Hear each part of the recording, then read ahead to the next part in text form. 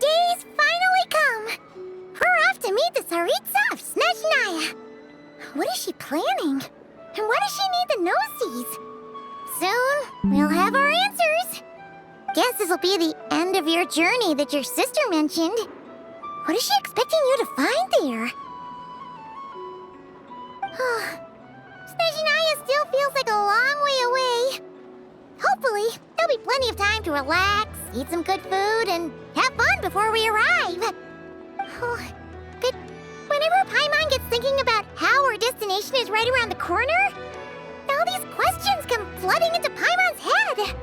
Yeah. Anyway, enough about all that. We can't start the final leg of our journey with that kind of mindset. Just think, we've fought dragons and sea monsters, defeated creations of the gods, faced prophecies of doom and the threat of the abyss. Heck, we've even been to the moon! With all that experience under our belts, how could we be any more prepared? Sure thing! Now, stick close to Paimon, the best guide you could ever ask for, and let's charge straight for the finish line! Off we go! What about me? Do I get a call out? Whoa! Columbina? You kinda snuck up on us there.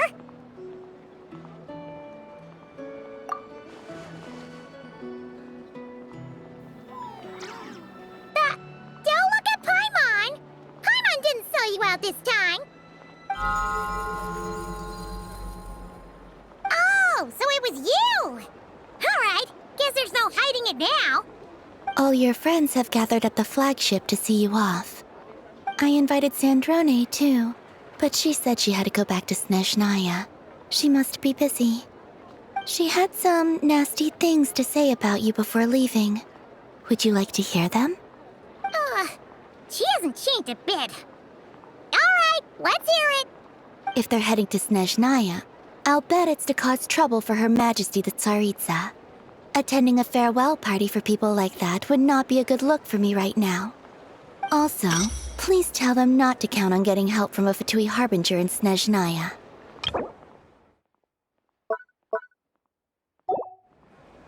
Our time working together was not terrible, precisely, but we're on different sides. So when you get there, don't do anything to make life difficult for both of us. Well, that definitely sounds on brand for her. The attitude, the reasoning. Alright, we'll do our best to keep our distance then. No, you've misunderstood. I think she means that she'd like you to go see her. As long as you don't make things difficult for both of you, you'll be fine. You really have to read between the lines with Sandrone. Go on, get to the flagship. Everyone should be there by now. I told Lauma that you once treated me to a truly unforgettable meal. Today, I want to return the favor. It's my gift to you. It's definitely nice to be treated, but hopefully by this point, you know that you don't owe us any favors. The moon of Nodcry will always give you a warm welcome.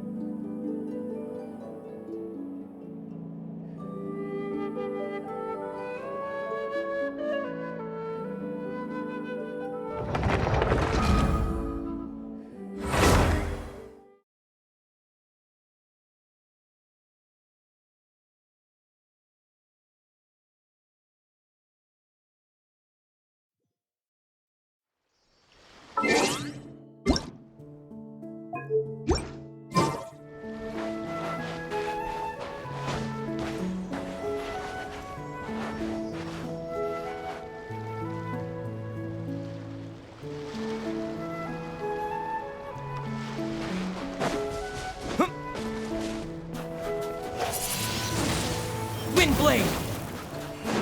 Look! They look similar to the ones in Nodcry.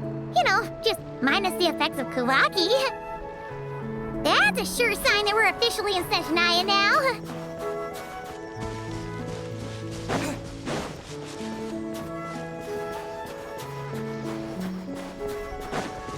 There's gotta be a treasure chest around here somewhere. No adventure is complete without a chest or two.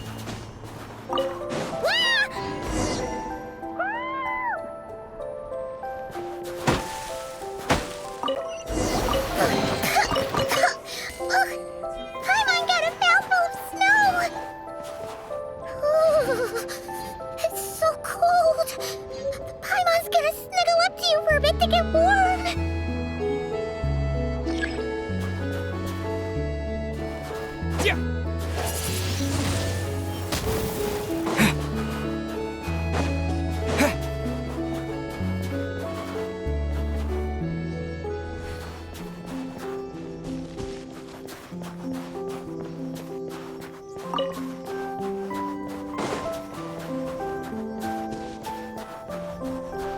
Hey, check it out! Those are bears, right? Oh, look how big and fluffy they are! So cute! Quick, take a picture before the moment passes. Right here. If we get any closer, we might scare them away.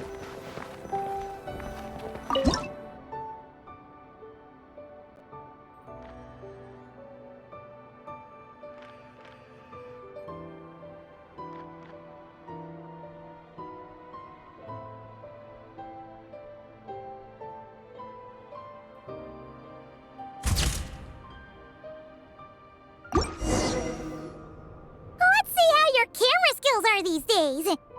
Whoa, wait a sec. Paimon sees something! Come on, quick! It looks like a train carriage!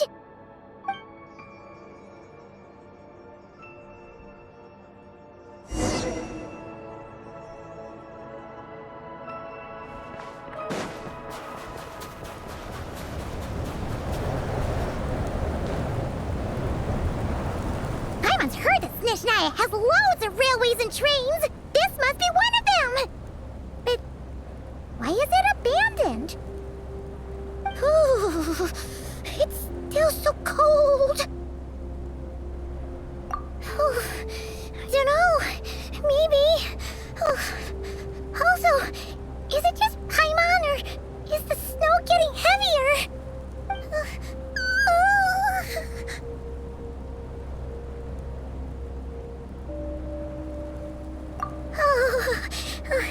Thanks for offering, but this isn't just the weather. It's hard to describe, but Paimon feels so weird. She's never felt like this before. Everything feels heavy. Getting kind of dizzy, too. Oh, no need. Paimon's just feeling a little low on energy. That's all. It's nothing serious. Not worth ruining our travel plans over. Yep, sure thing. Snezhnaya, here we come!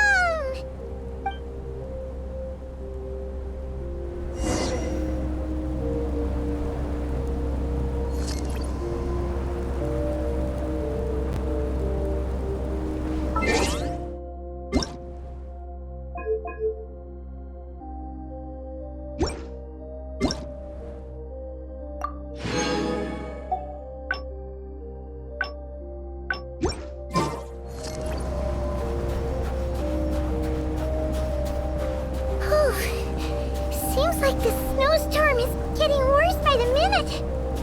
Paimon can barely fly.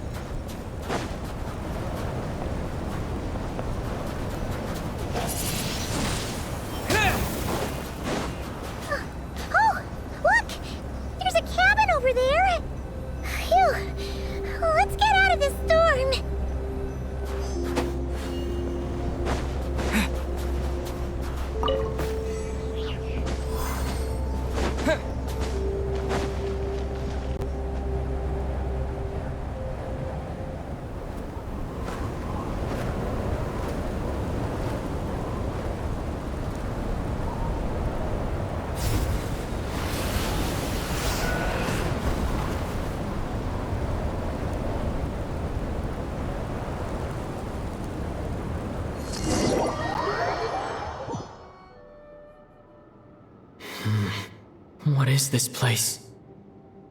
Where's Paimon? I need to find her fast!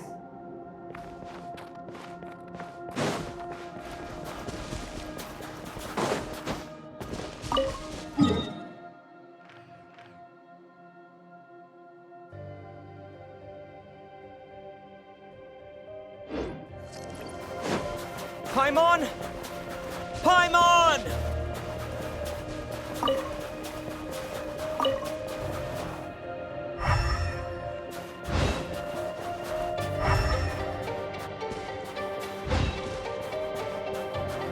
That's strange. Where could she be?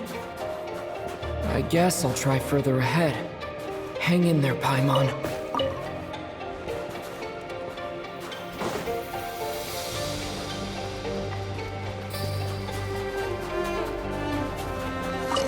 Is that a train carriage? Maybe I can get up from the inside.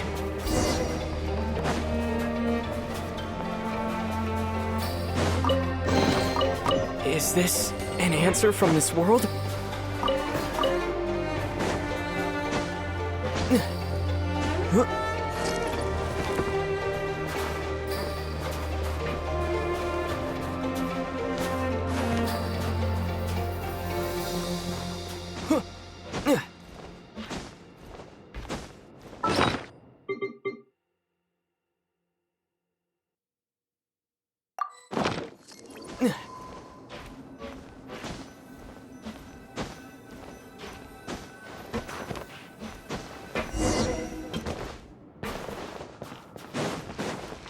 It says here, Kresnik's torch, civilian model. It's definitely getting a little warmer now it's turned on. I really hope Paimon's okay.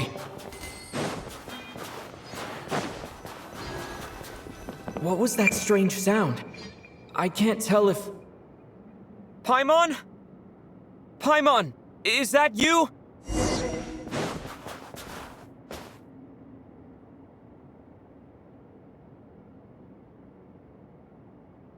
Incoming entity detected. Authorization granted. Initiating original. Hello, Descender, who's reached the eve of tomorrow. Eye of Grey at your service. Time since last activation. Time measurement unavailable due to the influence of... Anyway, it must have been a very long time.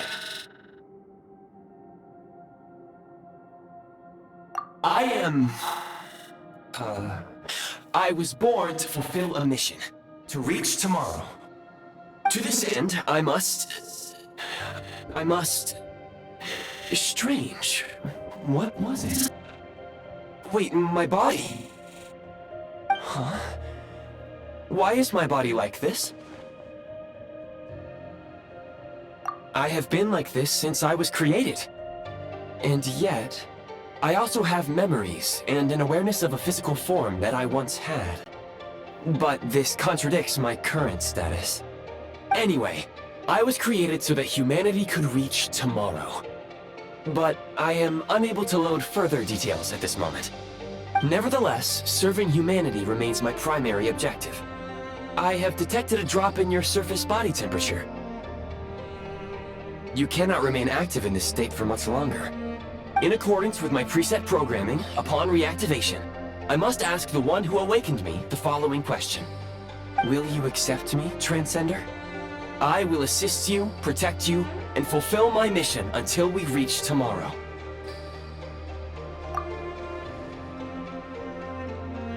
I understand your position. However, given your current physical condition, I must suggest that you reconsider. Before I was activated, you called out a name. Presumably that of your missing companion? If you agree to accept me, after helping you get out of here, I will search for said companion and pinpoint their location. To answer your question, yes.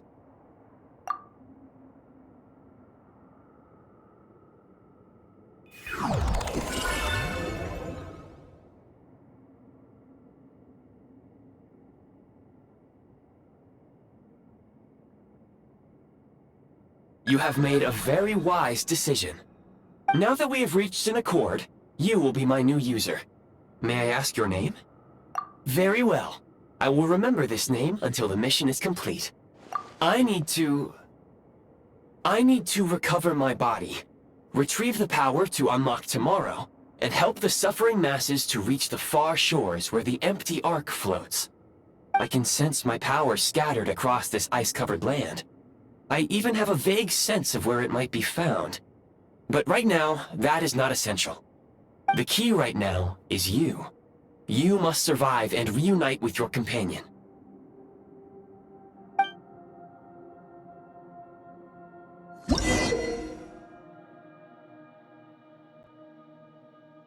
You may now execute the command, Demolish.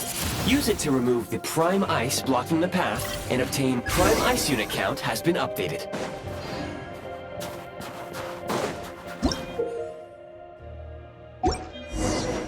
You may now execute the command, Build.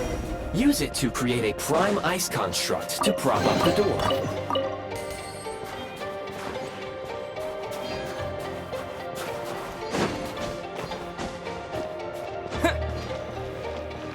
Scanning local environment. Exit has been sealed off with ice.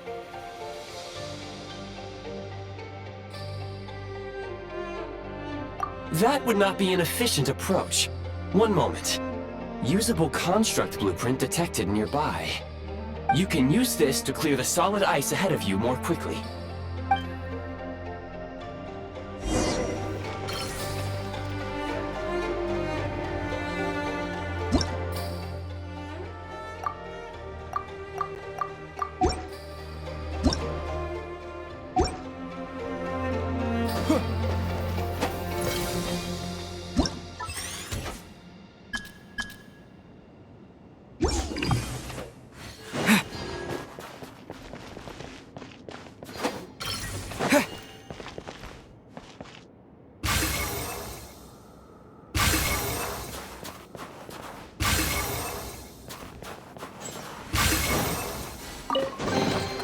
I'll keep this close.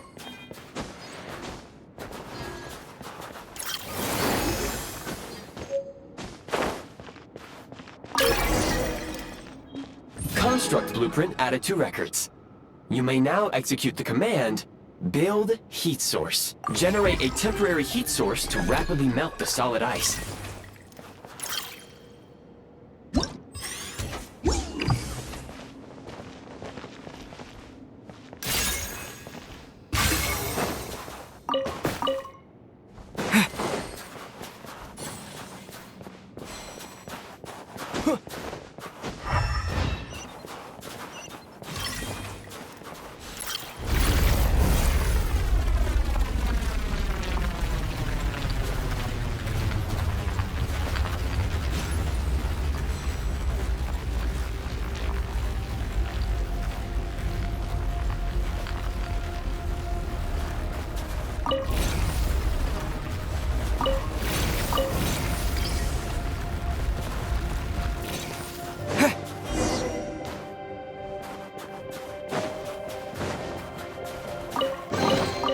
Is this an ant? My scan indicates the path is straight ahead.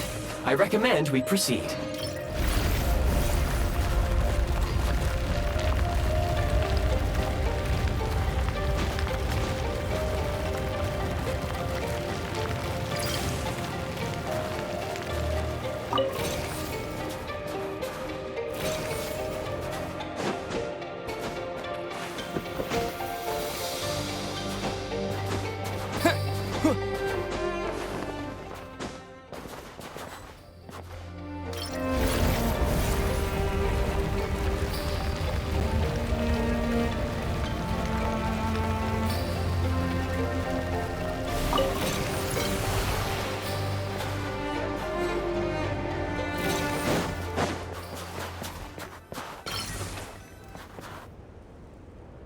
Kresnik Crystal located.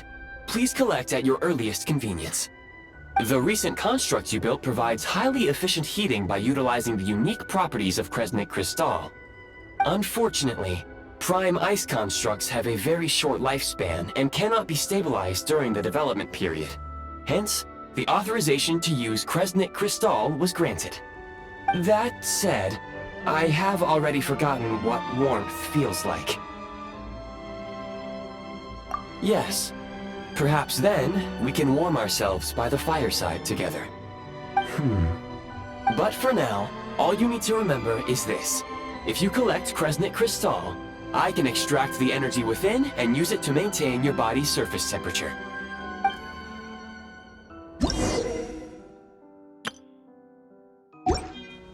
Low power. Please use Kresnik Crystal to replenish energy reserves. Signs of physiological activity detected in the distance. It is highly likely to be your travel companion, Paimon. Go. Go now.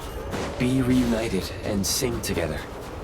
May all the people be united as one. May all of life rejoice in unison.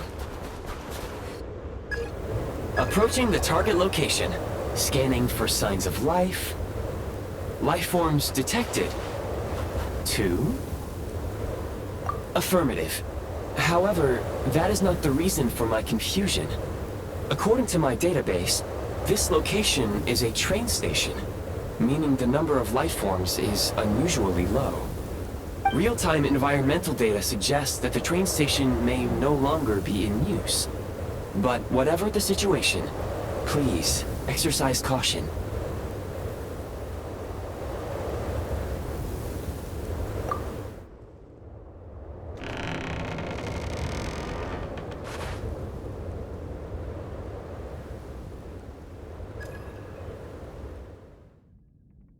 Paimon!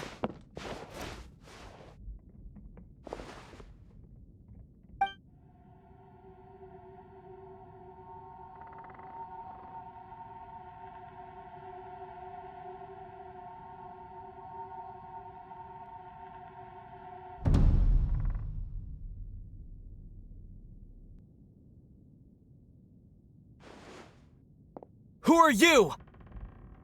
Don't worry. She's only sleeping.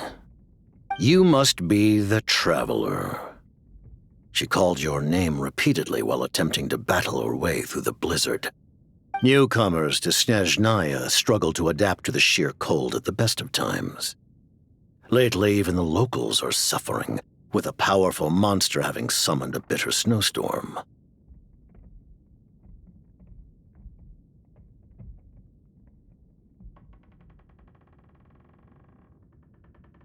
You two must be very important to one another. You should take more care not to get separated. Your eyes. Are you Conrian? There are indeed some Conrians left in this world who survived the cataclysm. But I doubt that is news to you. It would be unwise to interrogate my identity here. Focus your attention on your travel companion instead. We will meet again very soon.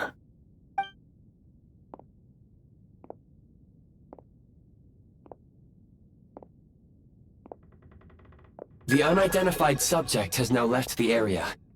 He appears to be an individual of great significance, but my search has yielded no relevant data. I will try searching the database again.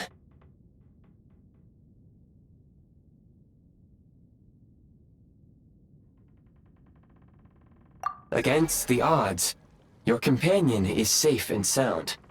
The other person even left a blanket for her.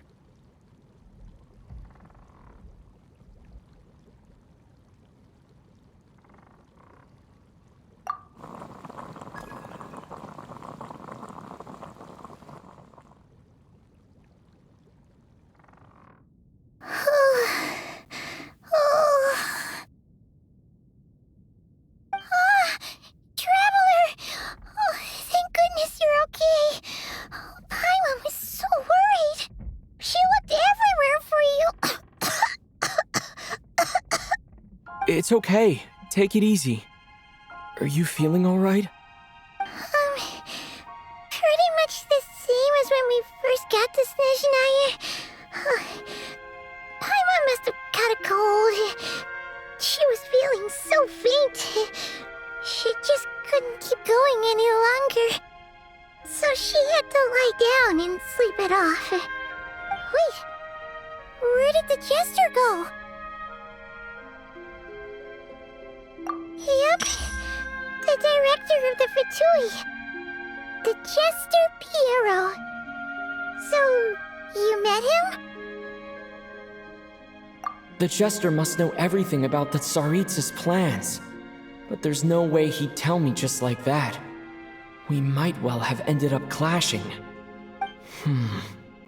Well, he was right about one thing.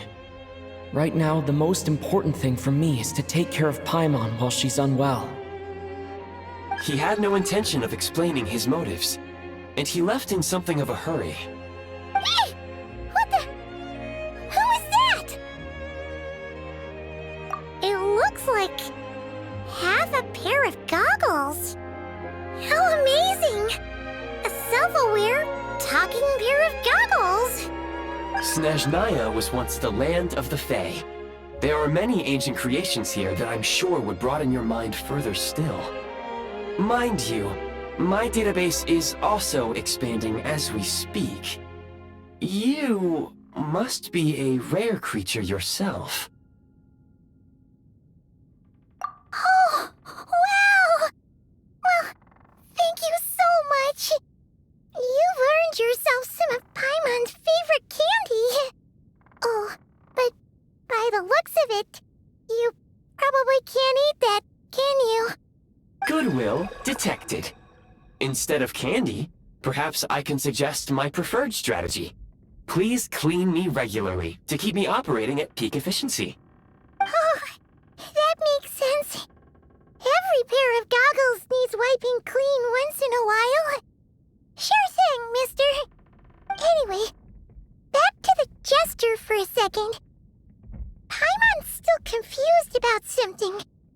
When he first showed up, he already knew Paimon's name. And he acted like he expected Paimon to know who he was, too. Paimon could tell that he was conning him from his eyes.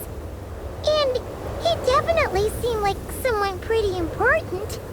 But beyond that, Paimon didn't know anything about him. It was only later, after he rescued Paimon from the snow, that he properly introduced himself. That's the only reason Paimon knows he was the Jester.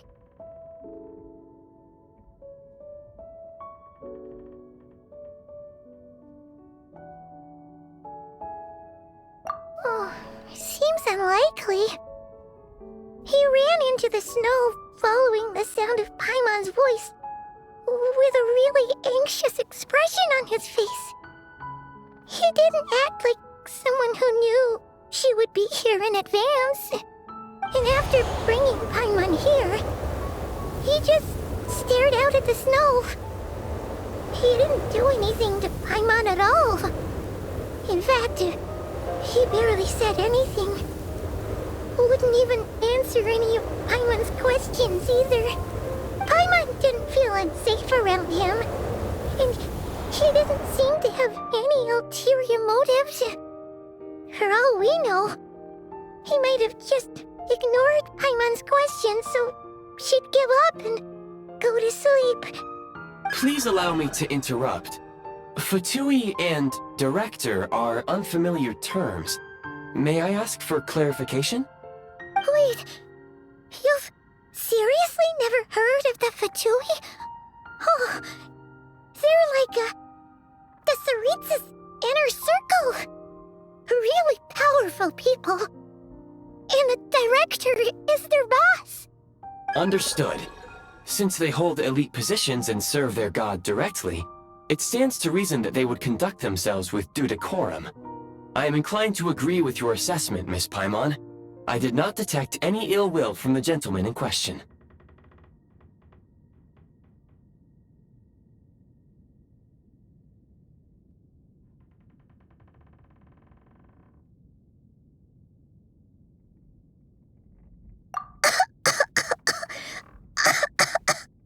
Sorry, I shouldn't have encouraged you to talk so much. Paimon, new plan. Let's get out of Snezhnaya for now. We can come back after the weather clears up and you're all better. The jester mentioned that this snowstorm, being the work of a monster, is worse than most. Even if we made it to Snezhnegrad, we'd still have to wait out the storm before we could do any exploring. Oh, well, it's really nice of you to look out for Paimon, but she doesn't want to hold you back. We were really psyched up for this journey when we first set off. Just think of all the burning questions we have. If we turn back now, who knows how long it'll take before we finally get answers. Further information is required regarding the monster situation. But objectively speaking, there is another, more pressing issue at hand. At this point, we have traveled a significant distance into the blizzard. Were we to turn back now, the road would be extremely treacherous, especially since we would need to travel on foot. If, however, we continue onward, there may be a better solution. Do you remember what I said as we neared this location? I told you that this is a train station. While it has evidently fallen into disuse for unknown reasons, the tracks remain intact.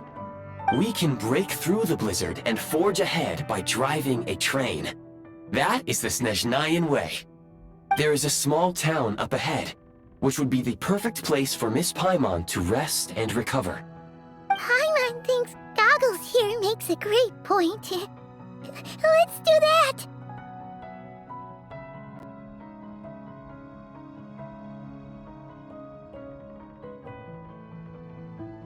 Oh, come on. Don't worry. Think of all the traveling we've done so far. When has Paimon ever gotten sick before? Practically never. 'Cause she's in great shape. Sure, she's a little tired right now, but it's sure to clear up on its own.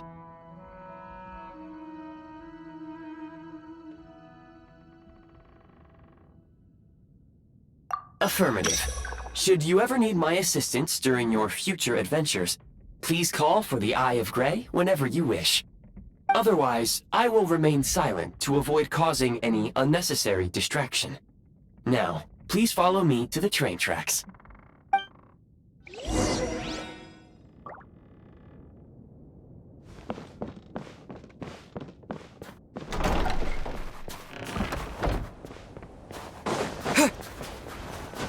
Please confirm when you are ready to depart.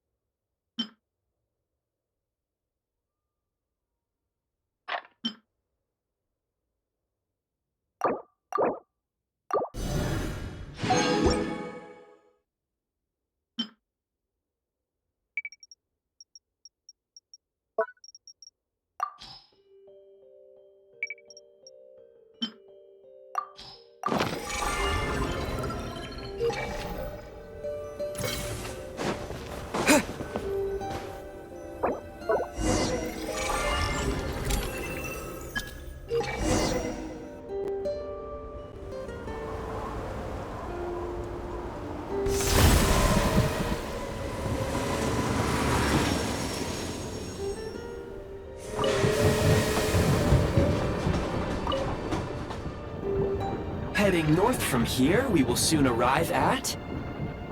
Wait, there's an error message. Could not detect clear tracks. What exactly does clear mean? Brace for impact, friends! Preparing to enter impromptu flight mode.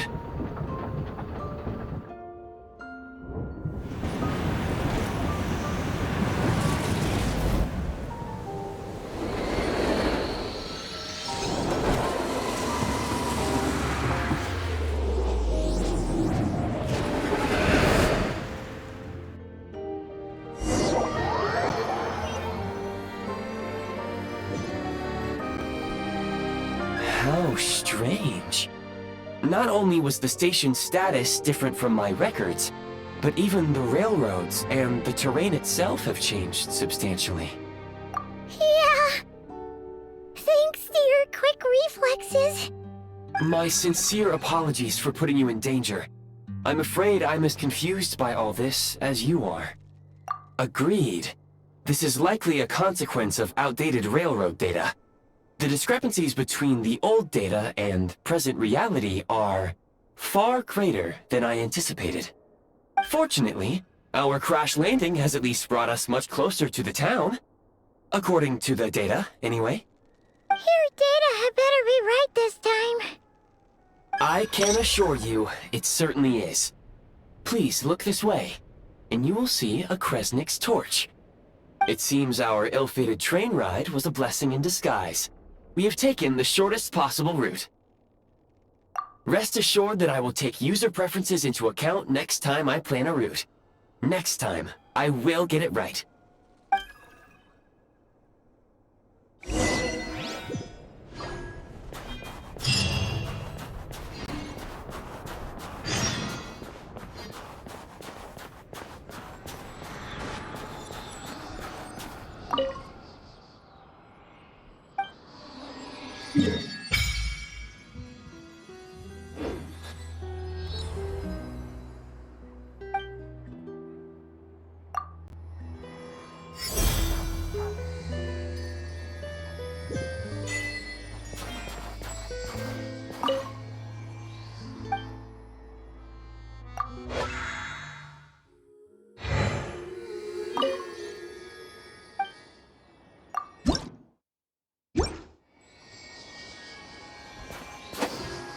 Storm!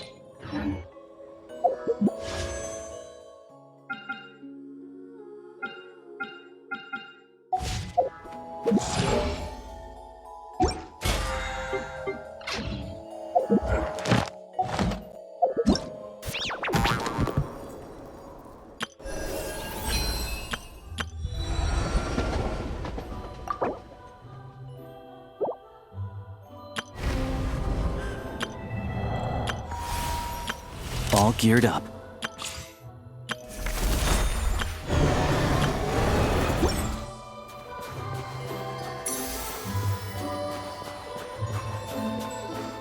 Excuse me, is there an inn nearby? I'm sorry, but they've all closed.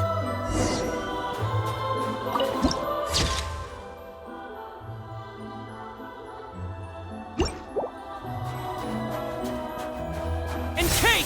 Sorry to interrupt. We're looking for a place to stay. I can't even afford to warm my own house, let alone run a business.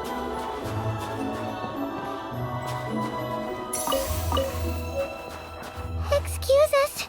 Is there anywhere we can stay around these parts? I'm afraid not. You'll have to try your luck somewhere else. All we can do is wait for the next shipment of Kresnik crystal to get here.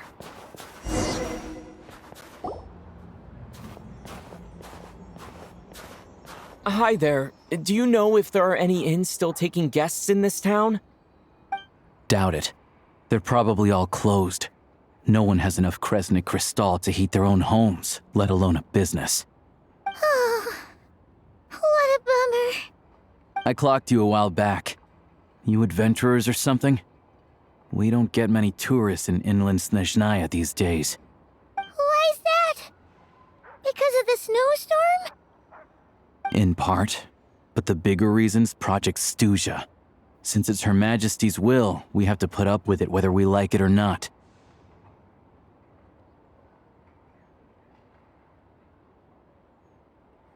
Oh, sorry. I assumed it was common knowledge by now. Basically, the Tsaritsa is planning something big. Something that requires an enormous amount of energy. Even if they used all the surplus Kresnik Crystal in Snezhnaya, it still wouldn't be enough to meet demand. So, the Vetcha passed a resolution requiring all factories and households to reduce their energy consumption. The policy has thus been charmingly named Project Stuja, meaning bitter cold. Bitter cold? So, like, it's gonna be a cold winter, folks? You're all gonna have to find a way to get through it? That kind of idea? Pretty much. When you're broke, you scrimp and save. When it's cold, you huddle together for warmth. There's always a way to stretch things out to make ends meet. Trouble is, if you stretch someone out like an elastic band for too long, who knows if they can ever bounce back. You know what? Come with me and see for yourself.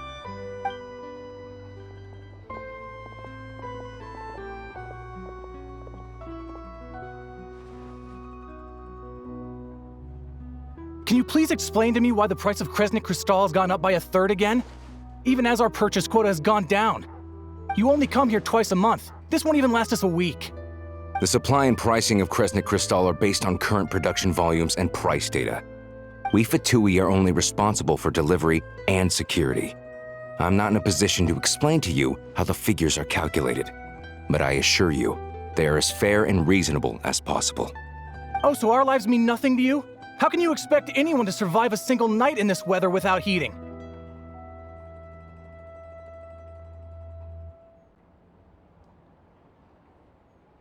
Since you insist on making me repeat myself every single visit, I will remind you again. There is no monopoly on the trade of Kresnik Crystal. You are free to purchase the shortfall from elsewhere on the market. What market? Nobody else is selling!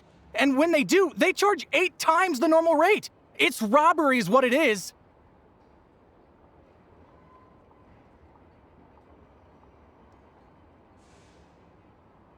Which is why the Snezhnegrad Veche passed a resolution to support border communities, without which you wouldn't even be able to buy crystal from us to begin with.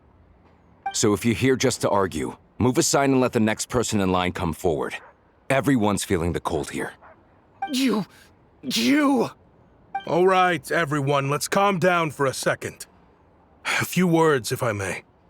We're all subjects of Her Majesty the Tsaritsa, and I'm sure every one of us is dedicated to her great cause. We all know how cold it is, and the more it snows, the harder life gets. Everyone's struggling already. Let's not make things even more difficult for each other. But Liaison Shishkin, there's clearly something wrong with this quota. I have a family in Marepasak who tell me they can buy at least double our crystal allotment. Oh, believe you me, I had the same reaction when I first saw the numbers. Couldn't believe what I was reading. I even wrote a letter to confirm the true figures, but I'm afraid the quota really is as low as you've been advised. Still, you must understand that calculating these energy quotas is a complicated balancing act. They have to factor in population, town size, industrial application. Our top priority must be to keep the largest Kresnik's torch burning continuously. Only then can we sell the remaining crystal for household use, and in doing so, we must make sure that everyone is treated fairly. As our Fatui comrades said, they are only responsible for delivering the goods. They need to keep accurate records, and they do not have any authority to modify the rates or quotas. That's right. Our duty is to do things by the book. Tell you what, listen. I know how anxious and upset everyone is. As a matter of fact, I was just discussing it with the mayor. What we can do is open the lower combustion chamber of the Kresnik's torch to the public. You can come to me directly to register, and I will allocate time slots accordingly. I can't guarantee there will be ample energy for household use. We can at least make sure you'll be able to boil water and cook food each day. Let's hang in there and make this work together, all right? Fine. I don't see any alternative. So, this is Such extusia in action, huh? Oh, no wonder nothing's open for business. People are barely getting by.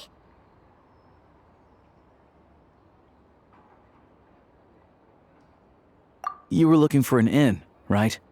For your, Fae friend? Oh, Paimon's not a fae. Just Paimon. She must have caught a cold or something. We only just got to Snezhnaya, and we're still getting used to the climate. I have a small place in Stratomaros. I don't stay there very often, though, so it's pretty basic. But if you're not picky, you're welcome to rest there for now. It's not much, but I've got blankets and a warm fire. Are you sure? Oh, that's really kind of you. All right, then. This way. Hello, I'm Alosha. I'm a hunter. Though, if you've talked to any highwaymen, you might have heard a different side to my story. But anyway, let's keep that between us for now.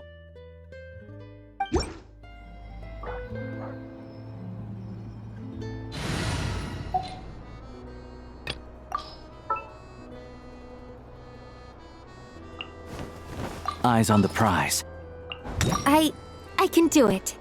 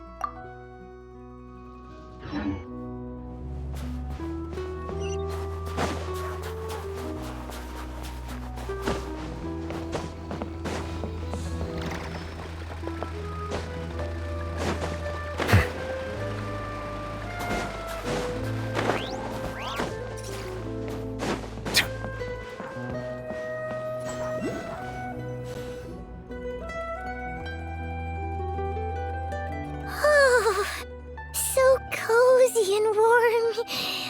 Paimon's getting nice and toasty. Oh, wait. Paimon only introduced herself so far, didn't she? This is Paimon's best friend, the Traveler. Good to meet you. I'm Alosha. Most travelers find the Snezhnayan climate to be a shock to the system at first. But as long as you keep yourself warm, you should be fine. Still, you should keep an eye on your condition. When people are too quick to dismiss a cold, it can easily end up turning into something more serious. Don't say that! Paimon's too young for chronic health issues. They aren't in town right now, and they won't be back anytime soon. The train station has been closed ever since these power shortages began. I do a lot of hunting, so I spend most of my time exposed to the elements. But even the animals wouldn't survive long in a storm like this, let alone a hunter. Nothing to do but sit tight in town until the weather improves. I get that you're in a hurry, but even if the station were open, that doesn't mean there'd be any trains. We could end up— What? Your own train? Wait, hold on. That train? The one that suddenly fell out of the sky and crash-landed on the ice? Oh, we got lucky and found it in a cave.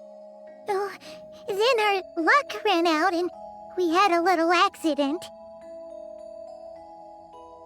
Pretty crazy for a random find in the mountains.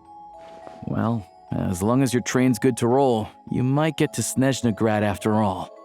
I've been doing some digging recently.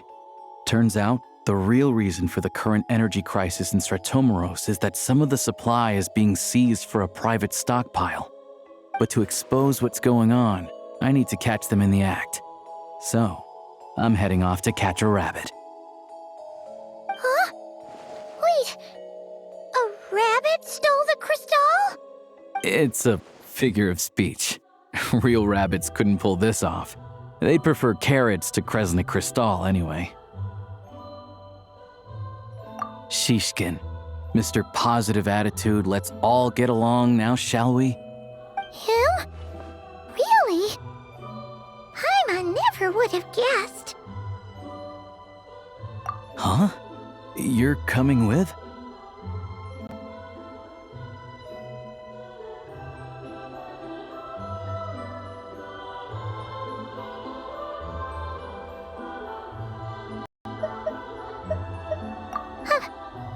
Oh, okay then. Just give Paimon a second to get ready. Alright. Guess there's no point pushing myself. Paimon will stay here and hold the fort then. Be careful, you two. Oh yeah, there's one more introduction to do. Tagarin, get in here. Oh, a doggy.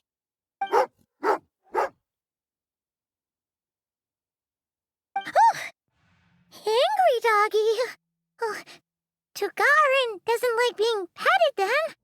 He likes to think he's above that kind of thing. He's my hunting partner, so he'll be joining us when we head out.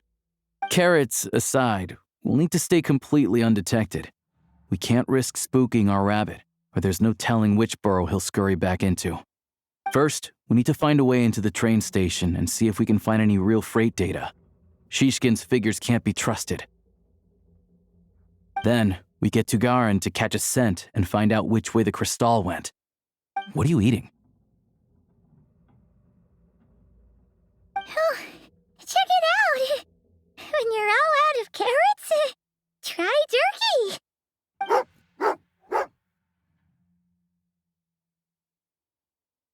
Good doggy, good doggy.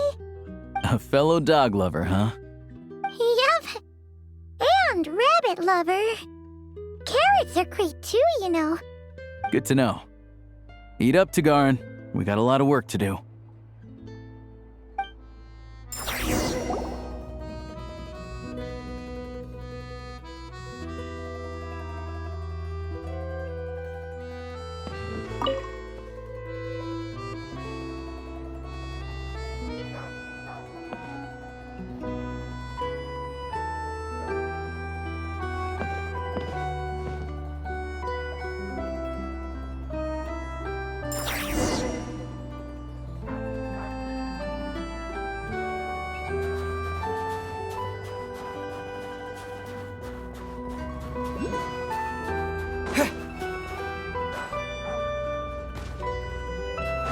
Wait.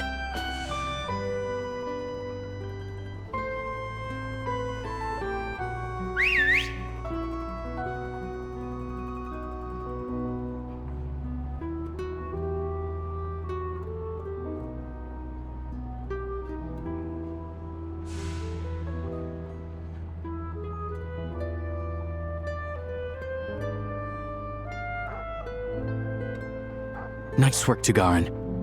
Come on, we'll go around.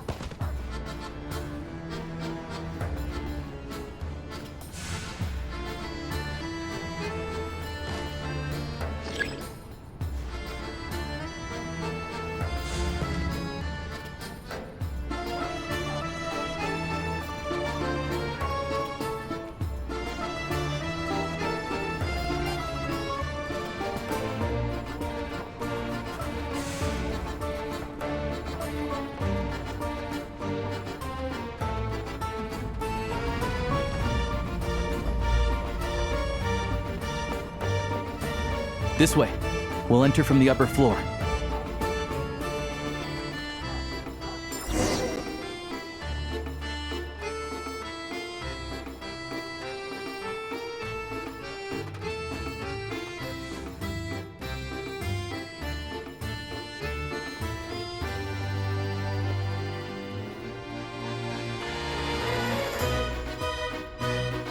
There we go.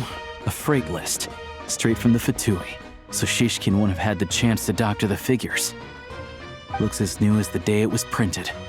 I guess no one bothers reading these unless they have ulterior motives.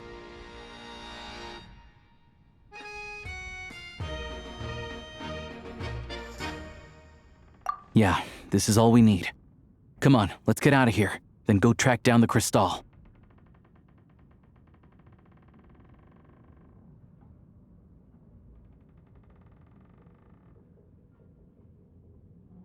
Tugarin's a keen hunter, and catching rabbits is his specialty.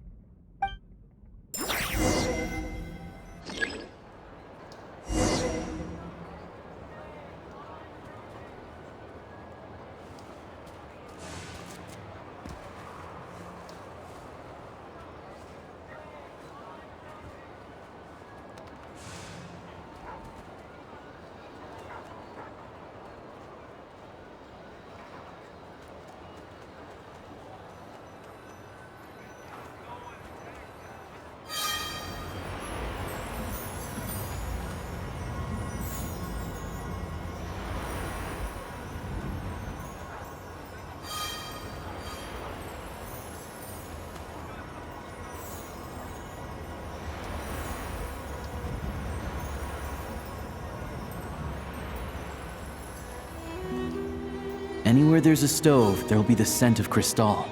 That's normal.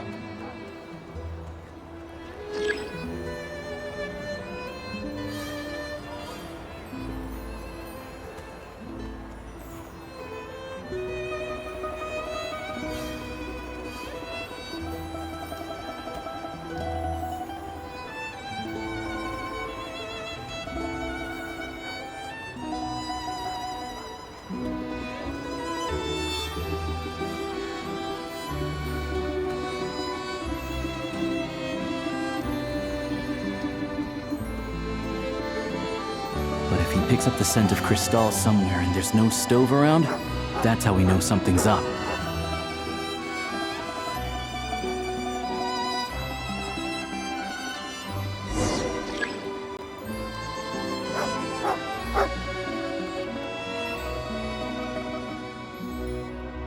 This must be the rabbit's warren.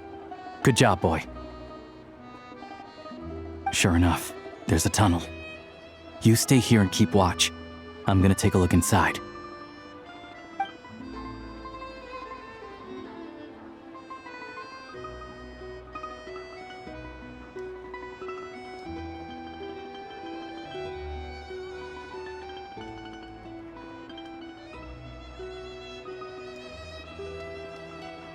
Thanks for looking out for us.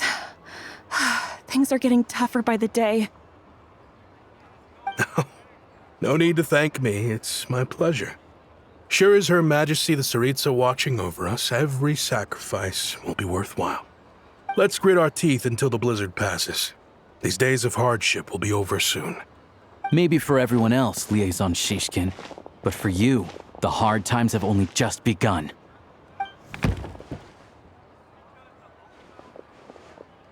Huh? Who are you? What's the matter?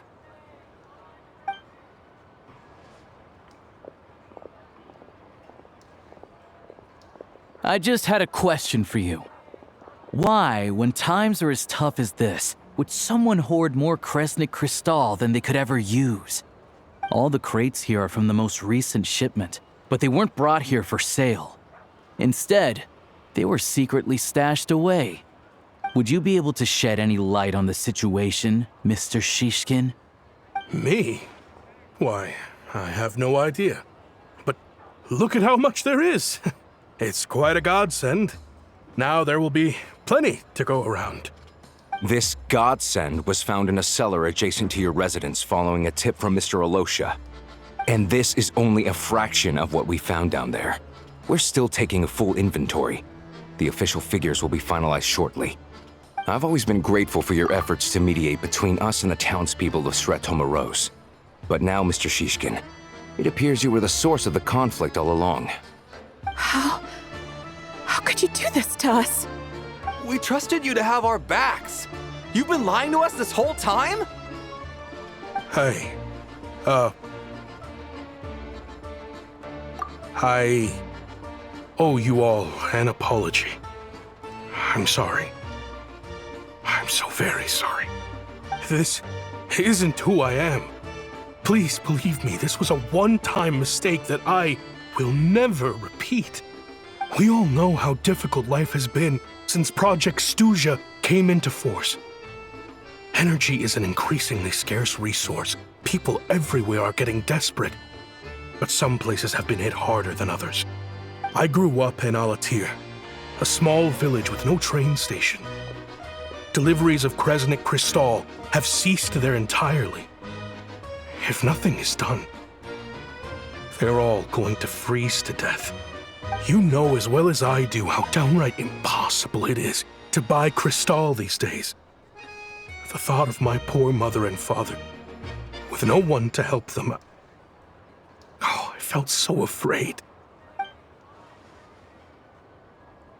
I watched as energy grew scarcer by the week, all the while knowing that their lives were at risk. Then one day, I looked at the Crystal shipment in front of me, and a terrible, selfish thought entered my mind. Looks like I'm just not cut out to be a criminal. I'm so sorry. Once the Fatui have finished their count, you'll see that the numbers match their waybill.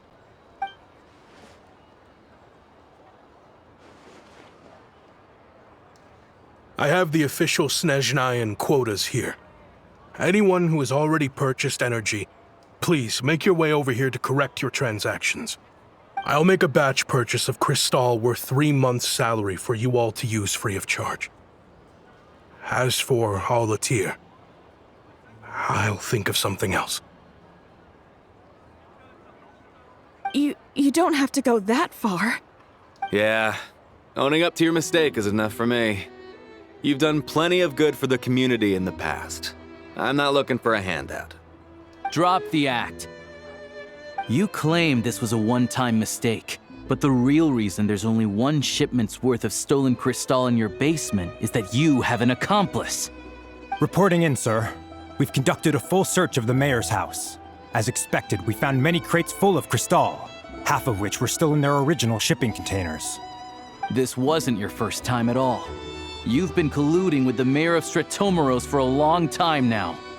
The train station's currently out of service, but it does open for a short window every time there's an energy delivery. And every time a train pulls in, you're there on site to take inventory and oversee the workers unloading the cargo. The mayor handpicks said workers. Per his instructions, they transport the Crystal by tunnel at night to the mayor's house, and he sells it out of town. But since he can't get the goods out of town by train, he had to arrange an alternative method of transportation. This meant slower sales, which gave me plenty of opportunity to catch him in the act. Wait, the mayor's involved in this too? Preposterous. What proof do you have of any of this?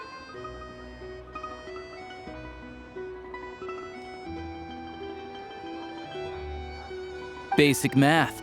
I've spent a lot of time lately counting carriages as the snowstorm rages. Counting carriages? What? The energy consumed by a train depends on its total weight. And since energy is a limited resource right now, it's fair to assume that every carriage is packed full. So, if we take the energy required for the Kresnik's torch, add the sales figures you provided, then compare that figure to the train's theoretical cargo capacity, guess what? The numbers never match. It's always off by 1 or 2 carriages worth. This time, you set a new record. 3 carriages missing. You mean to tell me that you sat around outside, counting carriages, in this weather?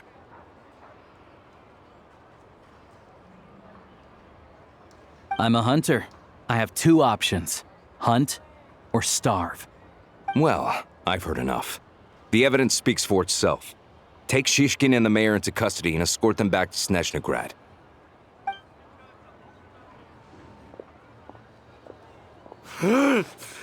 You cocky little brat! Ruining my business! Just you wait.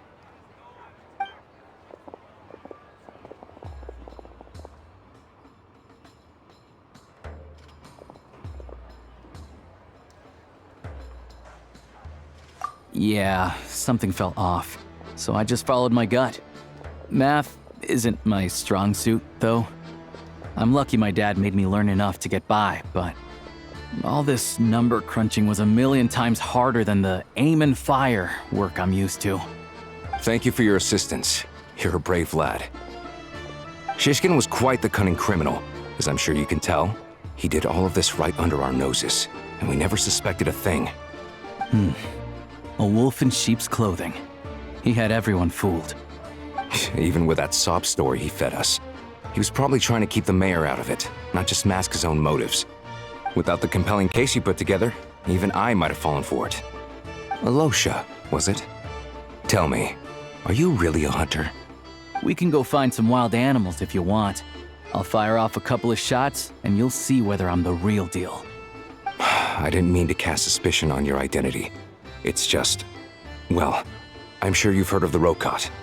Recently, they've been recruiting people with your kind of talent. They hide in plain sight under false identities, working against Project Stusha, sometimes directly opposing the Tsaritsa herself.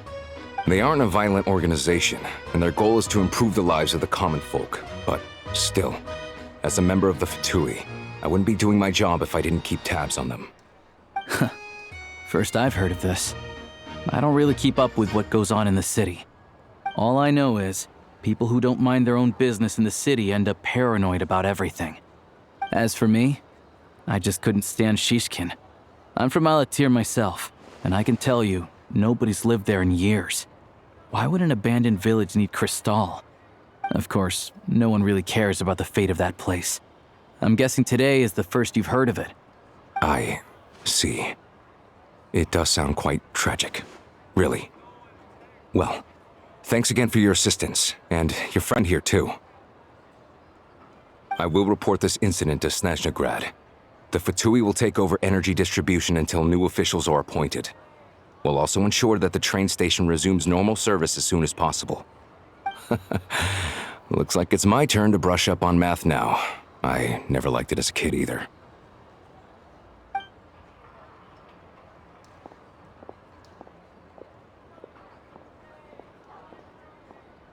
Don't mention it.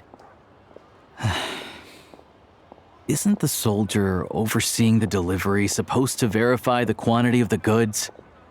Was he just careless? Or was he being paid off too? Who knows? Excuse me. I'll take a share of Kresnik Crystal too. Thanks. I need to take a detour before we head back.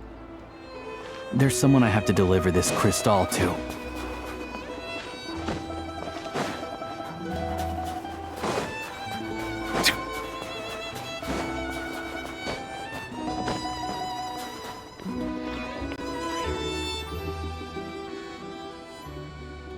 Hang tight for a moment. This old lady, she doesn't really know who's who anymore.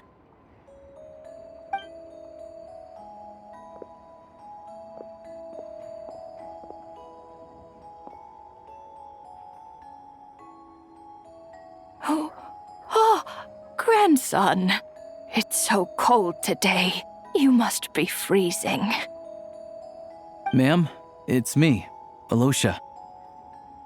Alosha? Alosha who? You know me. I came by earlier today. Cleaned the ashes out of your stove, gave you some warmer bedding, and washed your back.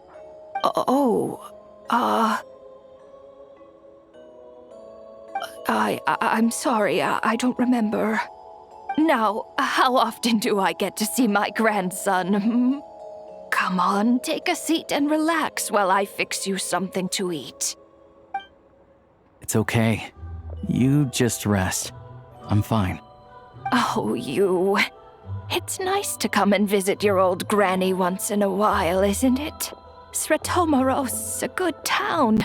All sorts of things to do and people to meet. And the local officials are good to us. Sit down, come on, take a seat. I still have some fruit left. Let me get it for you. Please, don't get up on my account. You need to rest. Where's the fruit? Right under the basket, by the door. Or maybe it was on the bedside cabinet.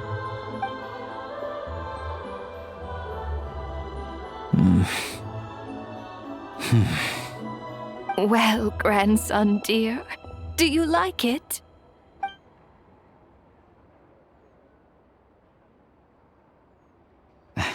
Very much, ma'am. It's delicious. Good, good. Wonderful. You don't need to save any more for me next time, all right? Fresh fruit is hard to come by at the moment.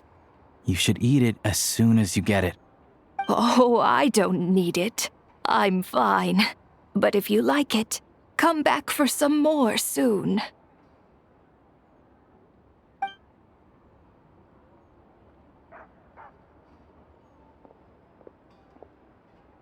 Some kind soul must have given these to her. But she always saves the nicer things for special occasions. I met her at the market back before her health began declining. She was a lovely old lady. We're from the same hometown. Not many people have heard of Alatir. And if they have, it's usually for all the wrong reasons. There's a gang of highwaymen that came from there. Now that it's an abandoned village, it's rare to find anyone who shares fond memories of our hometown.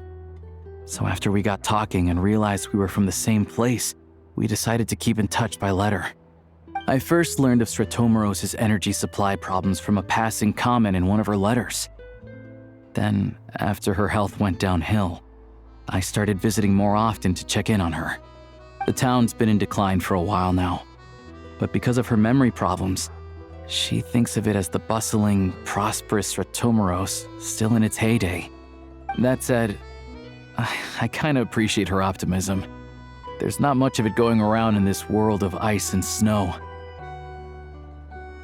It's fine. Everyone grows old.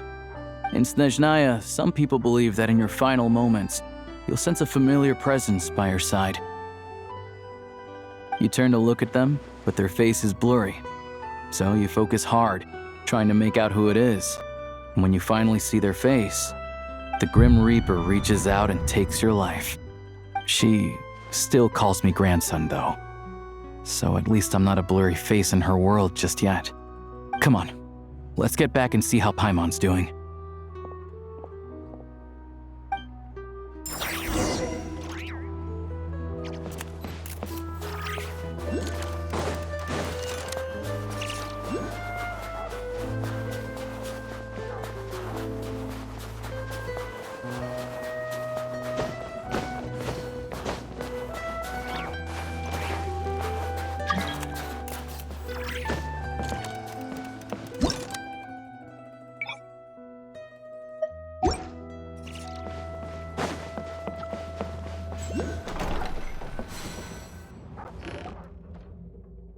Paimon, we're back.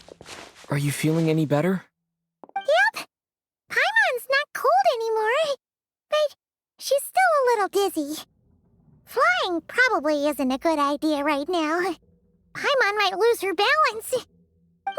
But Paimon's sure she'll be fine. It's probably just from getting hit on the head by that pile of snow when we first arrived in Snezhnaya. Her complexion's looking much better. Let's keep an eye on her.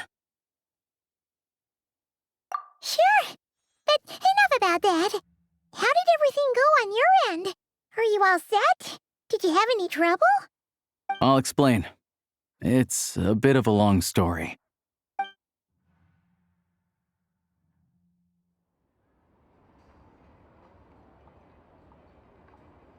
Jeez, you guys got pretty busy. Sounds like the liaison officer and the mayor were running quite an operation. Good riddance to both of them. It's a good thing you managed to catch them. So, you said the train station will open again soon, right? And everyone has enough crystal now? Yeah. Well, enough to survive at least.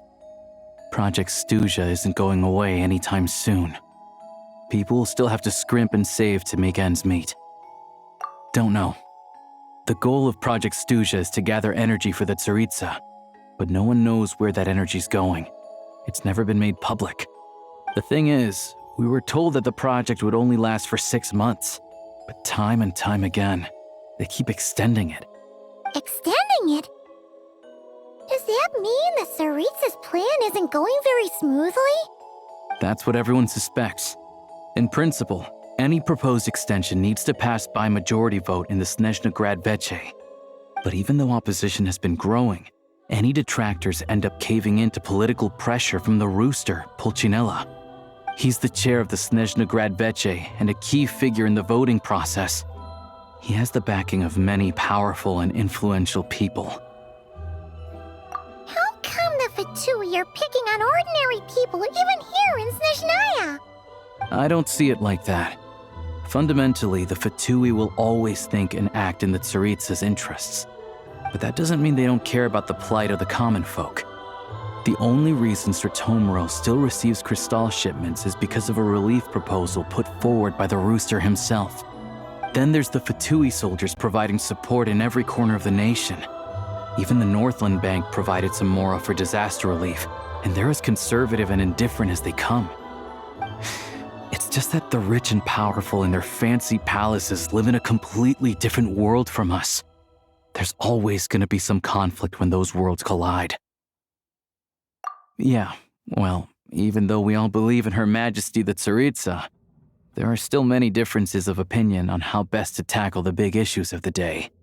Regular folk don't have an easy way of getting their voices heard in Snezhnograd, while the rich and powerful are either unwilling or afraid to speak out for all sorts of complicated reasons. The Rokad provides the disaffected with false identities and an outlet to vent their frustrations. Of course, an organization like that exists in a gray area.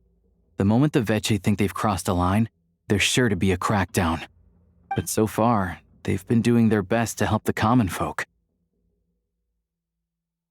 Like us, don't you mean? You didn't hesitate to join in. You're not new to this, I can tell. That's because we're adventurers. It's our job to help people out with commissions and get to the bottom of things. Sounds like we're going to get along. So, what's your business in Snezhnograd? Aside from taking your friend to see a doctor, of course. I want to meet the Tsaritsa. It's complicated. I've had run-ins with many of the Harbingers along the way, and I really need to know what the Tsaritsa is up to. Her ultimate goal? What the Gnosis mean in all of this? Since I've made it this far in my journey, I have to find the truth, whatever it takes. Wait, so... No way.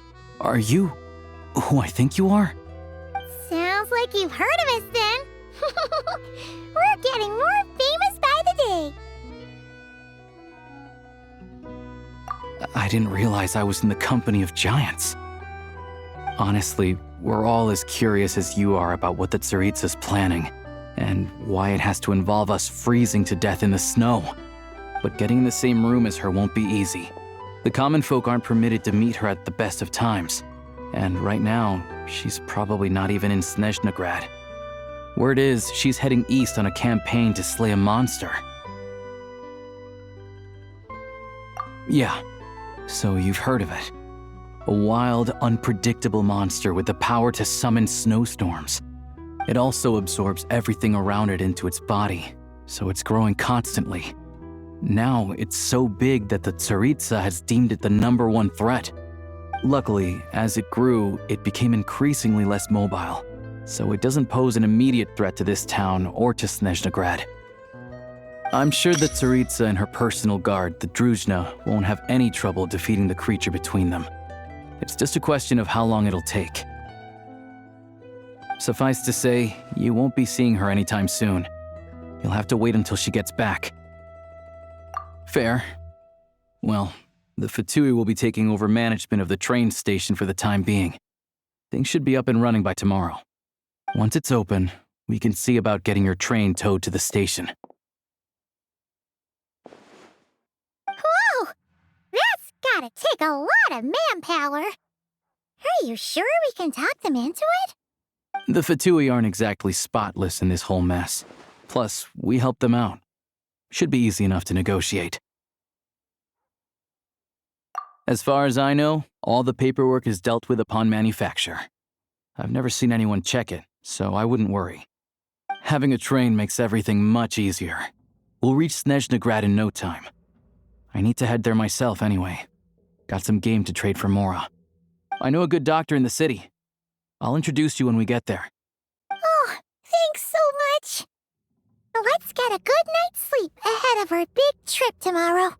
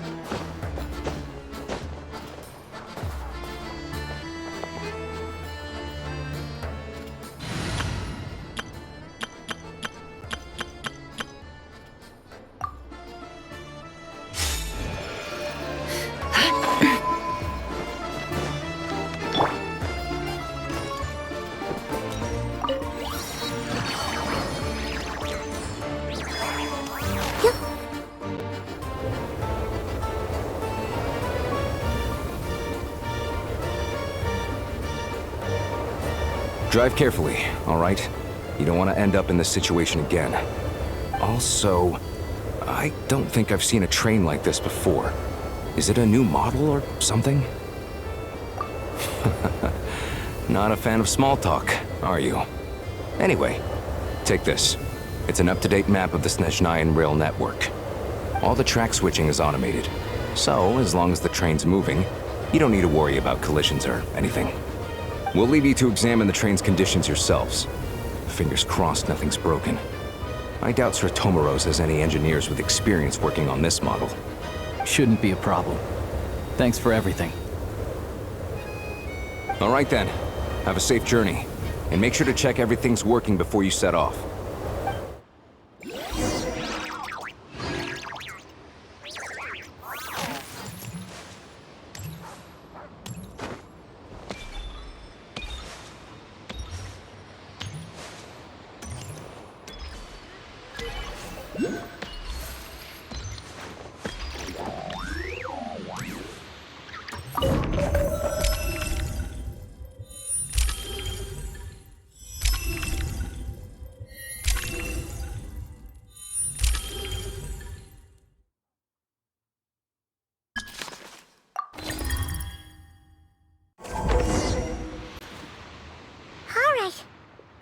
Our destination settings have been applied. Let's give this thing a final once-over and then head out. Goggles, your time to shine. Affirmative. Running vehicle diagnostics. What's this? Engine, green. Wheels, green. Frame, minor damage, but no impact on function. Diagnostics complete. All systems nominal. Neat! Huh. Paimon still can't get over the fact that you just found this tech lying around in a random cave. I've lived in Snezhnaya my whole life, and I've never heard of an interactive, talking train autopilot. Strictly speaking, I wasn't designed purely to drive trains, though I doubt you have any interest in navigating the practically unreadable operator's manual yourself. All configurations are complete. Should you require any further assistance, please call for the Eye of Grey. Away we go! Oh, nope. Paimon's gonna find a warmer seat.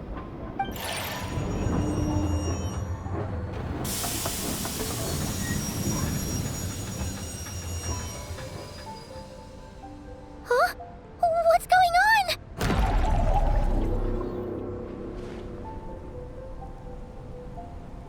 Oh no.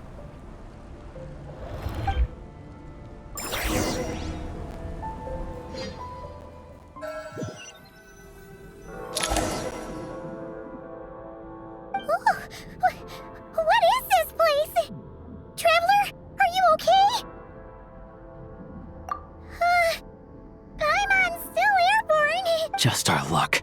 Of all the things that could have gone wrong.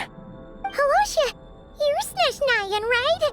Any idea what the heck this place is? It's called the Shadow Realm.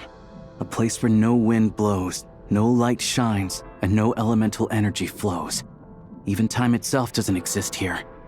I've only seen it a few times before, and this is my first time inside. It's a dangerous place. Most people who get sucked into the Shadow Realm are never seen again. And the few who do make it back, they're never quite the same. Huh? Then what the heck do we do now? Oh, maybe Goggles knows something. Goggles? Great! Now we're done for! Hold it together. Let's not get ahead of ourselves. I heard a story once about the world of shadows. If it's true, there's a way to escape. We just need to find the exit. Come on, let's explore.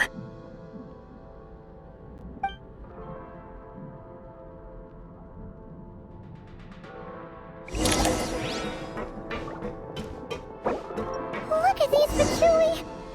It's like they've lost their minds! Their shadows have been devoured. They're no longer amongst the living.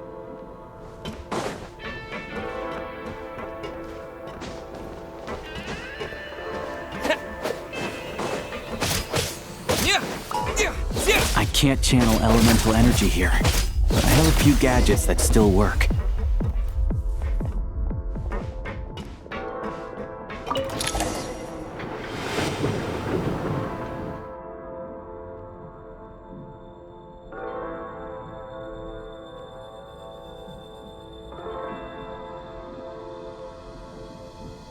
Wait! What's that blue thing? Is that... Goggles? Guess we'd better find a way over.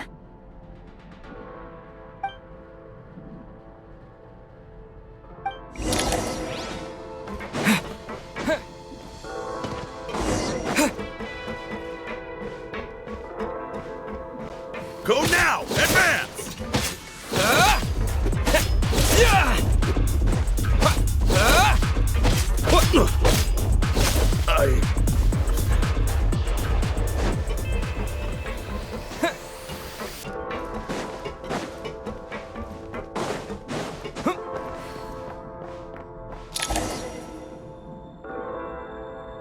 Goggles!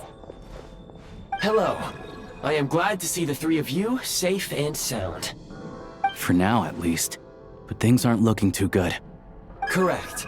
We are now inside what is known as the Shadow Realm, the darkest space in the shell, where even the Most High is loath to cast its gaze. Time and space hold no meaning here. It intersects with the world of the Light Realm only rarely, like an air bubble that rises to the water's surface. We must leave this place before it sinks back down into the depths once more. Sounds like you have a plan. Yes. In fact, the very purpose of my creation was likely to... from the Shadow Realm. It appears that key data is currently inaccessible, but now is not the time to resolve that problem. I have marked the exit to the Shadow Realm for your convenience. In addition, I have prepared some equipment to aid you as you traverse the Shadow Realm, Traveler. It may well be one of my core functions. Scan complete. Construction in progress. Activation code? We once peered into the past from the ruins of the shadows. This is what remains of the Golden City, Hyperborea.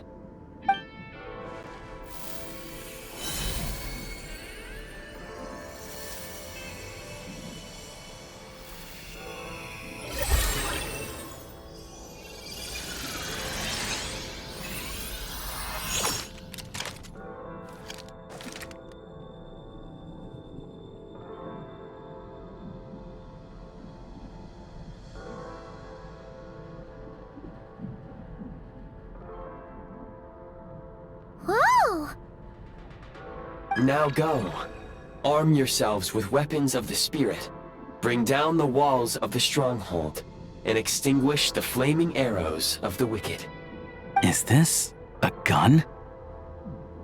In the Shadow Realm, where humans cannot channel the elements, There once was one who, after much research and many attempts, found this to be the most effective means of attack.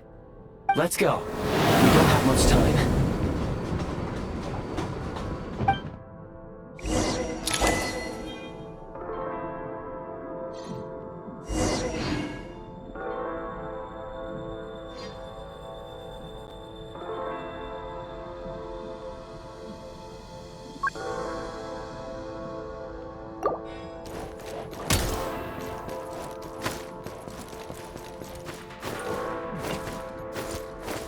When you encounter small obstacles, you can simply clamber over them. You can slide to navigate through low, narrow tunnels.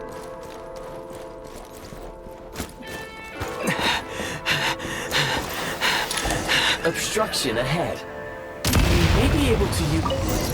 Since elemental energy is unavailable in the Shadow Realm, for long-range targets, try using the scope to line up your shot. Many hostile units approaching. I suggest a new strategy. Take cover, and pick them off one by one. Defenses have been breached!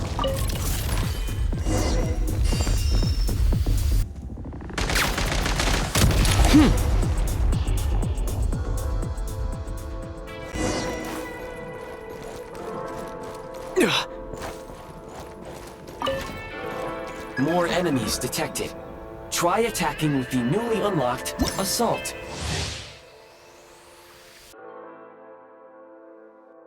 Function.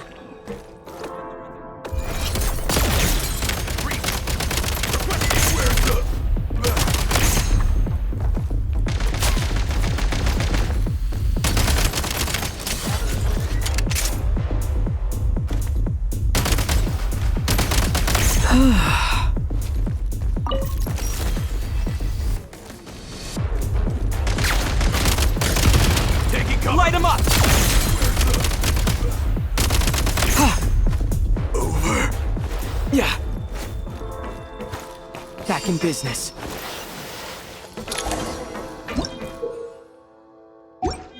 Aim at the freeze mark and pull the trigger to move using the rope.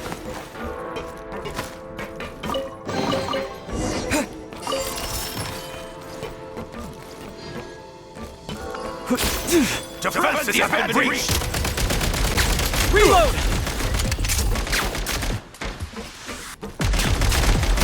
Losing grip.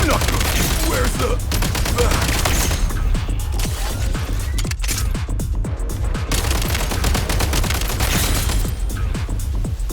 Light him up!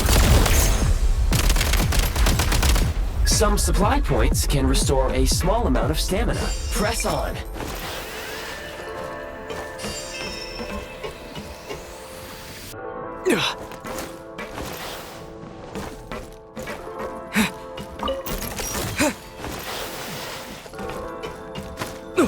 You should be able to use the Prime Ice construct left here to cover long distances.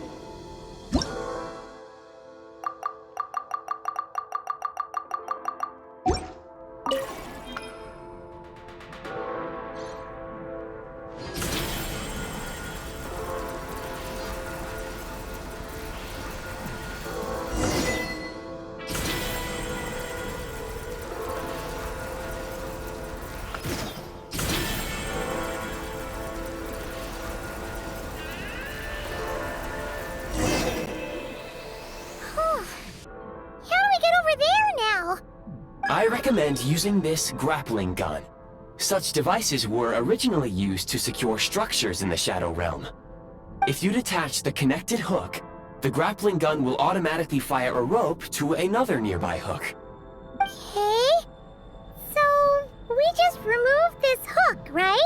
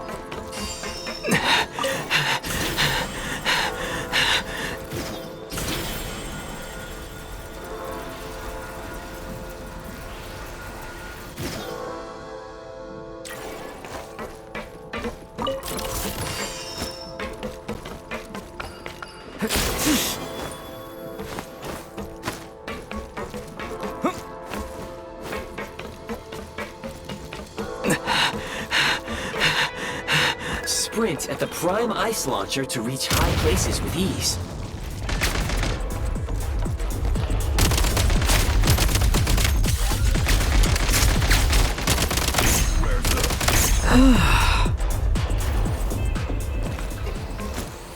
Nice.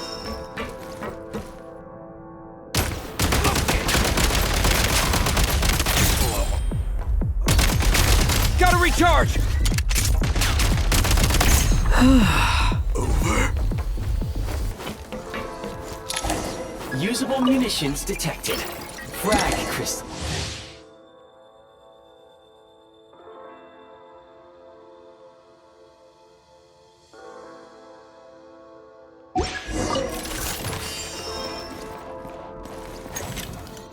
Frag out! Defenses have been breached! Charge! Taking cover! Time to catch my breath. Where's the...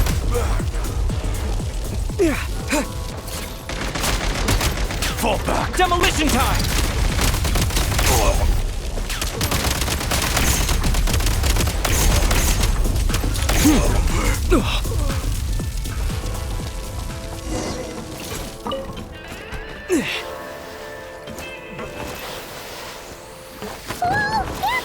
Shift your center of gravity and slide down.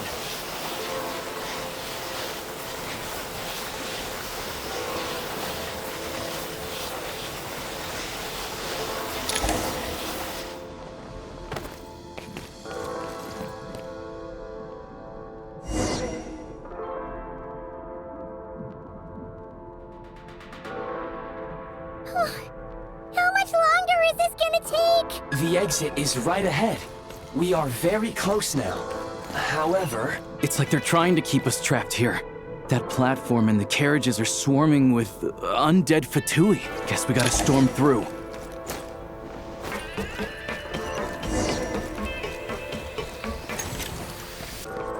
Try this! Frag out!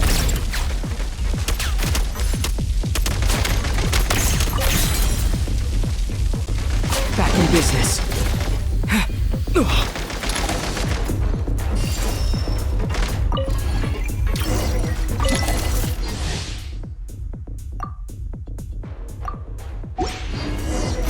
You may find switching to assault mode makes your attacks more effective.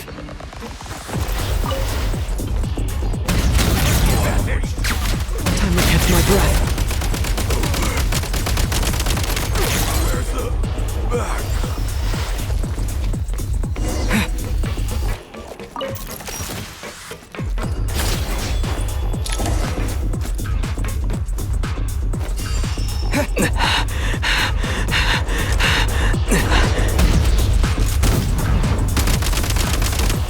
Mind the rhythm! Reload!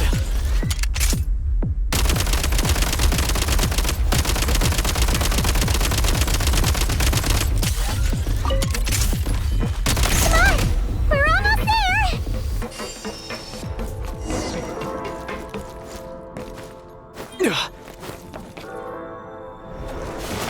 Huh? Why is everything shaking so much? Looks like the Shadow Realm is about to sink back down into the depths. The exit is right here. You mean this weird bubble thing? Wait, how exactly do we... No time to think. We just gotta go for it.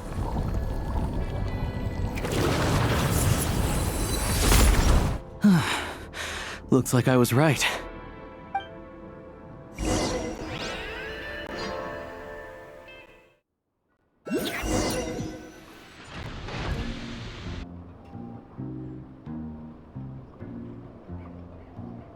I can't believe the Shadow Realm manifested right on the railroad tracks. It's almost unheard of. Lucky we made it out. All thanks to you and that awesome gun. Ah, so you have heard of the Golden City before? Yeah, it came up a whole bunch in Nokrai. You're a pretty neat surprise in that sense, aren't you, Goggles? We hadn't. Make no mistake, it was a team effort. For a first-time firearm user, your performance was quite outstanding. Far beyond my expectations. As Alosha said, it is highly unusual for the Shadow Realm to manifest in a place like this, but we should still watch out for similar dangers ahead. Let's hope not. If anything else goes wrong with this trip, Paimon's gonna have train trauma for life! The Shadow Realm can appear anywhere, not just on the railroad. I am simply advising that we take sensible precautions. Now, if you wish to further calibrate and upgrade your firearm, you may do so over there, provided you have the necessary components. Please take a moment to catch your breath while I repair the body of the train. Amongst other things, this will ensure Paimon is a little warmer while on board. Oh, thanks, Goggles! You're a trusty train conductor! Well, maybe trusty isn't quite the right word, considering. Anyway, at least you get the job done. Yes, of course. And just like the Eye of Grey, I am sure it will be a great asset to you in your future adventures. If not the trustiest, then it will at least get the job done. Let's get some fresh air while the Eye of Grey fixes the train.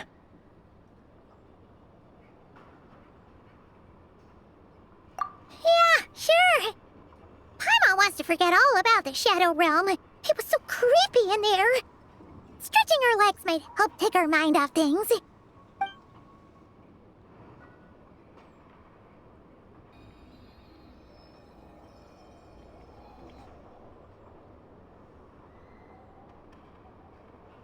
It's so quiet here for a train station. Not a person in sight. Just abandoned houses.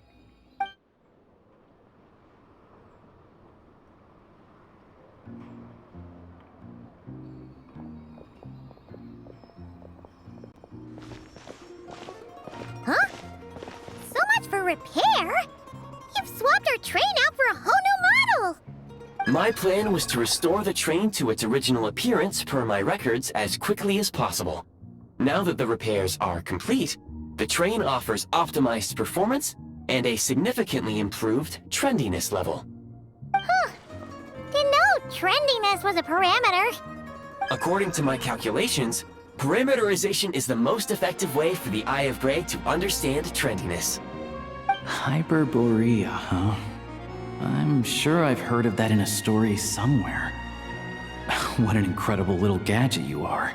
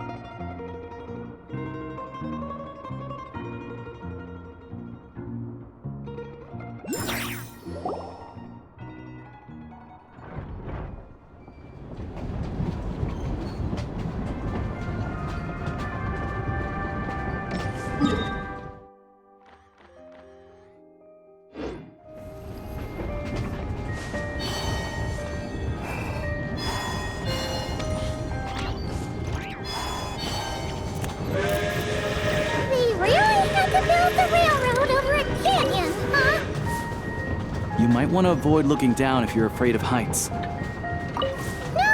it's not that. Paimon's just praying that we don't have yet another accident.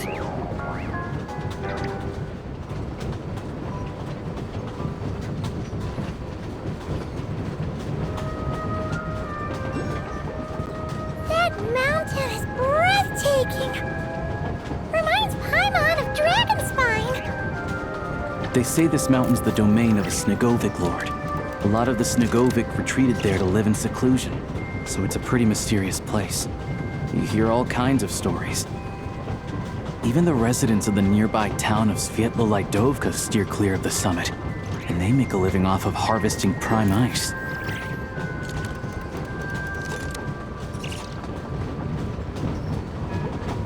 Look, Snezhnograd's just up ahead.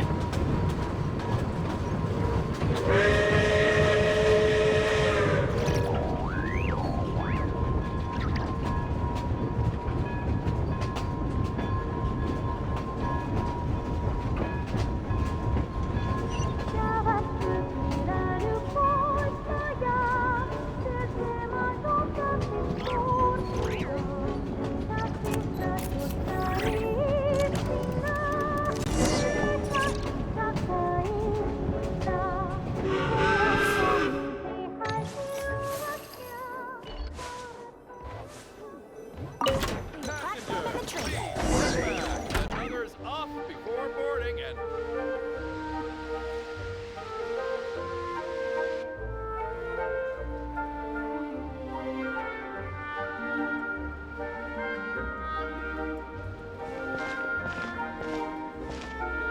Here we are. Welcome to Snezhnograd train station, the biggest transport hub in the nation. Wow! It's so majestic! Just flying from one side to the other would probably leave Paimon out of breath! It's built for maximum efficiency, but yes, transferring trains here can be a little tiring. In the future, you can use this train station to travel anywhere you want in Snezhnaya. For now, though, come with me. Let's get Paimon checked out. This way. There's a lift car that goes straight to Sapoliarny.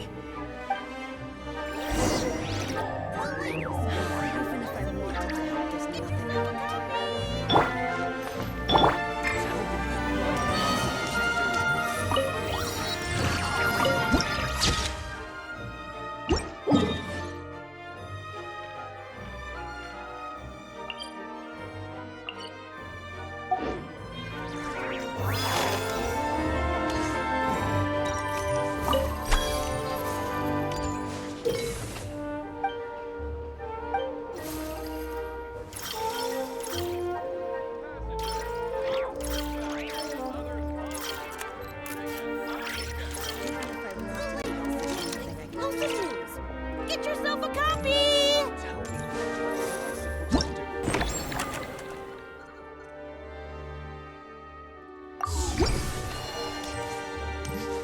Look! Look!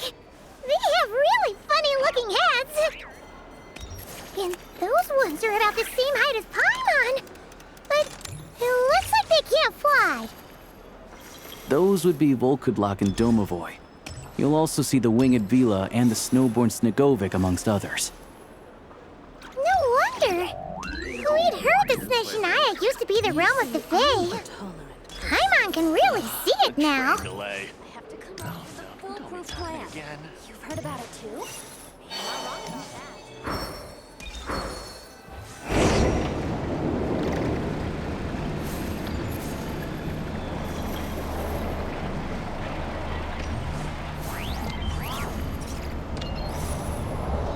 I love the snow. To the left is the market of Zolny.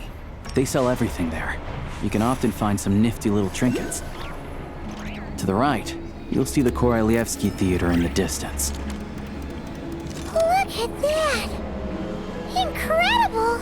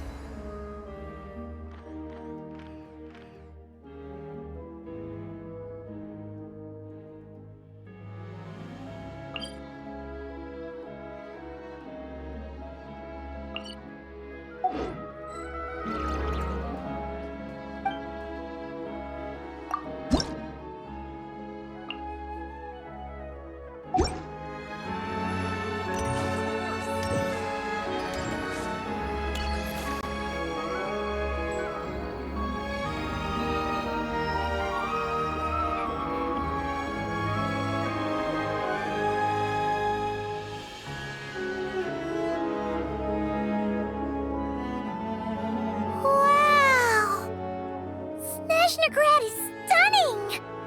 Seeing it with our own eyes makes all the trouble we went through to get here worth it!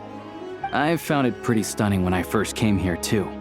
But I soon found out that stunningly beautiful means stunningly expensive.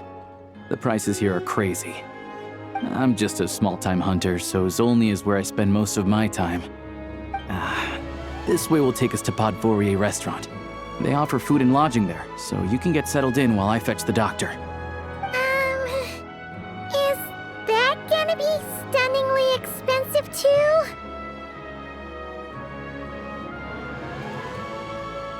Yeah, I mean, there are places to stay in Zolny, but I highly doubt they'd meet your standards. Most of the stoves are out of crystal, the windows are drafty, and at night, four-legged roommates come out to play, sharpening their claws on the roof beams and floorboards. Yep, no way. Not a chance Paimon's staying anywhere like that. Maybe we can split the cost of the room between us? Paimon still has some savings left.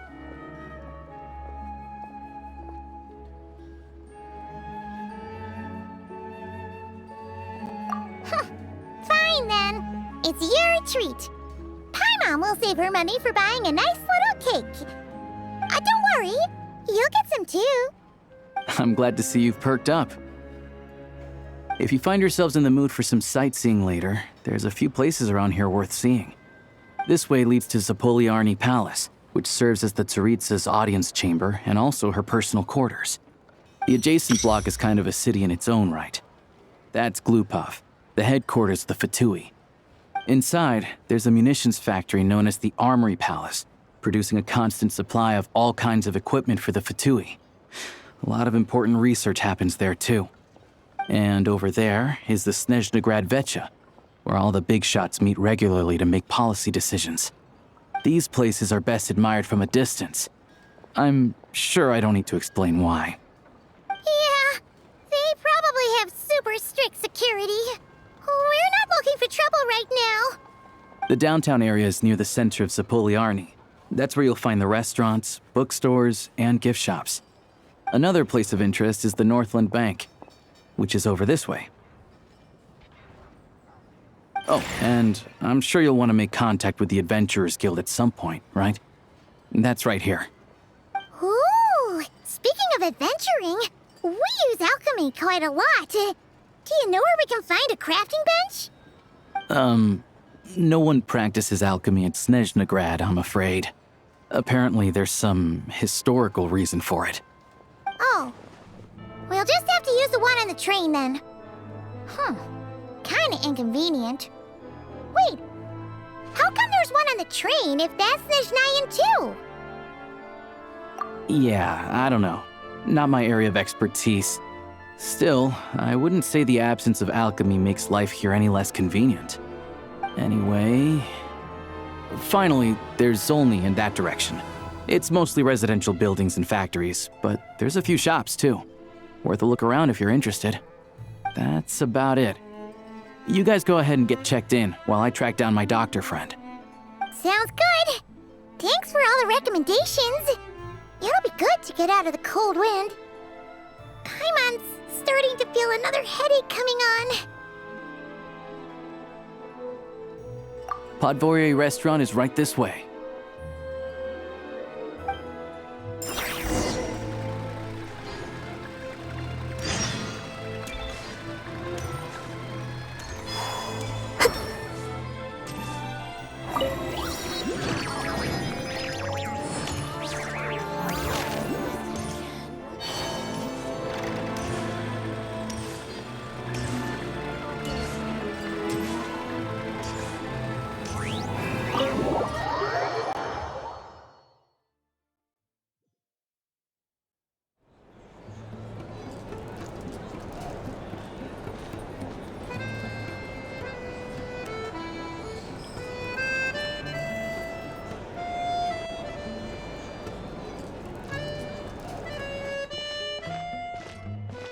Looks like you get what you pay for, huh? Paimon likes this room a lot.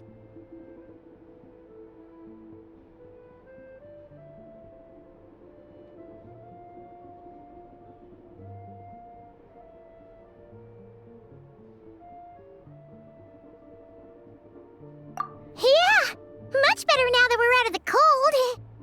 Oh, thanks for taking such good care of Paimon. Honestly, she feels kind of bad for throwing a wrench in the works. If this were anywhere else, we'd be out investigating and adventuring by now. But instead, we're stuck here waiting for a doctor.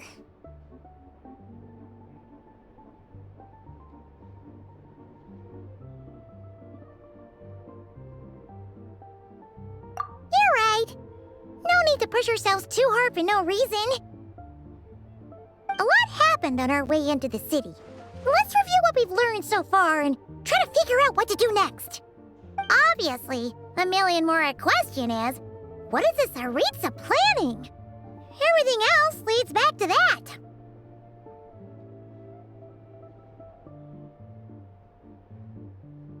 Sure was. And so far, we've learned that in addition to the 7 Gnosis, her plan also requires a ton of energy. But we won't get to see her anytime soon. Alosha said that she went east to fight that big monster. It must be a pretty powerful one if it can blanket the whole of Snezhnaya in a snowstorm this awful.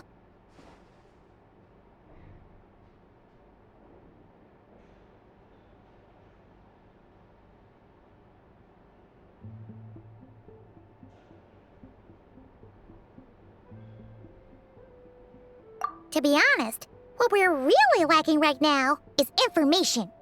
The kind of information that only the higher-ups in the government would know, not word-on-the-street type of info. Paimon can think of a few people who might be able to help us, but...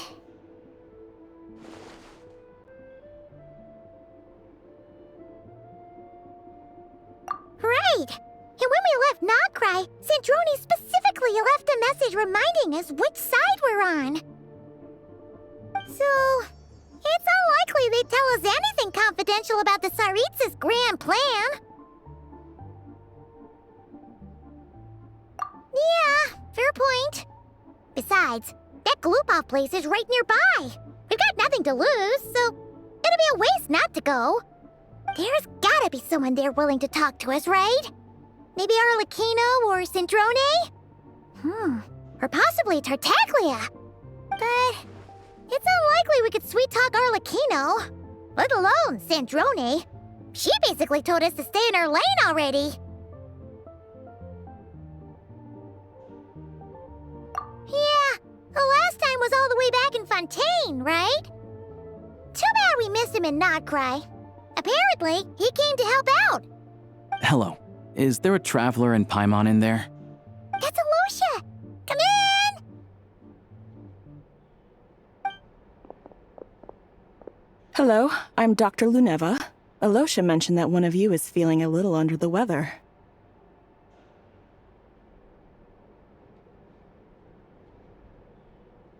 I see.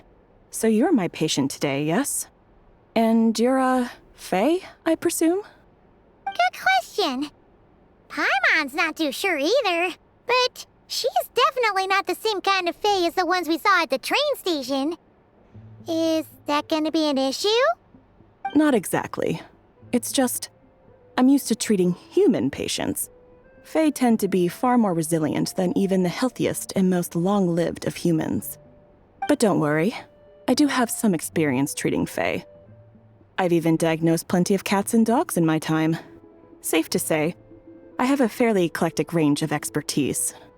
It'll be fine. Paimon's basically the same as a human, right? We're no different when it comes down to it, are we?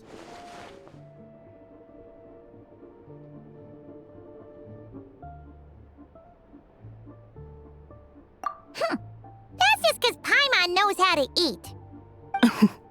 Now, please take a seat.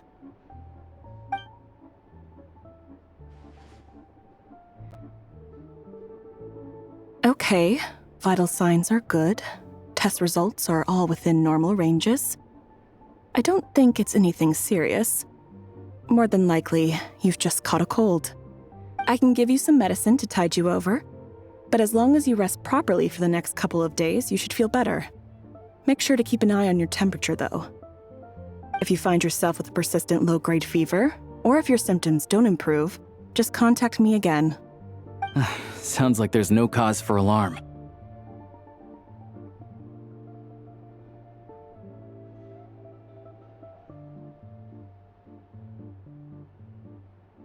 Thank you, Doctor. You're very welcome.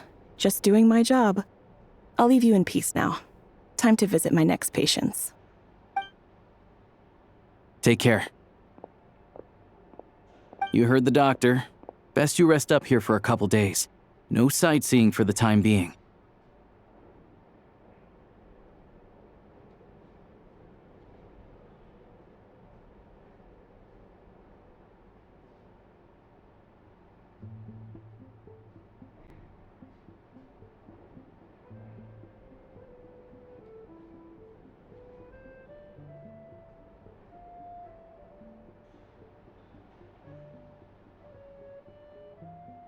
All right then. Guess we've got no choice. Let's just treat it as a short vacation. I have to get back to it. If you need anything else from the doctor or me, go to the Hunter Trade Station in Zolny. The boss there knows how to reach me.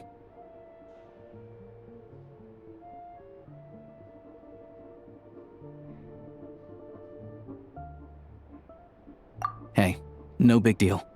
You saved my life in the Shadow Realm. This is the least I could do. See you around.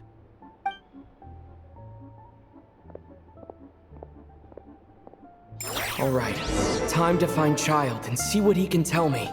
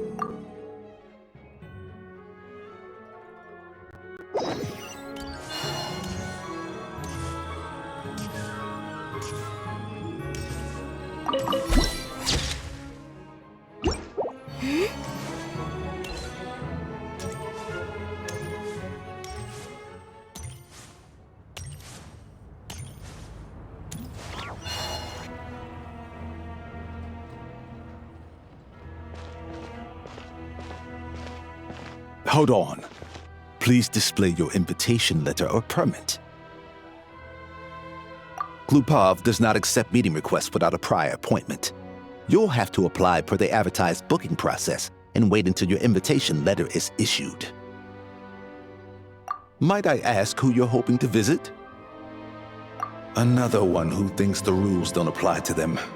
I don't understand why people think they can just talk their way in here. You don't just show up and land a meeting with the Harbinger. But I have to go through the motions for protocol's sake. Honestly, it's such a waste of time asking when I already know what the answer's gonna be. Wait a moment. I'll pass on your message. If Child is unavailable, you'll have to go through the proper procedure.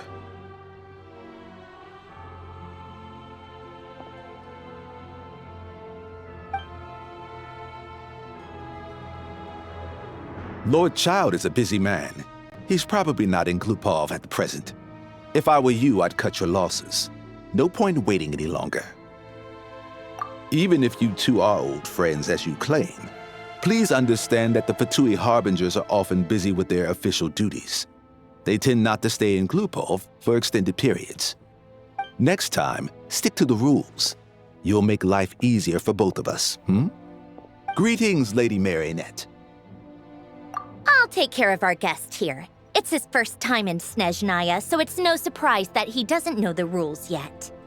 I trust no choice words have been exchanged. No misunderstandings I should be aware of. No, Lady Marionette. No incidents to report. Whew, that was a close call. Good thing I played it cool. Is that right? Good to know. Under the weather? That's hard to imagine. She's always buzzing with energy. I take it she's still adapting to the climate. Happens to a lot of people. It's even colder here than in Nodcry. Has she seen a doctor? I can get you one if you need. All right then. Well, let me know if you run into any other problems. Why else? I was just about to sit down for some much-needed tea time when I heard that an old friend of Tartaglia's had shown up outside. No appointment, nothing. And, as obnoxious as it may be to show up uninvited at Glupov, I couldn't help but take pity on the poor soul who was waiting outside in vain. So I had no choice but to abandon my freshly brewed piping hot tea and come to see this mystery guest for myself. Well, I felt our time working together in Nodcry warranted some courtesy. I couldn't exactly let you freeze to death out here in the wind. Unfortunately, I can't invite you inside either. The rules of Glupov wouldn't allow it, and as a harbinger, I have to lead by example. On the plus side, Snezhnograd actually has some class, unlike Nasha Town. Torchlight Books has a very nice selection of teas and cakes, so we can catch up there. Your treat, of course. Because I already wasted one perfectly good cup of tea today. That's why.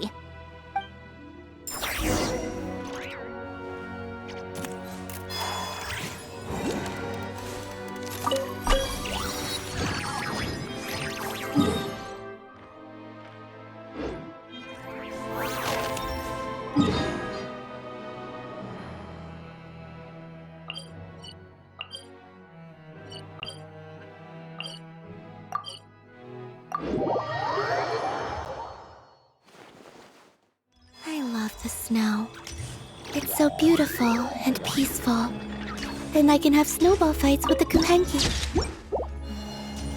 Shall we have one now?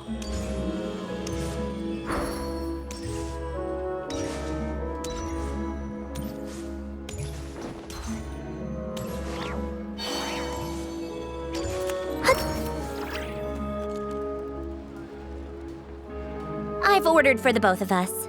No objections, I assume. I'm sure you trust my taste.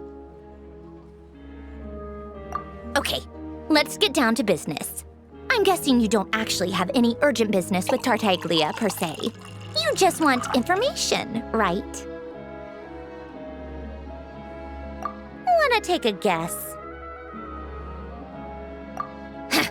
Of course you'd say that. You shouldn't underestimate Counselor Tartaglia, you know. That's right. I'm sure you've heard of the Snezhnograd Vetcha by now. Well, he's busy preparing some paperwork for their next meeting. They'll be discussing yet another extension to Project Stuja. It's basically all anyone cares about in the Vetcha these days. Yeah, he's more of the shoot first, ask questions later sort, isn't he? It all started with a very detailed letter that Capitano left for the jester, Piero, before leaving for Natlan. In that letter, he detailed the future arrangements for his subordinates. All of his key people were reassigned to Tartaglia. I guess he'd already prepared to leave us for good all the way back then.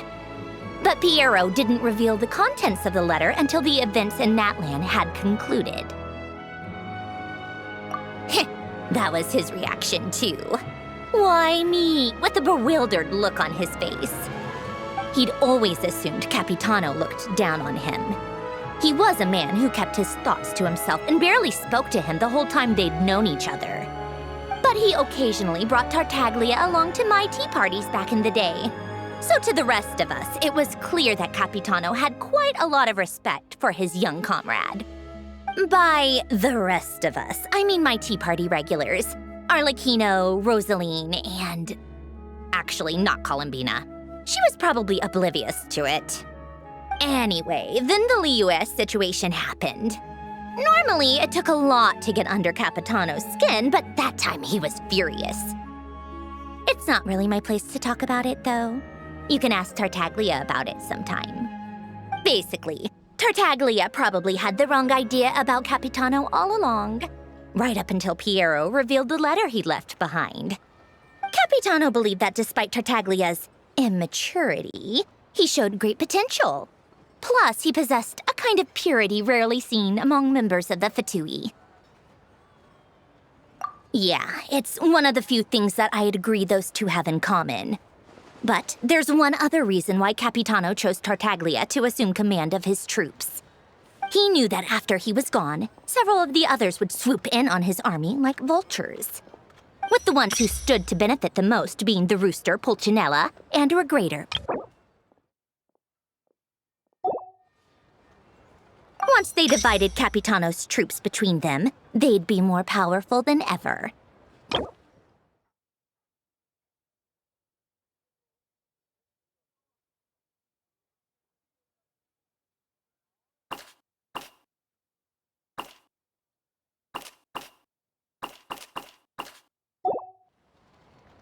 So, you can see why Capitano chose to hand that letter to Piero, right? Exactly. Piero also needed to back a harbinger as soon as possible. And, all things considered, Tartaglia was the best choice. Even though Tartaglia has had the support of Northland Bank for a long time, he and Pantalone are ultimately not cut from the same cloth. I'd say Capitano made a good judgment call. Anyone else caught in this situation would probably feel like they'd been hung out to dry. His best course of action will be to distance himself from any shady business, while still maintaining friendly relations with Pantalone, but seeking Pulcinella's support at the same time. What's the point in having a tea party if you don't spill a little tea? Besides, none of this is confidential anyway. Ask any journalist out there. They'll give you all the lurid details. You'll see it firsthand if you ever sit in on a session of the Snezhnograd Vecha. All the factional strife, whether open or unspoken, it plays out for all to see in that one little room. Having a voice in the Vecha is the only way to steer policies in your favor. So, every person in that room represents a particular interest group. Pantalone, for instance, represents the financial sector, and Tartaglia represents the Fatui soldiers. Personally, I have no interest in political jousting, but since I have a number of engineers and researchers under my command, I have to make their voices heard. Then there's Pulcinella, the linchpin of the Vecha. He represents politics itself. Everything involves him, so nothing can bypass him. Any issue that comes up, he knows how to mediate. That's what the Tsaritsa values most about him.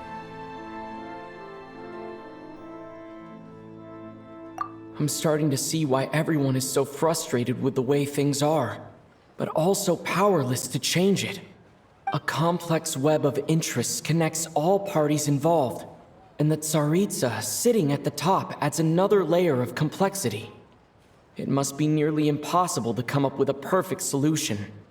All right, I'm done carrying this conversation. time for you to answer a question of mine. You must have known that you can get the info you needed from me. So why was Tartaglia the first person you asked to see and not me? Huh? Jealous? As if. Wait. Oh, I think I know what it is. Columbina passed on my message to you before you left Notcry, right? I only meant you should be mindful of which side you're on. Is that actually why you didn't ask for me? Because you took that to heart?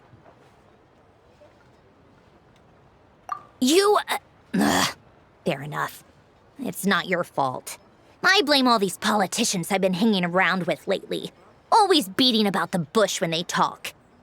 I guess it must have rubbed off on me. Anyway, just ask for my help next time, okay? Little things like this are no problem. Lady Marionette. What now? Can't you see I'm on my break? Whatever it is, just leave it on my desk. I'll look at it later. Sorry to disturb you during your break, ma'am, but I'm afraid it's an emergency. Isn't it always? I've told you before, fixing the tracks and transporting ice blocks does not constitute an emergency. The equipment in Svietlolaidovka is in urgent need of maintenance. With how the weather's been recently, we suspect that the cause is a buildup of snow, exceeding the maximum weight limit. The supports on one of the machines broke and fell, awakening a dormant beast and leaving many of the ice miners trapped in a nearby ice cave. Luckily, Odette's team was nearby and launched a rescue operation, but we're still facing a severe manpower shortage for both the rescue and engineering teams. I guess that's it then. Our tea party will have to end here. I'm the only engineer you'll need. Do you actually want to come with, or are you just saying that? Nice of you to return the favor. I'll have a couple of people look after Paimon. They can let her know that you had to step out for a while. Given how urgent this is, I'm sure she'll understand. And honestly, I'd rather have your help than anyone else's. Between your skills and experience, you'd be reliable help. Then let's go. You, take 2 people to Pavoyer restaurant. Find his room and watch it like a hawk until we get back. If anything happens to Paimon, you'll be answering to me. Yes, Lady Marionette.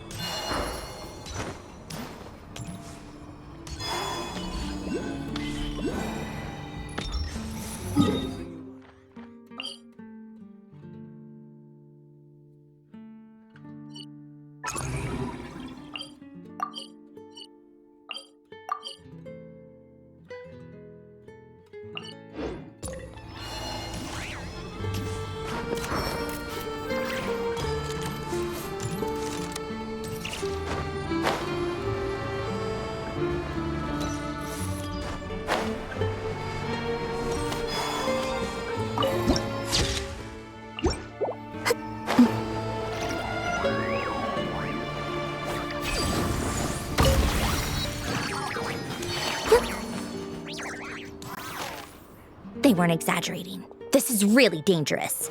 It's a good thing only one of them broke. From what I've been told, most of the trapped miners are over in that direction. Yeah, you do that while I check the rest of the equipment. I'll evacuate the people around here as I go. Meet me back here as soon as you're done.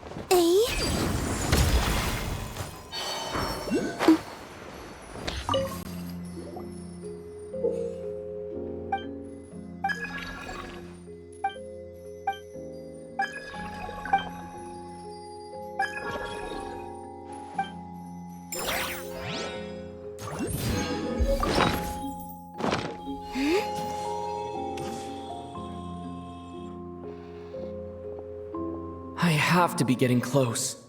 Don't go any further.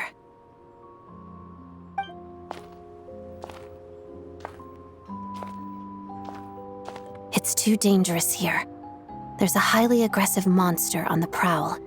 You need to leave, now. Ah, I see. You're the backup from Snezhnograd. Well, I'm Odette. Good to meet you. Ah, so this is Odette. She was the first member of the Fatui on the scene. There are 5 people trapped in the cave.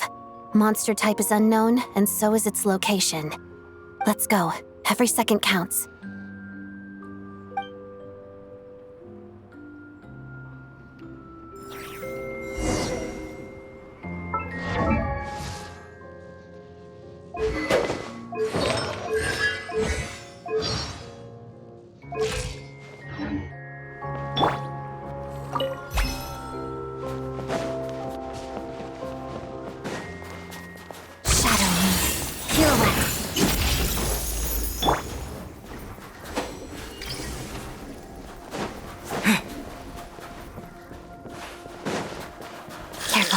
Something's moving.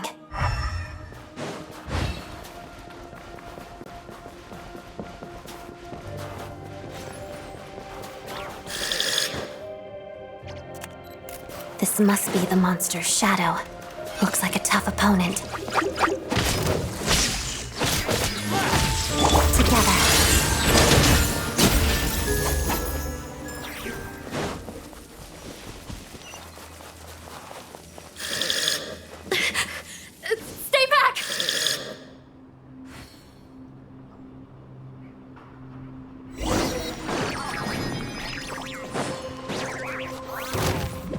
Witness the snow swan's grace. Harada. Shadow me.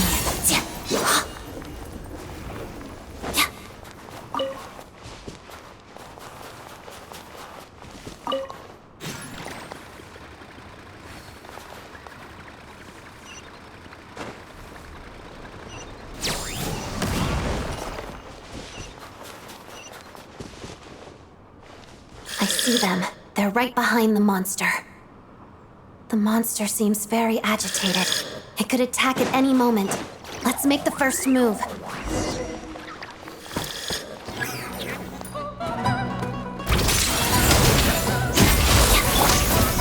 Bellowing thunder!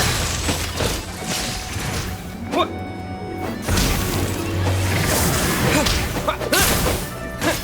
Crystalline Adagio. Pirouette. Take this!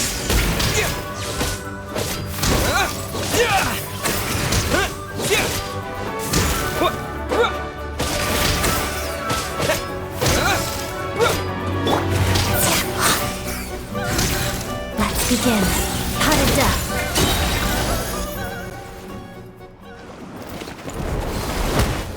Oh, thank you for saving us. We'd have been monster fodder otherwise. Thank you. Thank you. You're welcome. You should be safe now. Follow this route out. He and I will stay behind to watch the rear. Thank you. Come on, let's go. This way.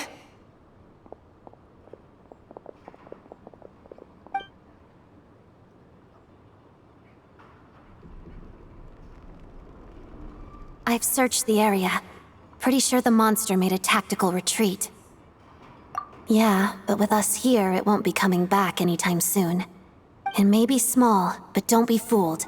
It's a ferocious beast. People are just food in its eyes. It's lucky we got here when we did. The trapped miners have been successfully evacuated. Time for us to leave. Wait, this place. There's something unusual about it.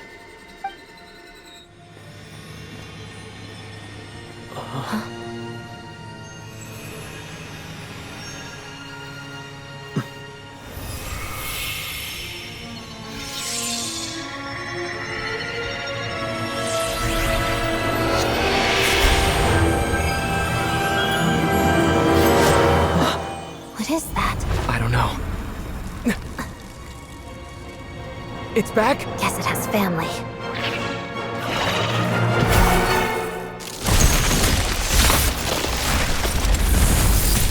This way. Run!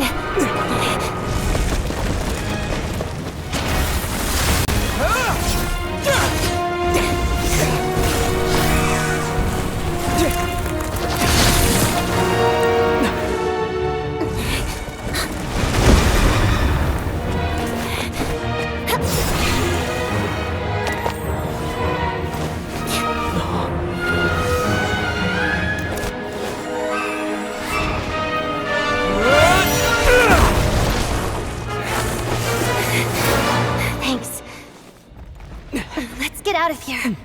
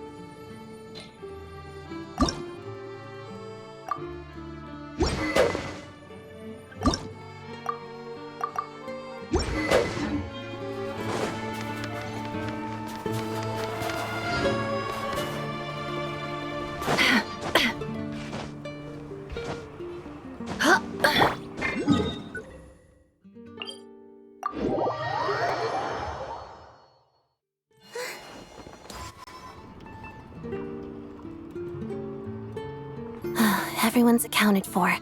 We managed to rescue them all. We also placed a sign at the entrance to the cave, warning people to stay away. You really held your own today. I still don't know your name. Don't think I've seen you before. I'll remember the name. All right then. See you around. Hello, Lady Marionette.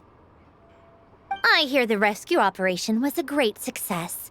I knew I could count on you. What brings you here, Odette? Here for a performance? No, a Fatui mission. I happened to be nearby and heard the crash. She hasn't introduced herself then. Odette is the prima ballerina of Snezhnograd. She's quite the celebrity. You ever hear people troupe? They're talking about Odette and the prima donna, Vodianitsa. On top of that, Odette's also a rising Fatui star.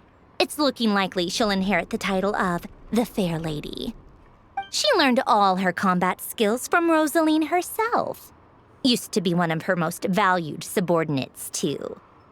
You flatter me, Lady Marionette. If she's Rosaline's protege, that makes me... Never mind. There's no need to bring it up. No point making things awkward. How's progress on your end, Lady Marionette? Equally successful. I finished reinforcing all the equipment. Took me a little longer without Polonia's help. But the outcome is the same, of course. Even if the heavy snowfall summoned by that monster lasts for another 3 months straight, this equipment won't give way. All right, now that we're done here, it's time to get out of this blizzard. Sure, but Snezhnograd will send someone to investigate and draw up a relief plan. And I guess I'll have to write the incident report myself this time, since it involves a mechanical malfunction. First, Pantalone needs to approve the budget, then Pulcinella has to sign off on the plan. Once they've argued it out and reached a compromise, we can move forward. That's the rough process anyway. Could take anywhere from a couple of weeks to a couple of months, depending on how smoothly it goes. Yup, nothing we can do about it. There's a whole stack of incident reports like this back at the office. The snow has eased a little for now, but there's no telling when that will change with that monster still at large. Fuel for heating is in short supply, and relief is weeks away. There's no immediate threat to life, but still, it just feels like there should be a better way. Hey, quit daydreaming. Let's get back to Snezhnograd. When did you get a new sword? I found it in a cave. It handles pretty nicely. You have a strange affinity for secondhand swords.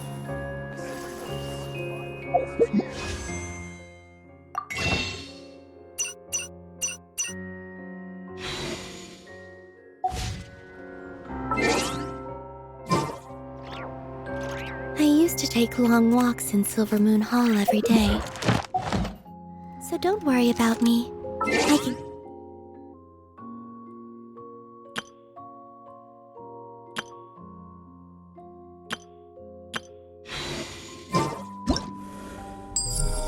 Take this. Receive the blessing of the new moon.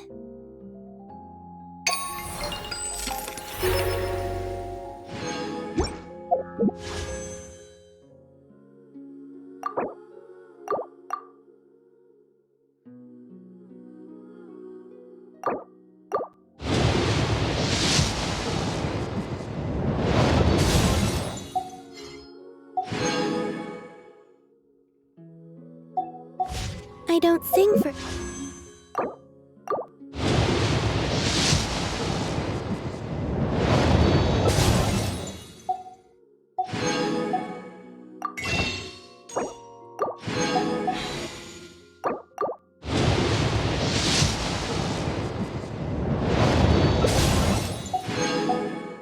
anyone in particular. Still, if someone...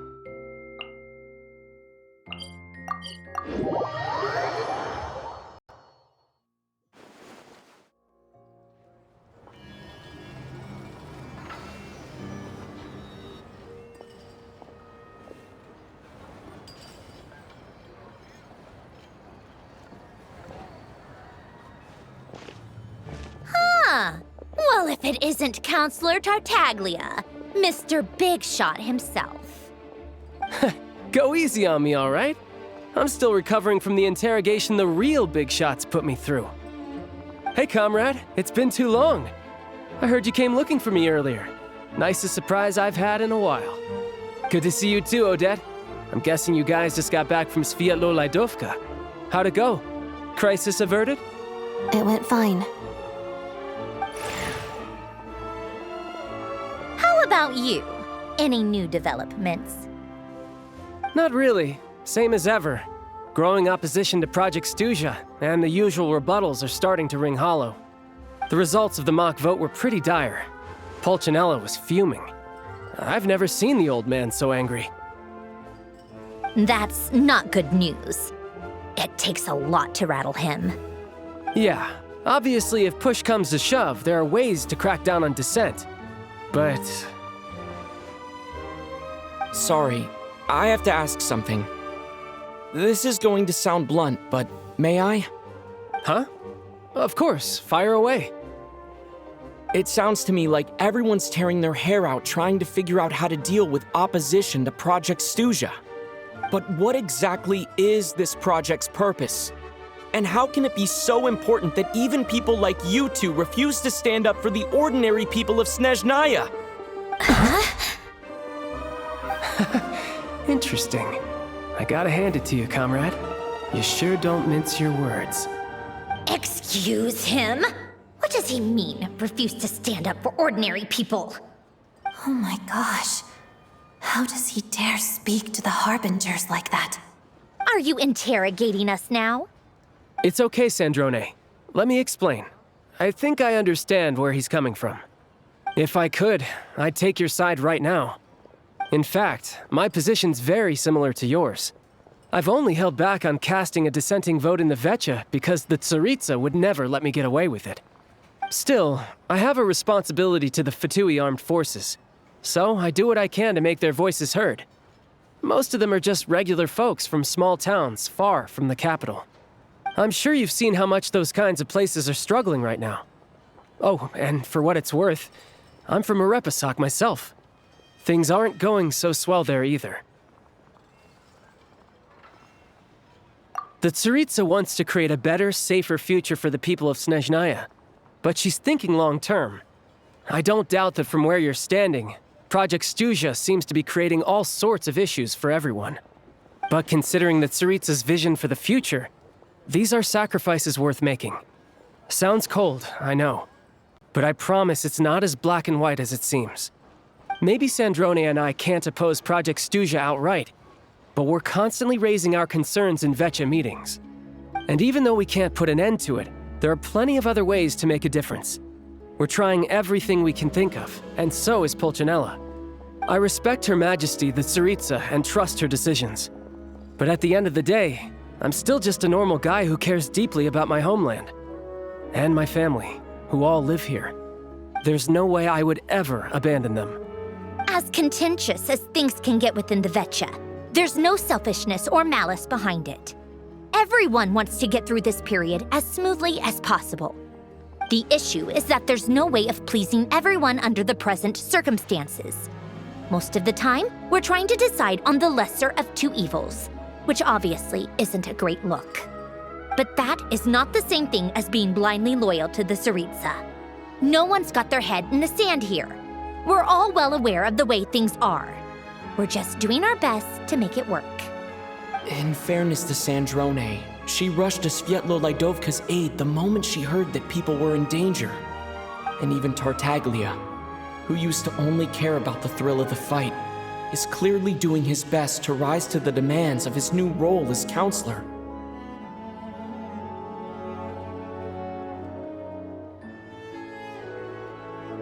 Hey, come on. There's only so much we can say, so don't press us too hard. Look, I know how untenable the Tsaritsa's position looks if you don't understand her motives. Maybe you've heard already, but she's currently leading her army on a campaign to the east to defeat the monster that's been causing these brutal blizzards. Striking that monster down will be a significant step in dealing with the present energy crisis. As laser-focused as she is on realizing her lifelong ambitions, she's still putting time and energy into taking down this powerful monster. To me, that says a lot. If she thought Snezhnaya and its people didn't matter in the grand scheme of things, why would she waste her time on something like this?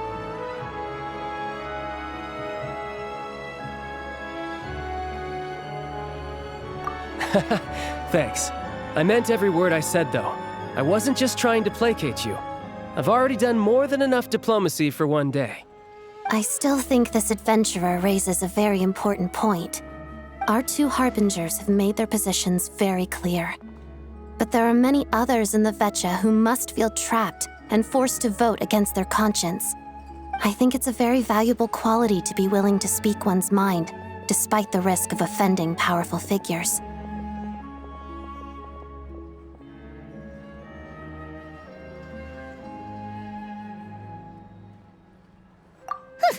You can say that again.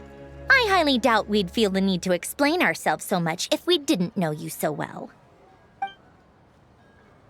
Forgive me, adventurer, but might I be so bold as to ask about your background? How is it that you can converse so openly with two harbingers? Oh, haven't you been properly introduced?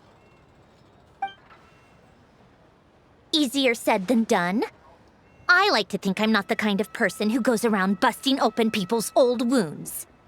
I've only learned his name so far, and no details of his experiences. Is something wrong? Uh-oh. Is there no avoiding the subject of Rosaline? No, it's just... all right, I guess there's no getting around it. This is the world-renowned traveler, who helped resolve the storm terror threat in Mondstadt, cleaned up after the mess I made in Liyue, and then went to Inazuma, where there was a duel before the throne, in which the traveler defeated Rosaline. Oh. I'm sorry. I didn't think you two would be seeing much of each other, so I figured it wasn't worth bringing up. It's fine. It was a long time ago. It's fine. Sorry, I just remembered that we have a rehearsal coming up. Please excuse me, I should get going.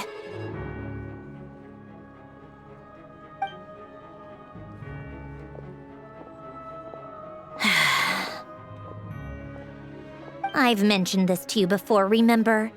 She was Rosaline's most valued subordinate. But they didn't actually get along. Not that Rosaline was really the type of person to make friends, but death has a way of resolving a lot of conflicts. Don't let it weigh on you. Like she said, it was a long time ago. It's in the past now. Odette has a very different personality from Rosaline. Give her some time. I'm sure she'll work through it. Oh, by the way, where's Paimon? It's not like her to hide away. She hasn't been feeling well, so she's resting at Podvorier restaurant. I got a couple of my people to look after her while we were gone. Oh, right. Sorry to hear that. Poor thing. Reminds me of when Tonya was little. She really felt the cold back then. Used to get ill all the time. I felt so bad for her seeing her lying in bed, coughing. She was so mature for her age, though. Whenever someone came to visit her, she'd greet them with a smile and would never complain. I'm sure Paimon's a good kid, too. You're a little short on manpower, right?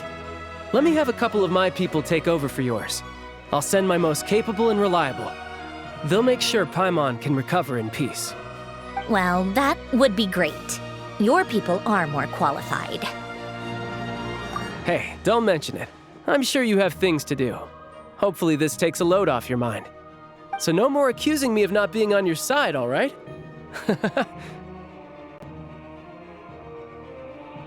Already? That was quick.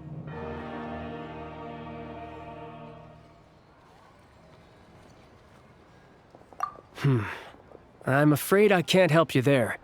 Our director's recent movements are confidential. Even we're not in the loop. If you hadn't told me, I never would have known he'd gone south. I assumed he'd been in Glupov this whole time.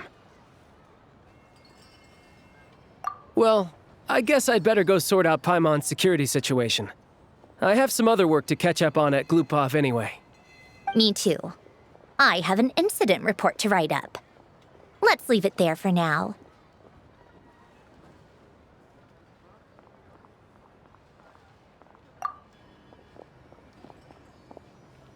I guess everyone's in a difficult position. But Tartaglia's right. I have things to do. Things I want to do. And things I ought to do. To start with, I should ask Alosha if he knows any way to help Svietlo Lydovka.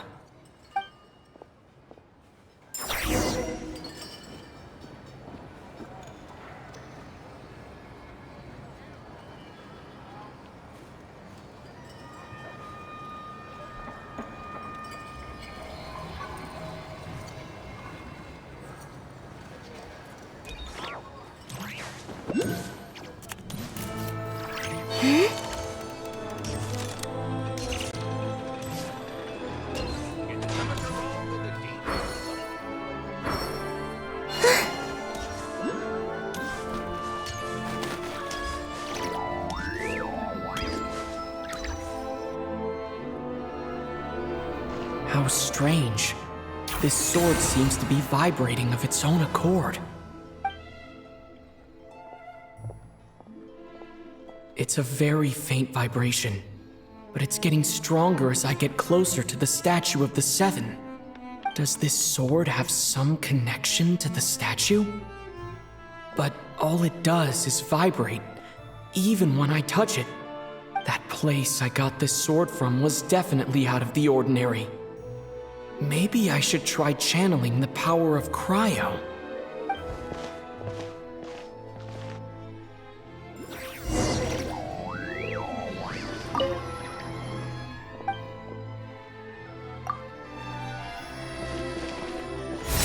It worked. There really is something special about this sword.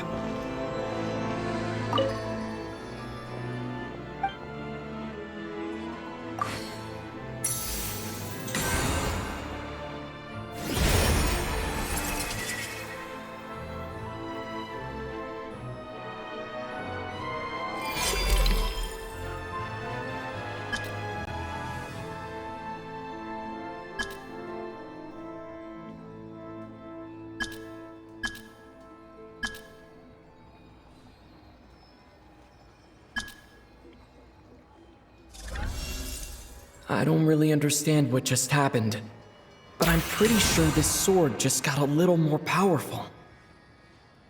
I'll have to try the same thing again when I come across another statue of the Seven. In the meantime, I'd better go find Alosha.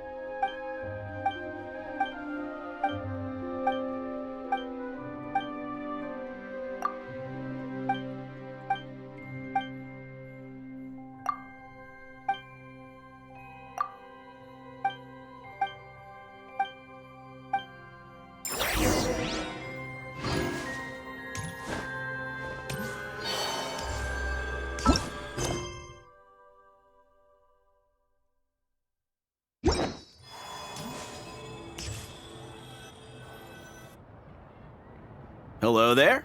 How can I help? Ah, sure thing. Give me a second. I'll go fetch him for you.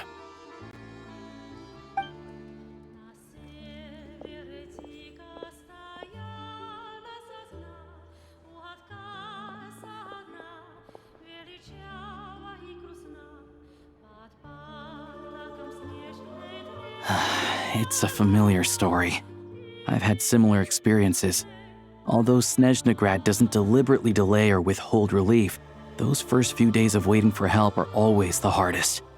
It's a fundamental contradiction. if emergency relief can't be delivered in time, not necessarily. I think there's a good chance that Kresnik Crystal from Stratomoros will start flowing into the market. When we resolve Stratomoros' energy issue, it's like we open the floodgates. A huge backlog of Crystal is now available to the townspeople. There's no way they can use it up at once. A lot of them will probably stockpile it and slowly work their way through.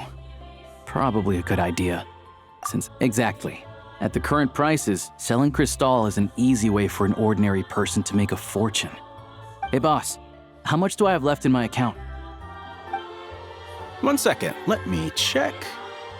So, you're planning on buying the Crystal out of your own pocket? Yeah. I don't know if I have enough, so I'll chip in a little extra and buy as much as I can afford. No, it's fine. You're new to Snezhnaya, and you have your own living expenses to worry about. Besides, Here's your Mora. See what you can find at the market, but I doubt there'll be much Crystal left. yeah, well, can't hurt to take a look. Let's see. Huh?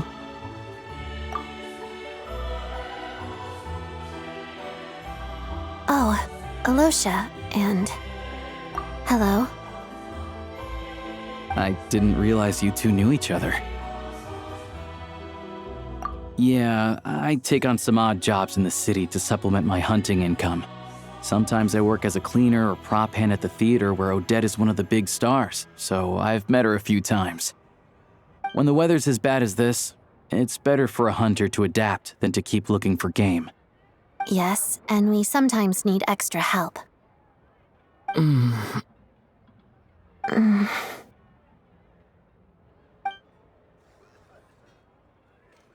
Wait, why is the atmosphere so awkward?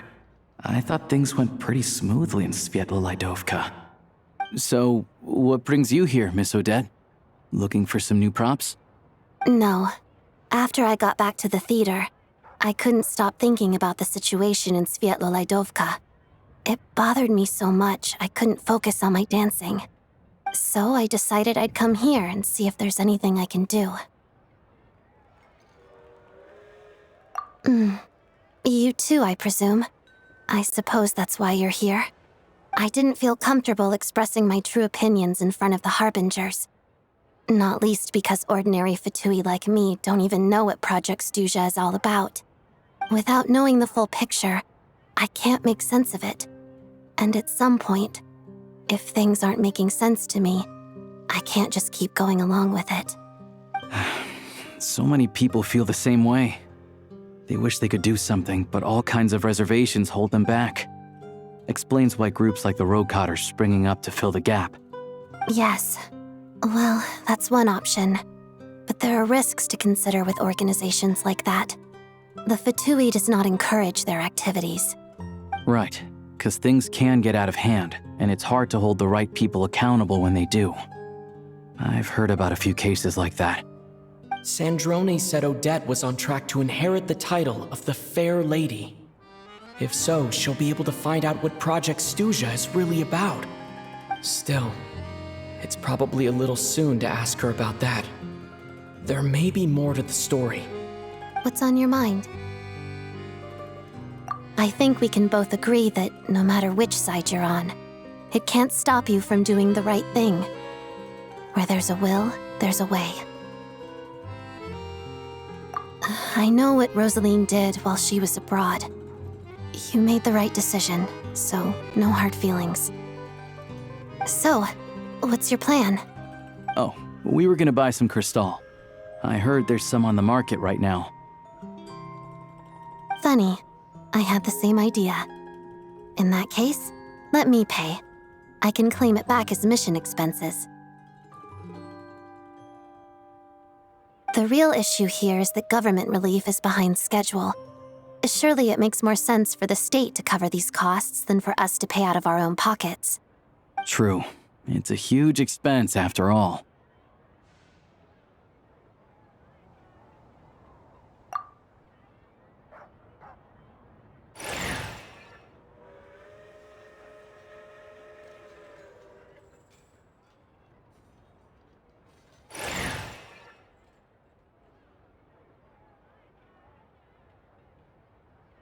Let me see. I'll take it all, please. And I'll be needing a receipt. Right. Choose mission budget under the expense category, but be sure to specify emergency rescue operation in the description. Otherwise, the normal reimbursement limit will apply. Let's book this train. Regulations say that if we need to transport Kresnik Crystal during Project Stuja, extra carriages can be added 1 hour before departure.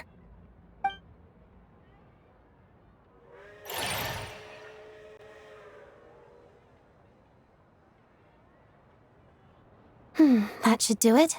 The train will be escorted to its destination by Fatui guards. This is my first time seeing you handle Fatui affairs, Miss Odette. It seems you're as skilled an officer as you are a dancer. You flatter me. It's only because I've been doing both my whole life.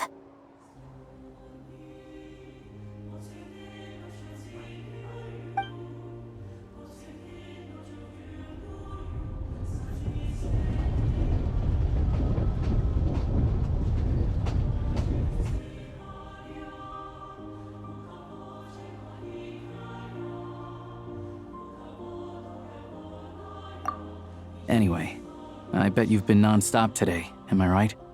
Any idea how Paimon's doing? What's wrong? Who's Paimon? His travel buddy. Hasn't been feeling well. She caught a cold right after they got to Snezhnaya. Sounds like she's important to you. I can't believe you've been dealing with this on top of everything you've been doing to help the people of Snezhnaya. I've got nothing going on right now, so I'll join you. I want to see how she's doing. May I come too? I have some candy that someone gave me back in Svietlolaidovka. Plus, I know a little bit about relieving cold symptoms.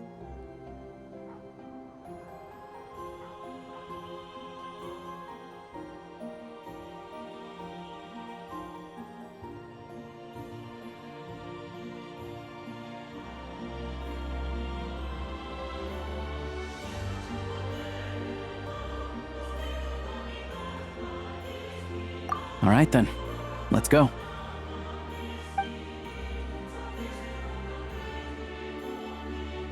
I still don't know what the deal is between these two, but at least the tension seems to have vanished. A good sign, hopefully.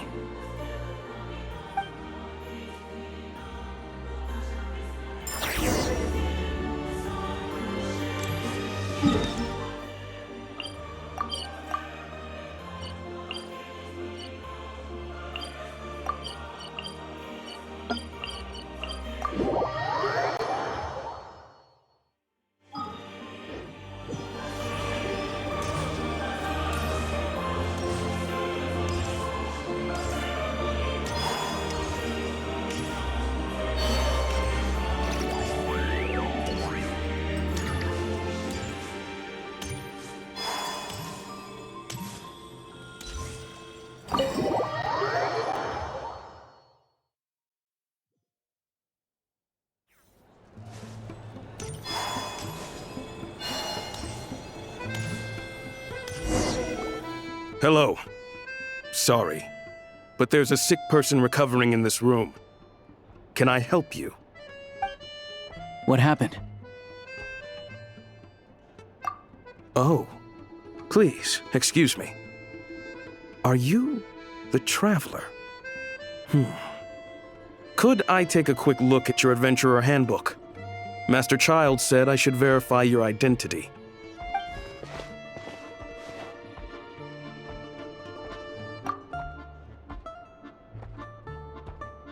Ah, it's really you. Sorry for the inconvenience. We're under strict orders from Master Child to keep this room well guarded. At the same time, we can't interfere with Podvoye Restaurant's business.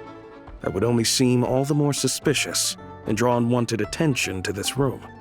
Besides myself, a few of my colleagues are stationed in and around the restaurant, in plain clothes, of course.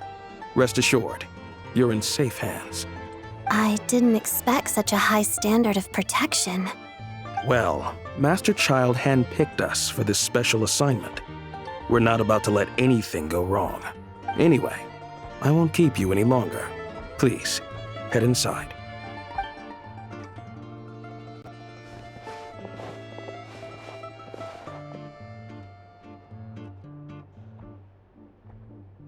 Traveler! Alicia, you're back! Oh, hey! Who's our new friend? Hi, I'm Odette. The Traveler and I crossed paths a few times. Another friend from the Fatui, huh? You're practically a member yourself by this point. Paimon's definitely on the mend. We should be back to our usual travels in a few days' time. Seems like that doctor was right. It's just...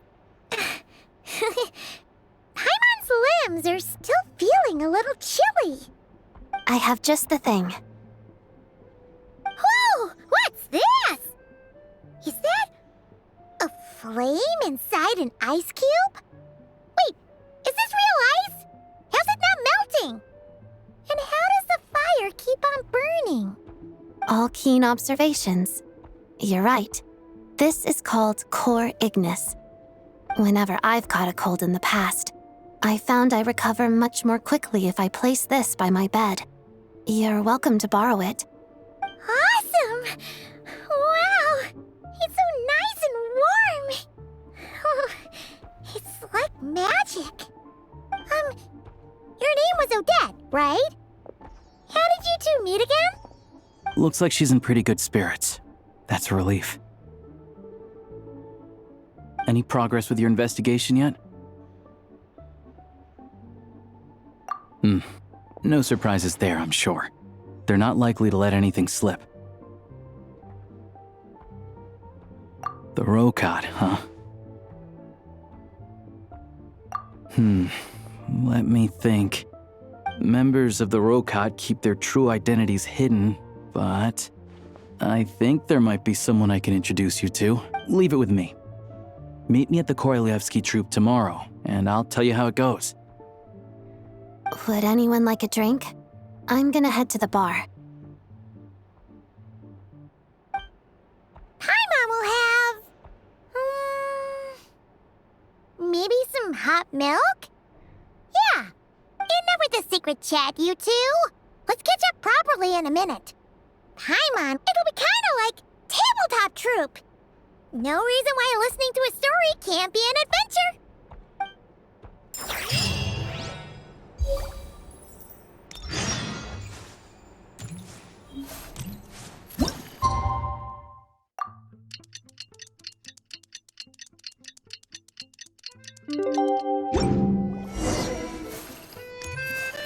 The boss is gonna give Paimon a copy of the latest newspaper to read.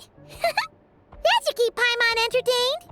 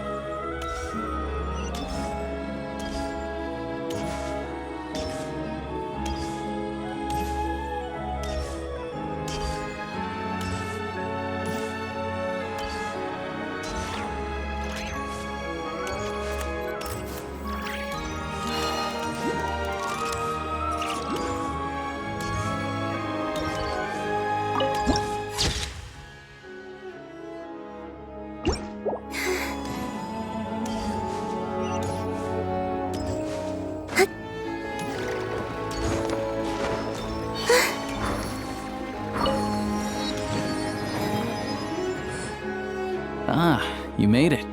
I've got some tickets, and I managed to set something up with the Rokot. It'll have to wait until after the show, though. Happy to stay and watch?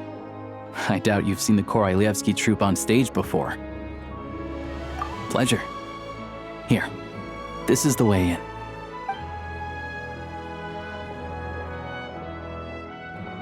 Please present yourself for a routine inspection in accordance with theater regulations. Thank you.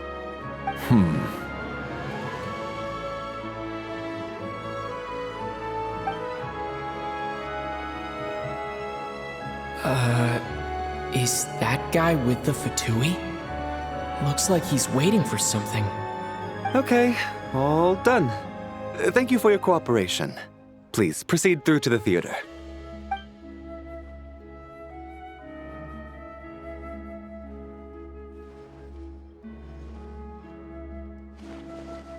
What's up? Everything okay?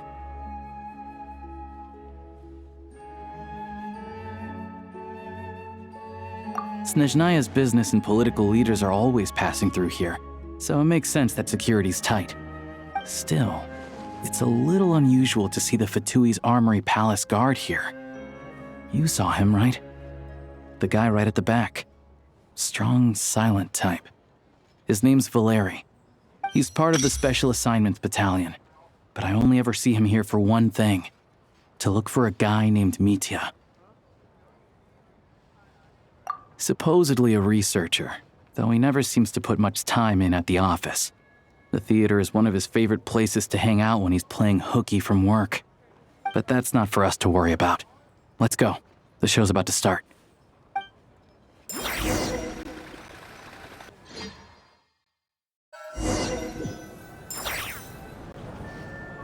What do you think? Pretty impressive, huh?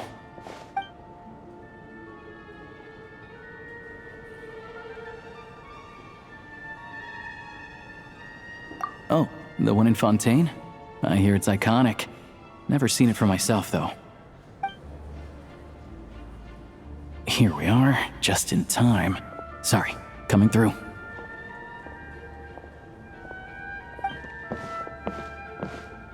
Ugh. If you're gonna show up late, keep your mouth shut. What's his problem? Whatever. No point arguing with people like that. Look, there she is. That's who I'm introducing you to later. She's the lead singer of the troupe, Vodyanitsa.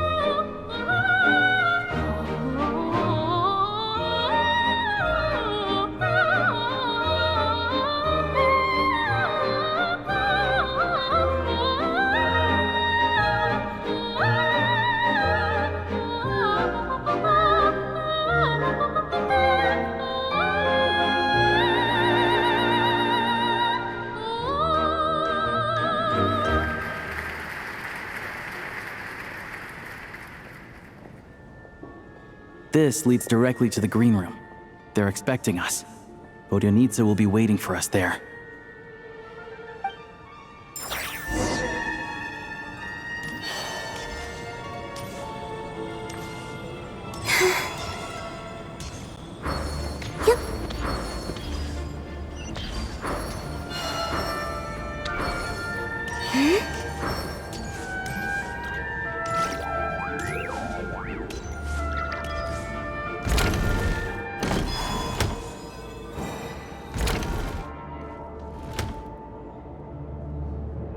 Hey there.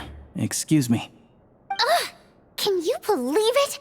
I am so mad right now. Come in. Oh, it's you two.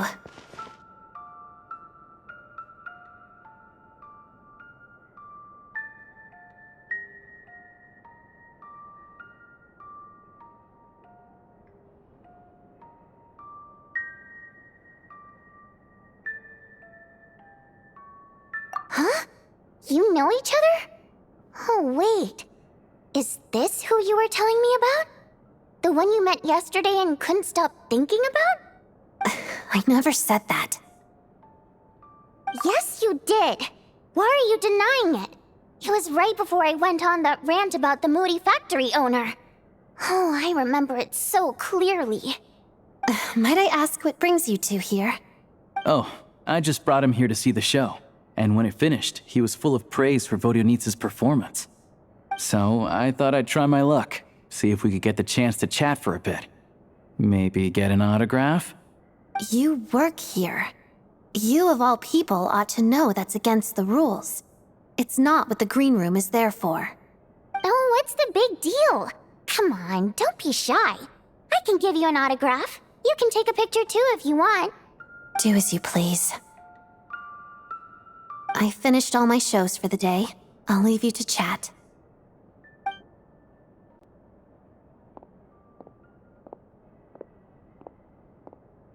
I wasn't making that stuff up, you know. Odette's just too proud to admit it. She thinks very highly of you, and so do I. You did the right thing in Svietloladovka. We're good. Odette's out of earshot.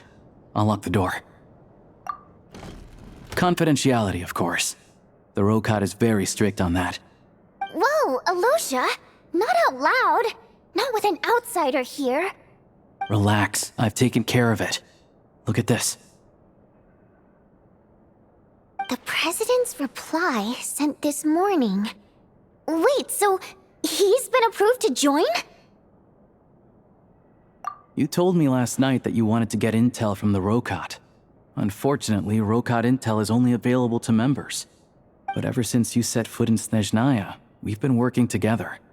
I've seen the way you work, your character, and your motives. Everything about you is perfectly in alignment with what we're trying to achieve in the Rokot. So I figured I might as well cut to the chase. I wrote a letter to the President explaining your situation, including just the right amount of detail. His approval came very quickly. Of course, it's still your decision whether you want to join or not. We'll respect your choice. Well, assuming Odette was telling the truth and she didn't misjudge you, I guess we don't need to worry about you blowing our cover. Still, you gave me a real fright. I didn't know that's why you came looking for me. So, that stuff you said about admiring my performance, was that just because Odette was here? Did you actually... Now you're talking. That's what I like to hear. Anyway, let me give you a quick rundown of how things work. Like I said, the Rokot is a covert organization, and we hide our identities. Members typically don't meet in person or even know each other's identities. This helps us maintain a high level of independence and secrecy. Because of this, members are basically free to decide their methods without constraints, so long as the outcome of any activity doesn't violate the organization's principles. After all, we don't have any ostensible contact with each other. This way, if anything goes wrong, no one else will be implicated. Beyond the freedom to choose how you operate, it's also your choice whether to act at all. We have plenty of members who have yet to take any action. In short, joining the Rokot in and of itself won't place any restrictions on your activity in Snezhnaya. There's a code of conduct you can read if it interests you. But basically, as long as you don't plan on using your anonymity to go around doing evil, you'll be fine. I tried reading it 5 or 6 times. Never made it all the way through. Even the most lackluster script makes for more interesting reading. Great. Then I'll go grab an official application form. Be right back.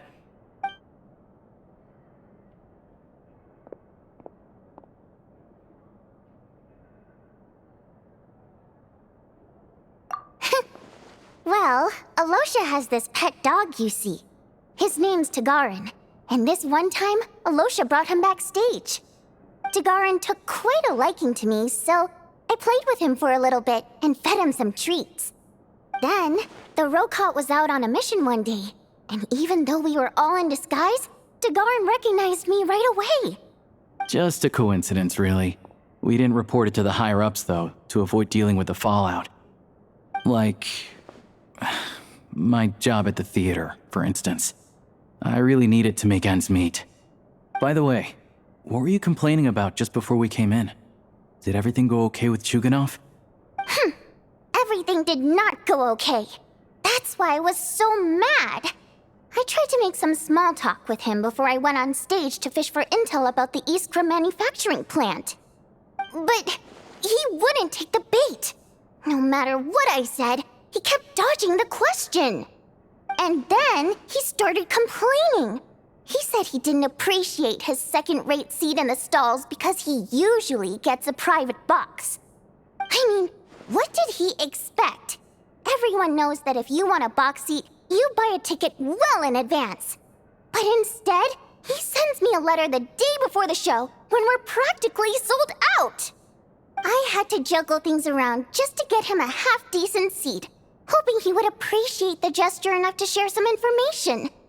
But nope, he didn't give me anything. Yeah, meeting Chuganov in person has definitely been a disappointing experience. Oh, you probably don't know who we're talking about, do you? Chuganov was that older guy you were sitting next to today. I'm sure he didn't make a great first impression on you either.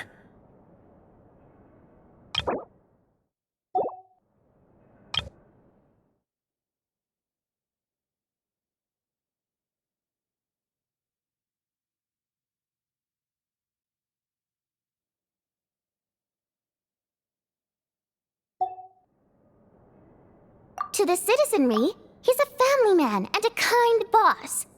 But our interactions with him tell a very different story.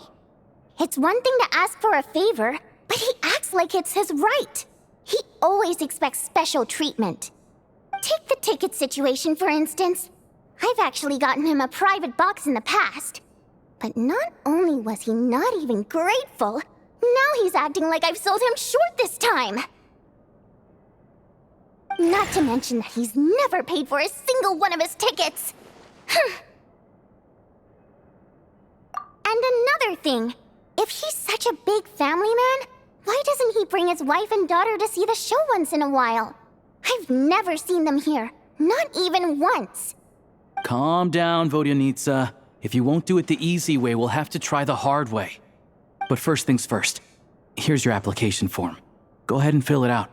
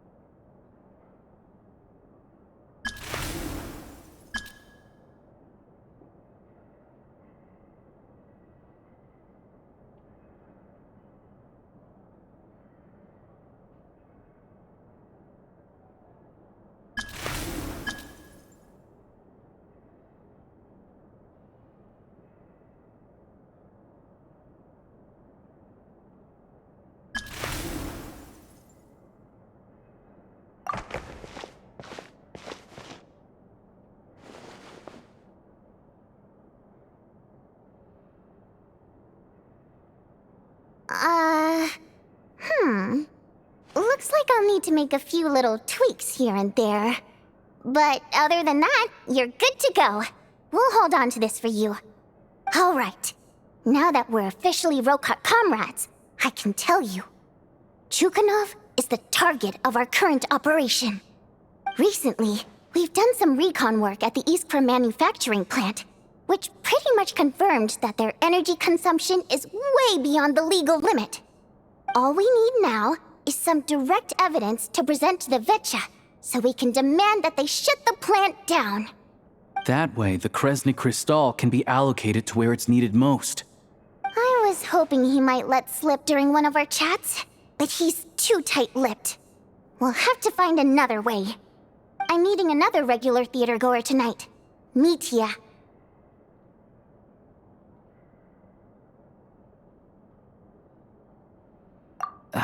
But Valeri's here too, and he's probably looking for Mitya. so he may end up being a no-show. Don't you worry. He must know how to dodge Valeri, or he wouldn't be showing up on time for every performance. Mitya is a renowned energy expert. Although we can't get any direct evidence of the excessive energy consumption at the plant, we can accidentally let the information slip to him. The authorities should take someone like him seriously. So if he starts raising questions about energy use at the Iskra manufacturing plant, there will be a proper investigation. Also, we're not allowed on site, but he has clearance. So all we need is his cooperation.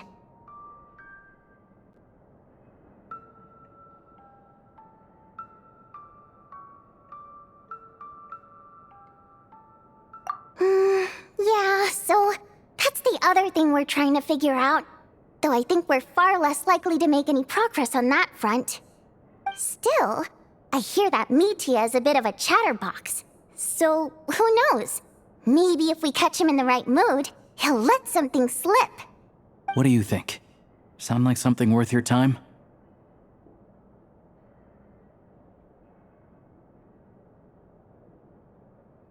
Okay, in that case, you guys find a seat somewhere nearby. Pretend you're a couple of buddies there to eat, and keep your ears peeled for useful information. He's a huge fan, so I doubt he'll have his guard up around me. But you two need to be convincing. If he suspects anything at all, he might stop talking. Sure. Don't worry. We'll make a believable pair of buddies.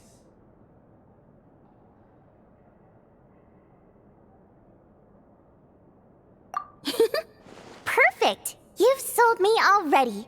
Now, help me tidy this room up a bit before we head out. Okay. What needs tidying? Everything!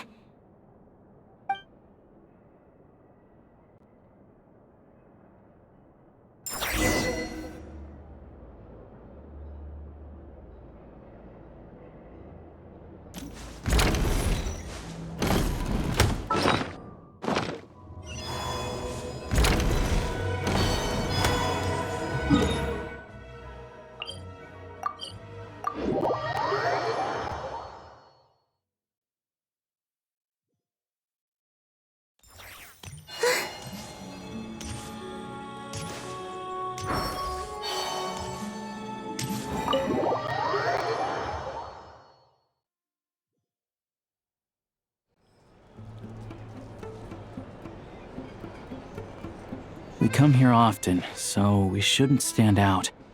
Let's sit here. Now, it's up to Vodyanica. Let's see how the conversation goes.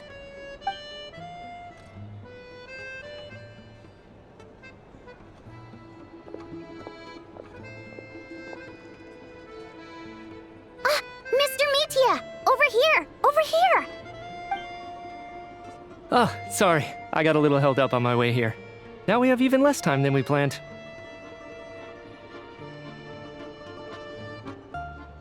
Go ahead and order some snacks and drinks, whatever you like.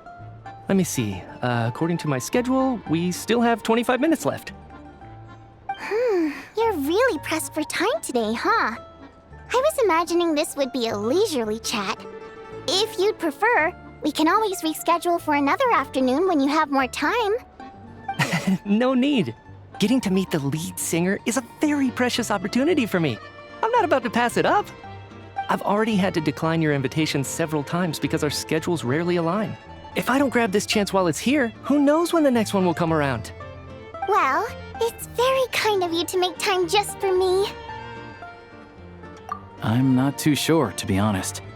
But Snezhnaya's full of weird and wonderful things like that, so people tend not to bat an eye. I'm sure the same will go for the Eye of Grey and Paimon. The reason I invited you out for tea and a chat today was to get some feedback from a true fan of the theater. Well, never gets old. It always seems fresh and new somehow. Maybe it's because the more times I listen, the more details I notice. Or maybe you simply improve with every performance, delivering it better each time. Thank you! I'm delighted to hear that! Could you give me any specific examples? Oh, yeah. The piece you sang today, for example. Beneath the Frozen River? Hey, what's with you? I'm just praising a good performance. I always used to find that such a bleak and lonely song. But the more you listen, the more you realize that it's not as cold and nihilistic as it appears. When you really dig down into it, there's a certain level where you're surprised by the emergence of hope. Wow, I'm impressed. I didn't expect you to pick up on that. Actually, I only tried out that angle after talking with a composer. Still, Beneath the Frozen River wasn't on today's program. Oh, really? But it's a classic. You sing it every time. Almost every time. Oh, well then, let me say a few words about that other all-time classic, Flying in the Wind from the Mountain Sparrow. I didn't sing that one today either. My voice wasn't quite up to it, so I switched it out at the last minute. Oh, but, Sorry, Mr. Mitya, but you were at the theater today, yes? Of course I was. Remember? I said hello to all the troupe members before the show started. You, Odette, and the others. So what did Odette sing today? Elegy of the Snow-Winged Goose, of course. Correct. I see. You find my singing boring, don't you? That's why you don't remember a single song. Looks like I'll need to cut a few from the program next time. No, that's not it. I swear. All right. I'll be straight with you. I'm sorry. My mind was wandering as you took the stage today. I enjoy watching your shows because the exquisite performances stimulate the mind. It always sparks some inspiration for my research. So, whenever I get stuck at work, I come to the theater for a change of pace. Odette's dance during the Elegy of the Snow-Winged Goose today was simply incredible. It got me wondering what she's been going through recently. That look of sheer defiance in the face of utter tragedy? It was so inspiring. I started scribbling in my notebook right away. Not that I made a ton of progress in the grand scheme of things, but I still think it was productive. By the time I snapped out of it, the entire show had finished. So what you're saying is, you didn't listen to my singing at all? Unfortunately not. I'm sorry, I don't know which is more disrespectful. The fact that I don't always come for the show itself, or the fact that I missed your performance. Seems like things are getting a little awkward. Mitya just stepped into a conversational minefield. If there's one thing Vodyanitsa doesn't like, it's people who show disrespect for her performance. This meeting was so hard to set up. Don't tell me it's already falling apart. It's fine. I suppose this is affirming in its own way. At least, it shows that our performance really touches people's hearts, right? Don't let it bother you. It certainly doesn't bother me. She's showing a lot of restraint.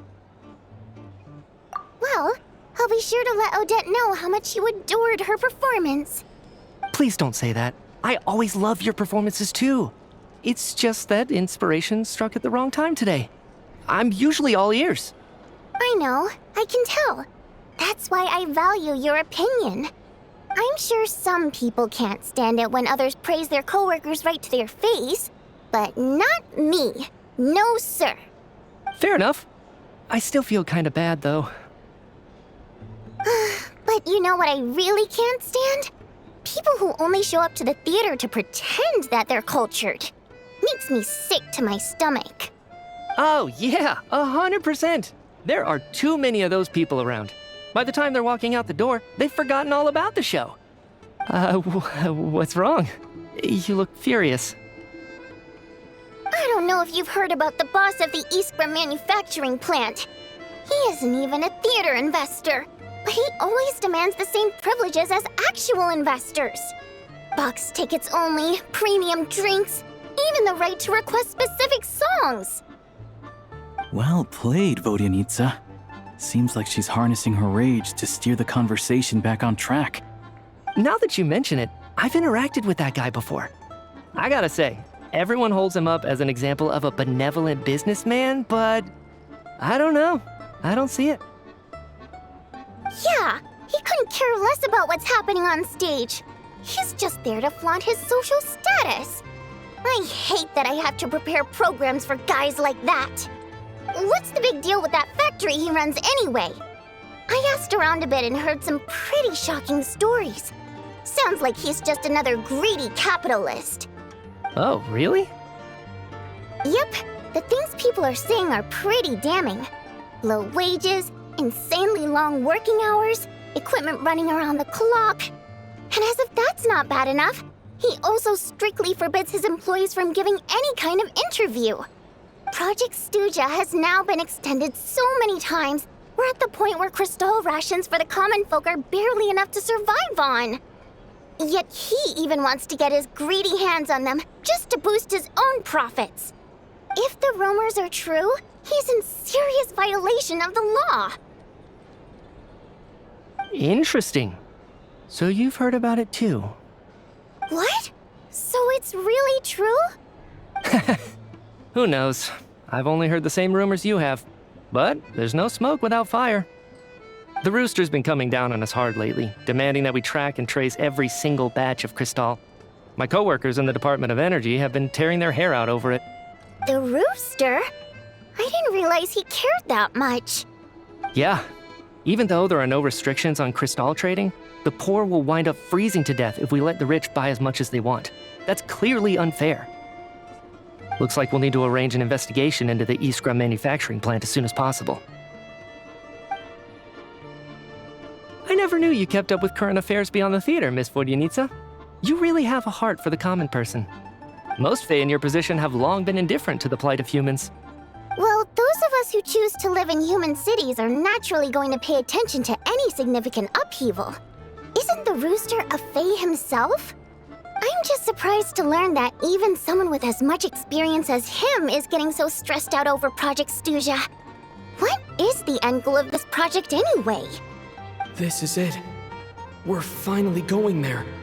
I'm sure Mitya can sense on some level that she's fishing for information. But since their conversation is so relaxed, he might just let something slip. It's stressing me out too. If I'd only made better progress with my research, things wouldn't have dragged on this long. Oh, so your work is related to Project Stuja? That's right. The Armory Palace needs a brand new energy source. Not the power of the Light Realm and not elemental energy. Right now, the only thing that meets the requirements is the power contained within stellar linchpins. But harnessing that power is costly. Each step of the process requires enormous amounts of Kresnik crystal, from extraction to quantification to attempts at conversion. Progress has been painfully slow, and the team is getting burned out as time goes by. Sometimes, I see people staring into space as if in a trance. Could it be that this new energy source has side effects? No, it doesn't affect us, because the energy is used for... Okay, I got it. Stop choking me. Sorry, I can't talk about that. I think we're all just exhausted. We've been working ourselves to the bone for so long with so little progress to show for it. It's no wonder people are struggling to stay motivated. Seems like I owe you an apology.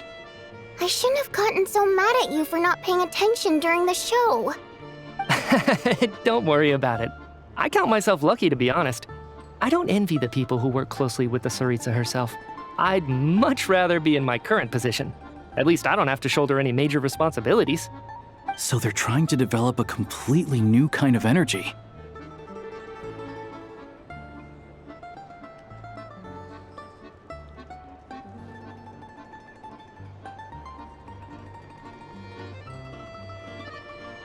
Yeah, censored by a scarf. Who would have thought? Oh, dear. It looks like my time is up. I'm afraid I have to leave. I'm so sorry. We ended up barely talking about the theater. That's okay. It was a pleasure chatting with you, really. Let's make up for it next time. Yeah, hopefully once the work pressure eases up a little, I'll be able to focus more on the performance, and then we'll have more to discuss. We touched on some confidential issues today. I'd be grateful if you could keep it between us. That could have gone worse. Nice job. Why was Mitya in such a hurry to leave, though? Sorry, routine inspection.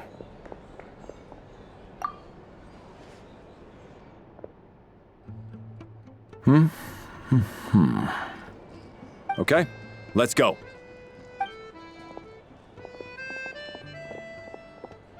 So he wasn't rushing to get back to work. He must have calculated that Valeri would find him here in exactly 25 minutes. That's frighteningly accurate. One of the main duties of the Special Assignments Battalion is to ensure that important figures stick to their schedules.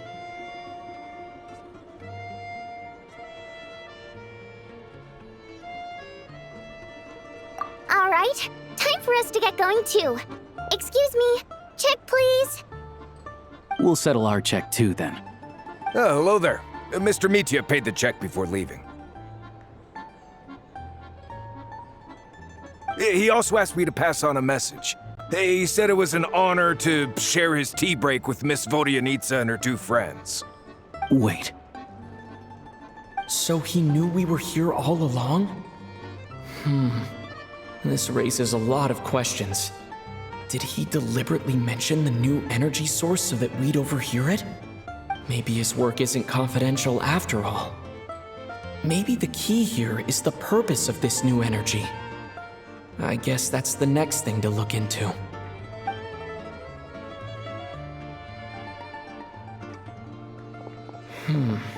Vodyanitsa and Alosha have left.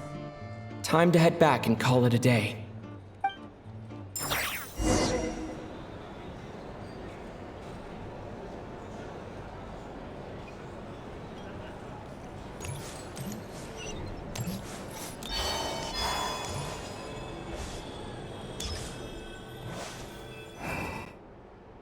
You're back!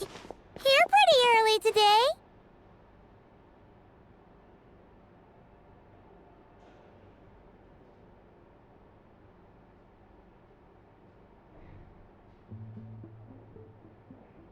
Paimon was just gonna mention that. After she woke up today, Paimon felt like her temperature was completely back to normal.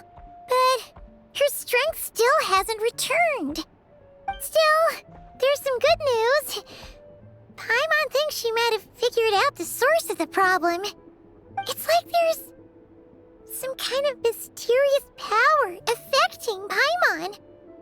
Paimon's never felt this way before during any of her travels. She only started feeling this way since we arrived in Snezhnaya.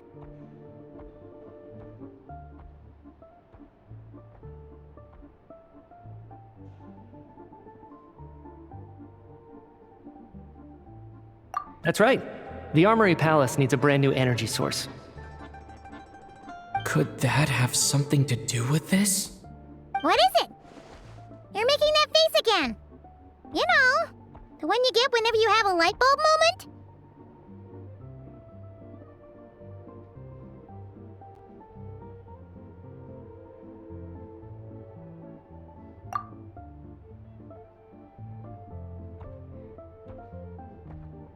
So, they're trying to develop a new energy source here?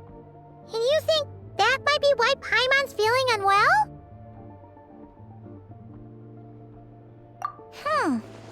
Well, Mitya denied that the energy they're researching has any side effects. Although, he did say that people working on the project have been having issues with their concentration and short-term memory. But even so, those are completely different symptoms from Paimon's.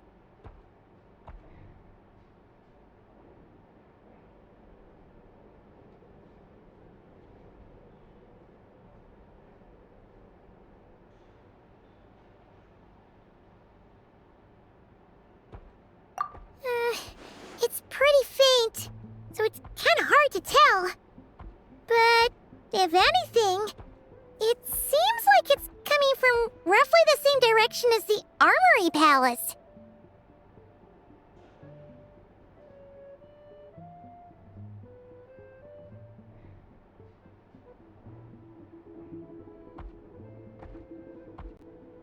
Sure, Paimon's with you there.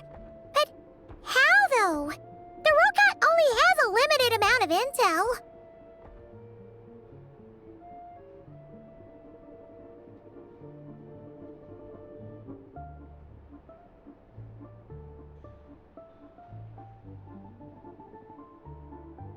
Oh, great point! They argue about Project Stusha every day. If we could sit in on one of their sessions, we might pick up some new leads.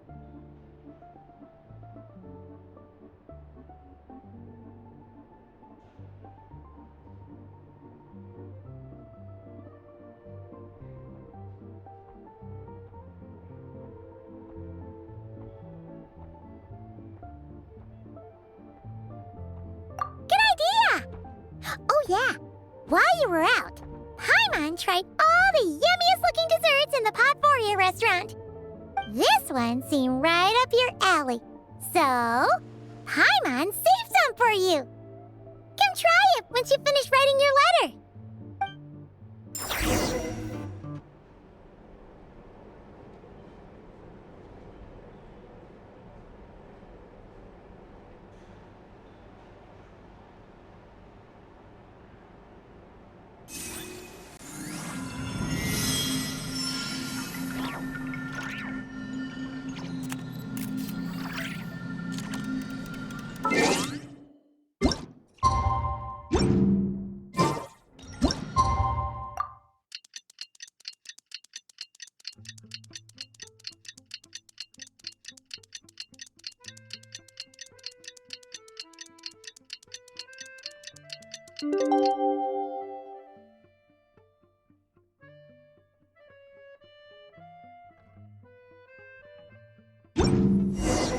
Alosha replied. He says that we won't be able to speak at the Vetcha, but he can arrange for us to attend as visitors. Time to get ready.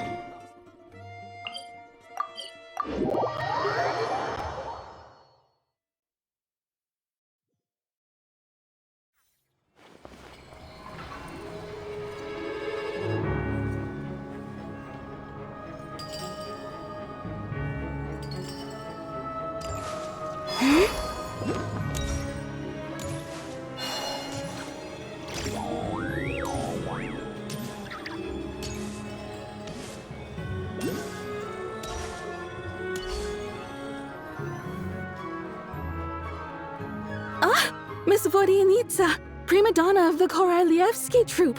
What a surprise meeting you here. Will you be sitting in on a session of the Vetcha? Sorry, I'm not taking interviews today. Oh good, you're here. The session's about to begin. Let's get inside. Please wait, Miss Vodyanitsa. Could you introduce me to your new friend?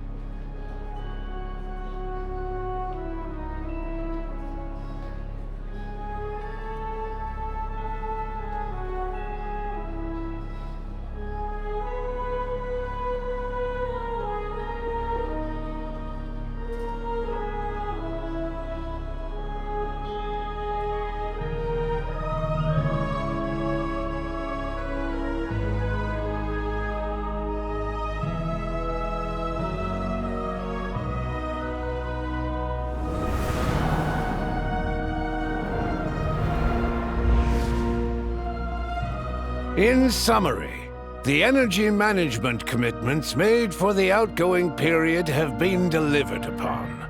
Furthermore, both the production and consumption of Kresnik Crystal show clear signs of stabilizing. The relevant agencies have assessed the present circumstances and determined that the status quo can be sustained until the next period. For detailed statistics, I would refer you to the industry reports that have been distributed to all persons present. It should also be noted that while the recent blizzards have led to a significant increase in people's energy expenses, this is strictly a short-term phenomenon associated with a remotely located monster. Her Majesty the Tsaritsa is giving her full attention to this matter.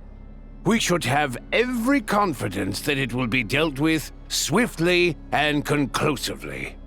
A financial report on disaster relief is also present in this report, courtesy of Pantalone.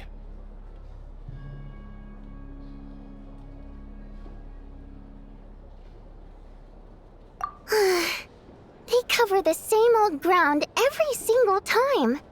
The rooster never seems to mind, but everyone else is getting tired of it. There's a general lack of trust. People aren't seeing any tangible benefits that affect them directly. Of course, none of that will be reflected in any of the reports on the table. Yeah, if it weren't for these hard copy documents, I could have at least made something up.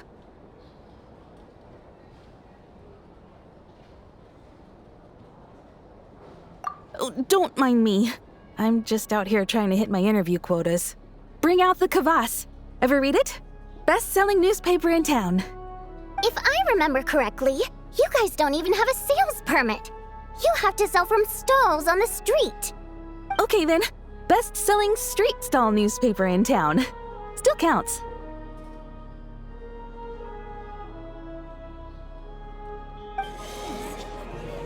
Order! We will now open the floor to the representatives. If there are no further substantive issues to discuss, we will then proceed to a vote on this motion. Snezhnaya has a long tradition of treating members of the Fatui armed forces and their dependents favorably. But recent surveys shows that Fatui families in remote areas have access to 15% less crystal than the average civilian family in Snezhnograd. It's been said many times before, but it bears repeating now.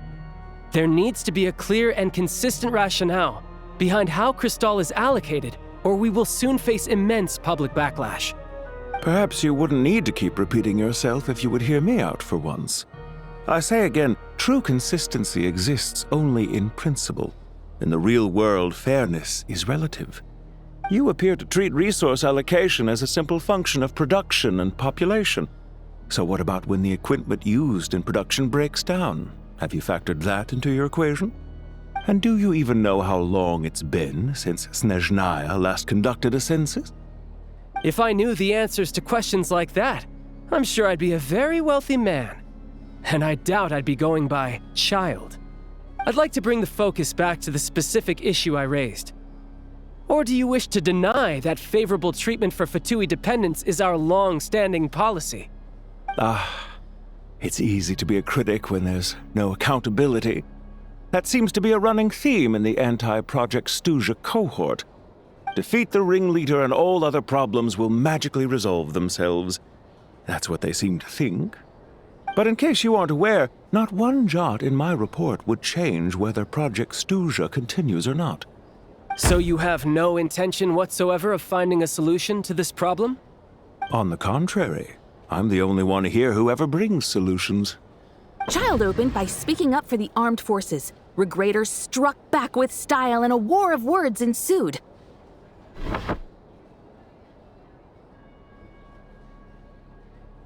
Our reporter was live on the scene to get the audience's reaction as it all unfolded. Who do you support?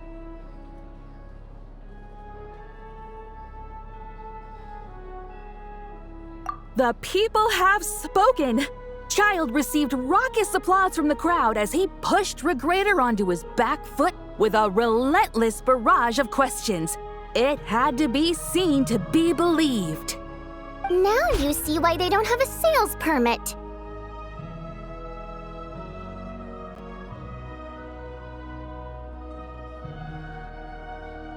However this reporter wants to spin things, I haven't forgotten that Tartaglia was representing the Northland Bank when we first met in Liyue. So surely, their relationship can't always have been this strained. You two are getting off topic. Let's focus on what the data is saying. Mr. Pantalone, may I speak on your behalf? Oh, please do. I'm more than happy to save my breath.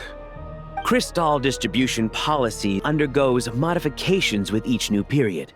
The ultimate goal being to find the most reasonable method of allocation, which I believe is what Mr. Tartaglia also seeks. But I fear many may have been misled on this topic by extremist activists. To clarify, Project Stuja is not the root cause of the problem. It is merely a framework for resource distribution. The most recent reports all point to Snezhnaya's resilience and adaptability during this period of fine-tuning, and give clear indications that a distribution framework is improving with each iteration. To make drastic adjustments without first considering the risks would likely do more harm than good. It would be a waste of the hard-won experience we've gained to date. Renowned scholar of finance, Arapov spoke up to clarify the fiscal logic, clearly alluding to social organizations like the Rokot in his words. With the notorious Lelek still active to this day, should the Rokot be held responsible? No, there is someone else to blame.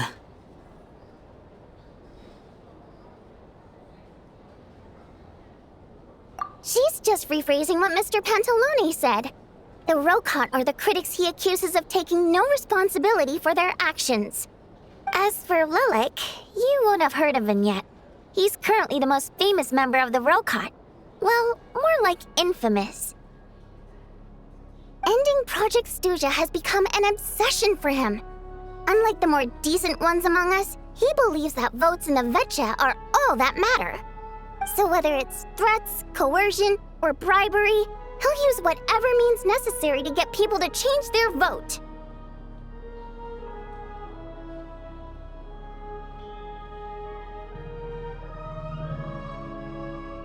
And since we're already on the subject, what do you think of Lelek's methods? Are you for or against?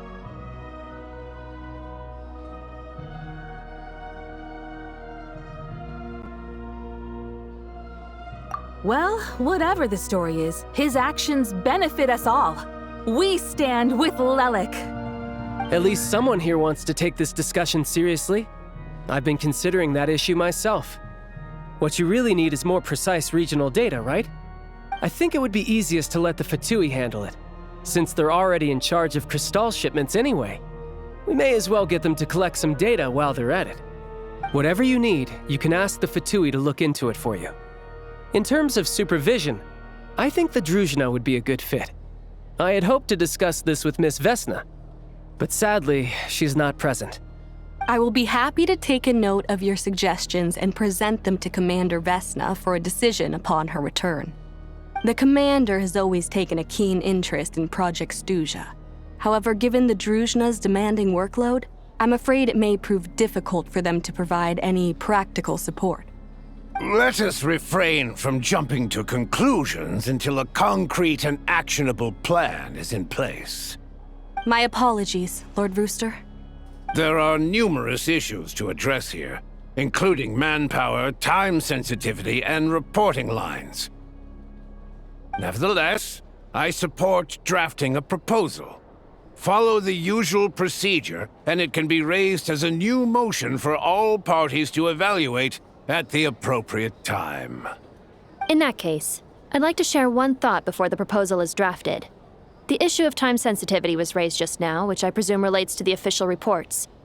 In fact, the Energy Commission already collects regular statistics on each urban center and its surrounding area. Would these be of any use? That's a good idea.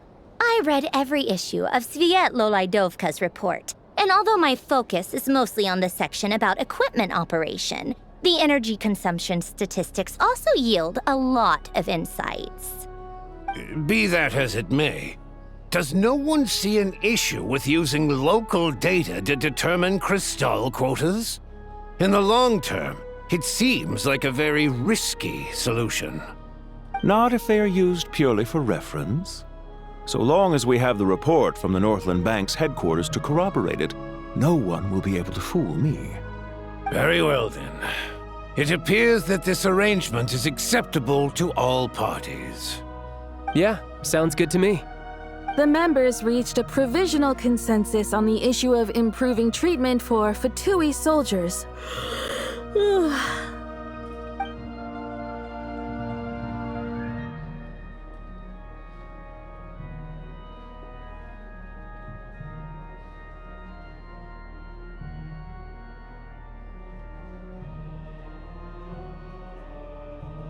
Today, the prima donna of the Korylevsky troupe attended a session of the Snezhnograd Vecha in the company of a dashing young man. The question on all our minds is, what is the true nature of their relationship? Write anything like that again, and I'm revoking your permission to interview the troupe.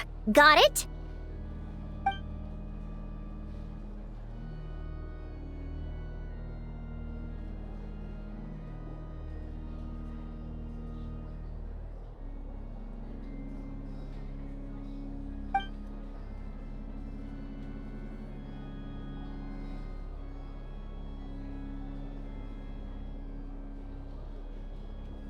Now then, if there are no further contributions from those present, we shall proceed to the final vote.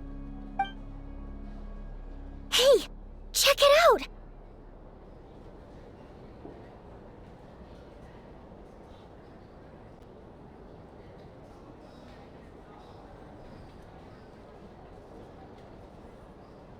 What made him vote against? Why now?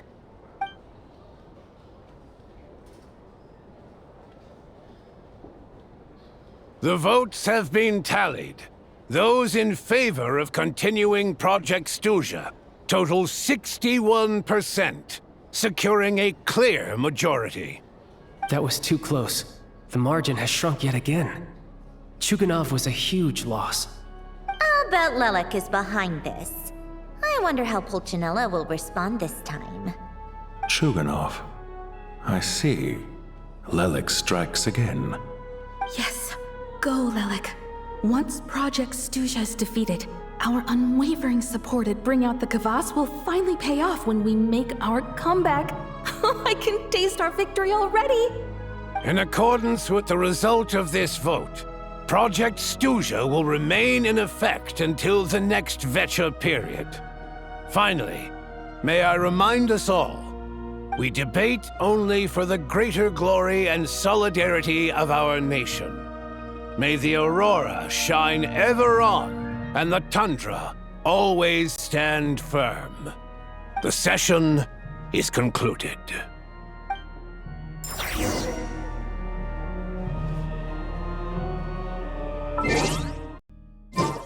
I used to take long walks in Silver Moon Hall every day. So I have to say, I really wasn't expecting Chuganov to vote against Project Stuja. Well, in principle, Snezhnaya's business and political elites ought to be the ones least likely to oppose it. As we heard, Project Stuja is basically just a resource distribution framework that requires everyone to cut back during the winter. But even if the policy got cancelled, the Tsaritsa's energy needs wouldn't suddenly go down. The extra demand from the public would have to be filled from somewhere. So logically, the factories would have to take the hit. I got a letter from Mr. Mitya just before today's session. He said he's confirmed that there are issues around overtime and excessive energy consumption at the Iskra manufacturing plant. In a situation like this, once the Rooster receives the report, he'll order the factory to halt production and submit to an investigation before issuing a penalty. But that's a week-long process, and thus didn't make it onto the Vecha agenda this time. I don't think he suspects anything so far.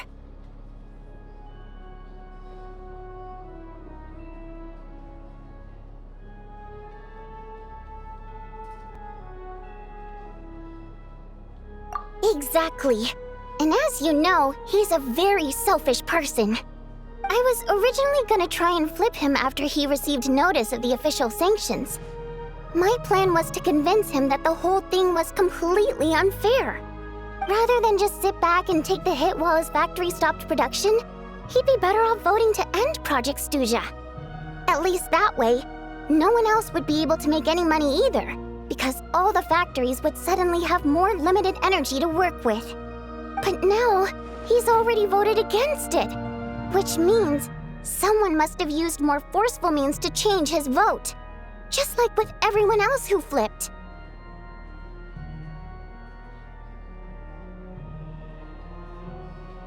Yeah, no one knows why Lelek is so obsessed with ending Project Stuja, but by the looks of it, he's inching closer and closer to success. Lelik must have strong motivations, given how he'll stop at nothing to achieve his goal. Maybe he knows the full truth of Project Stuja. Maybe my next step should be to focus on him. Oh, right. What are your plans for the rest of the day? Shall we head out? Hey, comrade. I noticed you were here during the debate. I didn't take you for a political enthusiast. Greetings, Harbingers. I just happened to have some free time today, and my new friend here thought it might be fun to check out the Vetcha. Ah, Odette must have introduced you. Looks like you two are getting along pretty well. I'll leave you to catch up. I should head back to the troop. Sure. Break a leg and all that.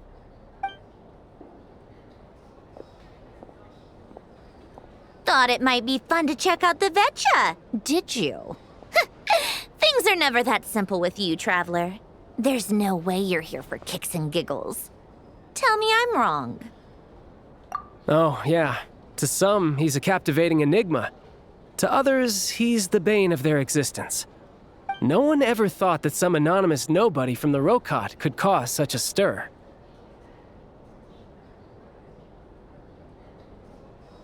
Huh? You want to look into Lelik? Then I'm sure his days of anonymity are numbered. What do you think, Sandrone? Fine by me, I guess. If the Traveler actually manages to expose Lelik, it'll be doing Pulcinella a favor. In return, it seems fair to let him in on what we've learned so far. My thoughts exactly. Sharing is caring, after all. Head back to Glupov and grab the files on Lelik. It's easier to just pull the records than go through the rigmarole of getting the Traveler a visitor's permit. As you command, child, sir. In that case, since we're going to be waiting anyway, I'll have someone brew a pot of black tea.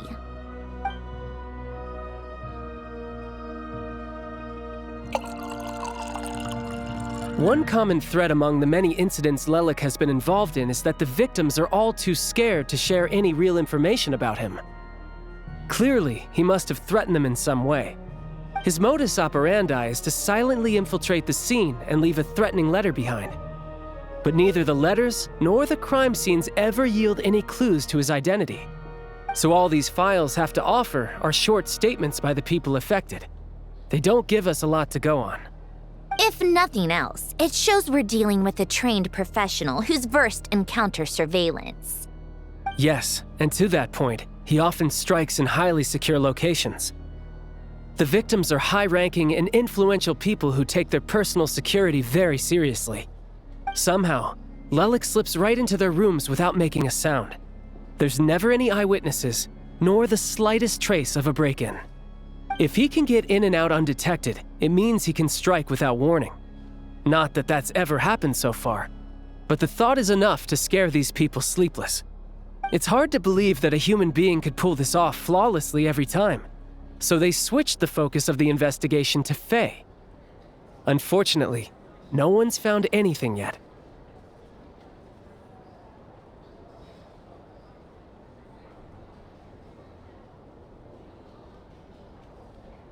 Careful.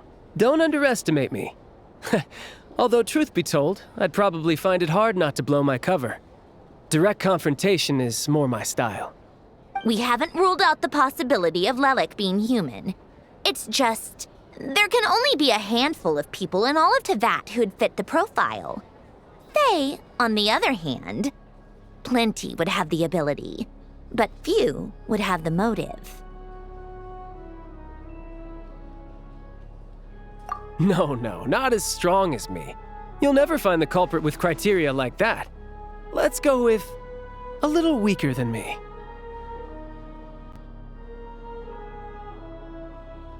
Oh, you hit me right where it hurts. I'll admit, he's strong and meticulous. But can we at least limit this to candidates who have something to do with Snezhnaya? He's just trying to find a reference point. Stop getting fixated on who's stronger than who. But that's the most important thing. In my opinion, anyway.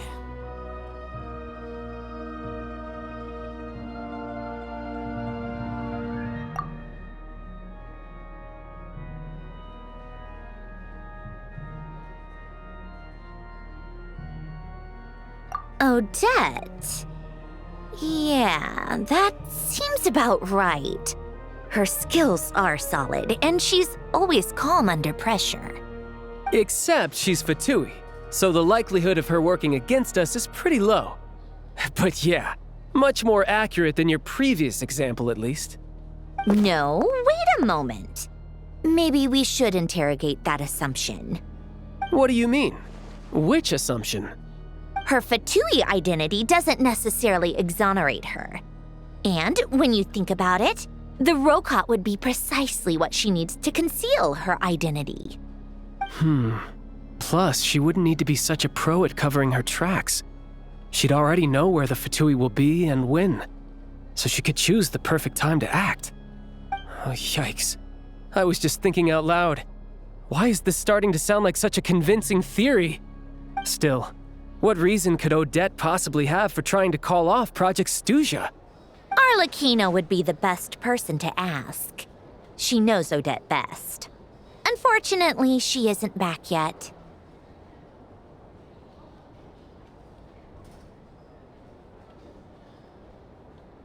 Rosaline used to open up to her in private about her struggles with Odette.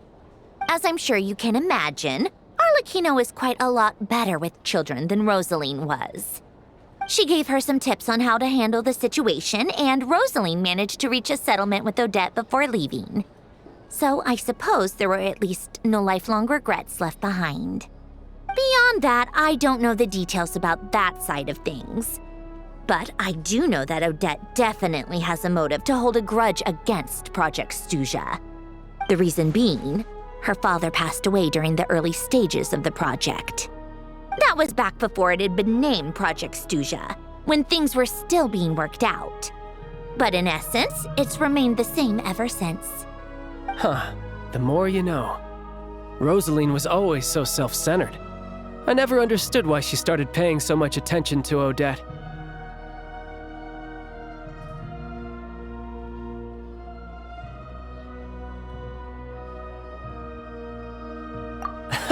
Is that such a surprise? If you cast your mind back, you may remember that Rosaline and I weren't exactly close. We had tea together a few times, but that was about it. Odette's past is no secret. Her father was a fatus and her mother was a very famous ballerina. On the surface, it looks like she followed right in her parents' footsteps. But the truth is quite a different story. After her father passed away on a mission, her mother was overcome with grief. She broke her leg during a performance and could never dance again. Odette was only interested in ballet at the time, but this tragedy left the family with both breadwinners gone. They could barely make ends meet. Per Capitano's policy, family members of Fatui who died in the line of duty had to be appropriately accommodated and provided with adequate assistance. So, regardless of how Rosaline may have felt about it, it fell to her to resolve the issue of Odette's family's livelihood. In the end, the solution they agreed upon was to have Odette join the Fatui. Right, because the alternative would have been a one-off compensation payment, I guess. In that sense, joining up was definitely the better option. Still, she must have had mixed feelings about it, right? If she doesn't even like the Fatui. It's just a theory, a possibility. But as a motive for Odette to become Lelik, it holds up. That said, I have no idea where Odette's head is at right now, or what her conflict with Rosaline was about. Plenty of people were on bad terms with Rosaline. I have no intention of trying to figure it all out. Yes, but there's not much point in discussing that now. Yeah, back to Lelik. Since our investigations so far have turned up next to nothing, we've got nothing to lose by trying a new angle. Funnily enough, Tonya and I had actually made plans to go to the theater tomorrow to watch Odette's rehearsal. Unfortunately, thanks to this Lelik situation, I'll be stuck working overtime again. Which means you can go in my place. No point wasting the ticket, plus you'll get to meet Tonya.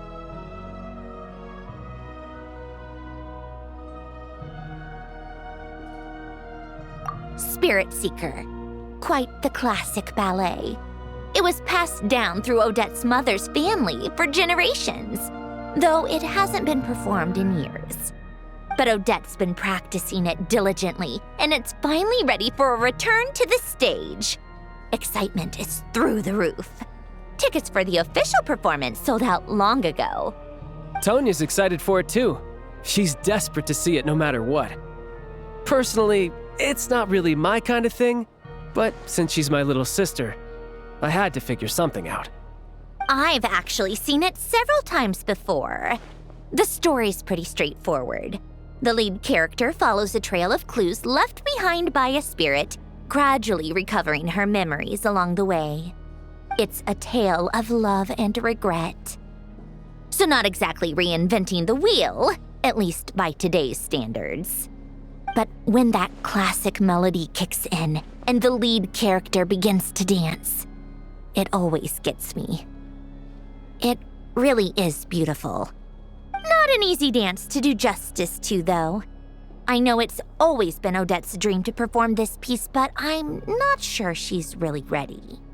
In that case, I think that even if she is Lelik, we should wait until her performance is over before we respond.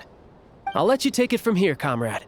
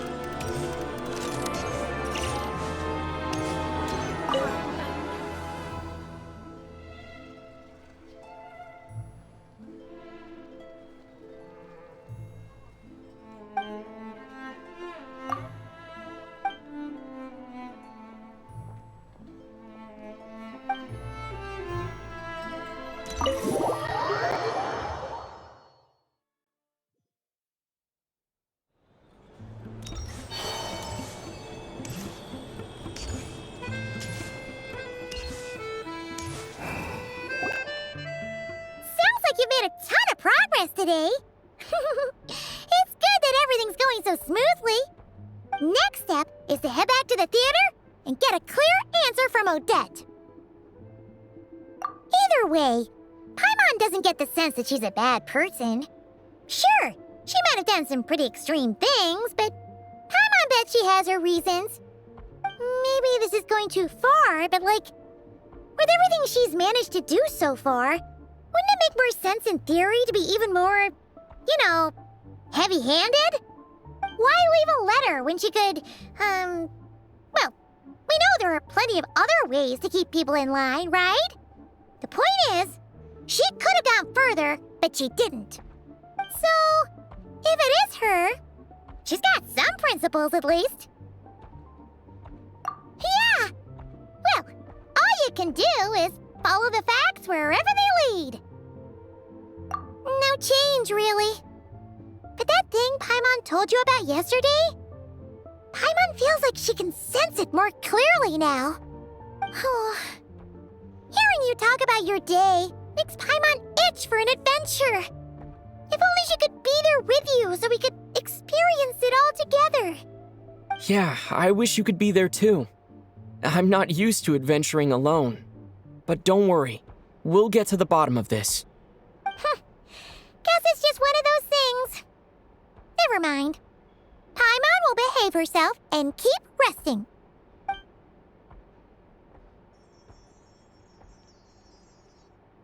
If Odette is Lelik, she may well have inside information on Project Stuja. Her father was involved with the project's early implementation and tragically died in the process. Now, she's dedicated herself to bringing it to an end. It's hard to imagine she could have gotten this far without knowing anything at all about the Tsaritsa's true intentions. When she spoke to us as a member of the Fatui, how much did she let on? And how much was she hiding? Only time will tell. Maybe tomorrow, everything will be answered. Hey, look! It's snowing! Could be a tough day ahead. Make sure you wrap up warm tomorrow.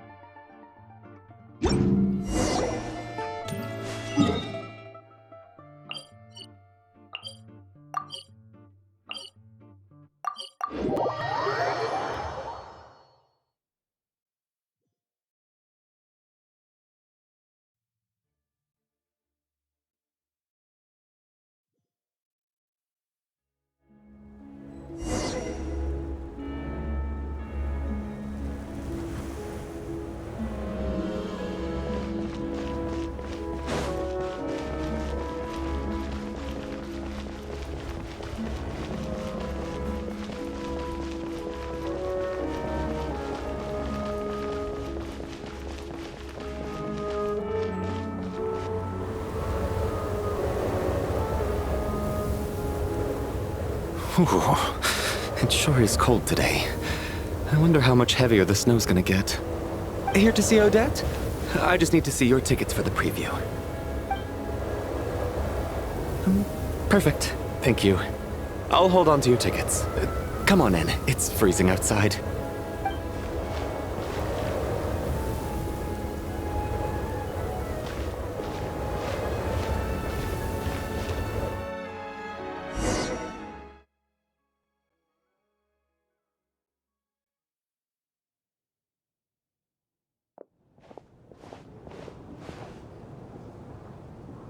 I think I'll leave the Lelic question until after the show's over.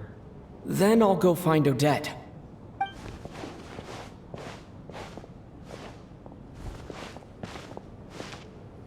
Child said he was originally going to come with Tonya.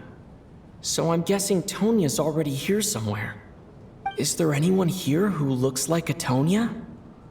Let's see. It's a small audience. Makes sense for a preview. But wait, I do see some familiar faces. Mr. Chuganov's back again by the looks of it. Oh, and is that Mitya? And that Fatui officer, Valeri. Guess he must be playing cat and mouse with Mitya again. Oh no, it looks like the show's starting and I still haven't found Tonya. Never mind. I'll just have to take a seat for now and see if I can catch her afterwards.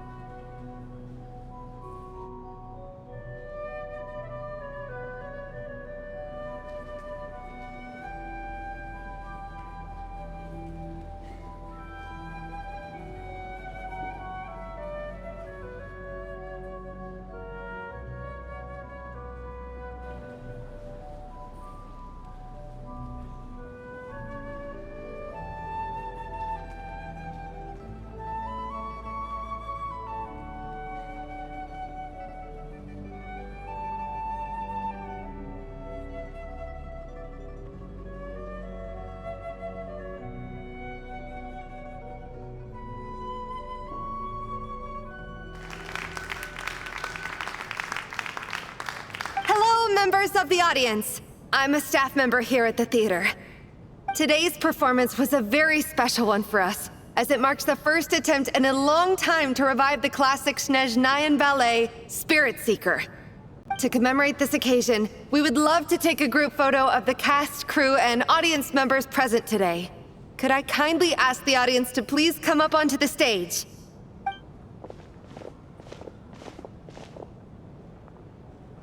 All right, everyone, huddle in a little more. Now, look at the camera. 1, 2, 3.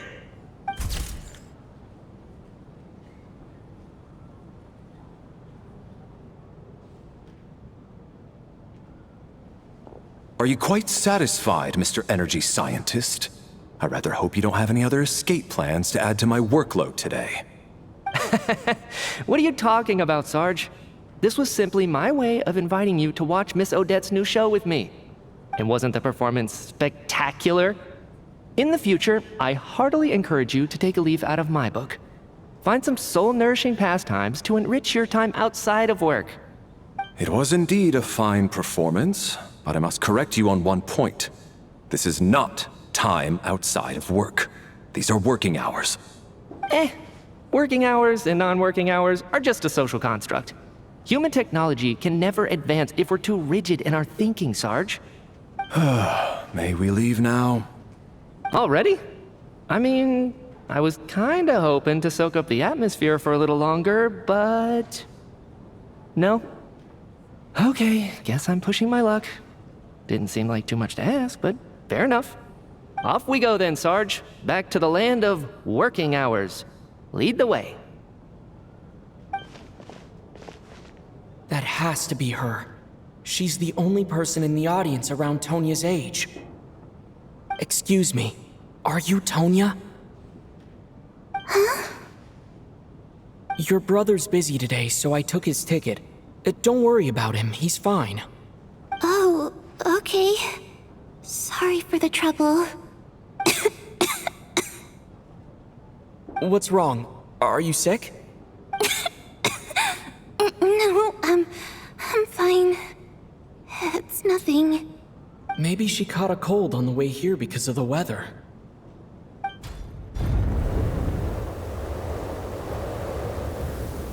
I haven't seen snow like this in a long, long time. It's most unusual. I know. It's completely white out there. You can barely see a thing. I've never seen such heavy snow in my life. Let's wait it out for now. You'd be lucky not to freeze to death in this weather, let alone find your way. Well, look at that. Maybe we shouldn't be in such a rush to get back after all. What do you think? Let's wait and see. Why do you need to take it so seriously? Fate has given us this wonderful chance to take a break. We owe it to ourselves to make the most of it. Come to think of it, there's a small inn not far from here that always keeps plenty of extra blankets on hand for guests. I know the route well. Shall I head over and borrow a few blankets? That way, anyone in a hurry can wrap up warm for the journey back. Just remember to return them next time you're over this way. Sir, there's really no need to go to all that trouble. Hey, it's no trouble at all. Wait here, I'll be right back. What a kind gentleman. Very good. My wife and daughter are waiting for me at home, so I shall be heading back as soon as I get my blanket. So... are you expecting us to go back to the Armory Palace wrapped in blankets too? Don't worry about that. I made arrangements in advance. Should I not return to the Armory Palace within 3.5 hours after Operation Showtime begins, an armed squad will be sent to collect us. They will escort us back. You are one of our key military personnel, so any weather-related risks must be eliminated. Operation Showtime? So, wait. Every single time you drag me back to work when I sneak out, it's a whole official operation? I gotta say, you've really turned this into quite a moral dilemma for me. It's snowing pretty hard out there. I think you should stay here for now. You seem a little under the weather. Sure. My brother might come pick me up in a bit anyway. Time to get to work. I should head backstage and find Odette. I need to look her in the eye and ask her about Lelik. Excuse me, are you looking for someone? Ah, you're a friend of Elosha's. I think he's busy moving props backstage right now. Sorry, but that area is currently off limits to everyone except the cast and crew. Huh. Bad timing, I guess. Well, I might as well stick around. I doubt Odette will be leaving before the snow lets up in any case.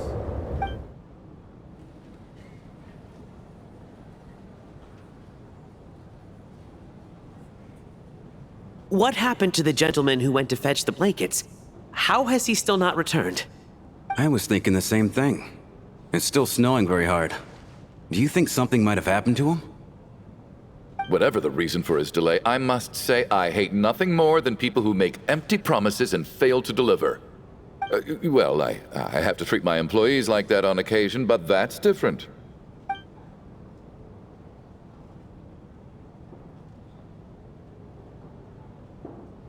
You seem anxious, Mr. Valeri. It's been nearly 4 hours since I left the armory. The army should have arrived to extract us by now. They know how much I despise tardiness and disrupted plans. There's simply no reason that they shouldn't have shown up by now, barring exceptional circumstances. Surely a snowstorm like this one counts as such. Few things in this world can stop the Snezhnayan army, Mr. Mitya. And a snowstorm is certainly not one of them. Why don't you go out and take a look? They might be right outside, waiting for your orders before they dare come in. An absurd hypothesis. I have no intention of leaving your side for even a moment until I have escorted you back to the Armory Palace.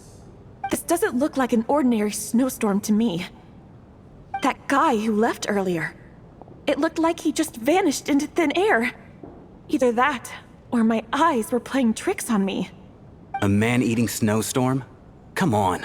Night hasn't even fallen yet. Spare us the ghost stories.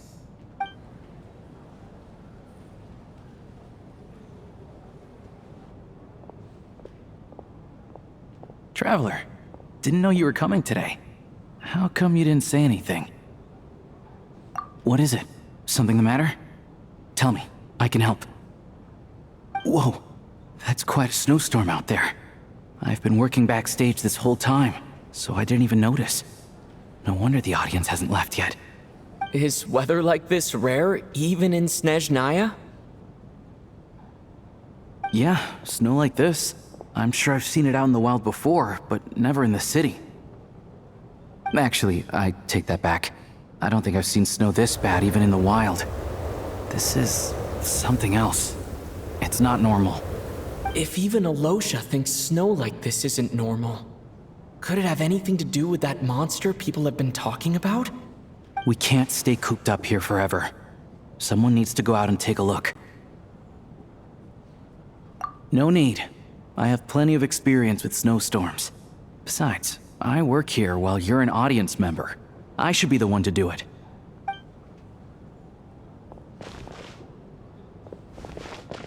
Everyone by the door. Careful not to let the snow soak into your shoes. In a snowstorm, you gotta look after your toes above all else. Heading out, my man? Be careful. I've been told the snowstorm eats people alive. Thanks for the advice. I am planning to be careful. I just want to take a quick look at the situation out there.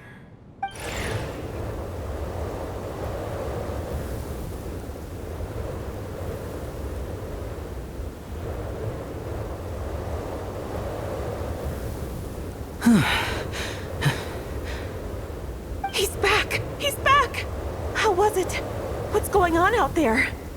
Did you see any soldiers patrolling the area? Something about this storm isn't right.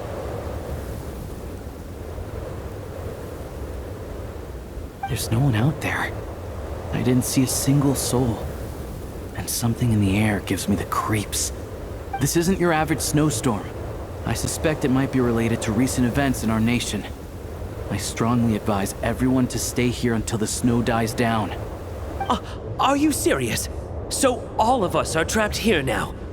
That sounds a little far-fetched to me. You want to go outside and see? I, for one, am not risking my neck in that weather.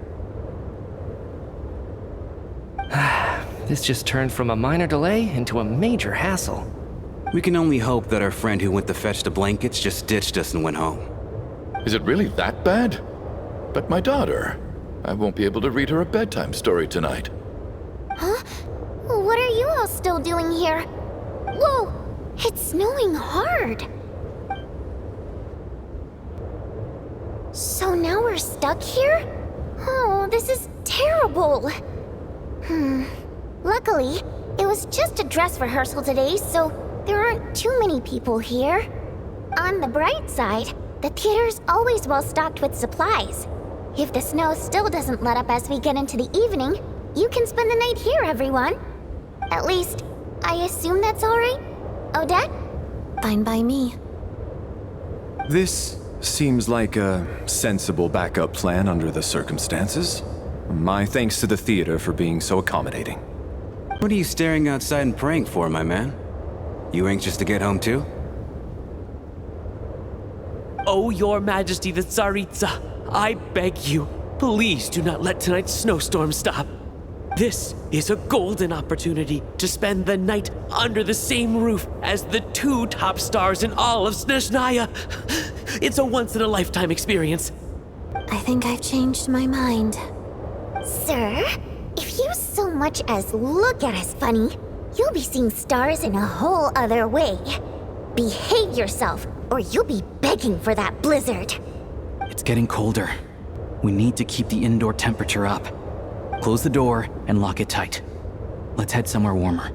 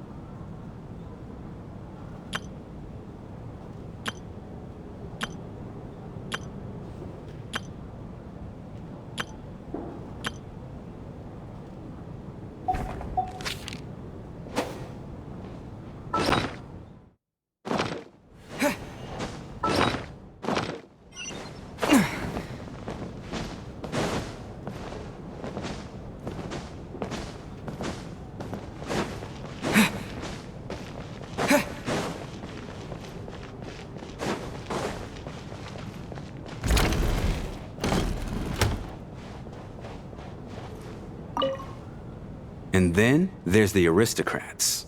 Easiest of all to deal with. You don't need to use any force whatsoever. All you... I don't. Because nothing horrifies them more than the thought of a cheap, coarse rope leaving creases on their precious million Mora coat. Well, look at that. I got myself a new listener. Hey there. Let me introduce myself. The name's Shram. And I'm a And I am Chuganov, an entrepreneur. If my name is unfamiliar to you, you will no doubt have heard of my factory, the renowned... Are you really that famous, Mr. Chuganov? How come I've never heard your name before? Excuse me? Is that a joke? Or are you being serious? Oh, I'll have to ask my rope later. He's probably tied up more entrepreneurs than I've ever heard of.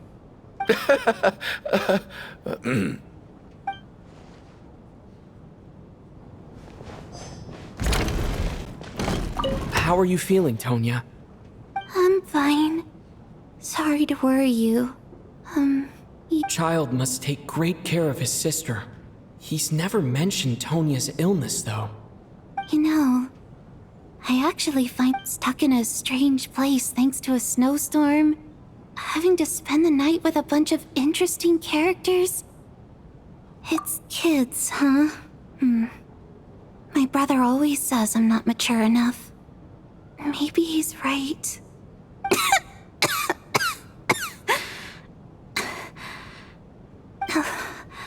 I'm fine, really. Just got a little overexcited. Look after yourself. Otherwise, your brother will come after me.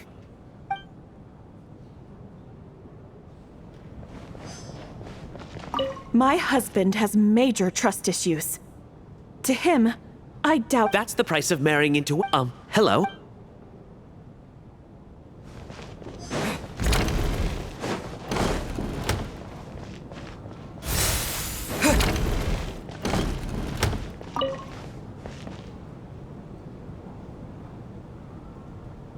I it's ever been this lively backstage before. I didn't know you were coming today.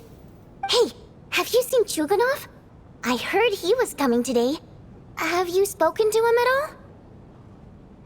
I'm with you. This could be just the chance we need. Yeah, I gotta figure out a way to coax some more intel out of him. I want to know why he suddenly changed his stance on Project Stuja. What exactly happened before the most recent Vetcha vote? For the Rokad, or just out of personal interest? Shh! There are other people around. Don't say the R word.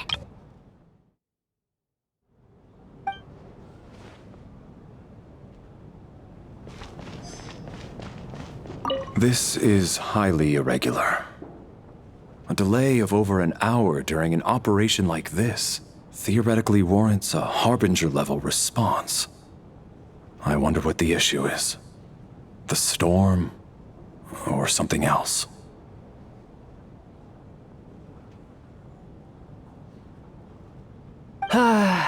Sarge, the day you learn to let go and just enjoy moments like this is the day you'll finally understand the meaning of life. Ah, why, hello, sir. I believe you were the one sitting at a nearby table back at Podvorye Restaurant. Any friend of the theater's star performers is a friend of mine. It's a pleasure to meet you. I'm Mitya from the Energy Commission. Greetings. Major Valeri, head of the Special Assignment Battalion. Armory Palace Royal Grenadier Guards, 1st Regiment. I am here to ensure Mr. Mitya's personal safety. Please let me know if I can be of any assistance. Mr. Traveler, I cannot help but notice that Miss Odette is stealing glances at me. Any idea what that could be about? I've racked my brains, but I can't think of anything I might have done to offend her. Perhaps she noticed me spacing out during her performance? What? You mean I really did do something to upset her? Well, thanks for letting me know. So, Mr. Mitya, is your work related to Project Stuja? Yes, that's right. The higher-ups in the Fatui transferred me from the Energy Commission to the Armory Palace because they wanted me to... Really? I can't even talk about that? Pretty sure it counts as part of my private life. All right, I won't say anything. Sorry, Traveler. As you can see, I'm afraid this pleasant chat will have to end here.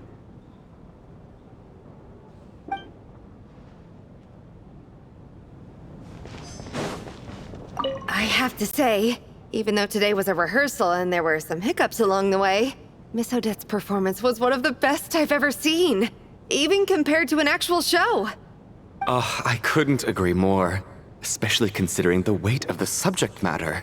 It takes a truly seasoned professional to do justice to a theme like love and regret. Do you think we were coming on too strong? Odette's ignoring us again. What about you? What did you think of today's performance?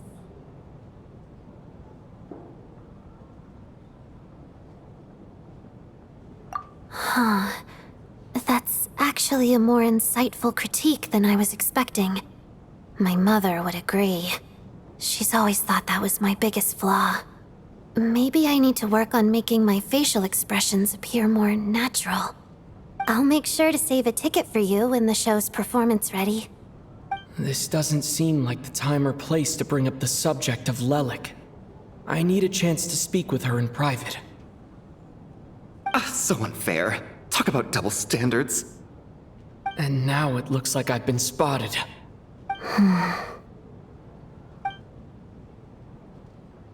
You know Mitya too? No, I don't. I just have a feeling that he might be dangerous.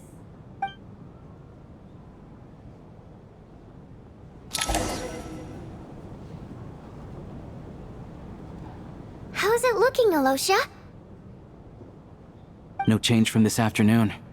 Heavy snow with no sign of slowing down. May I have your attention, please? The storm is unlikely to stop tonight, and it'll be even more dangerous outside at night than it was during the day. We at the theater owe everyone here a duty of care. Therefore, We strongly suggest that you stay on site overnight and avoid going outside unless absolutely necessary. In a few short moments, we'll give you a tour of the theater's various quarters. You can choose to sleep in the VIP room, the office, or backstage. Or on the stage if you'd prefer. We won't mind. I'll pass on sleeping on the stage. What if the snow is stopped by tomorrow morning? The early birds in the audience might think we're part of some experimental new show. A drama about sleeping? That could be fun. Maybe we could come up with a title for the production. What? Gotta admit, I didn't get that one. Anyone who doesn't wish to sleep on the stage, please follow me. I'll show you to the rooms.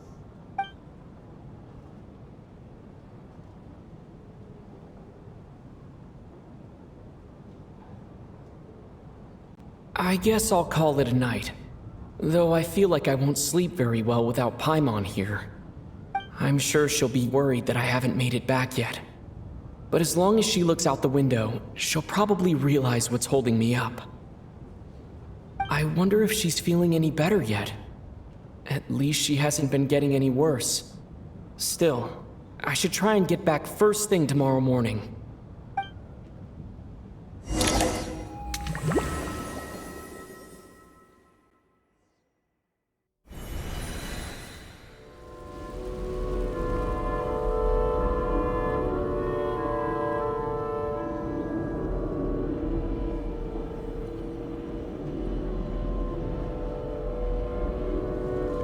Ah, finally.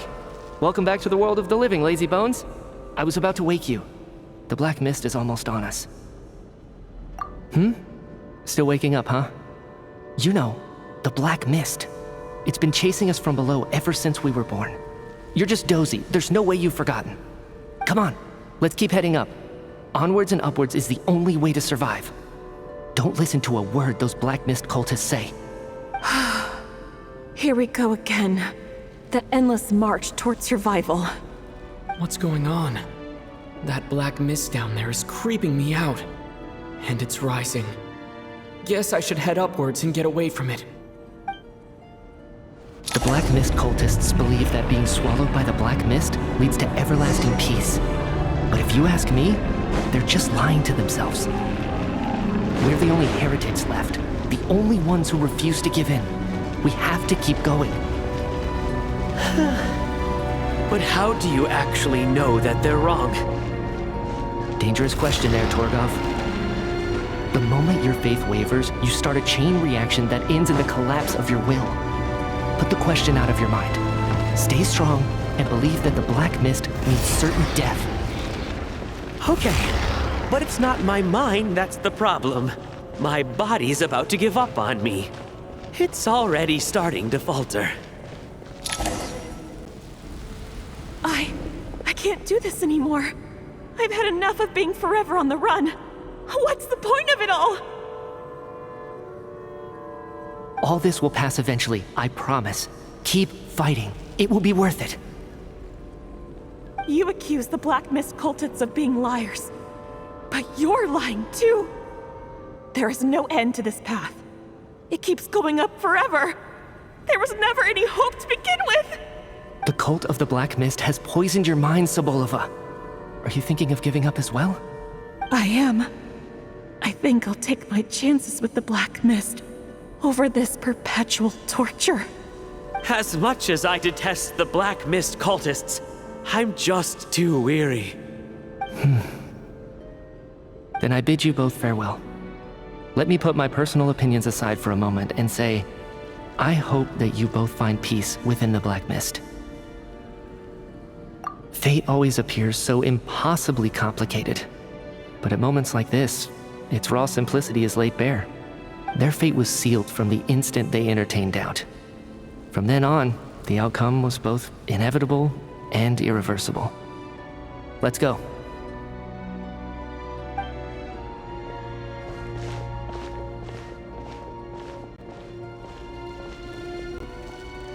Torgov and Sobolova are gone.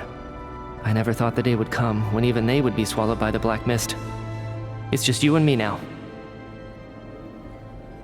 Yes, it looks like it's satisfied.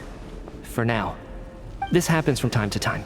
but it won't be long before the Black Mist starts chasing survivors once again. No one knows how to stop its advance for good. Well, we should make the most of the precious moments of rest that those two bought for us.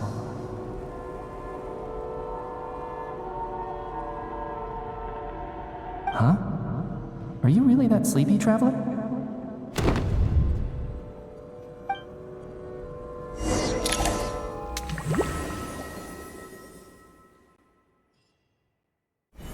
Ah! Help! Somebody, come quick! What is it, Chuganov? What's wrong? Huh? Is it morning already? What's all the commotion?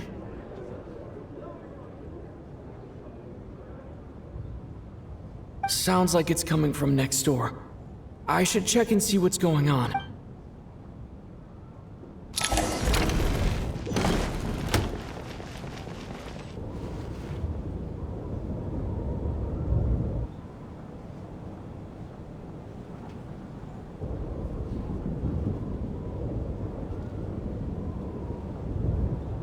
Don't look, Miss Tonya. Stay here. Okay. What happened to them?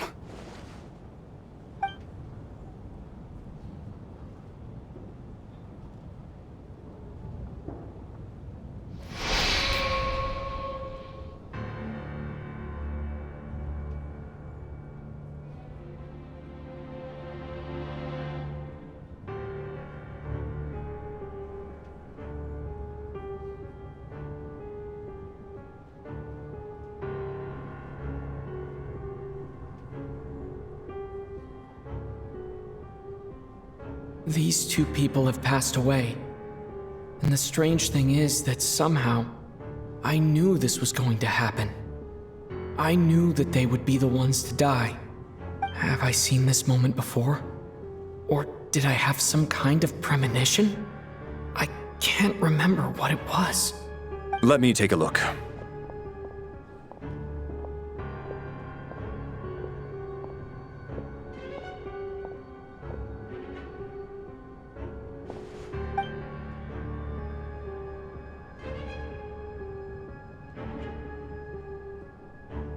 No vital signs in either of them. They're dead. The cause of death, however, remains unclear. No wounds on the bodies, no signs of a struggle, and no skin discoloration caused by the buildup of toxins. But just last night, they were chatting and joking away. This is so sudden. Could they have had pre-existing medical conditions? Even then, the odds of them both dying of sudden complications on the same night are extremely low. It's hard to believe that they died of natural causes, nor does this appear to be a suicide. Who was the first to discover the bodies? It was me. But these deaths have nothing to do with me, officer. I got up early because I wanted to see if the snow had stopped. Then I noticed that the door to this room was open, and it looked like there was a man and woman inside. I just went over to see what was going on. I had no idea they were... I can corroborate this. I was doing my morning exercises near the stage. When I saw Mr. Chuganov heading this way, I followed him. I can also confirm that I didn't see a single person approach that room before him. The snowstorm was raging all night, and it's still going now. There's no way someone could have come in from outside, correct? You mean an intruder? No, not possible. I slept by the door last night as a precaution. There's no way I wouldn't have noticed if anyone had tried to open it. Everyone, split into pairs and search the theater for anyone in hiding or any signs of suspicious activity. I'll follow up with a full search of my own shortly. Go. There is no time to waste.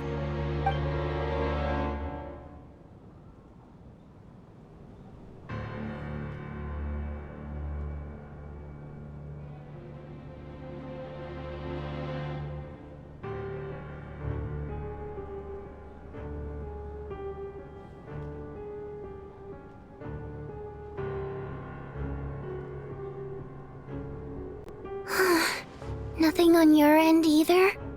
Backstage is clear. No signs of suspicious activity. We checked the basement. Also clear. I don't think there's anywhere here that a living person could hide. Are we certain that the theater doesn't have a back door? Or any tunnel or passageway wide enough for a person to fit through? No, there's nothing like that. If people were sneaking in through some secret tunnel to avoid buying a ticket, we'd have sealed it off ages ago. I also checked the windows. All of them are locked from the inside, and there's no sign of anyone entering or leaving. It sounds like we can safely rule out the intruder theory. If anyone came in during the night in this weather, there'd be no way for them to avoid leaving footprints or water stains. This can only mean one thing. It's like one of those murder mysteries you see in novels and plays, isn't it? The ones where the killer is one of us. We can't quite jump to that conclusion just yet. Could he be right? It's hard to imagine something like that happening in real life.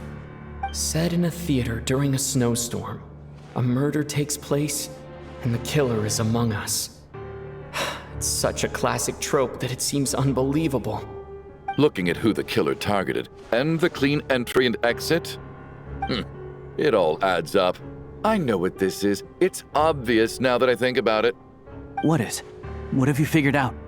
Both victims were wealthy, well-known local merchants. And the door was deliberately left open so I would discover the bodies and witness the crime scene first thing in the morning. Such ruthless methods. This was your doing, wasn't it, Lelik? Lelik? You mean Lelik is among us? And he's the killer?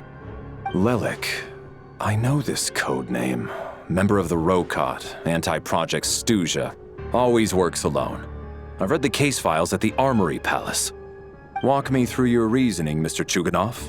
What do you know about Lelik?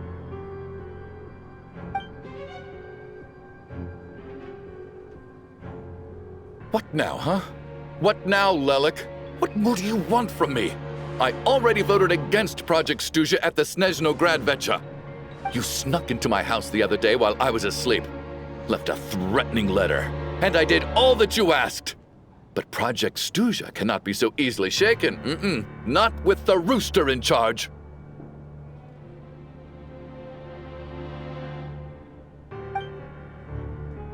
So he really was threatened by Lelik. That makes sense.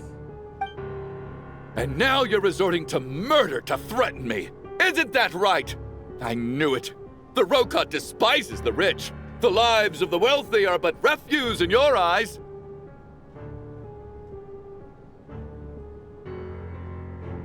Show yourself!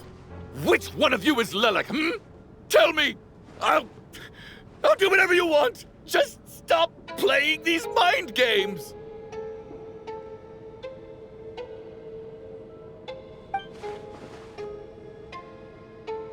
Was this really Lelik's doing? Would Odette really do something like this? If Odette really is Lelik, this seems out of character.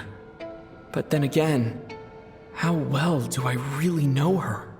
I'm probably the only one here with a compelling theory about Lelik's true identity. But if I reveal it now, I'll be putting Odette in the line of fire. What should I do? I don't think it's likely that Lelik killed anyone. At least from the stories I've heard, he's never killed anyone before. And his name has never come up in connection with any murder cases. Besides, even if Lelik did want to threaten you, why resort to such an extreme and roundabout method? It's not his style at all. Vodyanitsa doesn't know that Lelik might be Odette, but her assessment is pretty much identical to mine.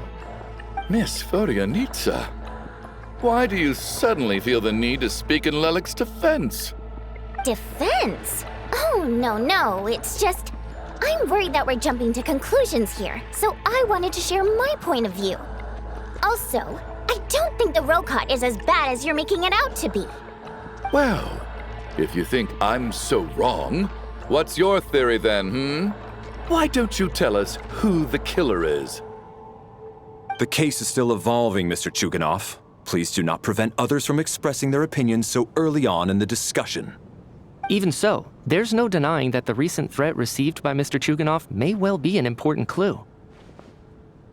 So there's still a good chance that Lelik is right here among us. I can't do this anymore. I don't care if it's still snowing outside. I have to get out of here.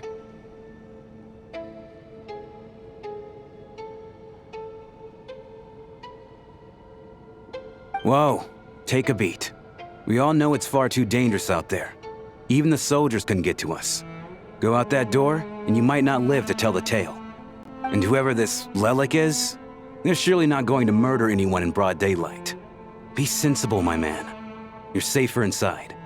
As much as I regret having to say this, I'd like everyone to cooperate and refrain from exiting the premises until further notice. Because as things stand, every one of us is now a suspect. Unless anyone has further information to share, let's adjourn for now. Feel free to keep searching for clues, but make sure you don't go off alone.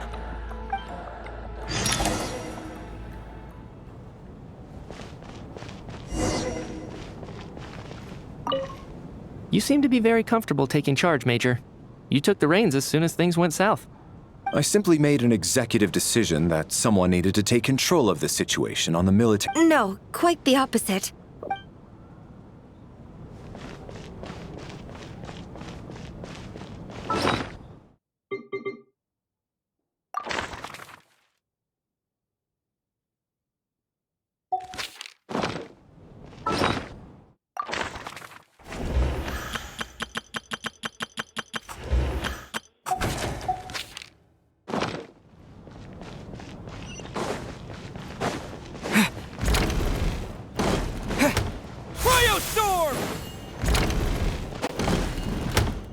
You're right, that was my bad.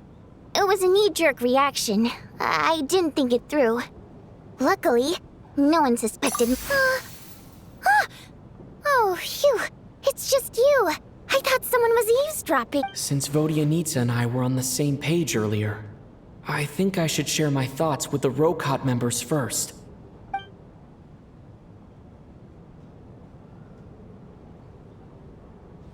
Whoa. Are you serious? I don't know if this counts as gossip, but it's definitely on track to be the juiciest this whole year. Odette? Really? Odette? Oh God, how dumb does this make me look? Lelik has been right under my nose this whole time. Actually, it's exactly what you'd expect. Sometimes, hiding in plain sight is the best strategy. And now that you mention it, the more I think about it, the more sense it seems to make. It all adds up. What are we up to now? 1, 2, 3, 4... Odette's identities. She's my coworker, specifically a ballerina, and also a Fatous, a member of the Rokot. Now, Lelik. It must be so exhausting. I just want to give her a hug. I guess since I've always known her as a member of the Fatui, it never even crossed my mind that she could be involved with the Rokot, let alone be Lelik. I don't understand. If she's with the Fatui, what reason could she have for being so opposed to Project Stusha? Probably best if you ask her that in person. Well, since you waited until now to bring this up instead of announcing it to everyone earlier, does that mean we're all on the same page here? Yeah. Lelik may not follow orders from the Rokot leadership, but as far as I'm concerned, she's never crossed the line. If anything, her actions benefit the poor. We need to confront her face to face. Do you think she'd really admit to being Lelik? I don't know. We'll have to see how it goes. For now, we'll work on the assumption that she didn't kill anyone, and see how much she's willing to tell us.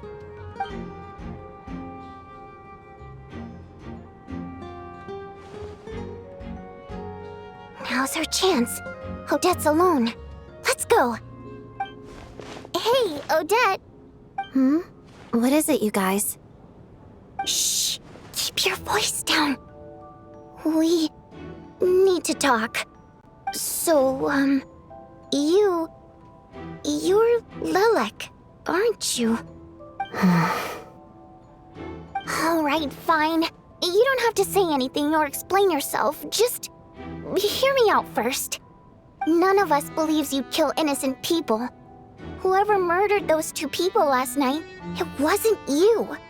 The Traveler was the first to figure out your identity, but he kept quiet during the discussion just now. Still, it's clear where the group consensus is heading. Everyone believes Lelik is the culprit. If your identity is exposed, you'll be in a really bad spot. We're your colleagues, and we know what kind of person you are. I don't want anything bad to happen to you. So, can you clue us in? Tell us everything. The more we know, the more easily we'll be able to cover for you. All right. Yes, I'm Lelik. And no, I'm not the murderer. And thanks, but I don't need you to cover for me. Actually, I'm planning to reveal my identity. Huh? You're gonna reveal that you're Lelik? Here? That's right. I'll admit I was surprised at first when Chuganov guessed that I was here. It was just a lucky guess, but it caught me off guard. But after taking some time to assess the situation and confirm where everyone stands, I don't believe I have anything to worry about. Are you sure you don't need a second opinion? Given the circumstances... Mr. Valeri! What?!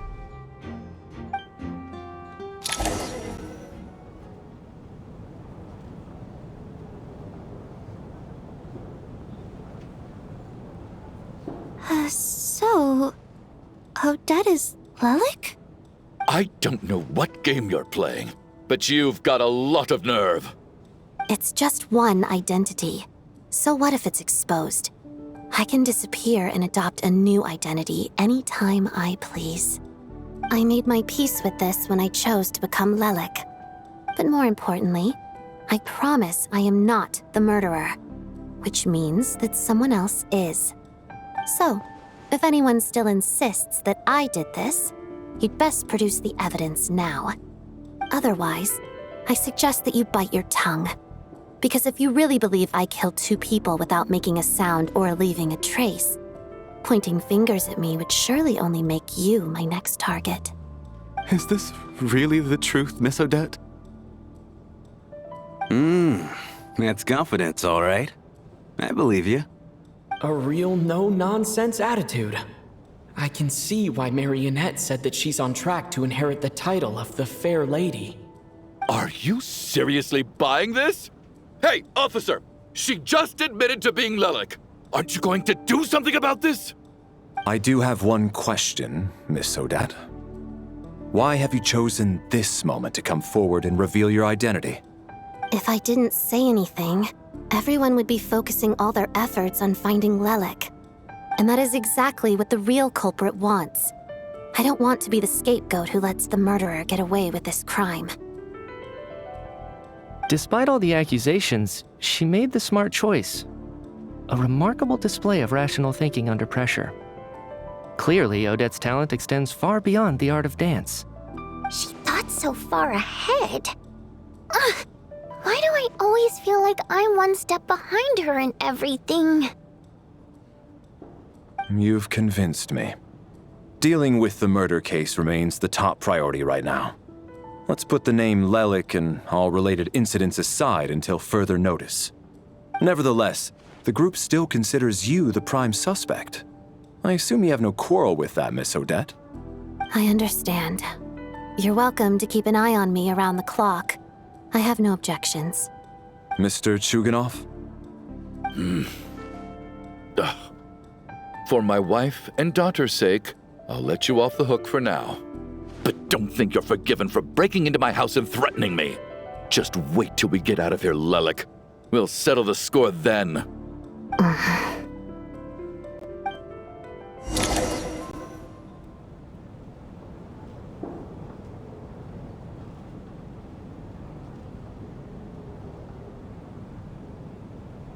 Good work, Lelik guard team. And Lelik too. Here, have some hot water. Turns out Valeri knew about my exploits. So now I've been told I have to guard Lelik with him. Shouldn't you be facing my way if you're guarding me? At the moment, it looks more like you're my bodyguards. If the true culprit is indeed still at large, as you have claimed, we must keep our guard up against them also. Don't worry, Tonya. We'll get through this. Once the snow stops, the officials will step in. The investigation will get easier, and then we'll be safe. But once the snow stops, won't everyone just leave? You're gonna miss us, huh? Well, some of us work at the theater, so we'll still be here. I'll even give you a special backstage pass. Really, Miss Vodyanitsa? That's awesome! You've made a fan for life. Aw, you're so cute, Tonya.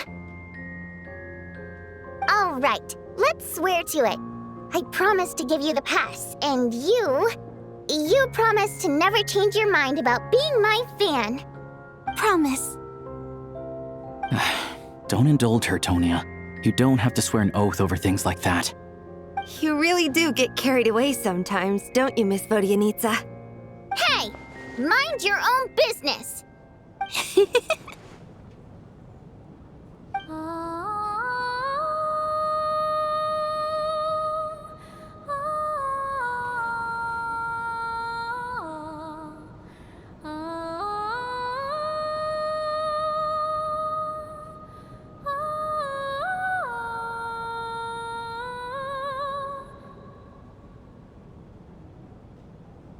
Don't be nervous, Miss Water Imp.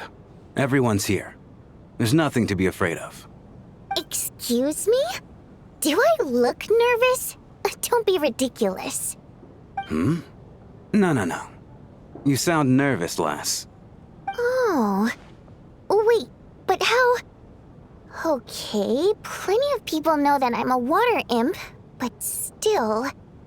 How come you understand our primary mode of expression? Primary mode of expression. I've not come across that concept before. Do enlighten me, Vodyanitsa. Well, it's just... We water imps tend to communicate our emotions to each other by singing rather than facial expressions. The emotions we convey through song take precedence over our facial expressions. So, we think of it as our primary mode of expression. I'm impressed, Shram. I didn't take you for a man of culture, but you're clearly rather learned. It's not about being cultured or not. The thing is, this mode of expression can usually only be understood by other water imps. It's not a simple case of a song sounding happy or sad. And yet, you're clearly human, Mr. Shram. It's really not the big deal you're making it out to be. I think I just have a knack for it. Plus, I have a... very close friend who's a water imp. A delightful lady. But keep that a secret. Anyway, we spent so much time together that before I knew it, I noticed I could understand her expressions. Oh, I guess that makes sense. Still, the fact that you have a water imp friend is even more surprising. I'd better watch what I'm singing when I'm around you from now on. Hey, what are you implying? You're not secretly insulting the audience in your songs, are you? Heavens, why would I do a thing like that? It's getting late. We should discuss our sleeping arrangements for tonight. To guard against the killer, someone needs to keep watch. I suggest that we don't sleep in separate quarters tonight. It will be safer if we all stayed together. As long as someone keeps an eye on Lelik, I'm quite sure we won't have any trouble. Are you saying that you wish to bet your life on Miss Odette being the killer? Nonsense. Of course not. Then I propose the following arrangement for tonight. The Traveler, Odette, and I will form the Night Watch. We'll sleep in shifts, but two of us must be awake at any given time. An excellent idea. This allows us to handle the Night Watch while also keeping an eye on Lelik. Meanwhile, the rule of taking shifts in pairs resolves the other issue. Namely that we can't necessarily trust the Traveler or Valeri either. I expect that plan took you quite some time to come up with, didn't it? Actually, our field combat manual outlines a similar approach. Although the scenario there involves guarding prisoners overnight during field operations. That being said, I must clarify that I harbor no disrespect towards you personally, Miss Odette. In fact, Lelic's numerous covert operations make fine textbook examples for military agents. I care less about respect and more about the fact that you just robbed me of 2/3 of my sleep tonight. I'm calling dibs on being the first to rest. Good night.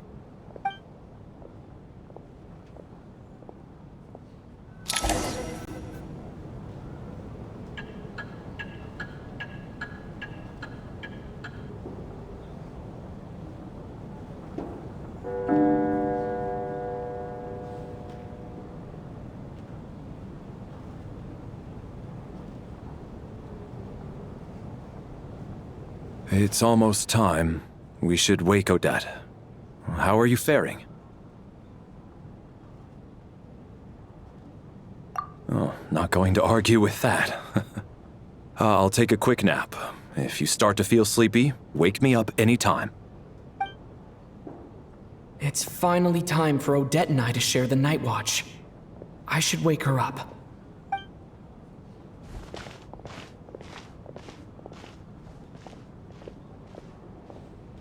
I came here to get information from her in the first place.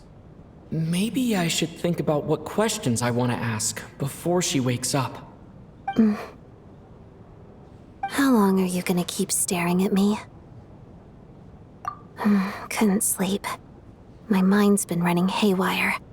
Plus, there's something I've been meaning to talk to you about.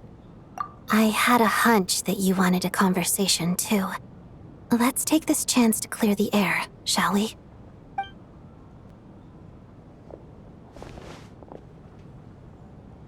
I just had a simple question for you, really. It's, Rosaline.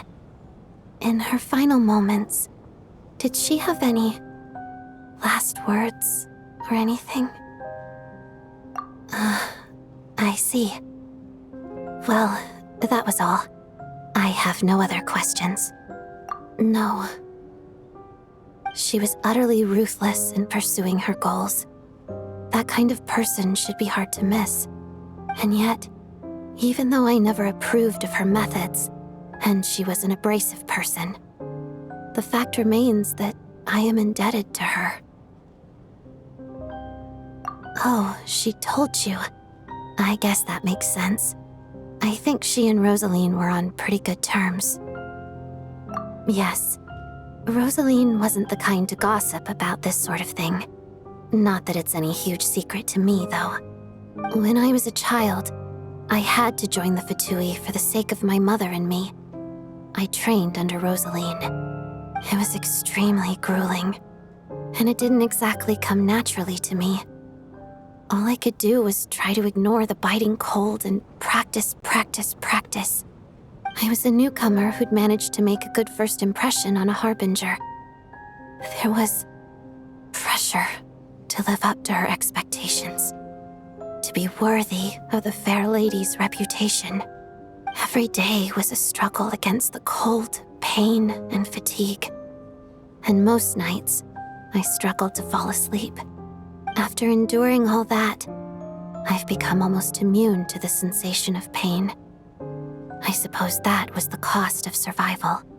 Surely, any child who had to experience that would grow to hate her lot in life, don't you think?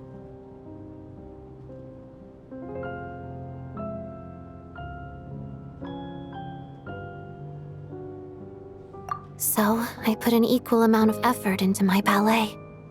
Because in my young mind, that was the only way to defy my fate. It was my way of telling her, the Fatui's demands and your expectations of me are not what I wish for. One day, I will leave. I think she probably blamed my poor performance in training on my passion for ballet. She knew my heart wasn't in it. One time, when I was secretly practicing a dance at night, she suddenly showed up. I knew she was there to catch me red-handed. I told her, You don't deserve to watch the dance I learned from my mother. She looked stunned. I guess she was surprised that I lashed out first, before she had the chance. But strangely enough, on that occasion, she wasn't fierce with me like she was during training. Instead, she fell silent for a moment, and then left. After that, she never interfered with my dancing or asked me how it was going. She never came to watch me dance again either. Not even once. She was. But even now, whenever I take out this core Ignis, I can't help but think of that night. Of the look on her face.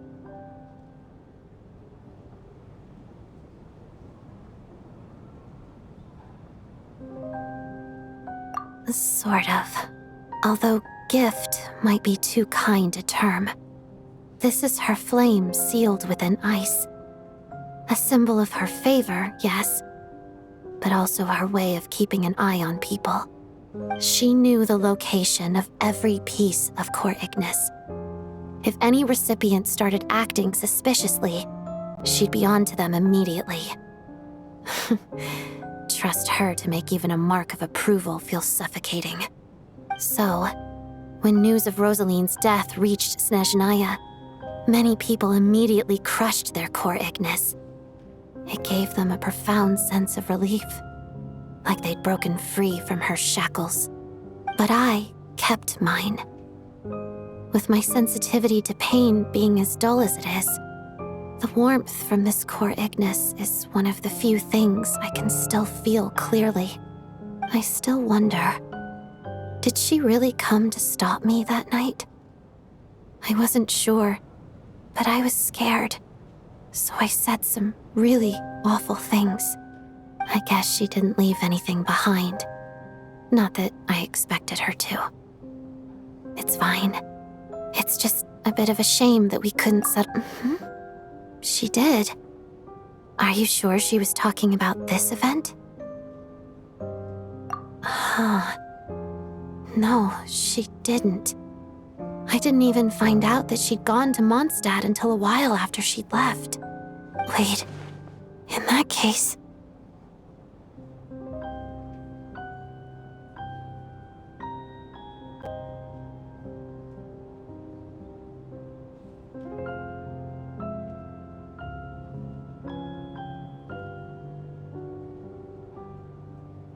Okay, I will. Thanks for letting me know.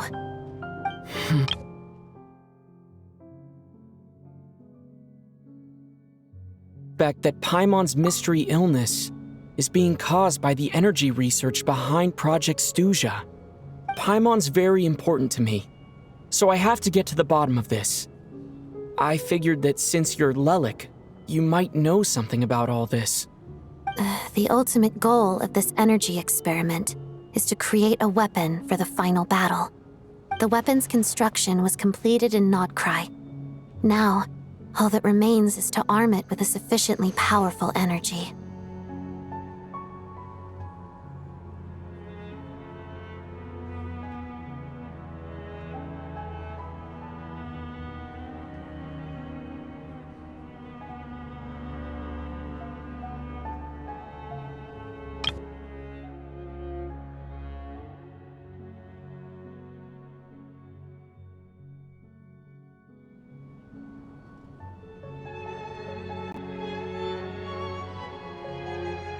Yes.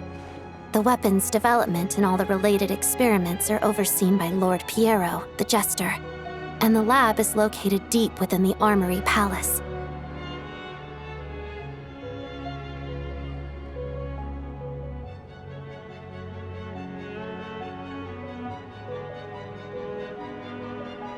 I'm not sure why this experiment would be making Paimon feel unwell, though. The best way to get to the bottom of it would be to go there in person. Once we get out of here, I'll help you apply for an entry permit.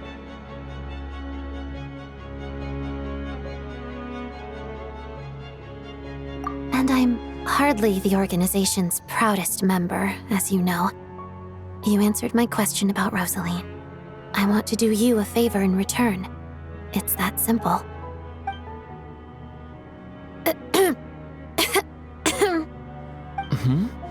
What's wrong? Are you not feeling well? You two seem to be hitting it off. I thought you were sleeping. Of course I was. In the military, one learns to fall asleep quickly, even in the most inhospitable environments. It's vital to staying alert and energized. Why? Is something wrong?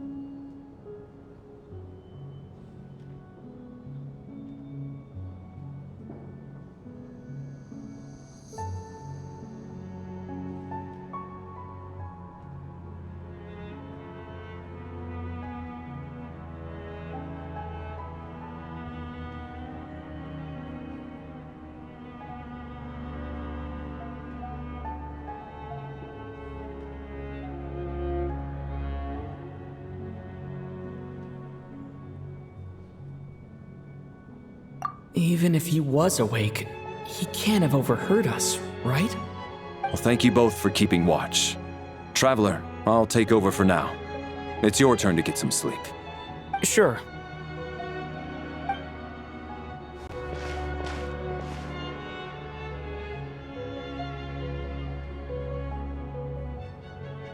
This is our second night here, but at least I've found out a little more about Paimon's condition. I hope she's been sleeping well the past couple of days. Why do I feel like I'm being watched?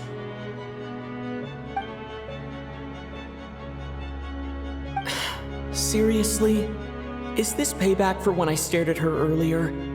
But I thought she was asleep. Never mind. I'd better try and get some sleep myself.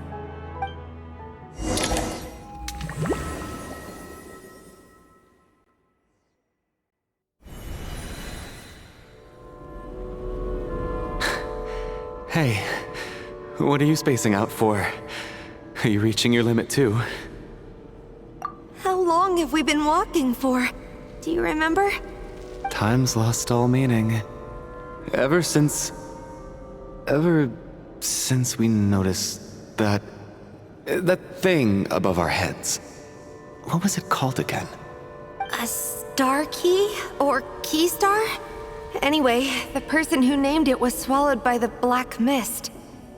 Whatever it's called, ever since we noticed it, we've been walking up and up, hoping that as long as we reach it, we can find a way out of this place.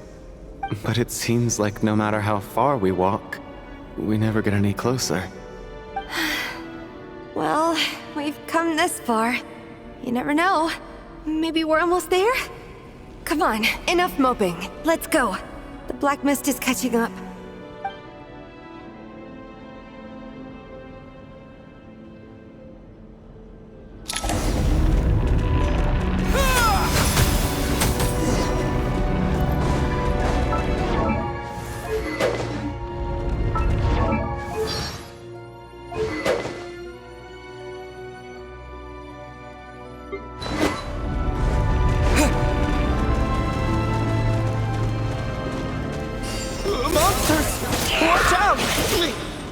Not again!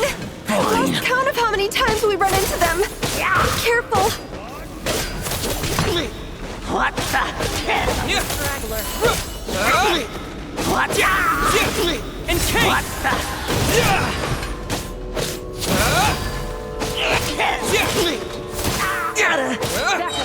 Condense!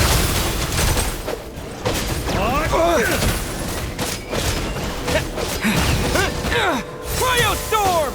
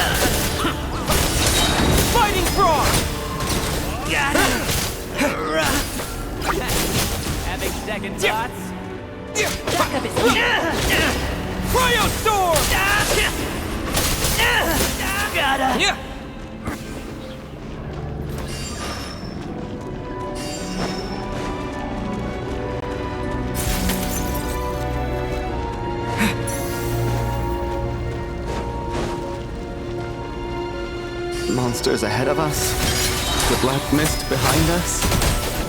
Just...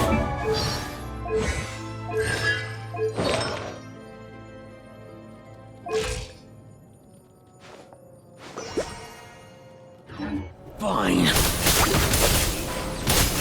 Shut up! Run faster.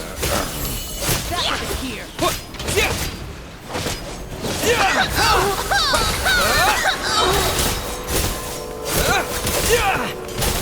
Learned!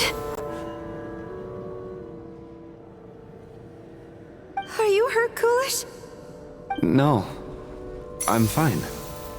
It's just... Suddenly I don't want to walk any further. I get you. In fact, I reached my limit a long time ago. Sometimes it feels like there's hope where there shouldn't be. Yeah. The hope that the star gives us is the only thing keeping us going. But I'm not sure it's real at all. It may just be a collective illusion. Otherwise, why would it always be out of reach? We know you mean well, but you're only saying that to try and encourage us to keep going, aren't you? Thank you, friend. But enough is enough. Please don't give me any more false hope. Hope is poison in this place. You're going to continue, aren't you? I admire that. I've given up, but I wish you the best. May there come a day that you catch up to the star and leave this godforsaken place.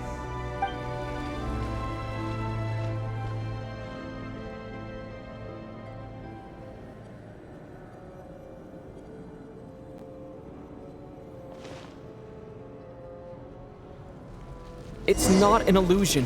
We really are getting closer to the star.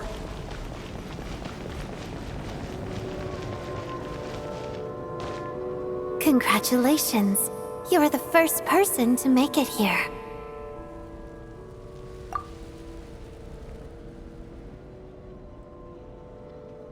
I'm the star's envoy. The black mist has stopped rising. Its hunger is satisfied for now, having devoured your two companions. This is a good opportunity. I'll let you get some rest before we continue. What do you mean, leave? The star represents the starting point. It's the waypoint for the beginning. Congratulations on reaching the starting point.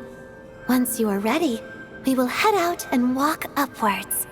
I will be right by your side the whole way.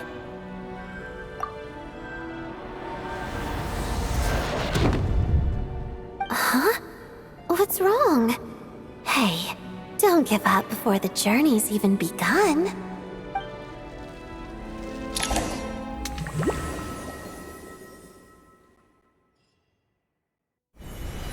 Rampana! Rampana! Is that Vodianitsa's voice? What happened? Coolish, wake up! Please wake up!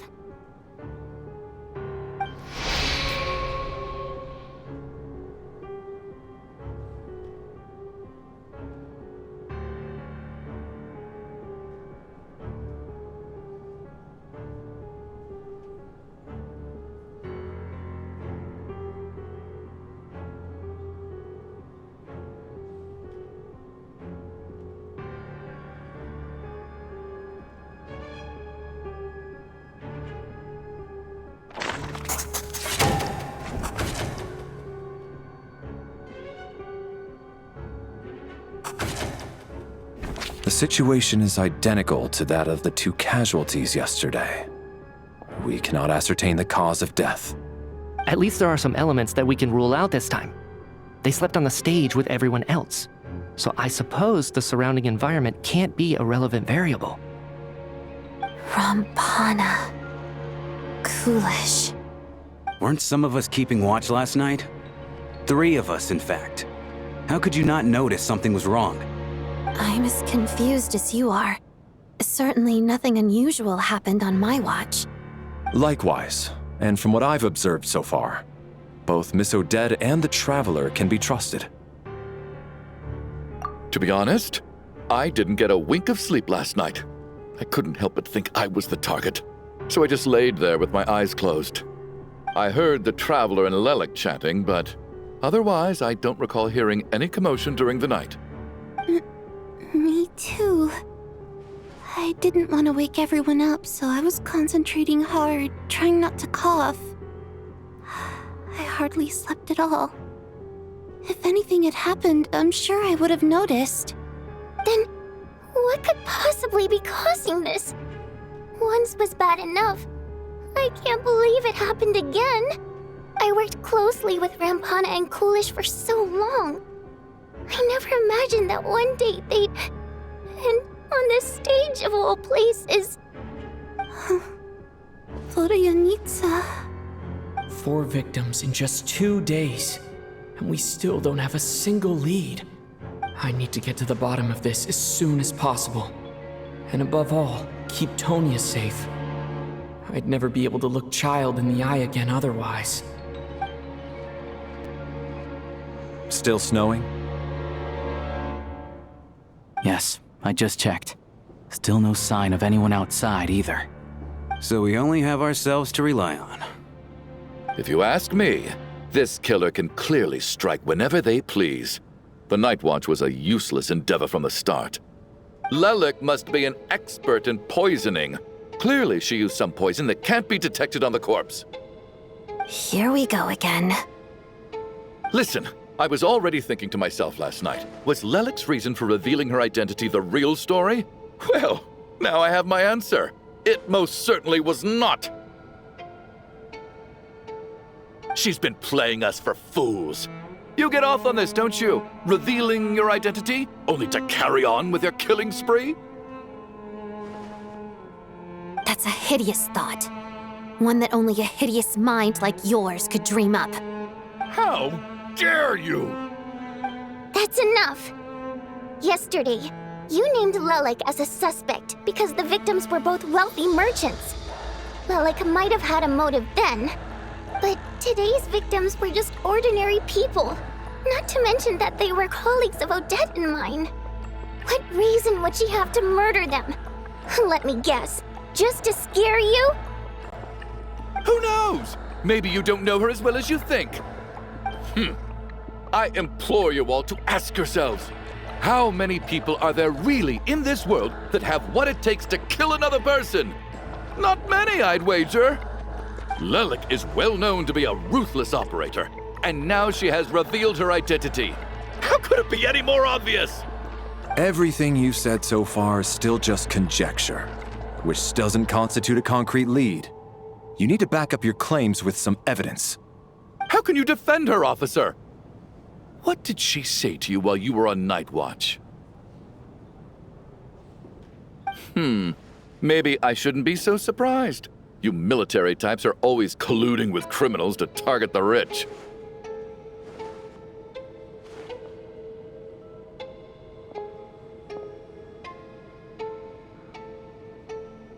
All so you can get your grubby paws on our hard-earned fortunes, then tell us to fall in line. The Fatui, the Druzhna, and the Rokot. Thugs, the lot of you!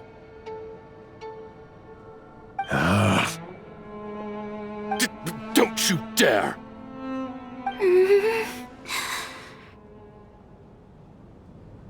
Sir, but... You were the one who told us not to stop other people from expressing their opinions yesterday. 4 people have already died. Only yesterday I was chatting with Mr. Coolish. Then we woke up in the morning and he's... Turning against one another is the last thing we should be doing right now. Little girl. Even if Mr. Chuganov is a puffed-up, pig-headed windbag who doesn't have a clue what he's talking about, he's still one of the victims here, isn't he?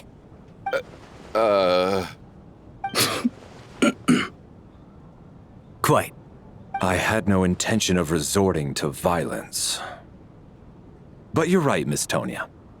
I ought not prevent him from speaking his mind. In any case, I believe Mr. Chuganov has calmed down a little now. We may resume our discussion. I don't think there's any need for that. What is there to discuss? Nothing about this situation is normal. Did you have an idea, Mitya? You're the brainiac here, right? Come on, clue us in. I've been mulling something over. All the leads we have so far concern things from outside the theater. Miss Odette's alter ego, the threats Mr. Chuganov received. But then there's the 2 double murder crime scenes themselves, which have given us absolutely nothing to go on whatsoever. That's highly unusual. Even with the most careful killers, there's always some evidence left behind. So what are you suggesting? I think this could be a supernatural event. It isn't characteristic of human-on-human homicide at all. Correct me if I'm wrong, but aren't you supposed to be a scientist? That doesn't sound like a conclusion someone like you is supposed to make. I got into scientific research because of my insatiable curiosity. But if the present situation defies all known scientific explanations, I don't mind shifting my curiosity toward the paranormal instead. Now that you mention it, I remember when I first came to the theater. I heard rumors about this place being haunted. Haunted? Yeah, I think I heard the same thing. But I mean, they're only rumors, right? We've worked here for years. Surely we would have noticed any spooky goings-on by now. Well, this has taken an unexpected turn.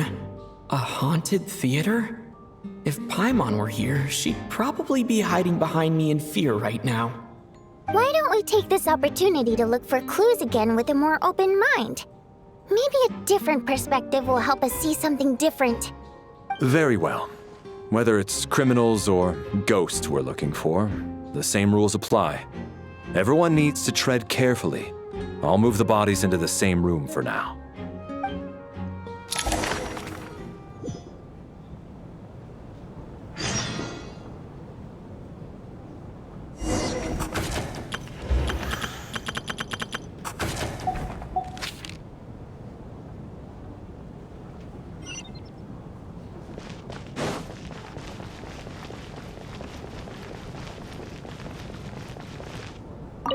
I need to think very...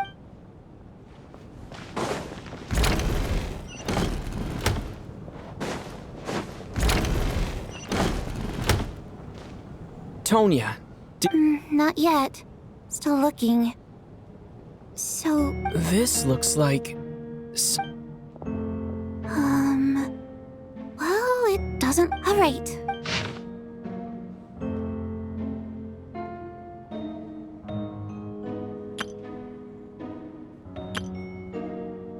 Huh.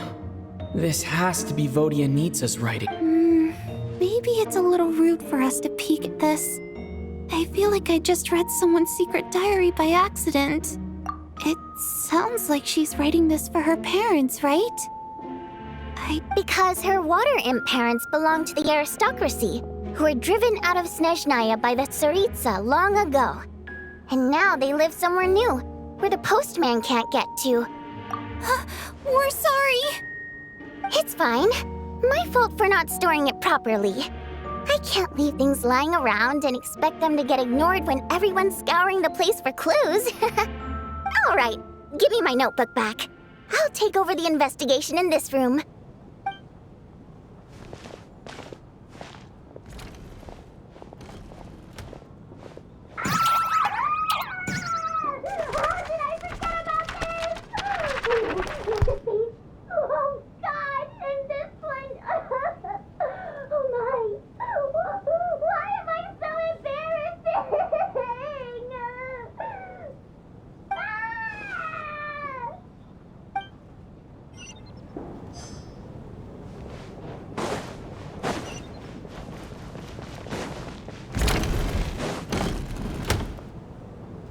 Valeri, come take a look at this. You too, Traveler. Some sort of notebook. What is it for? It's the on-duty logbook for the theater. Kulish was the main person to use it. He mostly used it to record any unusual incidents during a show, audience numbers, exit times, and so on. Yes, he'd always have this logbook with him when he checked tickets at the entrance. This should confirm a lot of key details about the recent show. So, you find anything unusual? Yes, the number of people. I've checked and double-checked, but the numbers just don't match what's recorded in the logbook. Apparently, we have an extra person among us. Are we certain that logbook is accurate? Could someone have sneaked in without buying a ticket or something? Unlikely. Coolish took his duties very seriously. I've rarely seen any errors in his work. Not to mention that this was a dress rehearsal, meaning smaller audience numbers and tighter ticket restrictions than usual. Everything would have been well within his control. We no longer have our tickets with us, do we? They got collected on entry. I assume there's no way we can check them again. Unfortunately not. The theater recycles tickets. Once people are in the door, they don't tend to leave until the show ends, so we collect the tickets at the point of entry. Still, I'm inclined to believe that this discrepancy in the head count is significant somehow. Did an extra person just materialize out of thin air?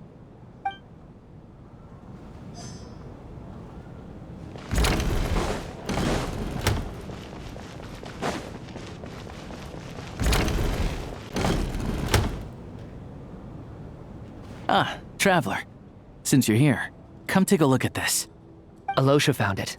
We're both curious to hear your perspective. It appears to be an investigation report. And the focus of the investigation was the rumors of haunting we heard about earlier.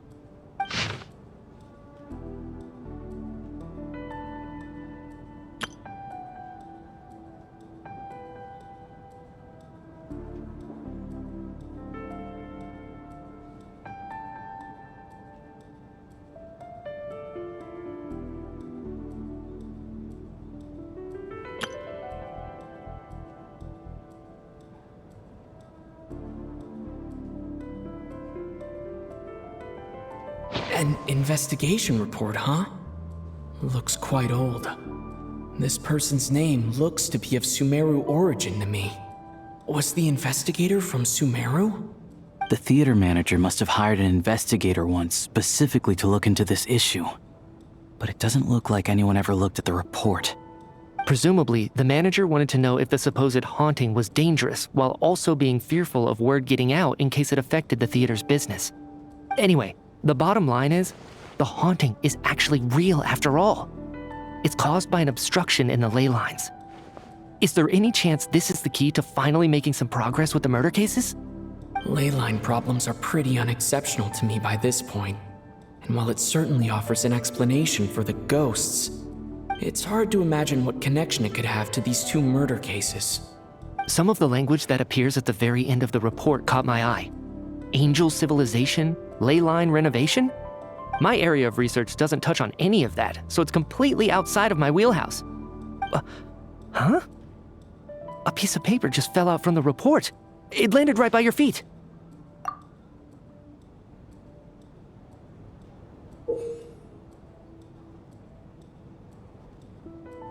How unnerving. It was tucked inside the report, so it must be a note left by the author. Death is near. Is that supposed to be what's going on here? With us, in the theater? But if so, how did the author foresee it? Could he predict the future somehow? Maybe things are more complicated than we thought. No, wait a second. If we take the report and the note at face value, they completely contradict one another. The report definitively concludes that the hauntings in the theater are harmless and cannot affect the real world. But the note seems to be warning of potential danger. The question is, what exactly does the note mean by death? The various ways we could interpret this keyword lead in completely different directions. Let's pause our analysis here for now. I think we need more information.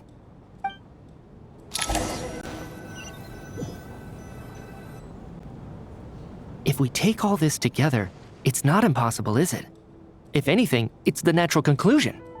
Oh, I beg to differ. This sounds to me like a product of a researcher's vivid imagination. And perhaps it's because I'm still viewing this through the lens of a typical murder investigation. But still, I'm struggling to be persuaded by your theory. Does it really sound that far-fetched? Alright, well, let's treat that as speculation for now. I do agree with what you've said, so let's go with your idea for now. Good. Okay, now that we finally have some meaningful leads, I think it's time to reconvene. Let's get the others.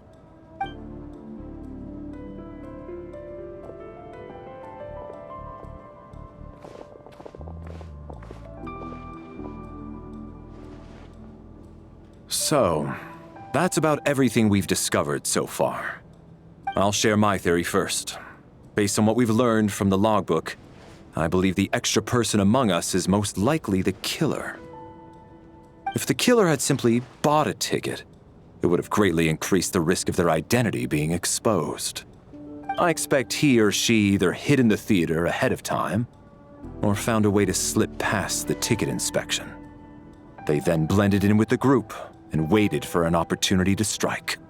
What about the note found in the investigation report? Any thoughts on how that fits in? The killer may have simply planted it there as some sort of sick joke. I've seen my fair share of psychopathic killers. They love playing cryptic mind games. So, it has nothing to do with the haunting of the theater after all. This theory makes sense to me. If we have an audience member unaccounted for, chances are they didn't come here to watch the show.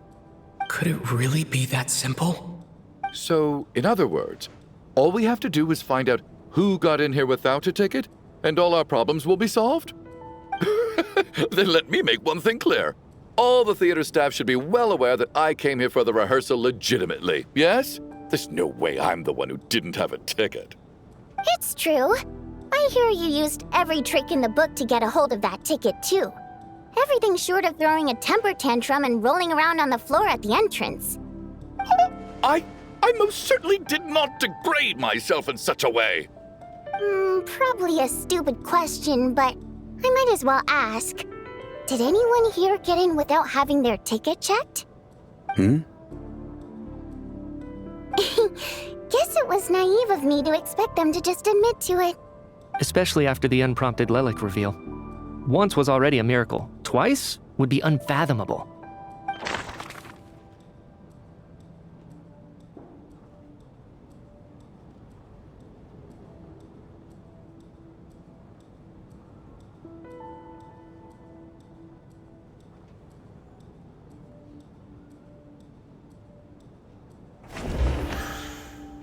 As things stand, the audience head count doesn't add up.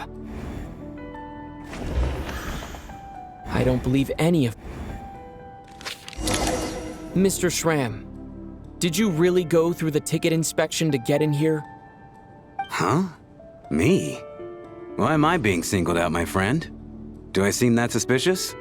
It's not that you stand out as suspicious, more that everyone else has been ruled out as trustworthy. Okay. Well, we spent the best part of 2 days together now, so I'm sure you can all tell what kind of person I am. I'm a true gentleman. I never dream of doing something like sneaking to the theater without a ticket. Yeah, I have no doubt that you're a good person. But the problem is, none of us here actually know you, so no one can say for sure that you are who you claim to be. Although, actually, what was it you said last night? Yeah, you're friends with that water imp, which is why you understand our primary mode of expression. Last time I checked, there were barely any of us remaining in Snezhnaya, since most of the water imps left. Could you tell me a little bit more about your friend? There's a good chance I actually know her. And I suppose it's also kind of a way for everyone else to get to know you a little better.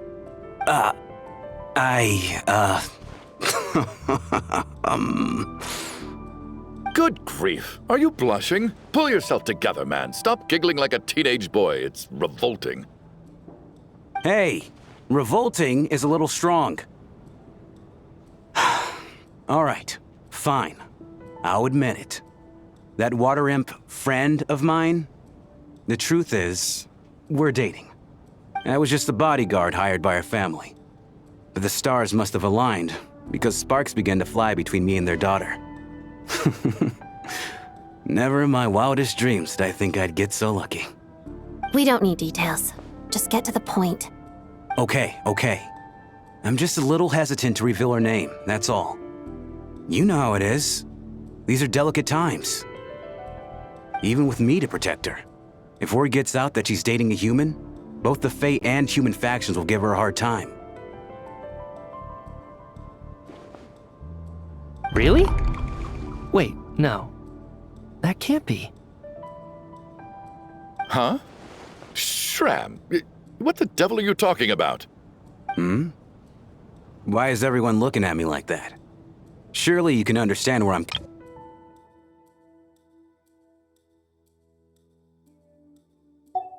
Delicate times?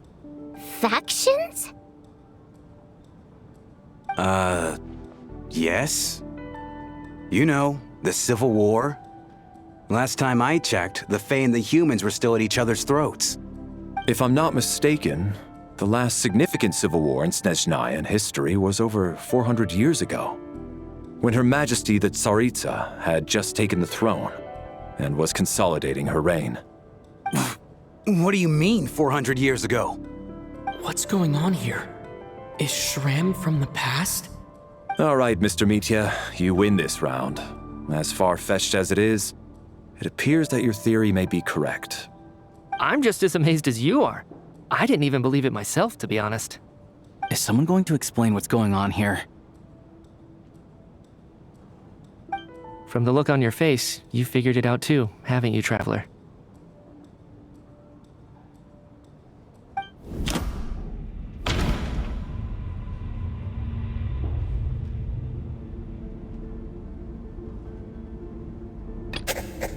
No. The truth... The theater's ley lines have been modified to block souls within its grounds from returning to them. Some souls can even wander this place. Mr. Shram's statement proves he is from Hunt, and according to the investigation report on the theater hauntings, for some unknown reason, the soul that has been wandering the theater due to the ley line issues has joined... Yeah, that must be the immediate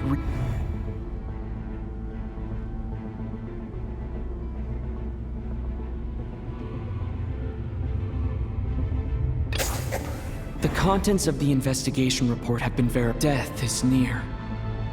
That must mean... Yeah, the logic is clear now. The investigation report said that there would be souls stuck wandering around the theater because the ley lines were cut off. Mr. Shram must be one such soul who died in the theater a long time ago. In which case, that also makes him our extra person. So when the note said death is near, it must have been referring to death as in the deceased, people who died a long time ago. Someone who died a long time ago. In short, there's a dead person among us. The extra person we've been searching for is a ghost from the past. You mean I'm a ghost? No. Don't make jokes like that, my man. There must be some mistake. But even if I was dead, I know for a fact I didn't kill anyone these past 2 nights. Yeah, even if all that's true, the report also said the souls inside the theater can't affect reality, right? They're harmless. Then what if the problem isn't the souls at all, but the ley lines themselves? The ley lines have a powerful ability to attract and devour souls. Let's say that the ley lines are like a black hole, constantly seeking to engulf souls. But the souls that don't want to return are trying to avoid being sucked in. Huh. Why does this analogy sound so familiar? What happens when the black hole can't achieve its goal? I'm only speculating here, but what if it ended up swallowing innocent souls by mistake, or intentionally taking other souls to compensate? That could explain why we weren't able to determine a cause of death. If you're right, and their souls were devoured by the ley lines, it does make some sense. It does seem to explain a lot of the things we couldn't make sense of. Does that mean it's true? Except there's no concrete evidence. Mitya is relying on a lot of logical leaps. Still, it seems like the best explanation we have under the circumstances. Alright, so how could Shram not know that he's dead? Seems a little unlikely that he hasn't noticed anything unusual even after several days interacting with us. On the contrary, it's perfectly normal for a soul to wander the theater for centuries without questioning their existence or reason for being there. It's simply what's natural for them.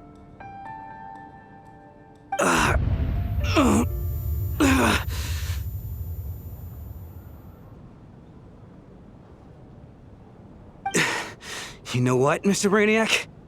I think you might actually be right after all. I'm trying to remember and...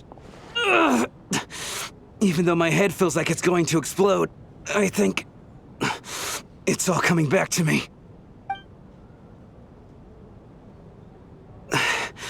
I was the one who didn't want to remember my own death, so I forced myself to forget. Well, I'm sure those are painful memories. My lady and I snuck out to go on a date one day. We bought tickets for the theater. It wasn't really my thing, but I was just happy to be together. All of a sudden, a group of people burst into the theater, shouting for all the water imps to get out, performers and audience members included. It was clear the conflict between humans and Fae had reached a boiling point.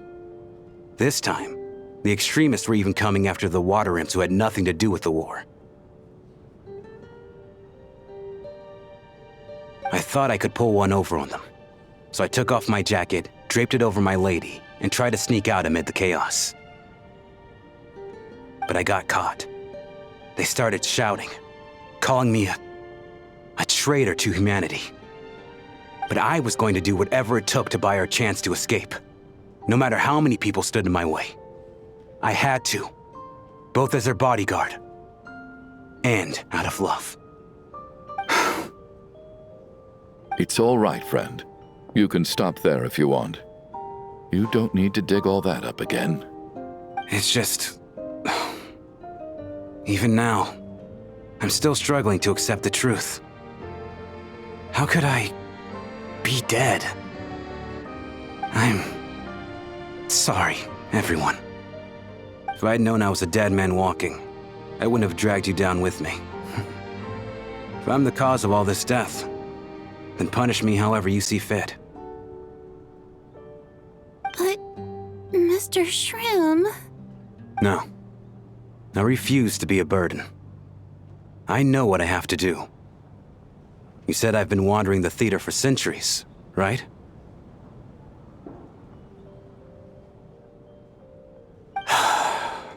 I guess it's high time I got a breath of fresh air. Out there, I mean. I'll leave this place and take all this death with me. Go out on my own terms. Mr. Shram, I'm sure we can figure out a different course of action. My good sir, we both know I'm not supposed to be here. I should have accepted my death long ago. One way or another, this has to end. Unless you're saying this goes against another one of your military principles somehow. No, I'm speaking on a personal level this time. Let it go, man. Oh, wait. One last thing. Miss Waterimp. My lover. Her name was Litia. Litia Ozarova. Do you know what happened to her? Ozarova. Oh, Auntie Ozarova. That's what we all called her. I remember her as a very kind elder. She had a bunch of kids, too. I'm so glad she survived. And she had lots of kids? Good. That's... good. I could hardly expect her to stay single just because of what happened to me, right? As long as she went on to be happy, that's all that matters. Besides, I'm dead. My soul's been wandering around here for so long because I was worried about her. But now, I can go without regret. There's no need to see me off, my friends. I've enjoyed our time together over these past few days. Perhaps we'll meet again in the next life.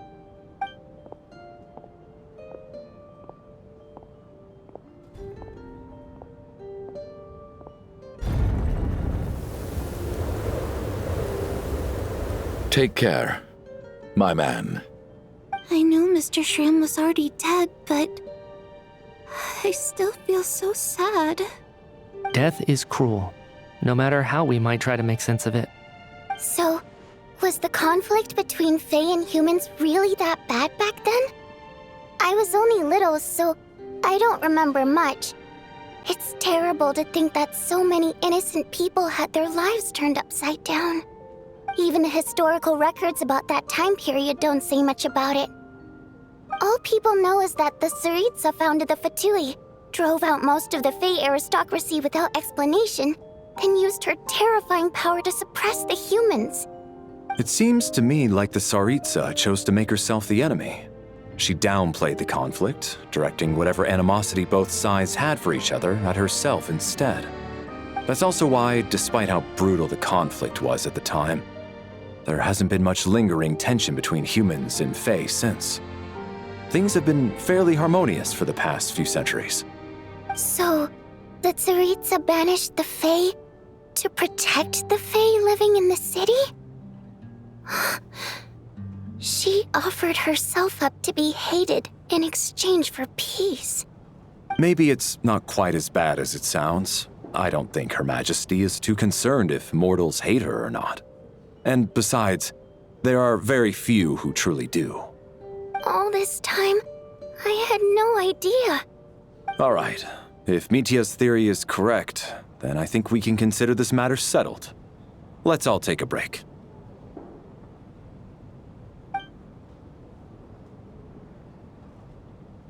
Ugh, if only this blasted storm wasn't still raging on.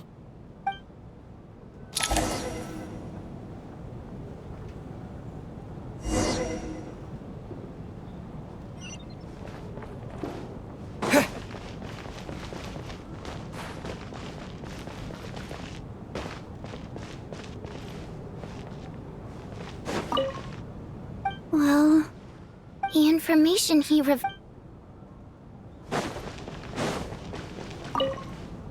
At least the lingering regret that kept him here has been put to rest. That's...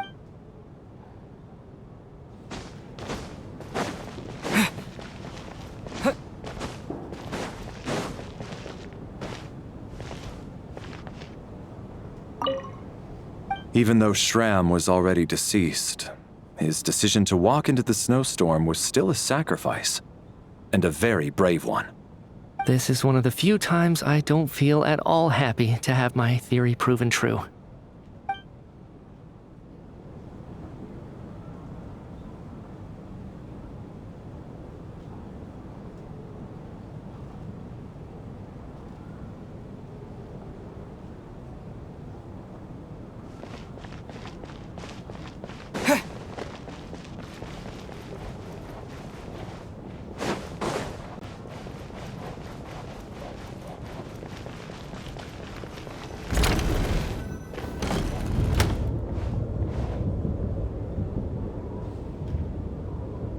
Looks like now we can just rest until the snowstorm stops.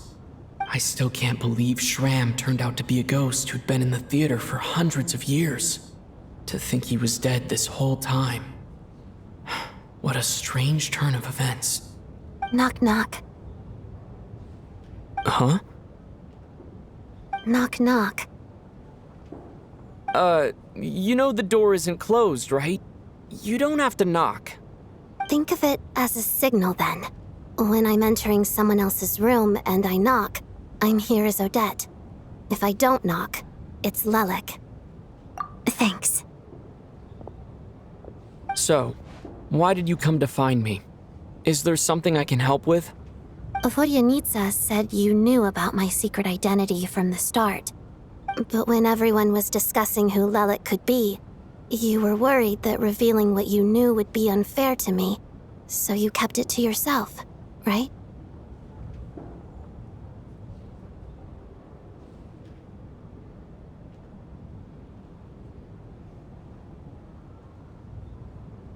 Yes, I'm extremely grateful for that. It's nothing.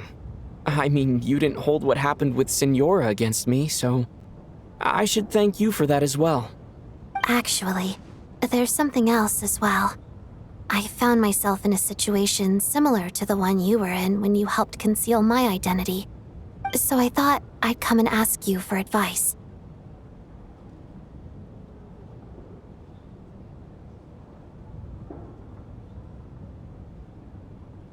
It's about Mitya.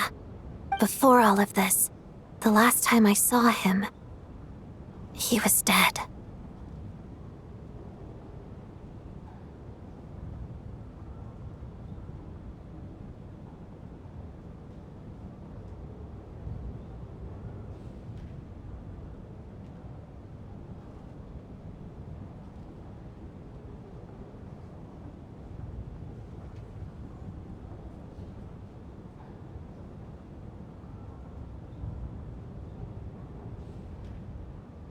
As I'm sure you know, my goal as Lelik was to stop Project Stuja. Well, when I found out the tech lead for the experiment behind Project Stuja was Mitya, I immediately started planning to track him down and threaten him to back out. I often saw him around the theater, but I soon concluded that making my move there would risk exposing my identity. So I decided to infiltrate the Armory Palace and go directly to his lab. That way, the threat would be much more effective. Well, I suppose there was a bit of luck involved, but I am a Fatus, so I already had some familiarity with the building's layout. But when I finally made it to his lab, Mitya seemed to be dead. I checked his breathing and his pulse. He had no vital signs whatsoever. I'm certain of that. I thought maybe another anti-Project Stuja activist had beaten me to it, and chosen a much more brutal method, so I made myself scarce. That's why you were so on guard around Mitya that first night here. Yes. When I saw him sitting in the audience during the performance, I could barely contain the shock. To me, it was a miracle. Somehow, he'd come back from the dead. But then, the murder started happening and things got so complicated that it wasn't really at the front of my mind. That is, until Mitya himself said there must be a dead person among us. Then, I couldn't ignore it any longer. And yet, you thought that bringing it up right away would single Mitya out. Just like when everyone was suspecting Lelik. Exactly. I thought there could be something I was missing. Besides, we soon figured out that Mr. Schramm was a ghost, and we knew there was only one extra person, so we thought he had to be the one. But now, it seems like there's another candidate. I understand why you kept it to yourself. There was so much information being thrown around during that discussion. Bringing up Mitya would have just introduced more confusion. So, what do you think we should do? Let me confirm one thing first. When was it that you found Mitya dead?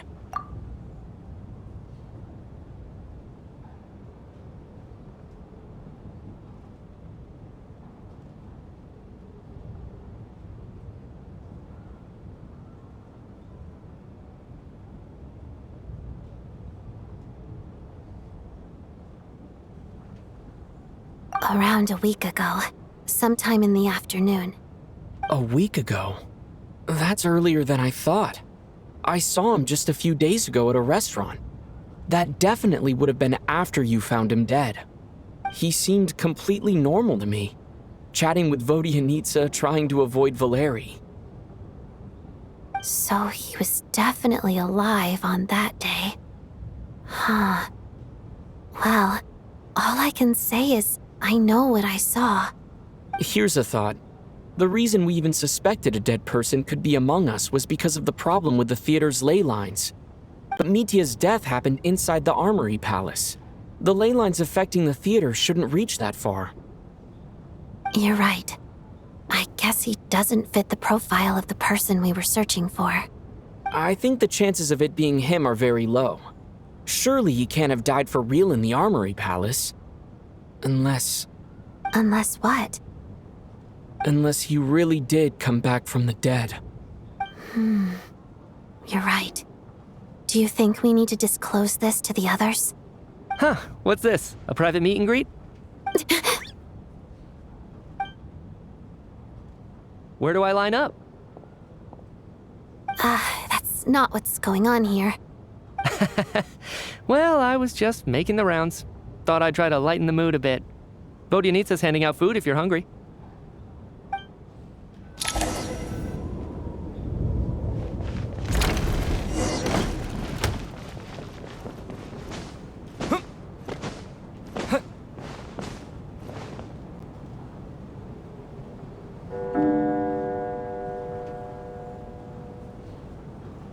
What is going on with this storm? Could it be connected to that monster that just arrived in Snezhnaya? I almost hope it is. Her Majesty the Tsaritsa left to vanquish that beast herself. We just need to wait for her triumphant return.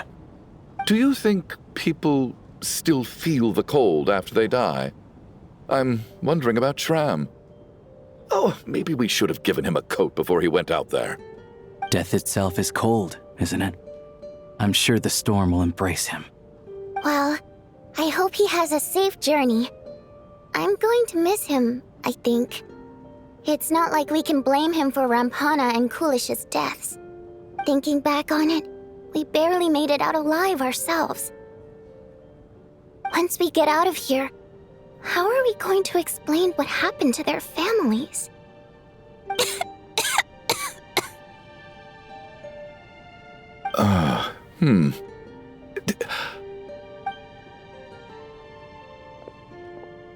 Are you okay? Here, take this. I've never used it.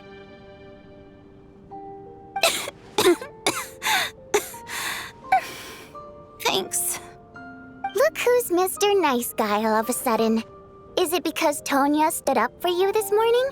At least you know how to return a favor. Yeah, without Tonya, who knows how badly he would have been hurt. I told you already, I never intended to resort to violence. Duh, bunch of rascals. Little girl? I was rather surprised when you spoke up for me this morning. I didn't think I had many admirers here, so, thank you. Oh, no need to thank me. I said some bad stuff about you too. I've been, too embarrassed to admit it, but, you remind me a lot of my daughter. So kind to everyone, but never lets her old man off the hook. Unless my wife and I are having a fight, then she's always on my side. Especially when she was little. Every time I took her out...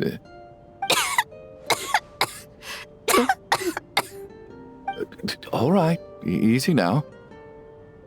How long have you had that cough, Tonya? I don't know. It's probably been a while. I'm fine. Are you taking anything for it? Yeah. I'll be fine once I see my brother. He's gonna pick some frost fairy flower leaves and brew a tonic for me. I'll feel much better once I drink that. I see. That's good to hear, then. We should probably discuss arrangements for tonight. Now that the deceased has left our midst, there shouldn't be any more incidents. However, out of an abundance of caution, I'll keep watch. Shouldn't we take shifts? I can take one if needed. No need. I managed to get a nap in earlier, so I have plenty of energy right now. After all the tension of the past few days, everyone else should just focus on getting a good night's sleep.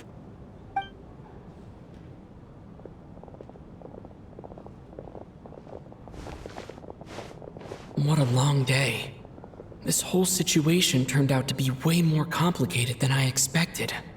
But Valeri's right. I should just try to calm down and get some rest. The last thing I want is to give myself nightmares.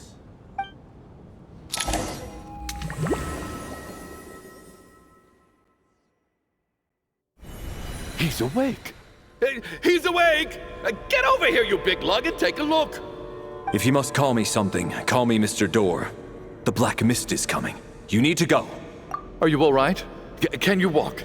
We just got attacked by monsters on our way up. That Mr. Door fellow protected us. He just seemed to come out of nowhere. Not much of a talker, but when it comes to taking down monsters, that man doesn't hold back. Curses! The Black Mist is catching up to us. We need to keep going. Mr. Door, I don't believe I've ever seen you around here before. Why is that? There's no need to try to get to know me. I'm just Mr. Door. Mr. Door! Trouble! Quick, get rid of them! I can just push these ones off. Oh, well, anyway, we're lucky to have you here. Thanks for saving us earlier.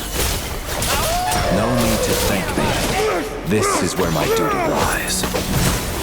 This is not the end.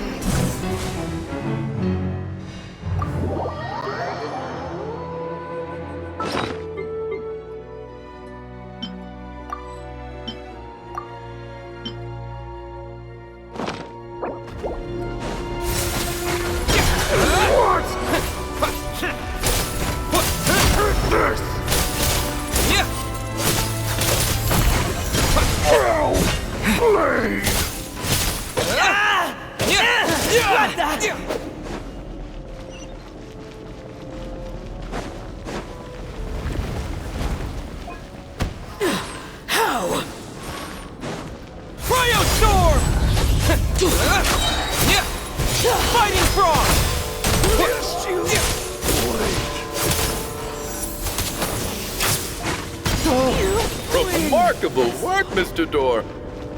If I had your muscles, I'd do the same.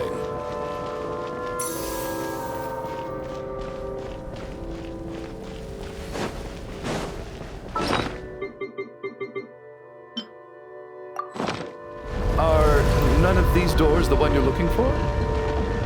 No.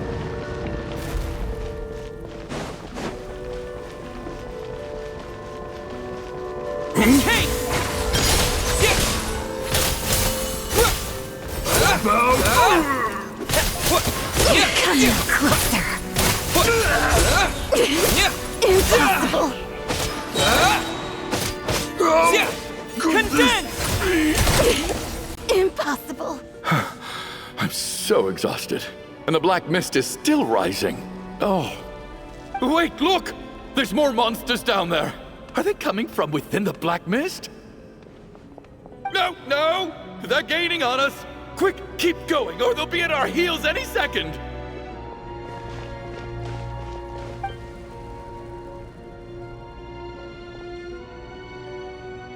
Mr. Door, what are you doing? We need to get out of here. They're coming! Found it. This is my door. What? You mean you're going to stay here? I am a door. This is where my duty lies. No! You saved us. We can't leave you behind. You must keep going. A door can only keep things out for so long. You must make haste. But... Oh, you're right.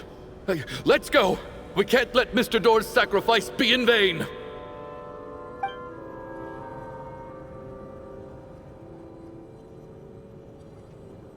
The Black Mist isn't moving anymore.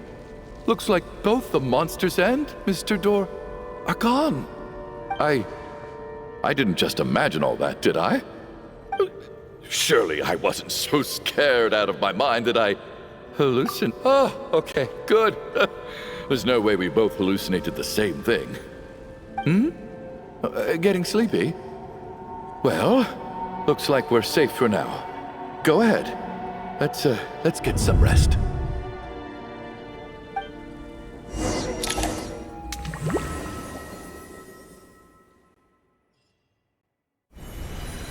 What time is it? Is it morning? I think I had a nightmare. I guess everyone's still asleep? These past 2 days have been exhausting. Valeri's keeping watch though, so he's probably the only one awake. Valeri?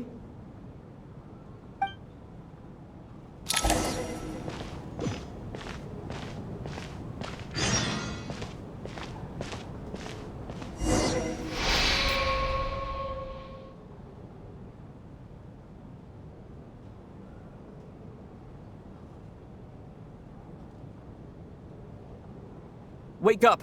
Everyone needs to wake up!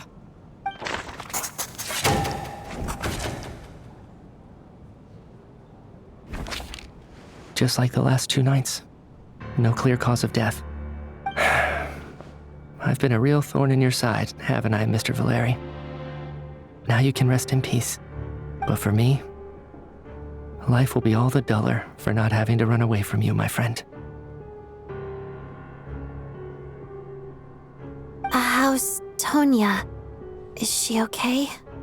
I just checked on her, and it doesn't seem like anything serious.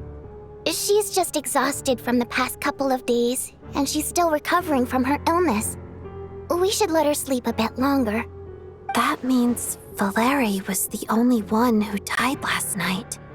If Valeri was awake and keeping watch, it would have been impossible to kill him without waking everyone else up. That much is certain. This is so frustrating. Why has nothing changed since yesterday? I thought we already dealt with the dead person causing all this. Actually, one thing has changed. There's only 1 victim this time, not 2. Does that mean...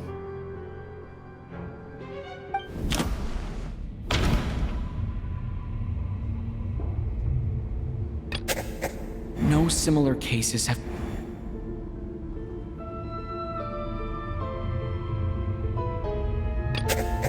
But Mr. Schramm was already deceased. After the deceit, it's a reasonable conclusion. The number of people who die each night is equivalent to the number of dead among us. That's your theory, right? Exactly. We identified Mr. Schramm, and the night after he left, the death toll dropped from 2 to 1. By that logic, there must be 1 more dead person left among us. Another one? But there was only 1 person unaccounted for in the ticket checks, right? The head count should match up now. Having an extra person was definitely a cause for alarm, but being 1 person short isn't nearly as unusual. Someone could have left in the middle of the show, or made it out before the storm hit. 1 more dead person among us. If Mitya's theory is right, then what Odette told me seems a lot more relevant. It's just, at the time, we had no reason to think there was more than 1 dead person. If only we'd taken it more seriously as a possibility, maybe this could have been avoided. I'm sorry. This is my fault. I had information that could have been helpful, but I held back. I should have brought it up right away. I'm partly to blame as well. I was too quick to dismiss Odette's concerns. What is this about? What have you two been getting up to behind my back? Sounds like there's some big news you've been keeping from the rest of us. Well, we're all ears.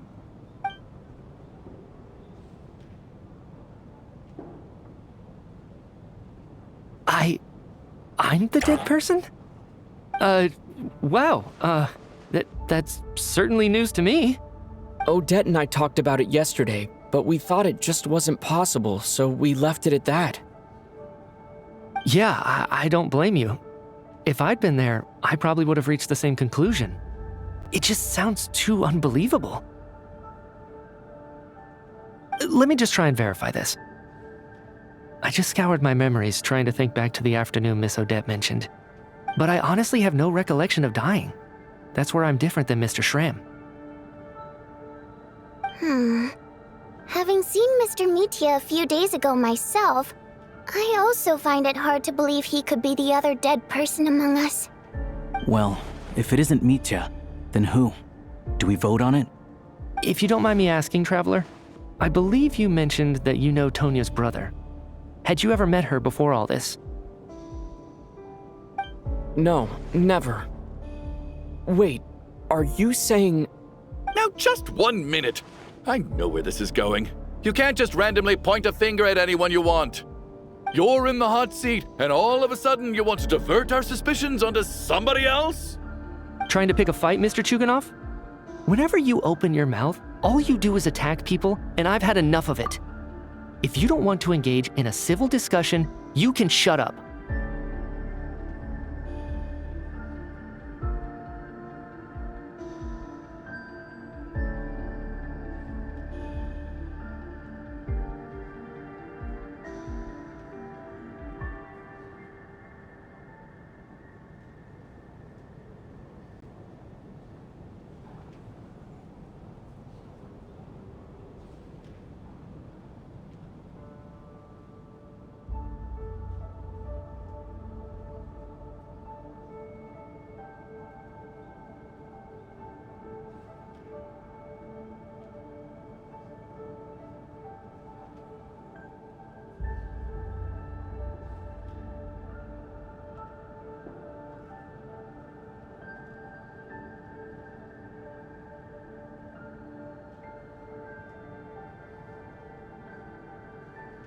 You little brat!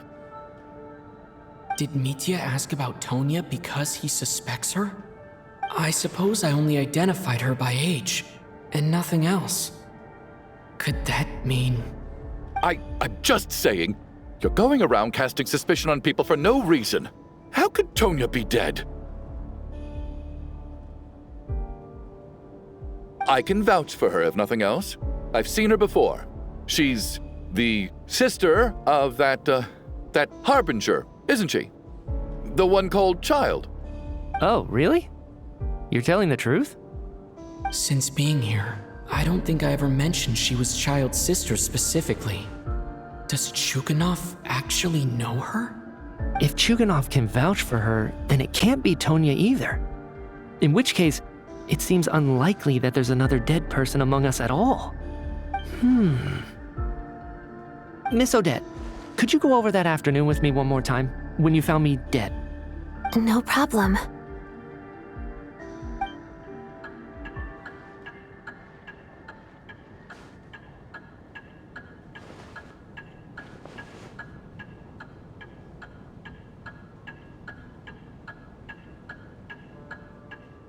Huh.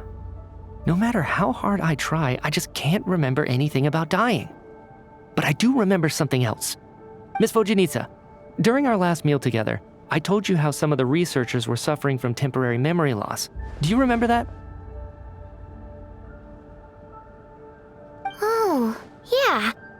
You said it was hindering the progress of your experiments. You thought they were just under too much stress or something. Right.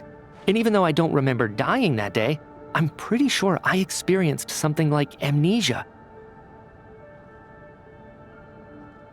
Some of my memories from that afternoon are missing. Are you suggesting you're missing the memory of your... Of course, how am I only just realizing this? Humans aren't necessarily aware of their own death. You mean being silently assassinated, or dying in your sleep? Situations like that? The researcher's amnesia. Suddenly it all makes sense. I must thank you, Odette. I think your perspective just helped me reach a breakthrough on a series of issues that have been troubling me for quite some time.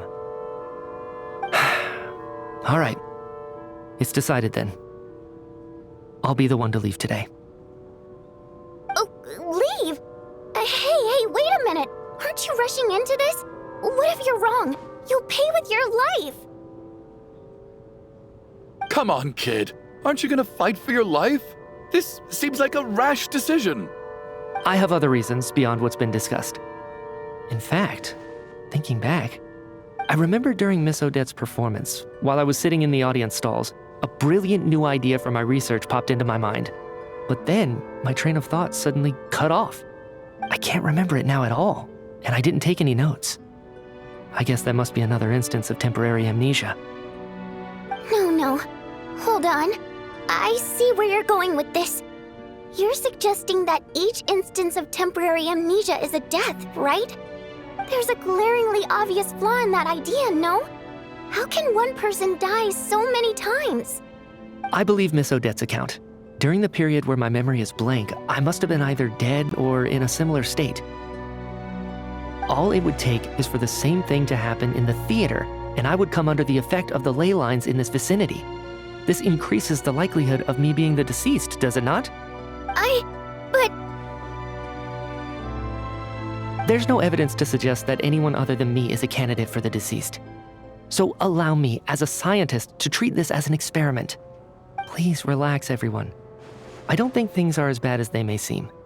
If I really am the deceased, then to leave the theater will be a relief for me. If, on the other hand, I'm still alive right now, well, apparently you've all witnessed my resurrection recently anyway. Who's to say I won't return from the dead again this time? Mitya's right. This is the only thing we can try right now. I think he's deliberately downplaying the gravity of the situation, though. He probably doesn't want to burden everyone. What is a scientist if not someone who gambles on experiment after experiment in an attempt to obtain the truth?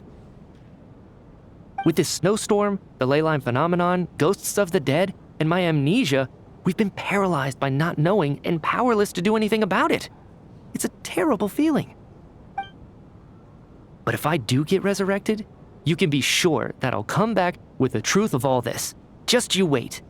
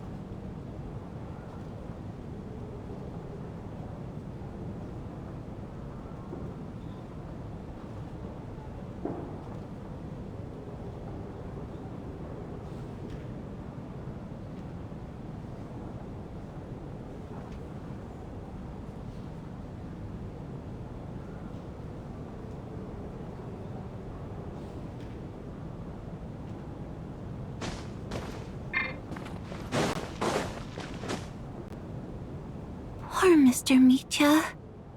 I didn't even get to see him one last time. Maybe it's a good thing that you weren't there to see it. It was a hard thing to watch. I hate goodbyes. Why does it feel like everyone around me is slowly disappearing? Not just in here, I mean. In the outside world, too. Maybe it's the realization that, at the end of life, everyone has to face it alone. Come to think of it, the main reason we're still alive right now is pure luck. Each morning here, for every one of us, there's the chance that we might not wake up. You could take it a step further and say that the same is true outside, too. Who can ever be 100% sure when they drift off to sleep that they'll open their eyes again in the morning? If I make it out of here, I'm going to cherish every moment that I'm awake and live without any regrets. Without regrets. I feel like a strange sense of anxiety has been quietly growing inside me over the last 2 days. Are you okay? You look really glum. If something's bugging you, let's talk about it. There's only a few of us left here now. After everything we've been through, what's the point in keeping things bottled up? I have a travel companion named Paimon. Alosha and Odette have met her before. She's been feeling unwell recently. You're worried about her, aren't you? That makes sense. We've been trapped in here for days. To be honest, I used to feel like I was just a spectator in this world, watching everything that happens from the sidelines. Maybe it's because I'm a descender. A descender? But with Paimon by my side, over time, I slowly felt my connection to this world growing stronger. She loves eating, sleeping, and having fun, but she's also a great guide. It's her authenticity that makes this whole world feel more real for me. Over the last few days that we've been apart, I've often caught myself wondering, what would Paimon say if she were here right now?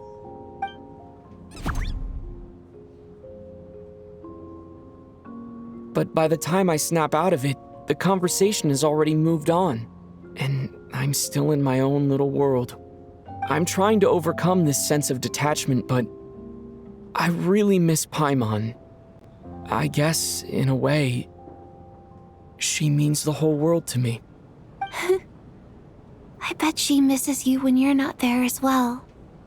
Maybe you're her entire world too. I don't know if this will make you feel any better, but back when the water imps left Snezhnograd in droves, I also felt like the whole world was suddenly empty. I could be surrounded by people all smiling and having fun, and still feel completely separate from it. So, I totally understand how you feel. Later on, I started to think, maybe accepting the fact that our loved ones won't always be with us is something that takes a lifetime. All we can do is cherish their companionship from moment to moment. So, once we get out of here, you better hurry back to our side as fast as you can. You can't let your story end in regret. That's the trope I hate the most. Thank you. That's exactly what I needed to hear. But Vodyanitsa, if you hate goodbyes too, why didn't you leave with your people? That's just the choice I made. I used to regret it, but I don't anymore. Like I said before, singing is a water imp's primary mode of expression. It's how we convey our emotions. Our songs have echoed through this theater for hundreds of years, each one a story pieced together through moments of joy and sorrow. But does a story exist without someone to read it? To me, the answer is no. So I made the choice to stay. That way, there would still be someone left to sing these songs and listen to their stories. Otherwise, they could have been lost forever. Could you teach me how to understand your people's songs sometime? I want to be able to truly hear them, like Mr. Shram. A fan after my own heart. Thank you, Tonya. How about I sing something for you, and you tell me what you hear? Okay, I'll do my best.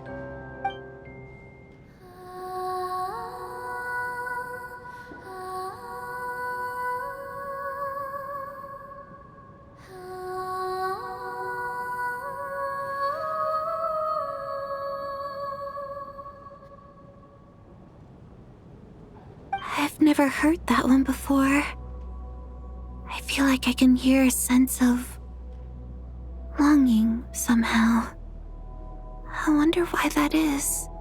Color me impressed, Tonya. You're a keen listener. Most people can only tell if a song is happy or sad. I didn't think you'd be able to pick up on such specific details. So, what's the song about then? Come on, tell me! I've actually never performed this song in the theater before, because it has more of a ceremonial purpose for our people. It's not meant for the stage. It means something like, "May those we have lost watch over us, and follow this song back home in the night, so that we might be reunited once more."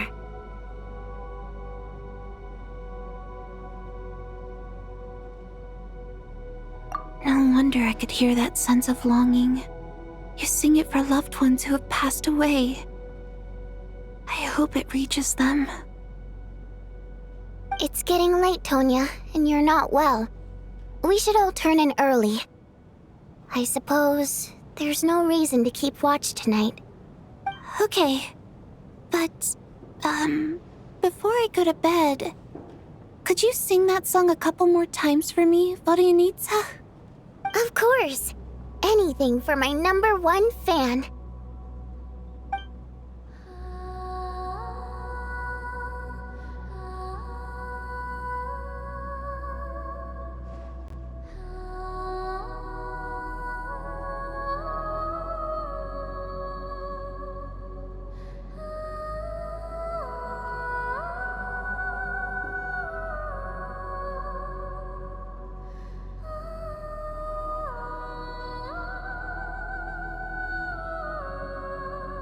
Once I get out of here, I definitely don't plan on ever coming back. But I guess that means I'll never get to hear Vodianitsa sing again. That's a sad thought. Before I fall asleep, I should cherish this moment of companionship while it lasts.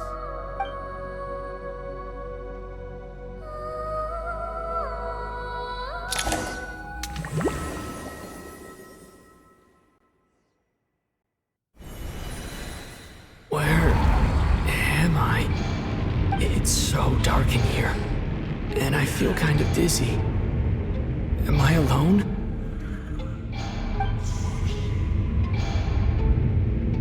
Huh? What was that noise?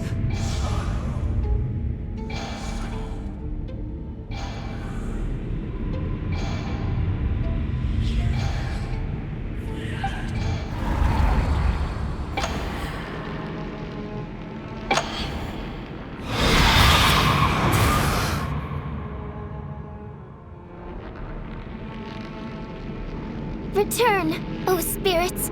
Fulfill your oath of protection.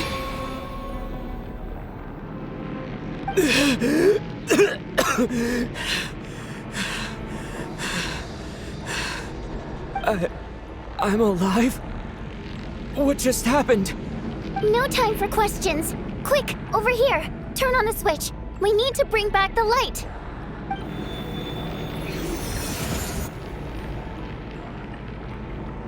All right, we're safe. The spirit just now is called Night Prayer. The light subdues her, but she'll attack without a second thought in the dark. Sort of. I know it's hard, but you can't let this place go dark, or she'll kill you again. Yep. Luckily, I was here to resurrect you. Otherwise, that'd have been a real bummer. A bit more than a bummer, I'd say. Wait, so you have the ability to resurrect people? Sure I do. I'm your guardian spirit after all. I specialize in soul recall. Oh, it's nice to meet you, by the way. Thanks. It's nice to meet you too. All right, there's no time to waste. The black mist is already catching up. We need to avoid it at Night Prayer at all costs. Come on, let's go. We need to reach the next switch before the place gets too dark. If we bring the light back, Night Prayer won't be able to get to us. Sweet, sweet light! It's back! Shh! It's Night Prayer. We need to move quick, but don't let her notice you. Look out!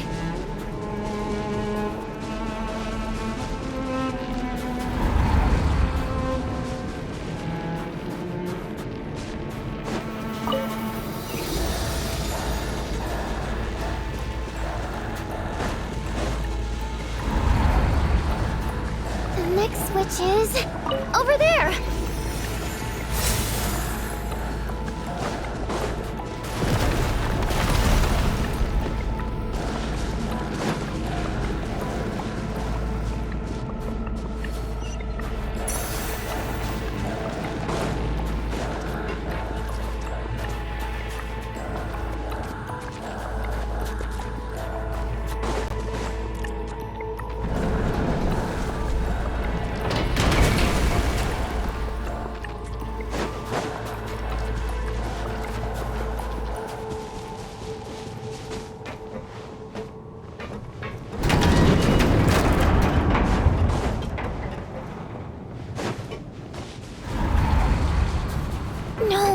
Night Prayer is here too. This can't be the only path. Let's head up there and take a look. The switch is just up ahead. Hurry!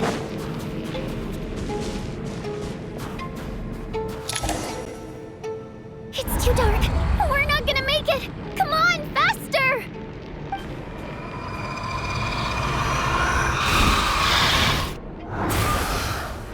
Traveler! I won't let you die like this. Not on my watch.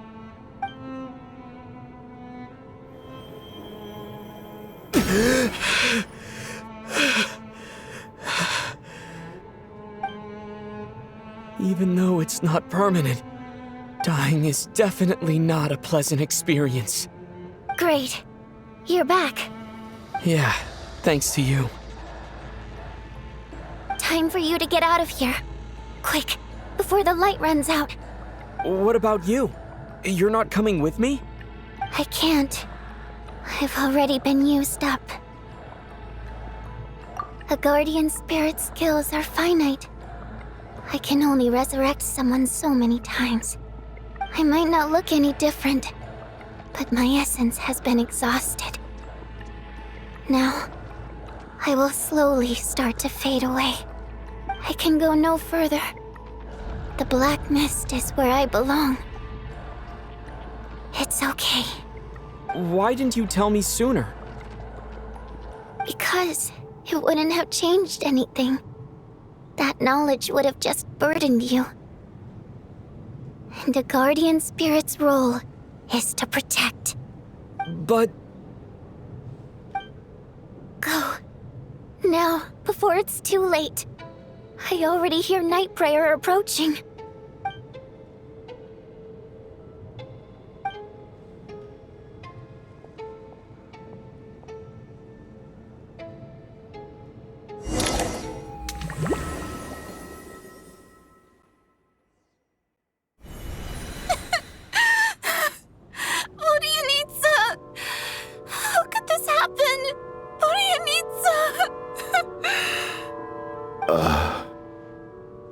Well, I guess there's no need to inspect the body.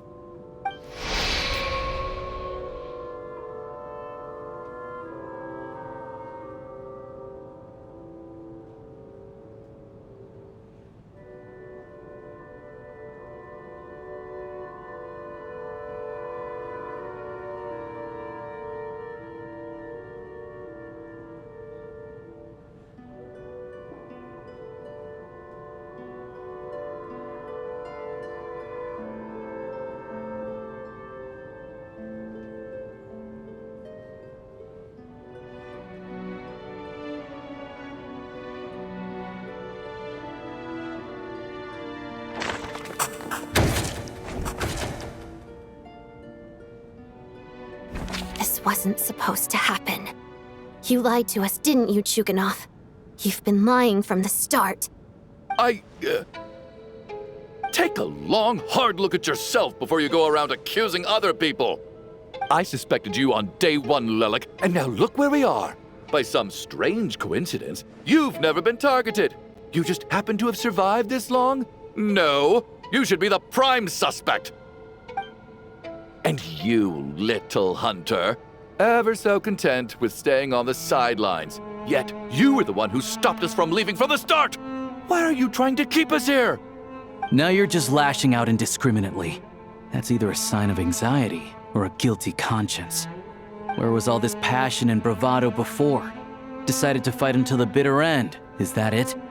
Is that a threat? Fine, bring it on. You think I'm afraid to die after all this? You want to kill me? Go ahead. I'd like to see you try. After all the trauma of the past few days, everyone's been pushed to the breaking point. Valeria and Mitya aren't here anymore. Someone else needs to step up and take charge. But first, I need to think this through.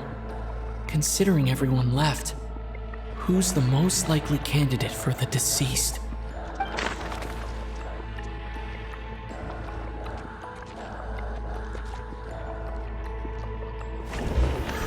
He's arguably the first. My memories are Of those who remain, the people are easily misled, but Mr. Chuganov vouched.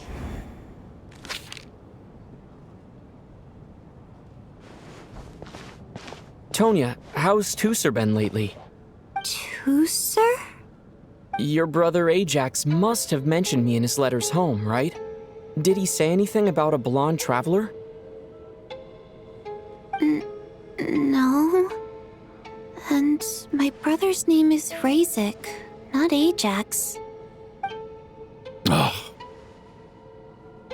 Chuganov, looks like it's your turn to do some explaining. Yesterday, you said you could vouch for Tonya. Why did you give us a false testimony? I knew you were behind this, Chuganov.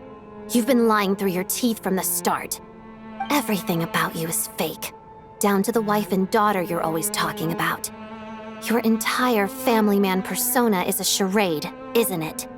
That night, when I infiltrated your place as Lelik, I noticed you were home alone. Didn't think much of it at the time, just thought everyone else was out. But thinking back on it now, that doesn't seem very likely.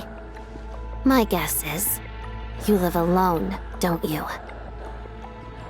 Even that was a lie? But why would he lie about having a family? Oh! Curses! Oh! Why is there no end to this blasted snowstorm? If it would just stop! If it would just stop. I think I remember now. I know how I ended up here. It feels like a distant memory. But at the same time, it's just like it was yesterday. The reason I'm always coughing is because I got sick with frostbite. The locals usually call it the snow cough. It's not a very common illness. It's partly genetic and partly caused by the cold climate, but it can be fatal.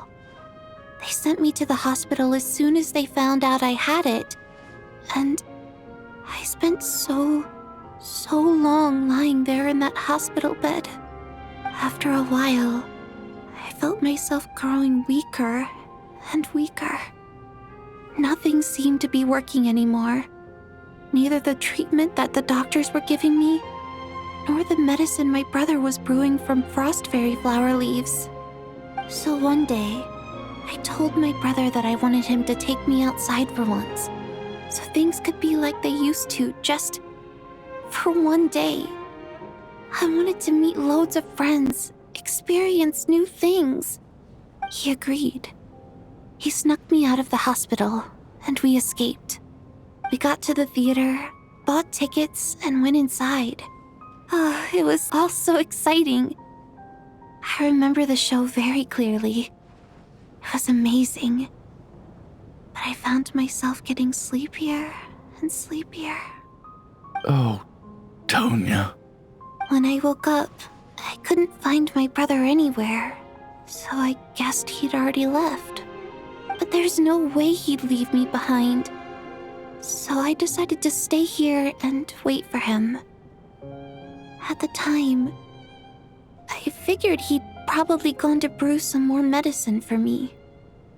I was planning to chew him out for abandoning me when he got back. Tonya, it sounds like by then you'd already... Yeah, I know. I understand now. Dead, aren't I? This cough and the feeling weak, it's probably just my body's memory. After all of that, it turns out I can't blame my brother after all. I was the one who abandoned him. I'm sorry, everyone. I realized this much too late. It seems like death skewed my perception. And now I've dragged you all into this mess. Your name probably isn't even Tonya, is it? Didn't that ever strike you as odd over the last few days? Well, when I was little, my brother and I read a storybook, and Tonya is the name of one of the characters. When we escaped from the hospital, our family and the hospital security were looking everywhere for us. So when you first approached me and said my brother had sent you, and called me Tonya, I thought he must have chosen a fake name that only the two of us would know. Because he was afraid of getting caught. No. It seems like that was just wishful thinking. At least your memory of death isn't painful. That is a small comfort. Now it's your turn, Chuganov. Talk to us. I believe no lie is ever told without a reason. You're right. I was lying. I happened to know that the Harbinger child and his sister Tonya managed to get tickets, so I lied to you and pretended I knew them. And yes, I was lying about my family too. The truth of the matter is, I lost them a long time ago. I just refused to accept reality. And now I've spent the second half of my life living a lie. I'm a joke. My daughter's name was Iskra. And before you ask, yes, Iskra, as in Iskra Manufacturing Plant.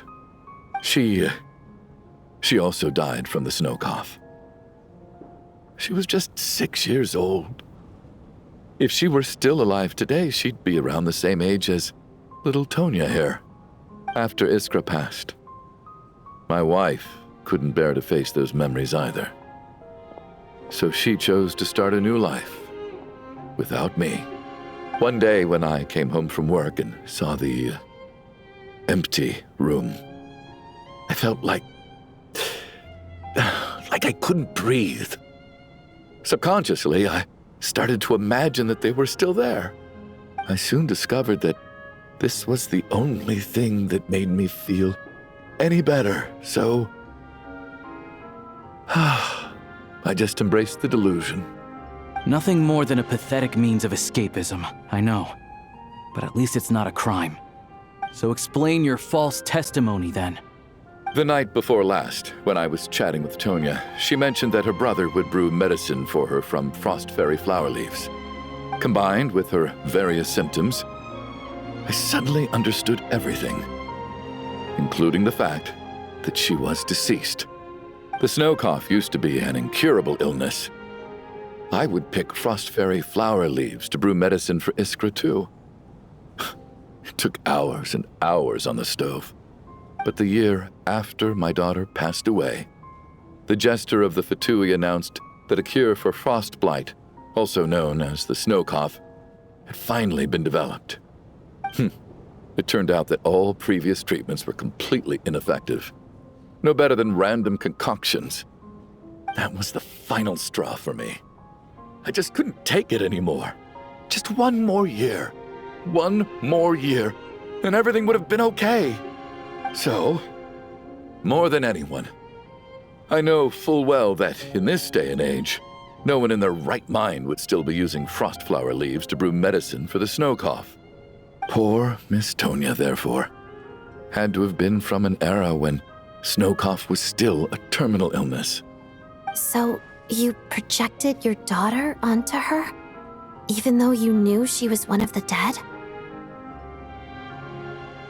That doesn't make any sense. You knew she was already dead. What did you hope to achieve by protecting her? I just don't believe in your crackpot theories, nor do I approve of your actions. How can you just declare a living person dead and throw them out into that snowstorm? Nitia's gone.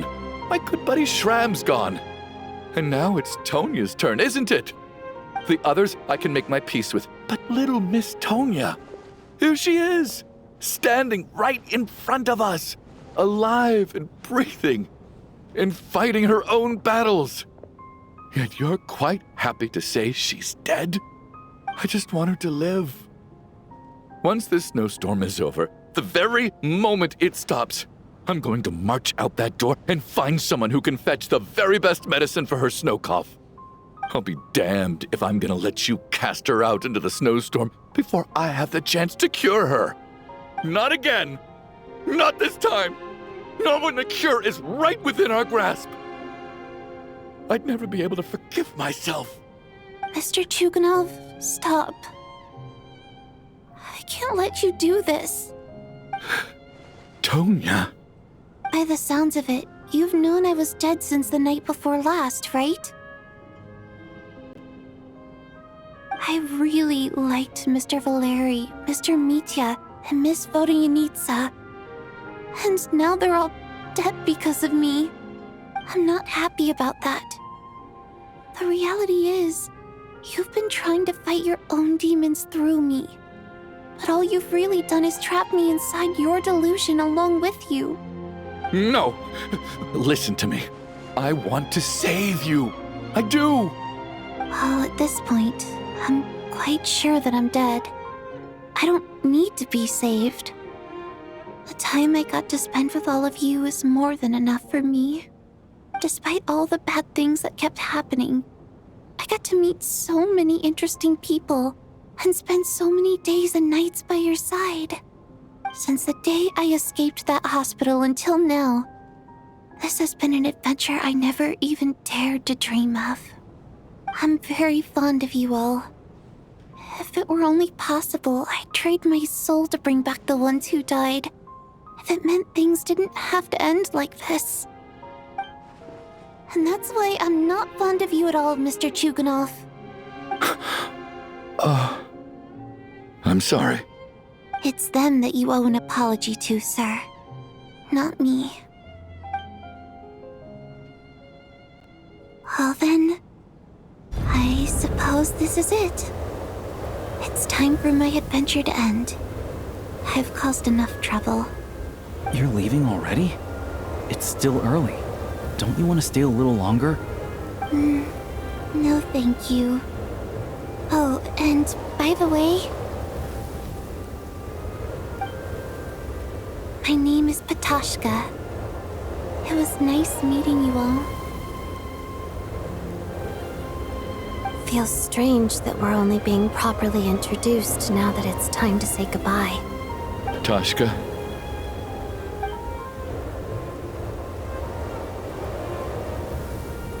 What are you doing, Chuganov? Are you crazy? Let me leave.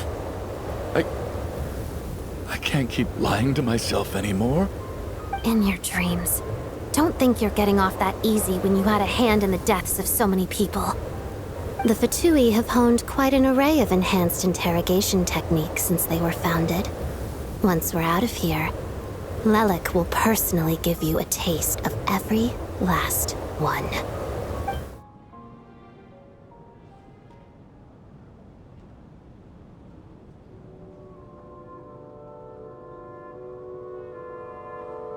I think we should leave. I doubt this snowstorm is ever going to stop. For all we know, this storm might have destroyed all of Snezhnaya by now. Maybe— Wait, we finally solved the mystery of the haunted theater today. Maybe let's at least try to enjoy tonight? Fair enough. I don't particularly feel like dying in Chuganov's company anyway. And yet you won't let me die first. Hey, Chuganov, on a serious note, if we do make it out of here, you should close down that factory of yours. A lot of people are freezing thanks to you. Is this really the time to be discussing my factory? All right, fine. I'll shut it down. Doesn't matter to me anymore. Am I hearing things? Or was that a knock at the door? There it is again. But I don't understand. The snowstorm hasn't stopped, has it? Should we open the door? Is this it? Is this nightmare finally over? If the last few days are anything to go by, I probably shouldn't be getting my hopes up. Whatever lies beyond that door at this moment, it could be something even more terrifying than everything we've been through so far. And Kate!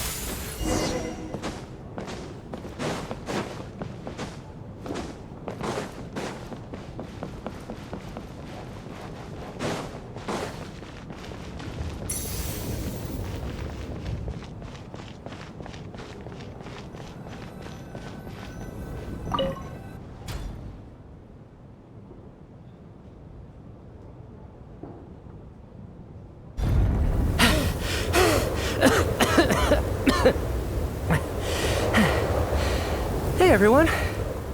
I'm back. How are you doing? Feeling any better? Much better, thanks. Whew, it is so good to have you guys here.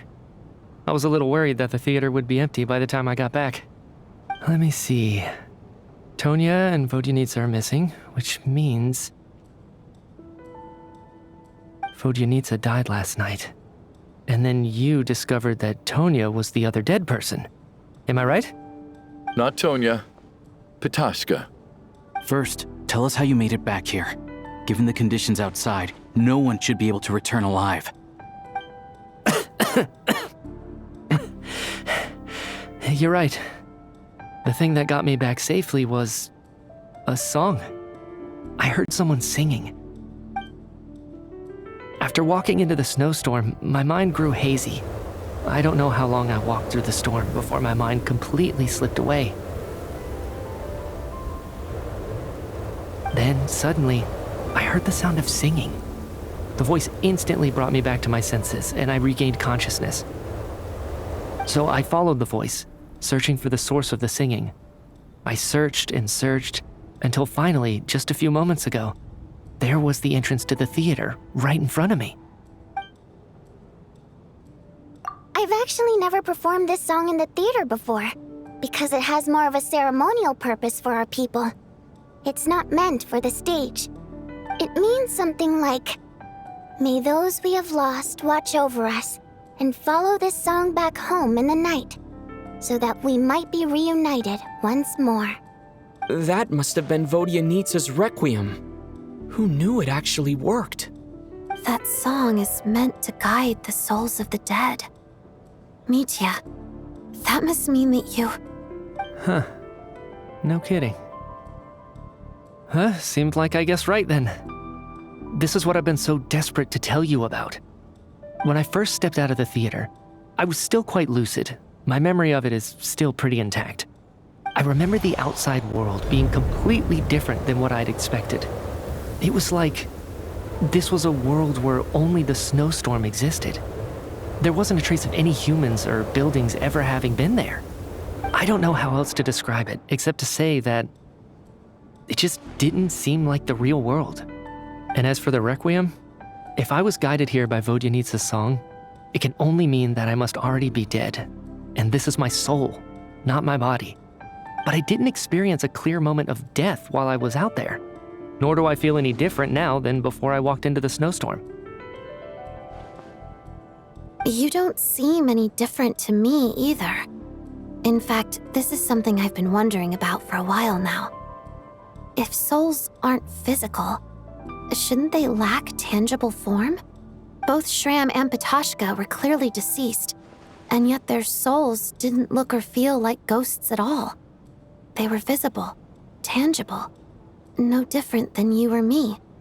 This raises a truly terrible thought. Is that really what Mitya is suggesting?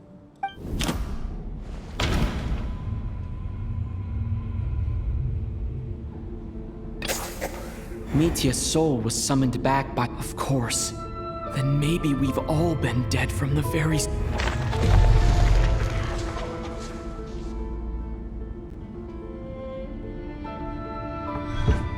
Yes. I think that this is probably the afterlife. What did you say?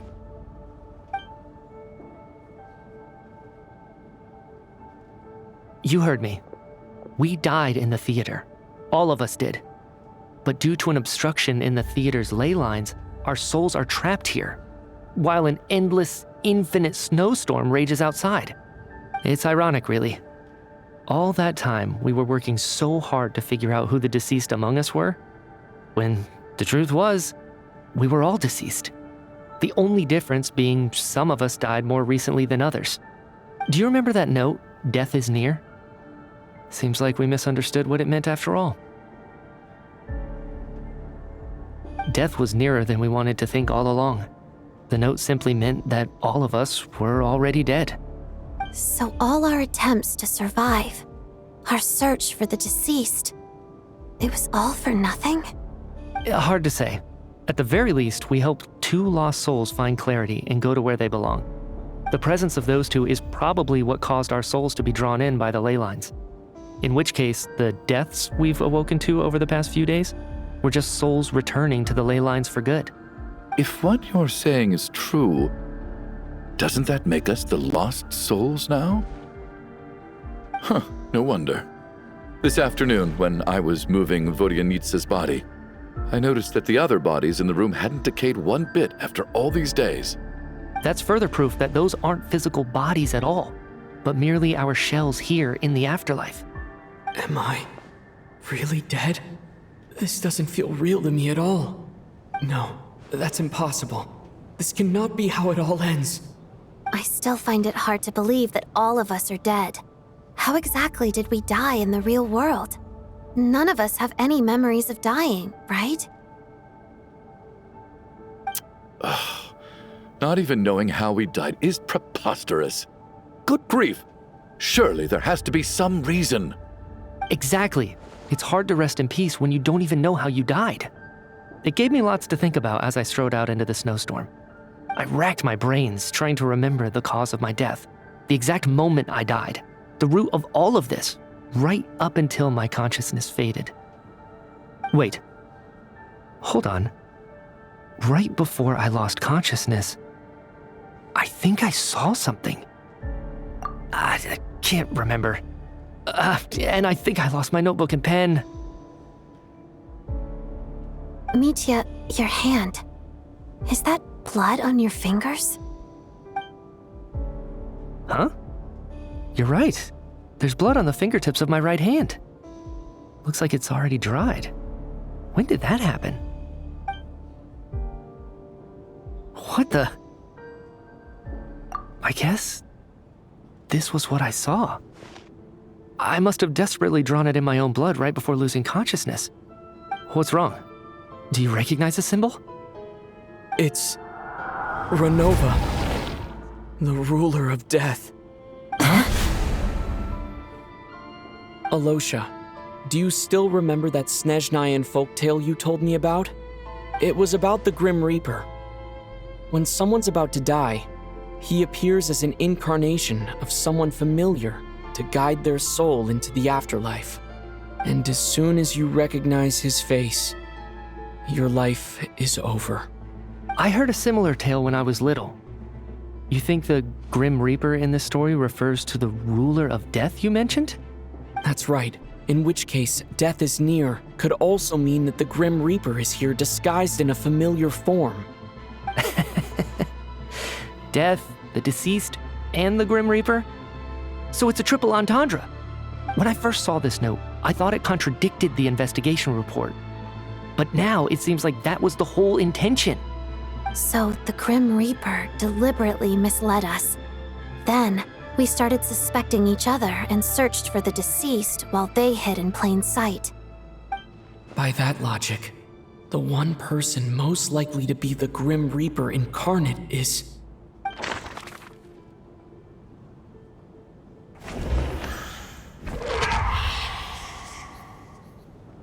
No doubt about it. It's Alosha. Looking back at how everyone has acted over the past few days, Alosha is most likely the Grim Reaper lurking among us.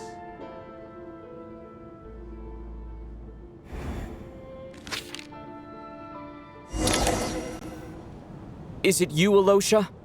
You were the first to discover the investigation report, and you had plenty of time to slip the note inside to mislead us. So? Surely you can't suspect me based on that alone. What if someone else found the investigation report first, slipped the note inside, and then put it back without telling anyone? There's no denying it. The note could easily have been slipped in much earlier than it was discovered. That's not all.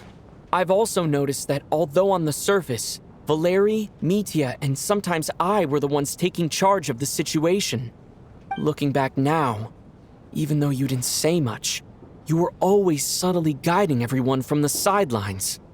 What do you mean? You were the one who emphasized how dangerous it was outside and insisted we all stay here. It was also you who suggested that we all sleep in the same place. And earlier today, You tried to convince Ptashka to stay. I don't understand why, but it was out of character. So, you didn't understand my intentions, and now you're assuming the worst. Seems pretty unreasonable if you ask me. He still won't admit it. Fine. Let's see how he responds to the most damning evidence of all. The biggest question I have right now is, if the Grim Reaper is impersonating Alosha, then where's the real Alosha? When did they switch?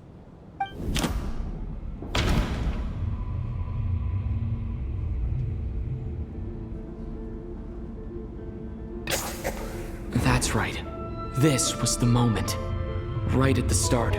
Before any victims had even emerged, Alosha was switched with the Ruler of Death while everyone's guard was still down.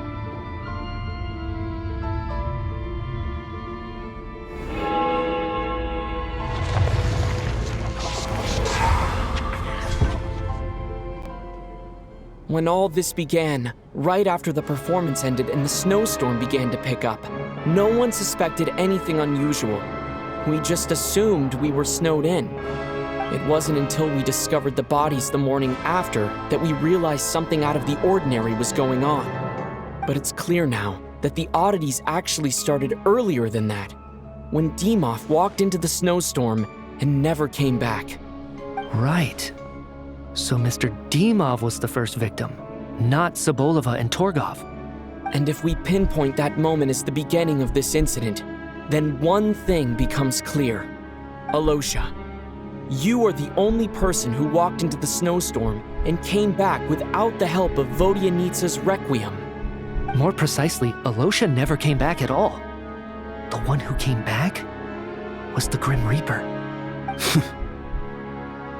Not bad. Well, since you've backed me into a corner, I suppose there's no point in keeping up the act anymore.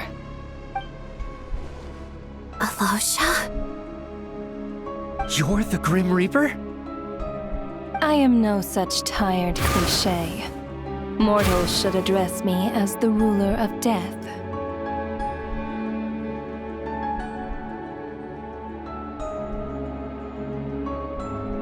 Before being wiped out for good, you identified the two deceased, and even sensed my presence. A commendable achievement. Far beyond what I expected. I heard you can ferry souls. Those deaths each night. Were they your doing? Your initial conclusion was correct. Due to the existence of the two deceased, the ley lines yearned to reclaim those long-lost souls. Every night, they devoured an equal number of souls to fill the void. This required no intervention from me. Though, of course, ferrying souls is indeed my authority. Here, take a look.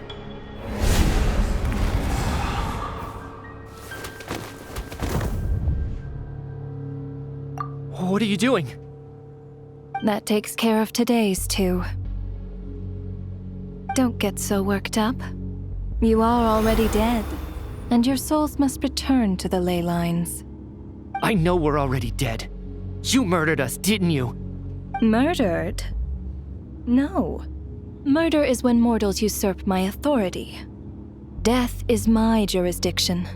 If I require someone to die, I need not resort to such laborious methods as murder.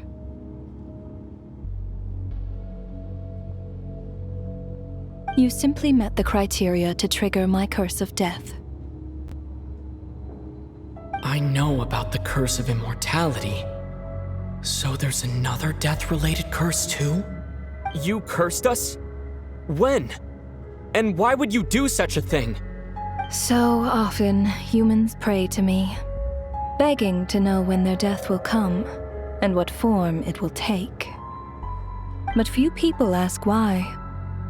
If you must have an answer, know that death comes simply because one's time has come. So you're not gonna tell us the truth? Hold your tongue. By all rights, you shouldn't even be allowed to speak with me. Those angels from the past are to blame for the reckless renovation of the ley lines here. It's made my work on this occasion infuriatingly complicated. Work? So trapping us here, making us watch our friends die, that's just another day at work for you? You clearly have a lot of questions. Fine. As a reward for your remarkable accomplishments over the past few days, I shall answer a few of your inquiries, provided they aren't too unreasonable. After the physical body dies, the soul must return to the ley lines for that person's death to be considered complete.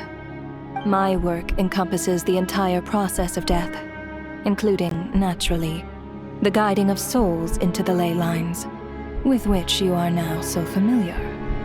You must also be rather familiar with Natlan's Night Kingdom, I presume? It was I who supported the creation of the Night Kingdom. It provided a convenient means of guiding the souls of Natlan. Here, too, the ley lines connected to the theater underwent some modifications. The angels hoped to make them capable of accommodating the souls of some special creations. But this actually hindered their ability to accept ordinary souls to some degree. This effect manifested itself after you died from the curse in the theater, leaving you stranded in the afterlife, unable to achieve a complete death. But if souls who die from the curse of death fail to return to the ley lines within a short window of time, they will miss their chance for good.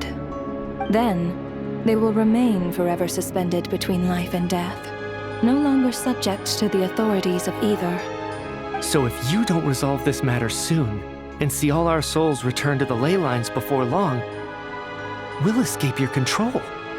Mitya is sharp. This must be what Renova was worried might happen, and the reason she got involved to begin with. But if you have the authority to guide souls, why didn't you just show yourself and get it over with? Why hide among us in the form of Alosha? You seek to understand the mind of a god. Very well. I'll tell you. This is a theater, and I decided I wanted to watch a show about death. That's why I encouraged you to take the events to the stage. I found myself getting quite immersed. I suppose the entertainment you provided makes up for all the trouble you've caused me by being so defiant in the face of death. There. Are you happy with my answer? Can't say I am. Really? But it fits the stereotypes you humans have about gods. Just moments ago, you were complaining about how infuriatingly complicated your work here has been. Work is work, I get it. There are times when it's a huge pain, but you just have to get it done, right? That's a rather unique perspective for a human. You are in fact correct. There is a pain point in this case. Due to the obstruction in the theater's ley lines, there is a hard limit on the number of souls they can receive each day, making it impossible for me to ferry all your souls at once. Revealing my identity too soon would inevitably have led to futile resistance, and there was a risk that any souls who chose to run would disappear. Then there was the issue of the 2 lost souls you called the deceased. The way you resolved that quandary was all part of my design. That's what I don't understand. If all of us were souls of the dead, what made their presence among us special? For centuries, they have refused to return to the ley lines, exploiting the issues created by the angel civilization to resist being drawn in. Centuries of obsession accumulated during this process. You may think of this obsession as the resentment of the dead, and in this quantity, it was a bomb that could have detonated at any moment. It reached the point where I could not afford to leave it unchecked. But the only way to fix it was to help them acknowledge their own deaths, make peace with their regrets, and willingly walk into the snowstorm. Only then, with my guidance, could they finally return to the ley lines. Otherwise, you would not like to know what the consequences would have been. I vaguely remember seeing Batashka, but in the most terrifying form. Was that in a dream? Is that what would have become of her if she hadn't returned to the ley lines? I see your dreams brought you many revelations. So you see, death in fact grants wisdom to mortals. Souls connect to all things in the world and see the chain of cause and effect between them. It's nothing unusual. Anyway, giving psychological counseling to lost souls is not my strong suit. That is more of an angel's role. It was something I could not resolve directly using my authority, so I decided it was easier to leave the bomb defusal to you.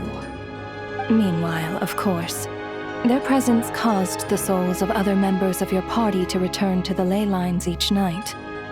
From where I stand, that was killing two birds with one stone.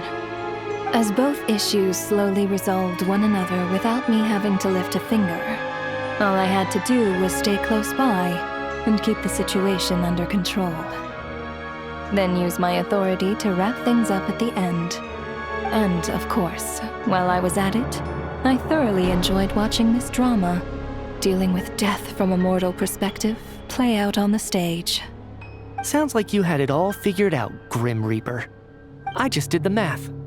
You said there's a hard limit to the number of souls the ley lines here can receive each day. It's 2, isn't it? That much is obvious, even to a fool. It's time to review this whole affair. If the ley lines can only take in 2 people per day, I need to go over the deaths from these past few days again.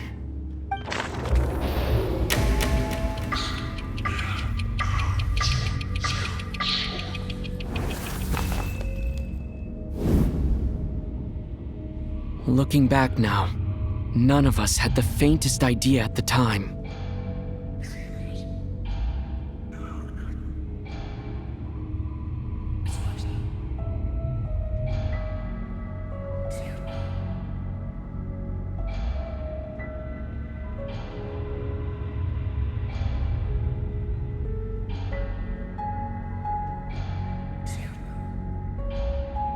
From the moment that staff member named Demoff walked into the snowstorm, the incident had already begun.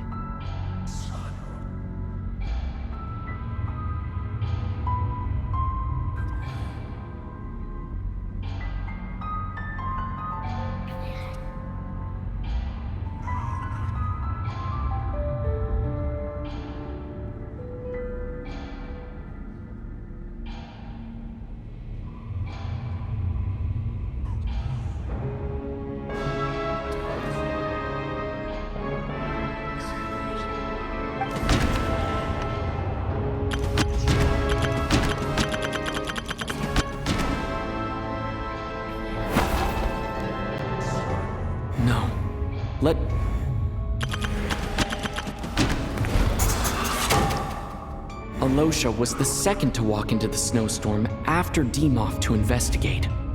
During this process, the ruler of death assumed his identity, making him one of the victims.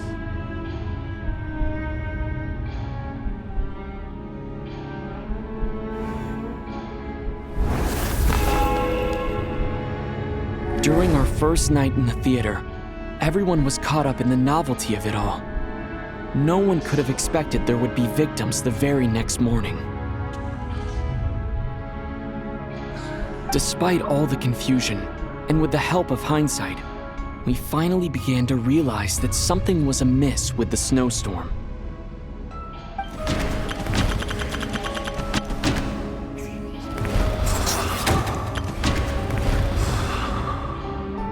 The ley lines devoured Torgov and Sobolova on the first night. At the time, we thought this might be a murder case connected to Lelik.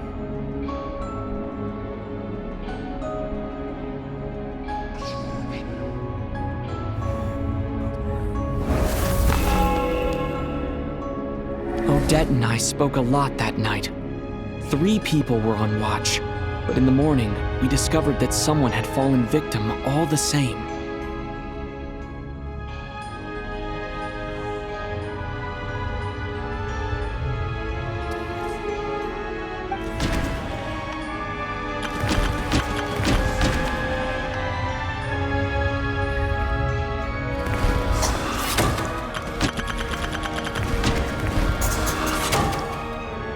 deaths of Kulish and Rampana caused everyone to stop suspecting Lelik.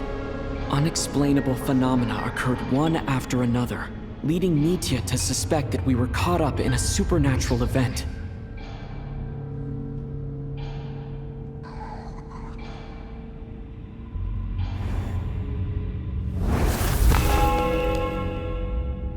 Later, we discovered that there seemed to be an extra person among us, and subsequently discovered the existence of the deceased.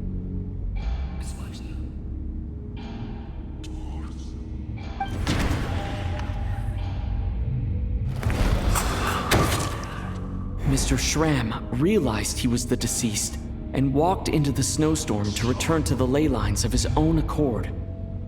It turns out there really was a dead person among us.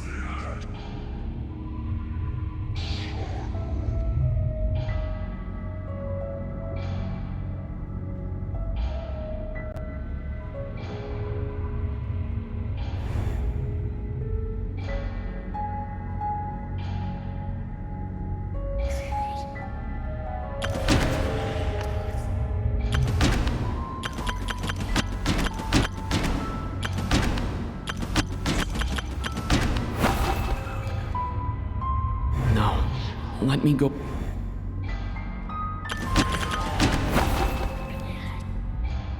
No. Let me go over this again.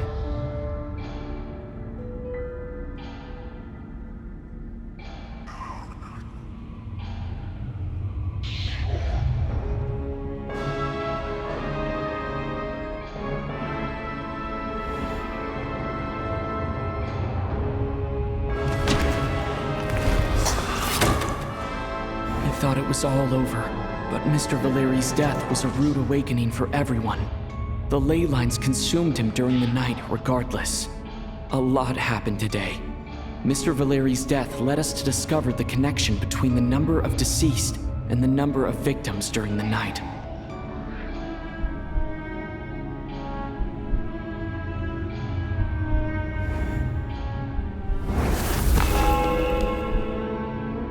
The fact that there was more than one deceased seemed to bring us back to square one.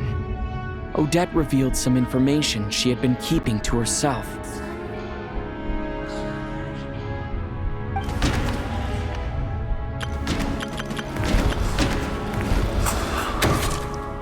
Vodyanitsa was swallowed by the ley lines in her sleep.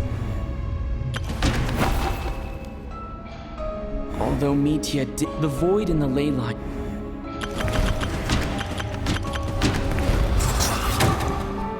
As it happened, Patashka filled the void left by Mitya's return from the ley lines by walking into the snowstorm this morning.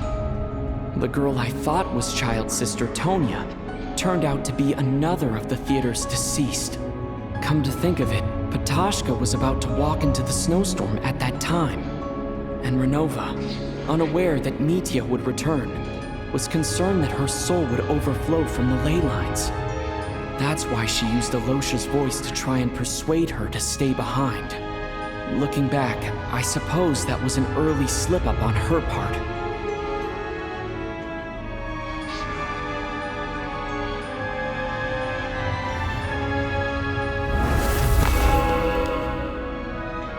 No one could have expected anyone who walked into the snowstorm to return. But just after nightfall, Mitya returned, bringing crucial information with him.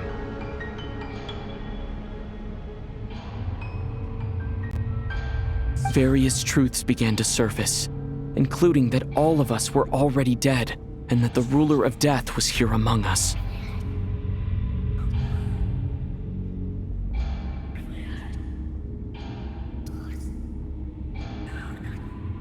Then, after revealing her true form, Renova callously claimed 2 souls.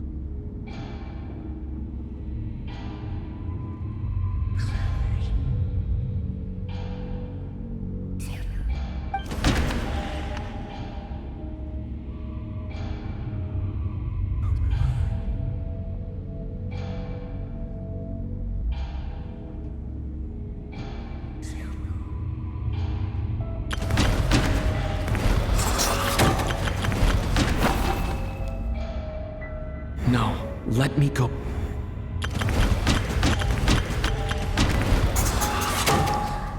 In fact, everyone was already dead by the time we took the photo. And in the days since, we've experienced many more partings in the afterlife. Now, only Mitya and I remain. And the true culprit behind everything still stands before us. In Mitya's eyes, I see the same anger and frustration that I feel.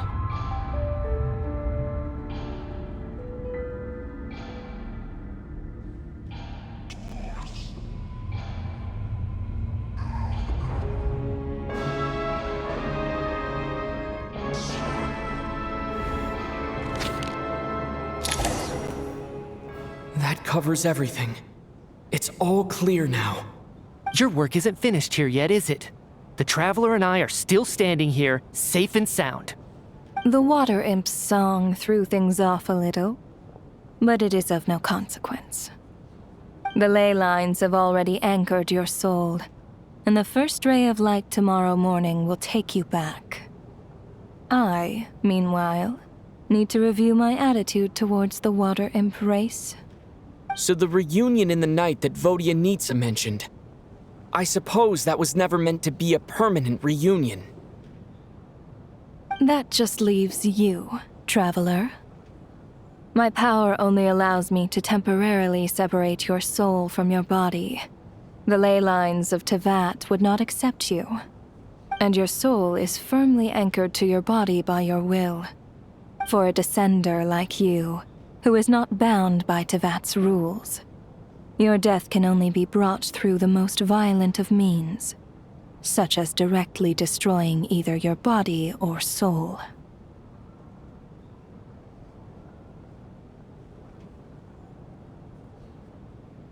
I have no interest in involving myself with Descenders, for now.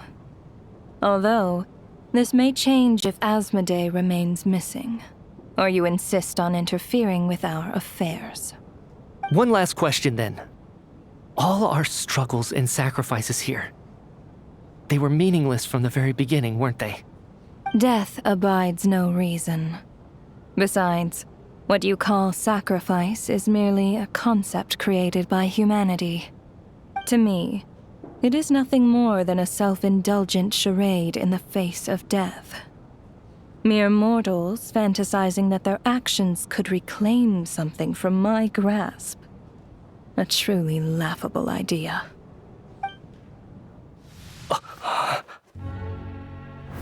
Grim Reaper, you really know how to get on my nerves.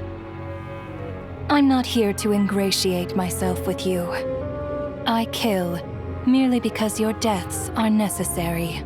Oh, you've made that quite clear. But humans don't take well to being scorned. Not even by the gods.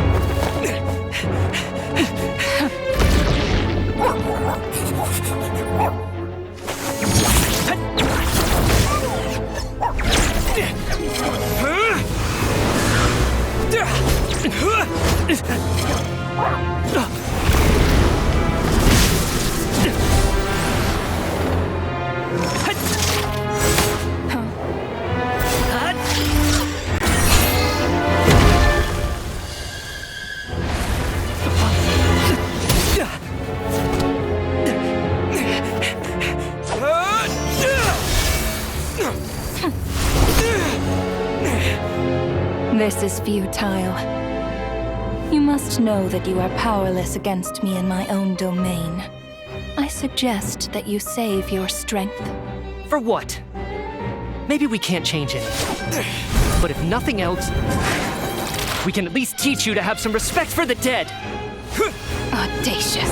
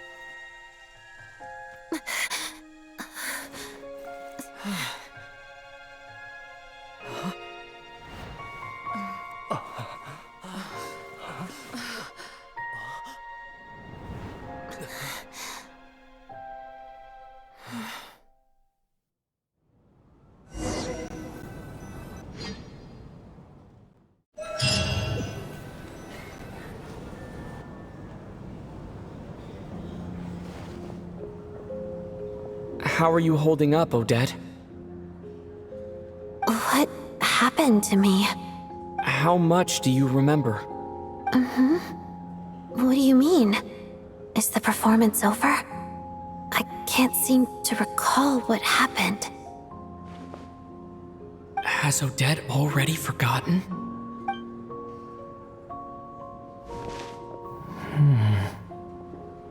Mitya? Oh, I'm sorry. I guess I spaced out there for a second. Remind me who you are? Don't you remember anything?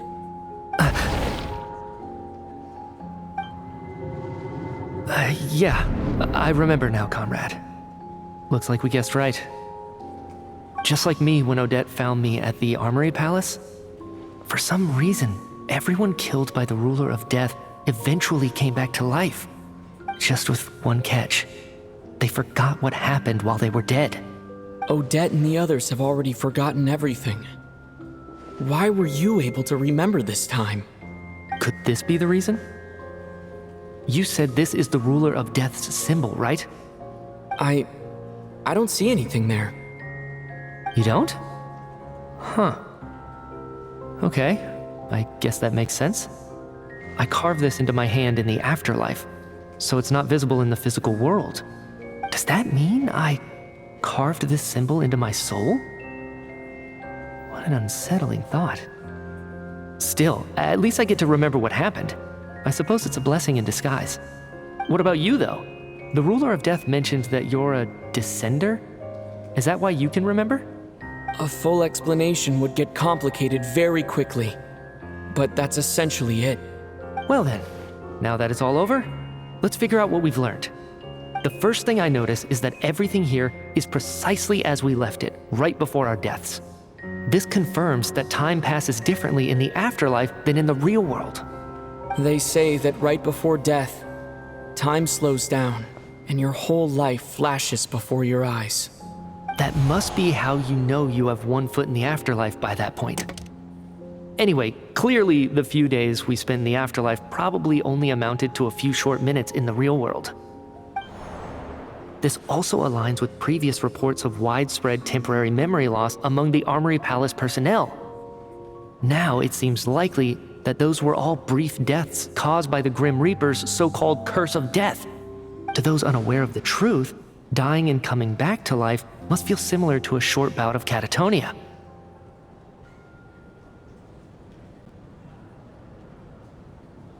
This leaves me with a couple big questions. What are the conditions that trigger this so-called curse of death? And why are we resurrected after we die? If nothing else, I think it shows that killing us wasn't her ultimate goal. We still don't know her true reasons for subjecting us to death. Right. This time only got complicated because of the situation with the theater's ley lines. That's why she had to approach it differently.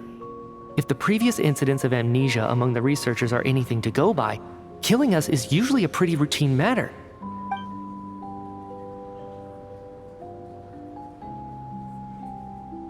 Come to think of it, wasn't I about to note something down before I died?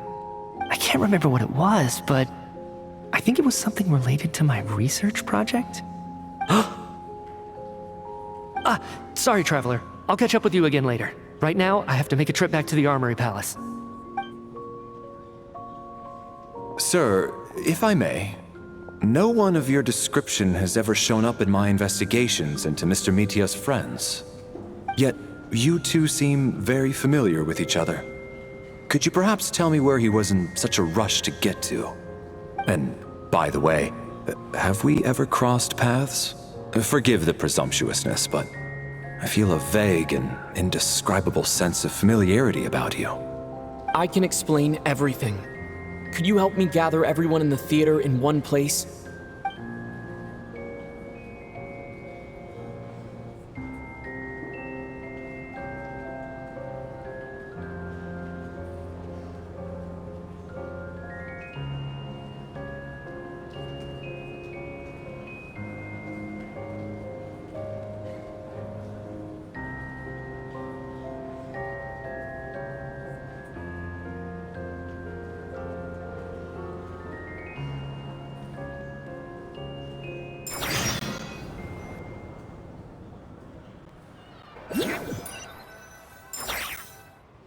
So Chuganov really is going to shut down the factory.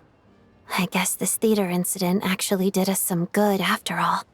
So, you said I promised to take you to the Armory Palace while we were in the afterlife, yes? I believe you. I think I even have a vague memory of it.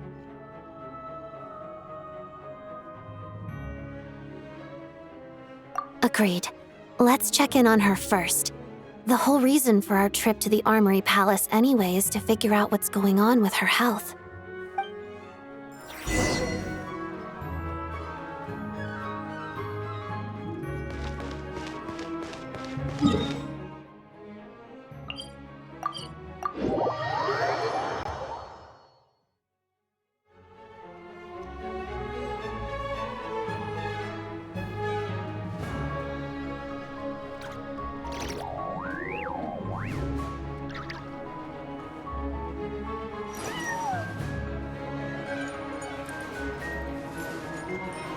Can't hide the truth.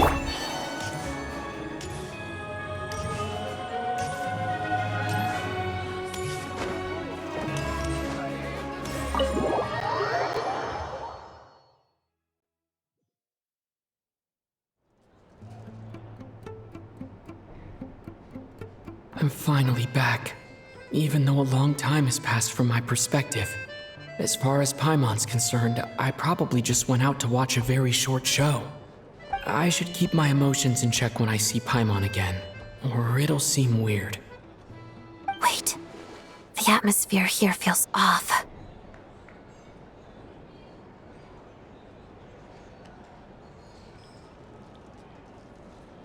Shh.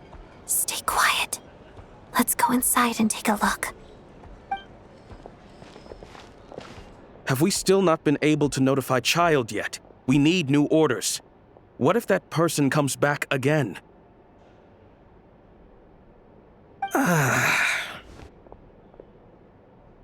I'm so sorry. Under the circumstances, there was really nothing we could do. Tell me, what happened to Paimon? It was the Jester. He came here in person and escorted Miss Paimon away. He's the director of the Fatui.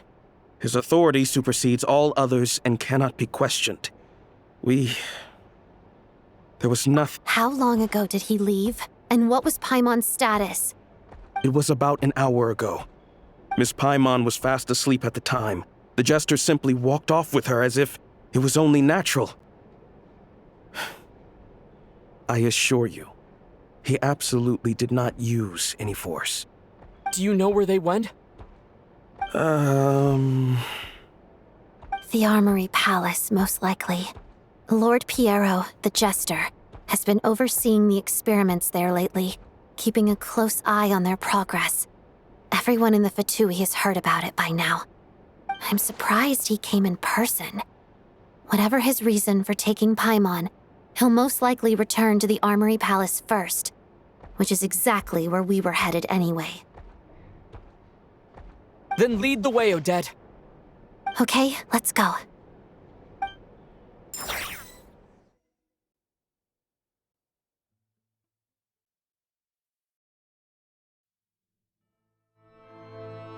It's just up ahead. Quick, let's get inside. No, I'll go alone. You know I'm planning to force my way in. You're with the Fatui, so you should stay outside.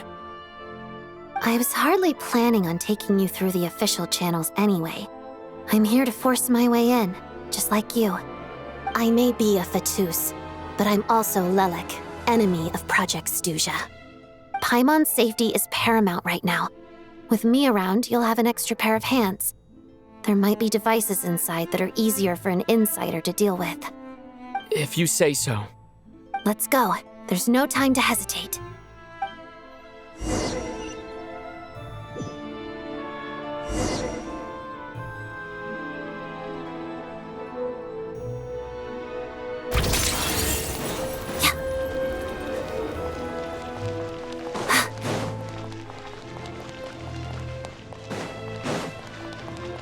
Hey, who are you? This part of the Armory Palace is under restricted access. What do you think you're doing? No questions, please. We're short on time.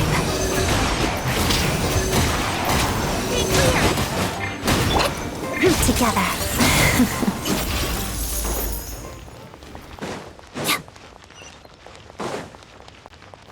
Three moons converge. Surge. Animal Tech 61. You poor lost. No more lies. Seek within. It all adds up.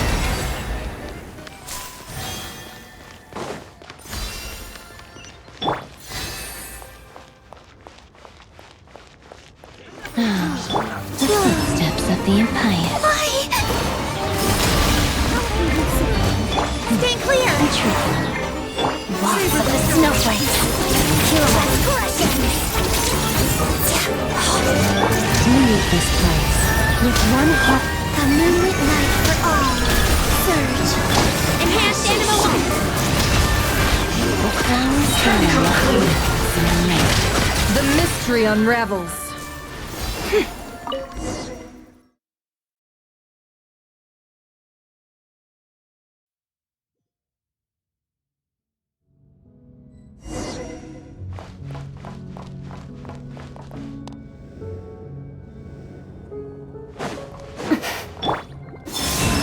You have a pass? Where are you coming from? So, you're intruders, huh? Don't blame me for what happens next!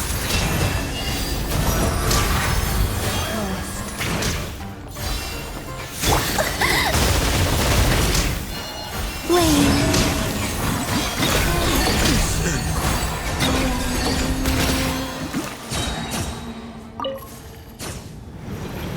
The Armory Palace is hidden this deep in?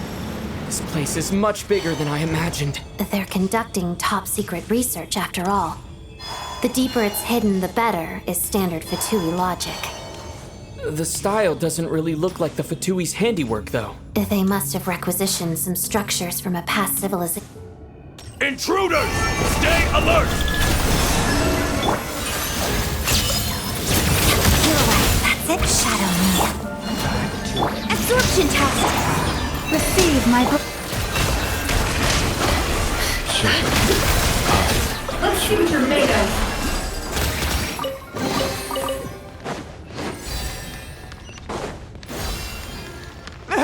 Intruders? Don't come any Just what are you guys trying to do here? I'm sure it fits your skull! A new moon rises. By the frost moon of old, branch into song. Witness the snow swan's grace. Your skull! Animal Tech. No more lies. No one interferes with the Jester's work!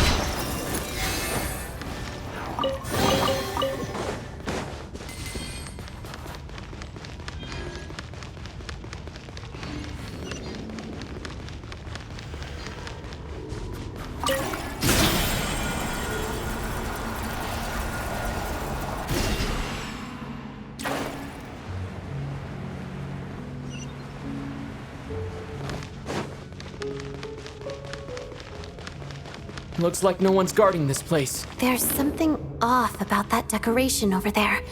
Look out! Let's deal with these before we move on.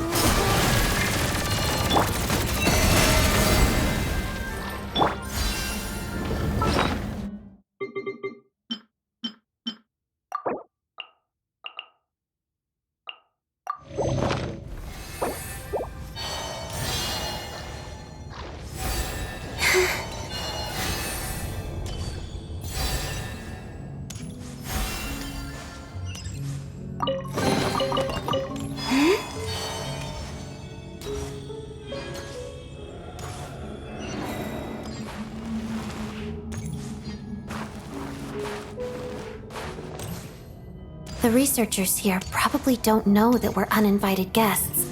Let's try not to hurt them. What's the big star from the theater doing here? That's Miss Odette. She's a member. Was the whole reason for Project Stuja to support the research here at the Armory Palace? Just what are the Fatui and the Tsaritsa planning?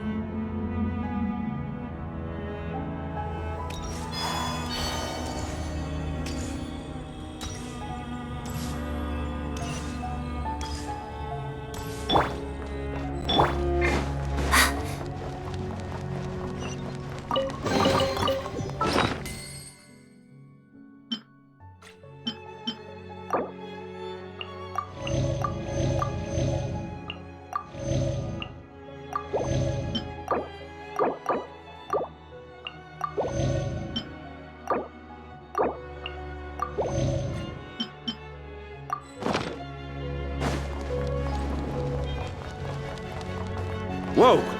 Who are you? Never seen you around here before.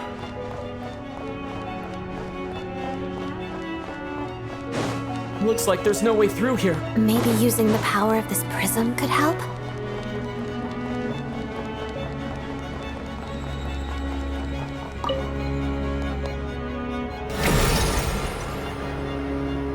I think I see some images. It's the prism's power at play, causing images of the past to reappear, albeit only as a... Paimon. And the Jester. Is this another scene from the past? Yes. It looks quite old, though. I don't think it happened in the recent past.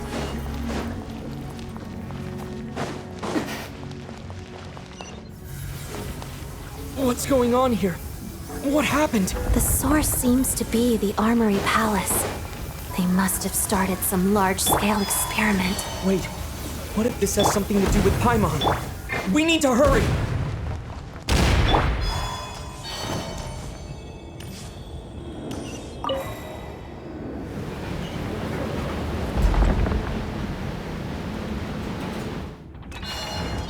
We're almost there. The Armory Palace is just up ahead. Paimon, please be okay. Crystalline Adagio. Three moons converge. Forest, protect us with one heart. It all adds up. A future made of. The mystery unravels. Can't hide the truth.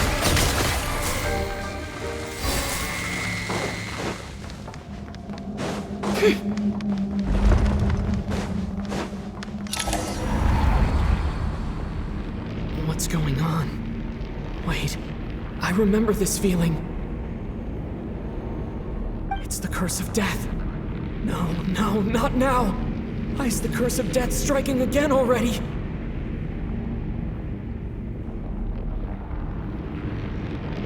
Odette.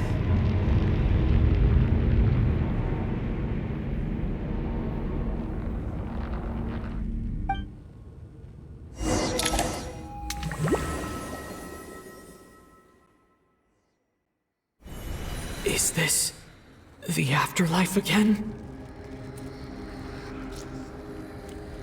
I need to find a way back to reality. Is that Odette's core Ignis? Could that be what just woke me up?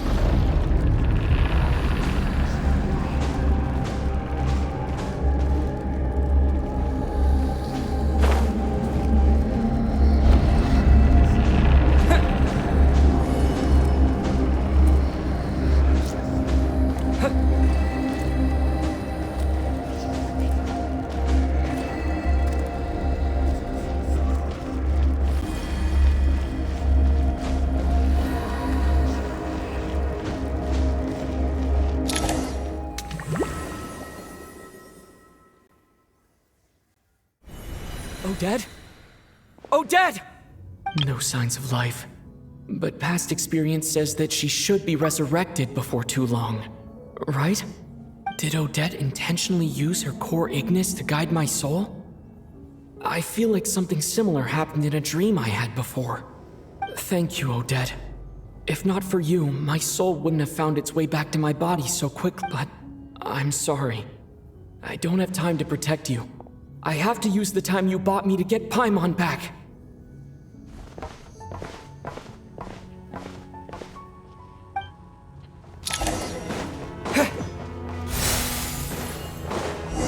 Sure enough, everyone here has been affected. Paimon! Paimon! No, wait. Paimon probably didn't escape Renova's curse either. She won't be able to respond to me right now. I'll have to find her myself.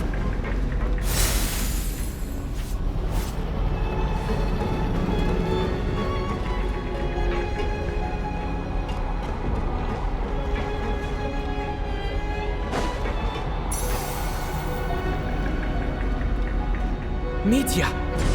Is this the laboratory he works in? What happened here to trigger the curse of death again so soon? I'll have to ask him when he wakes up. Finding Paimon has to take priority now.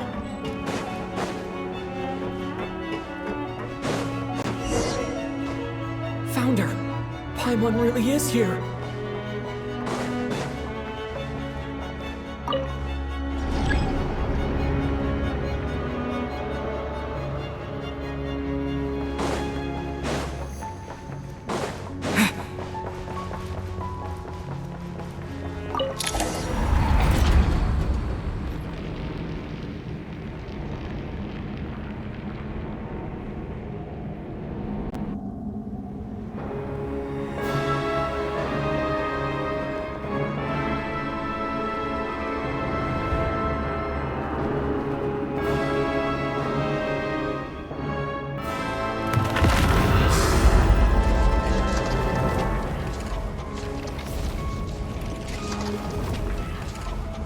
You don't learn, do you? You've already been involved in one mass death, and now you show up at the scene of another. This might have passed for a coincidence the first time, but a second time? Am I to assume you are intentionally interfering in Snezhnaya's affairs? Judging by your expression, it seems that you understand little of what is going on here. In that case, a word to the wise. Do not interfere in Snezhnaya's affairs. A civilization that fails to learn its lesson constantly depletes its own worth. It will one day lose any reason for its existence. And as a descender, you are perfectly suited to be the lifeline to which a dying civilization might desperately cling. Consider your position carefully. No advice needed. I'll make my own judgments. Suit yourself. When the day of reckoning arrives, not even a descender can hope to escape unscathed.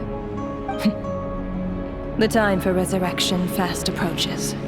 The mortals here are not yet worthy to behold my form. So that will be all for today.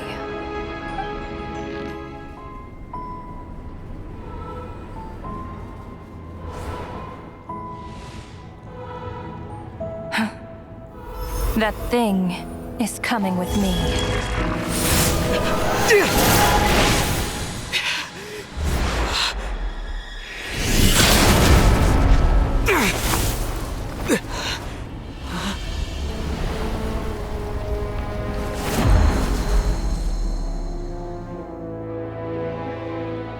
You awoke sooner than I thought.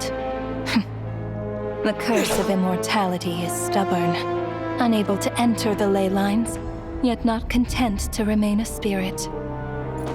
Ruler of death, what do you want? You perplex me. Both you and you. That thing may be a creation of Celestia, but it possesses none of Celestia's power, let alone authority. Your obsession with it baffles me. No matter. The resurrection will soon begin. It's worthless anyway. I'll reclaim it next time.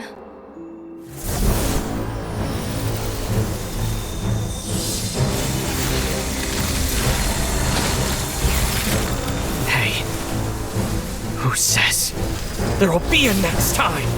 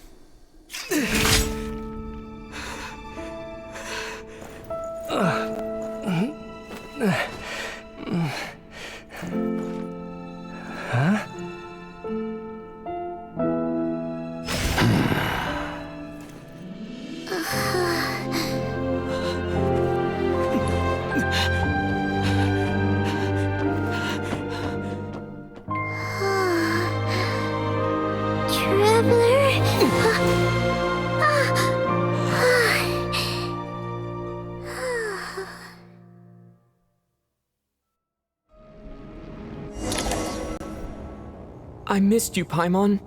What are you talking about? We haven't even been apart for that long, have we?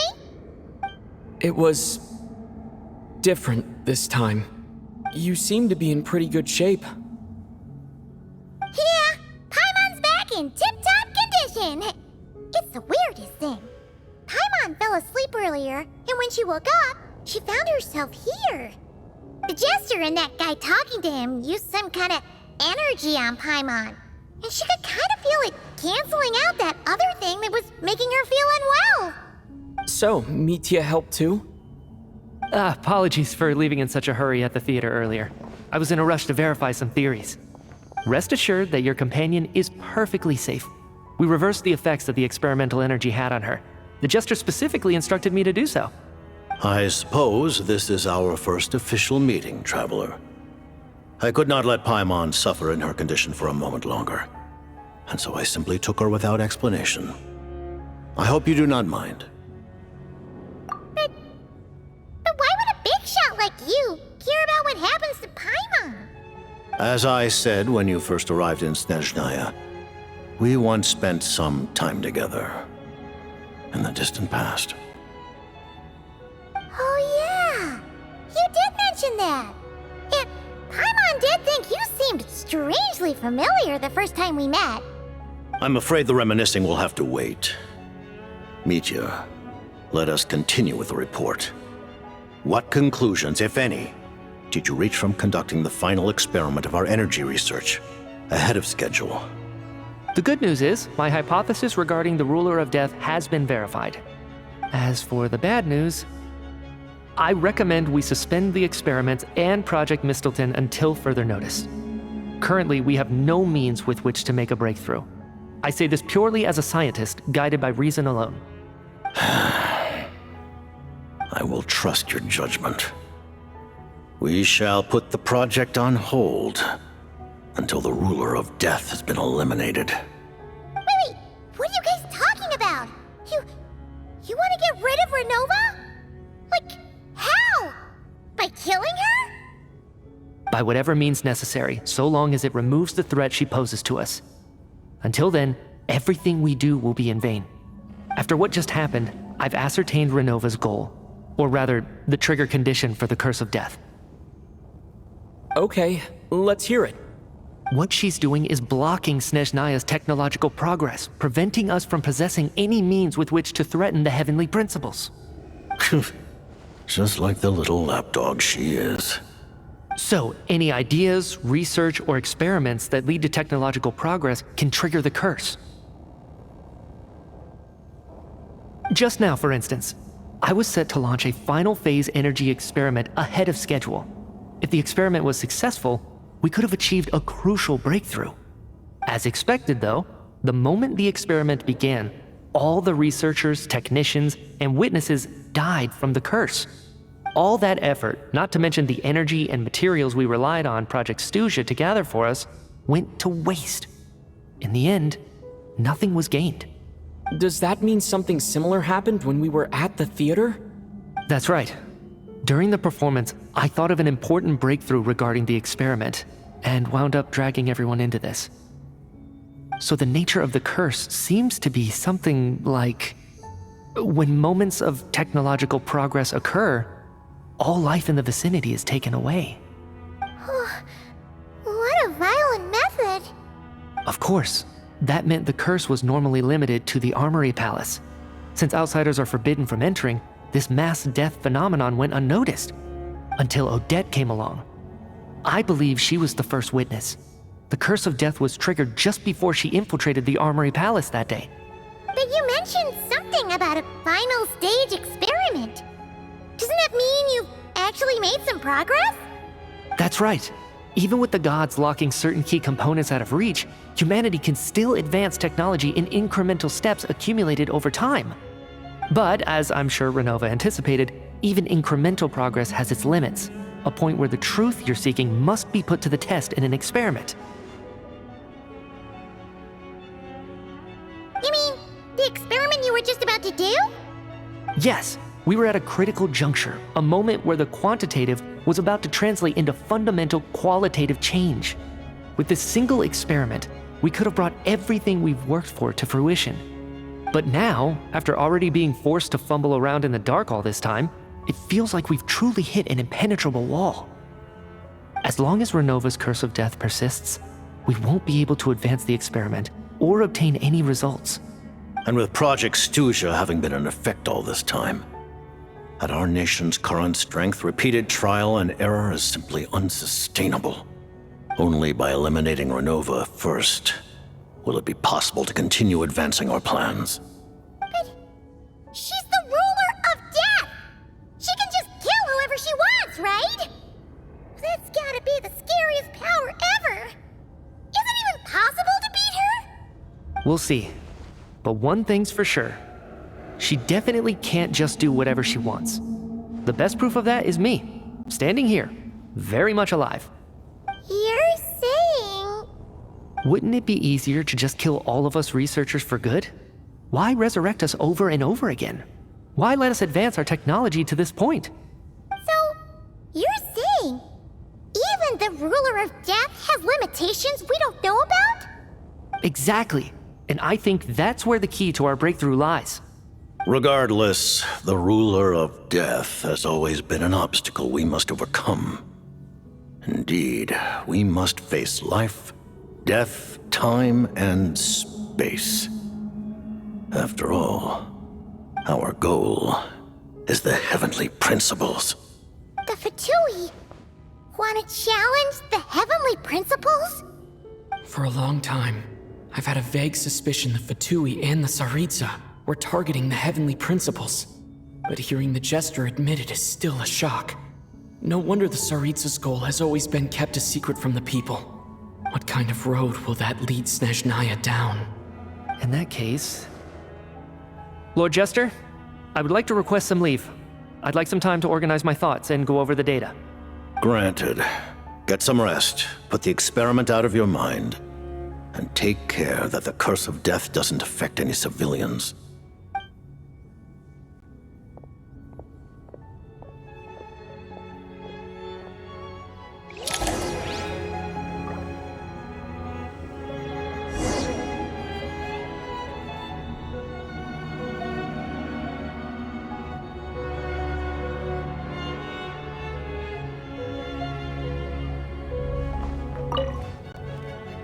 While there is yet time, allow me to offer you my hospitality, honored guest of Snezhnaya. Is there anything you wish to know?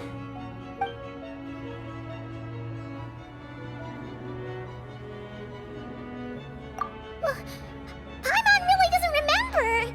He's basically a stranger! You've gotta believe Paimon! Allow me to explain.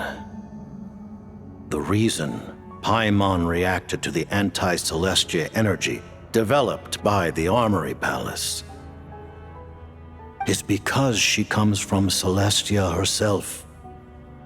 More specifically, she is one of its creations. Paimon? A creation of Celestia? Oh, right. I was blinded by anger earlier, but thinking back on it, Renova also said that Paimon is a creation of Celestia. But she lacks Celestia's power or authority. As you know, the lunar fragments in Nodcry were pulled down from the sky using Fatui technology. But the first application of this technology was in Conria over 500 years ago. I used this technology upon the heavens, and the response I received was none other than Paimon descending from Celestia. I presented her to the Vinster King, but he took no interest in this gift, nor did it satisfy him. Paimon then took up temporary residence in my palace until, of course, the arrival of the Cataclysm. Wait, Paimon's a little confused. You're talking about things that happened in Conria 500 years ago. You're saying Paimon was there for that? But Paimon doesn't remember any of that. Falling from the sky? Being given away as a gift? None of it! Having lived through the Cataclysm, perhaps you too were burdened with some manner of curse. Although, losing your memories would indeed be the smallest price I've ever seen paid. But it's not just her memories from Conria. Paimon doesn't even know how she spent the last 500 years. She only has memories from the past few years. No matter how hard she tries to remember. What was Paimon like back in Conria? Did she know a whole lot because she came from Celestia? Was she super smart? Unfortunately, when you arrived in Conria, your consciousness was like that of a newborn infant. None could say what kind of being you once were in Celestia. During the time you lived in Conria, your personality was no different from how it is now.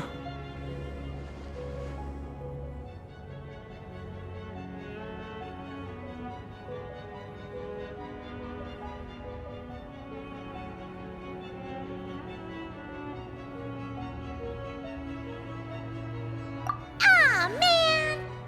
Paimon's plan to get her memories back and become super smart is ruined before it could even start. You know, even though Paimon lost her memories, she still feels weirdly close to you for some reason. That must mean you took pretty good care of Paimon back then, huh? On the contrary, I completely ignored your existence. I was entirely focused on my struggle against Psu TT the Wise. But now, as I see it, it is as if you are the only sane thing that survived that era of insanity, and thus are worthy of protection.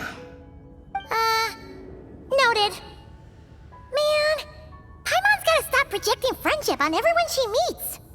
But, Traveler? Even though you know Paimon's some creation of Celestia now, you still want her, right? You're not going to abandon her?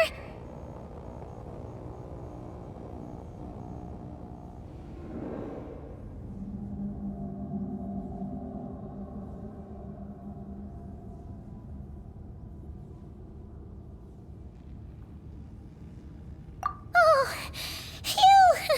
That's a relief. Paimon's just learning about this too.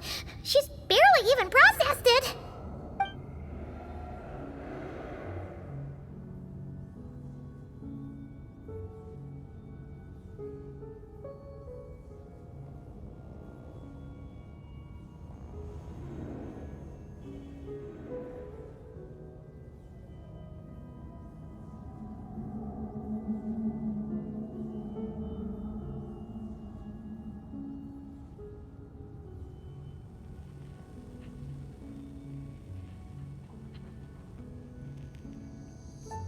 I remember hearing the term Mistleton from Columbina.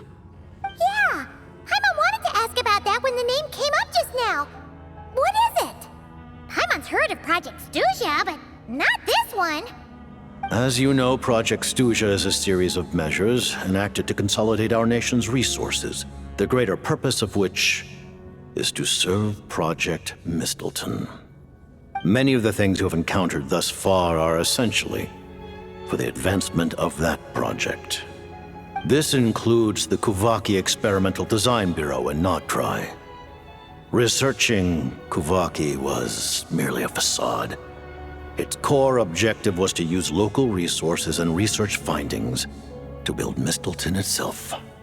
And that's a weapon built for the final battle against the Heavenly Principles, isn't it? Huh? How did you know that? I was given some intel, and I made some deductions. Wait. You must mean that thing over there. Oh, Paimon's gotta take a closer look at this thing.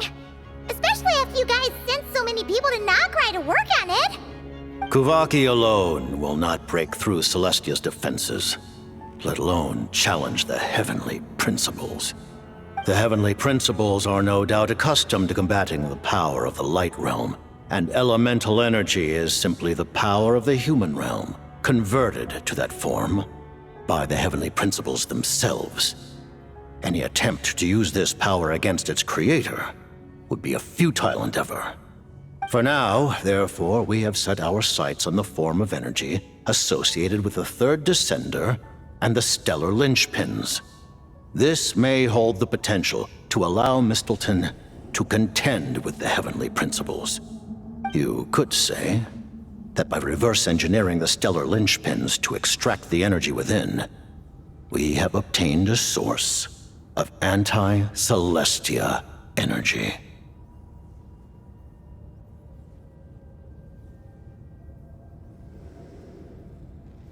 The Kuvaki Experimental Design Bureau, Project Stuja, and the new energy experiments. Huh. So, Project Mistleton is what ties it all together. And it looks like your plan is almost complete. No wonder the Ruler of Death came after you.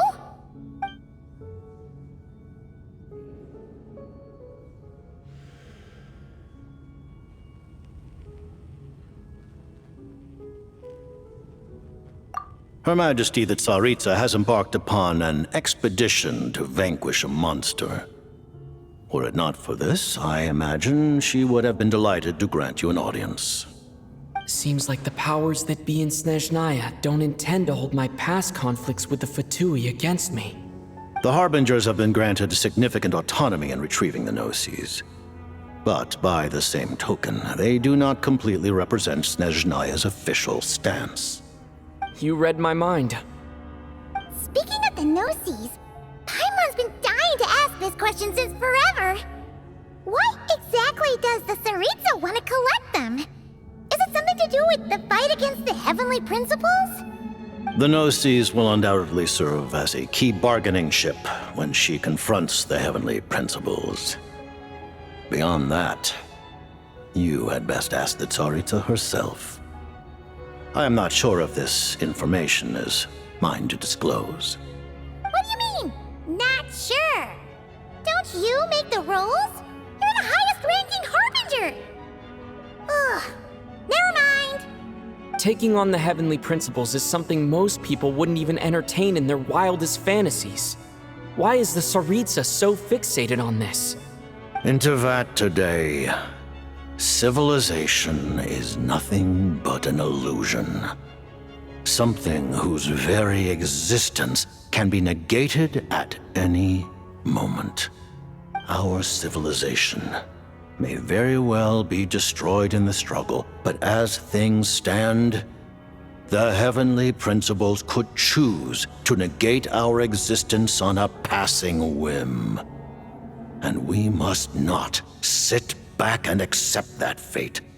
Only by changing the state of affairs, only by overthrowing the Heavenly Principles, can our civilization truly be said to have taken root.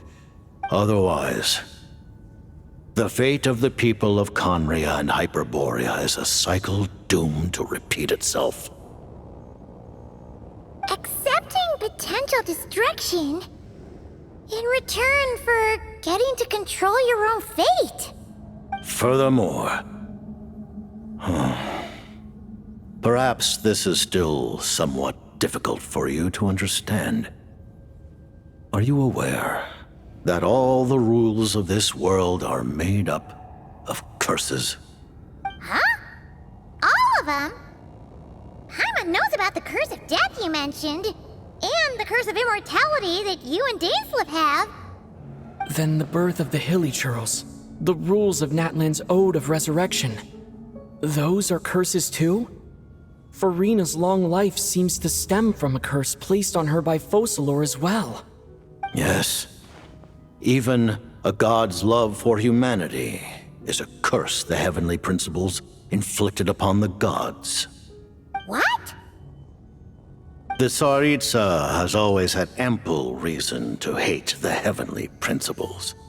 If she can seize their authority, she will reconstruct the entire world, and when that time comes, humanity will be completely liberated from curses and lies. Look forward to it. It will be a world beyond your imagination. Though the ordinary people of Snezhnaya may not understand these details, in this frigid land locked in a ceaseless struggle against the environment, in this nation to which the gods have never shown favor, we all believe that standing in solidarity with the Tsaritsa in our shared struggle will surely usher in a new and better world.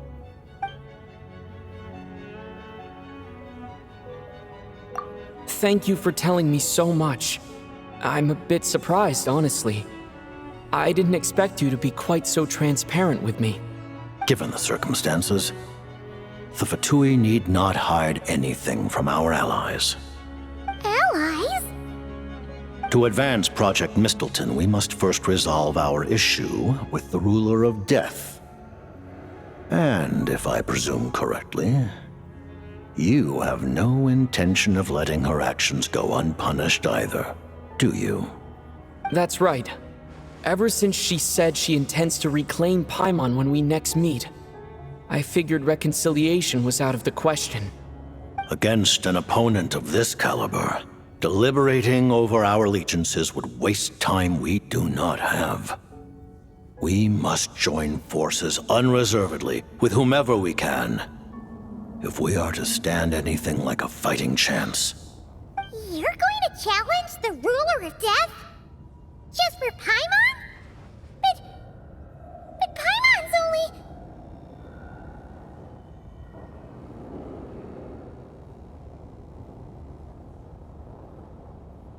Thank you! Thank you! Oh, gee! Now Paimon doesn't even know what to say! Anyway, Paimon's super touched! The Tsaritsa will return in triumph in short order, and the Fatui shall hold internal discussions regarding the enemy. The time for us to meet again will come very soon. Got it. Thanks for your help with Paimon. I'll be sure to look after her for you. There was just one other thing. Well, just a request, really. Paimon really wants to see what this Mistleton thingy you're gonna use against the Heavenly Principles looks like. Of course, Paimon knows it's top secret and stuff, but she just had to ask. It's okay if the answer's no. Certainly you may. Oh, for real? Actually, maybe it's best not to.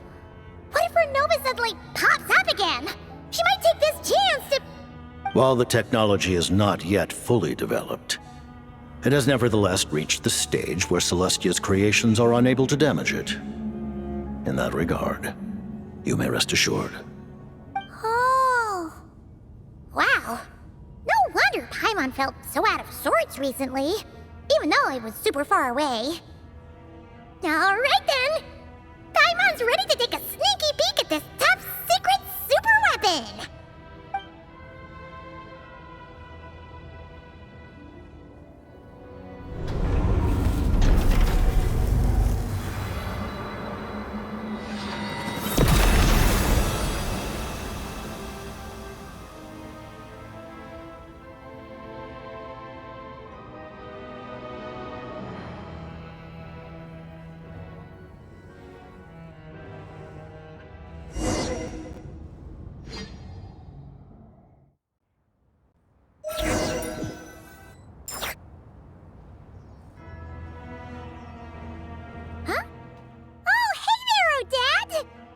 Paimon?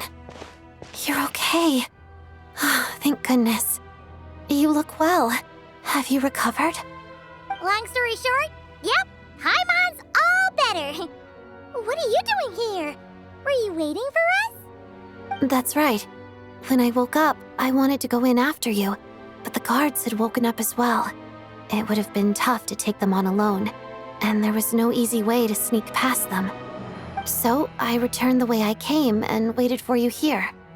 It was thanks to you that my soul found its way back to my body so quickly. Thank you. Huh. That actually worked? Nice. I just figured I'd try my luck when that ominous feeling struck me. Really, you should be thanking this thing instead. Anyway, and now that things here are all taken care of, I have other things I should get back to.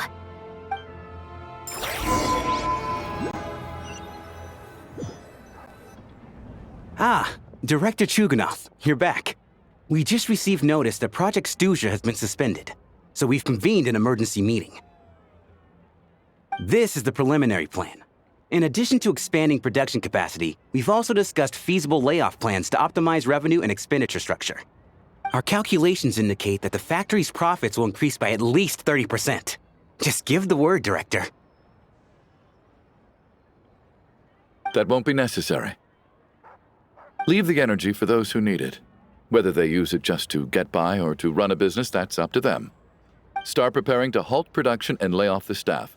Make sure the workers are able to land on their feet and that they are duly compensated. Thank you all for your hard work during this time. Am I hearing you right? Why? After all the tough times we made it through, now is exactly when we should start to turn a profit. I just suddenly don't want to do this anymore. Huh. Does there have to be a reason?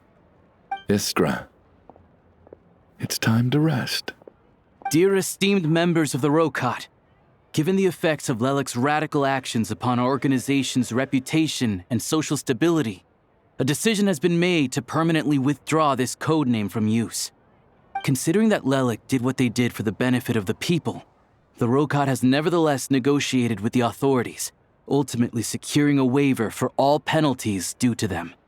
Lelik will be suspended for a period of time.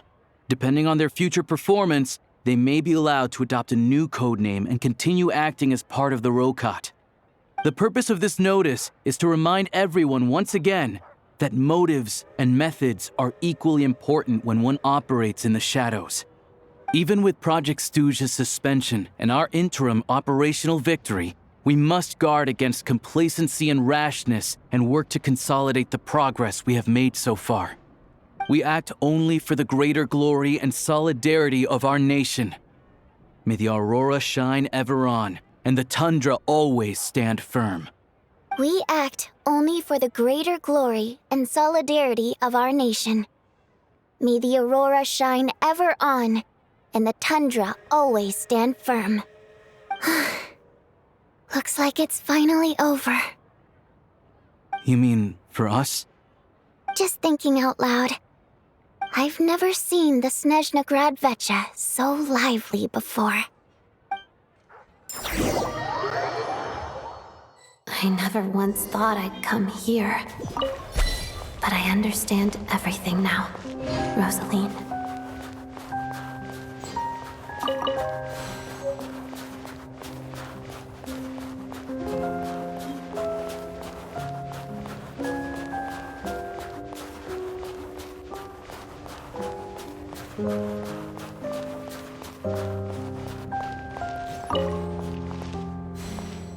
I've seen Spirit Seeker performed many times, including by your mother.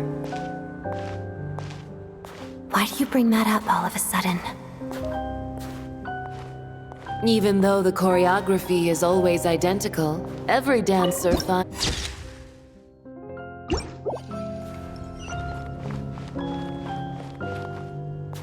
So you actually want to talk to me about ballet? I just think it would be a pity if the dance was lost to history. She didn't teach it to you, did she? That That was an unusually subtle taunt for you.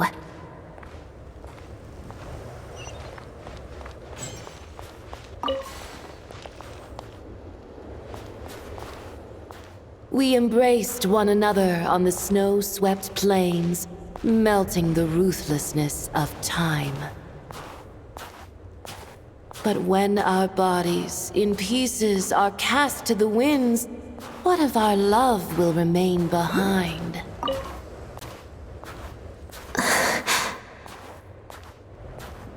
Don't tell me you can't sing.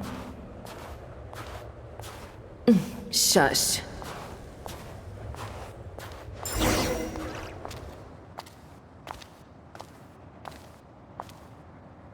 I understand her hatred. The Fatui robbed her of the life she should have had. I never opposed her dancing. Yet still I became an enemy of her ballet. I'll just keep my distance. Many despise me. I'm used to it. You're certainly not one to shy away from confrontation. But children, they need a different approach. I'm hardly the most maternal figure. Yet, she is a child. In my experience, while a father commands authority, he must still yield to love. You should tell her what you think about her dancing.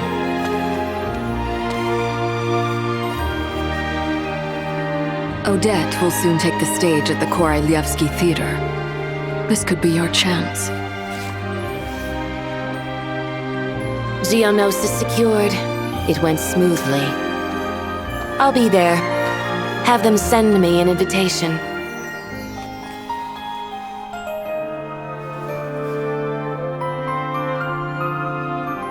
Sadly, things didn't work out.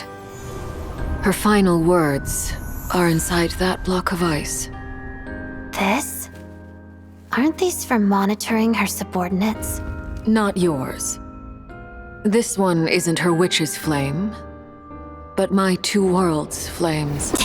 The two worlds' flames can burn away memories. It was my parting gift to Rosaline.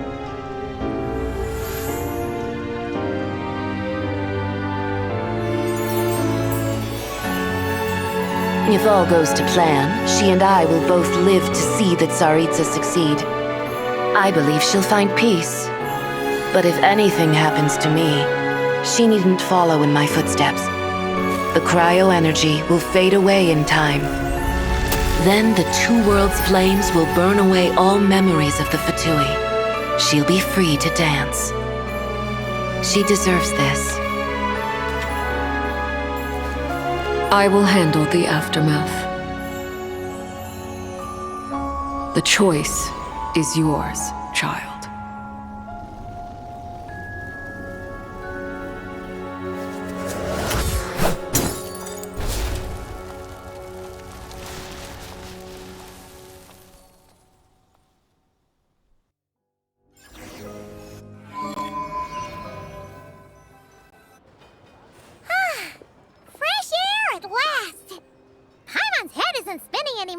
And the fever's all gone. Paimon's finally free to fly again.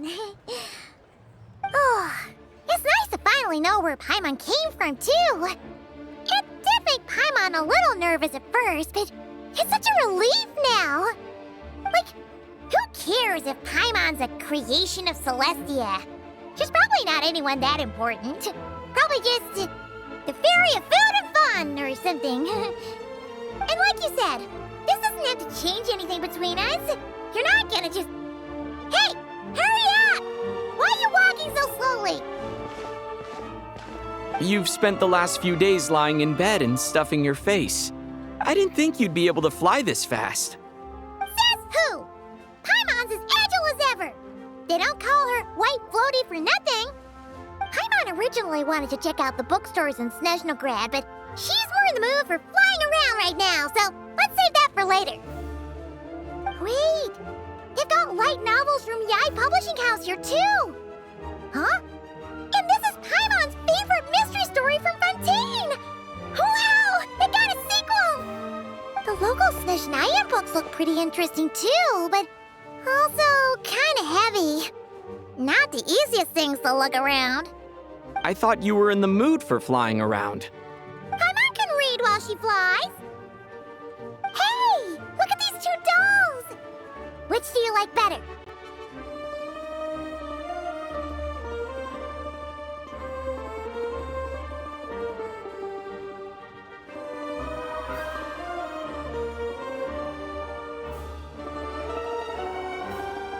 All right, boss, we'll take both.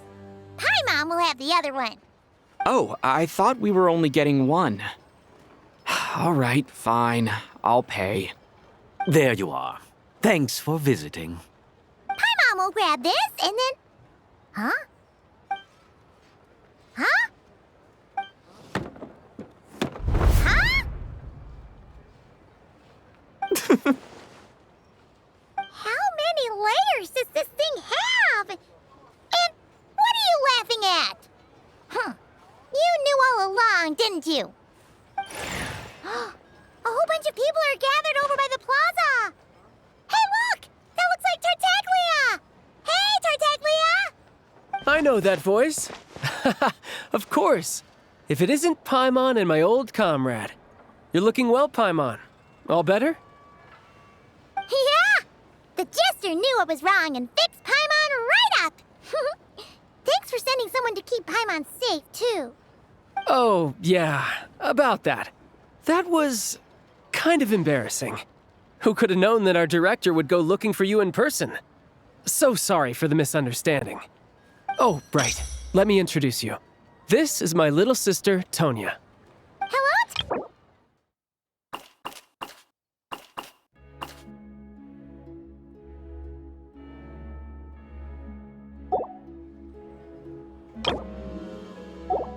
Hello? Hello. Firstly, I'm really sorry about my brother. Sounds like he's caused you no end of trouble. Hey now, why'd you have to start with that? Not that it isn't true, of course. So she's the real Tonya. She said you two didn't manage to meet up at the theater. She waited ages for me, and when I didn't show, she got a little worried and went outside.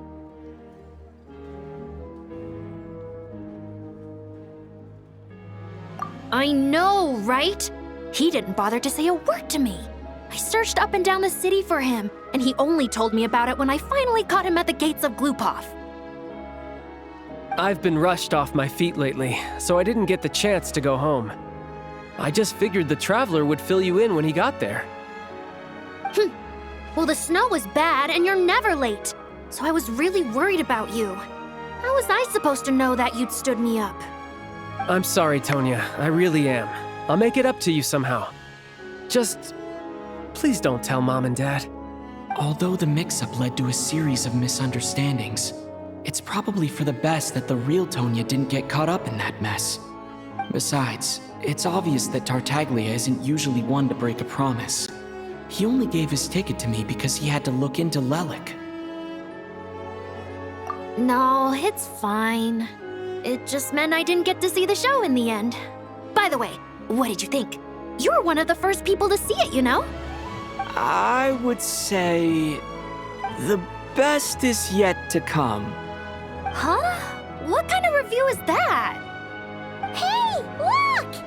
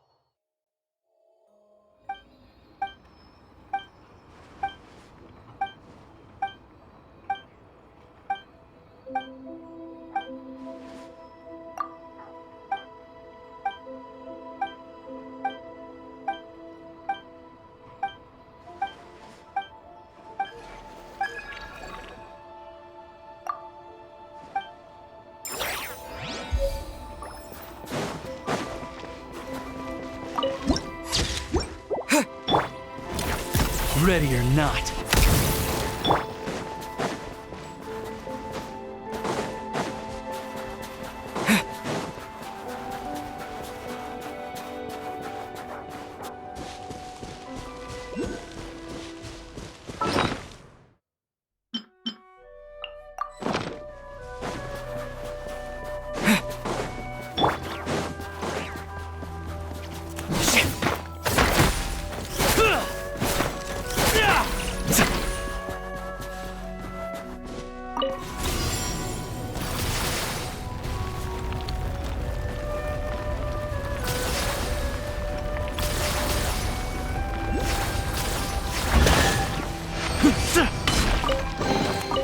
Anything I can trade for some Mora?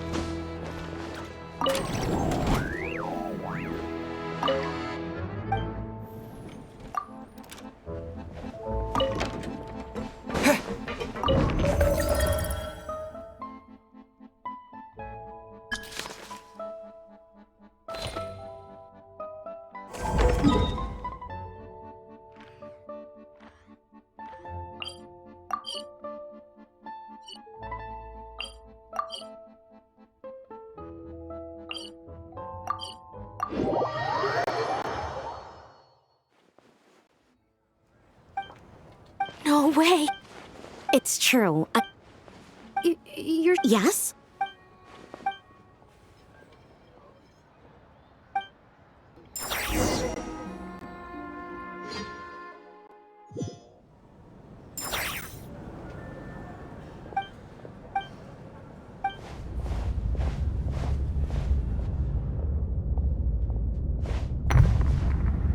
What was...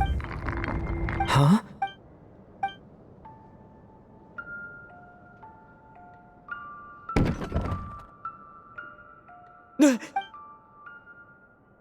Who's there? Traveler? Oh. Yes? What were you expecting? A goat I have. Here. This is... It's a music box. It used to play beautiful melodies. It sounds... It'll take some time. Yes, this... It's fine, but I must say... Always eager to... I appreciate the... But if you could help me also, think of it as a... Did you not... Oh, that said, it scares people away.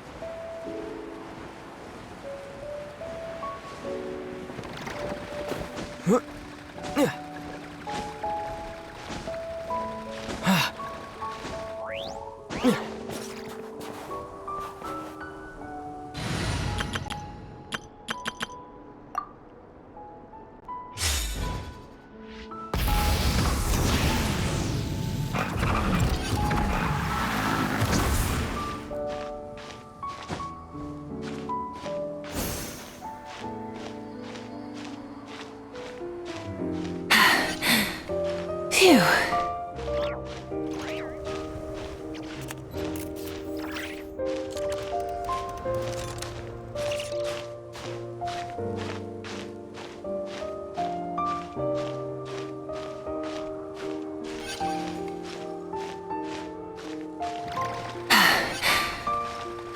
Hip.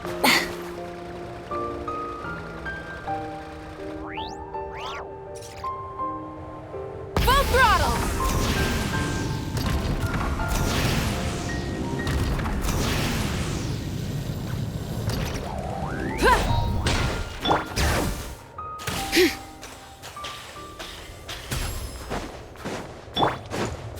Try and stop me!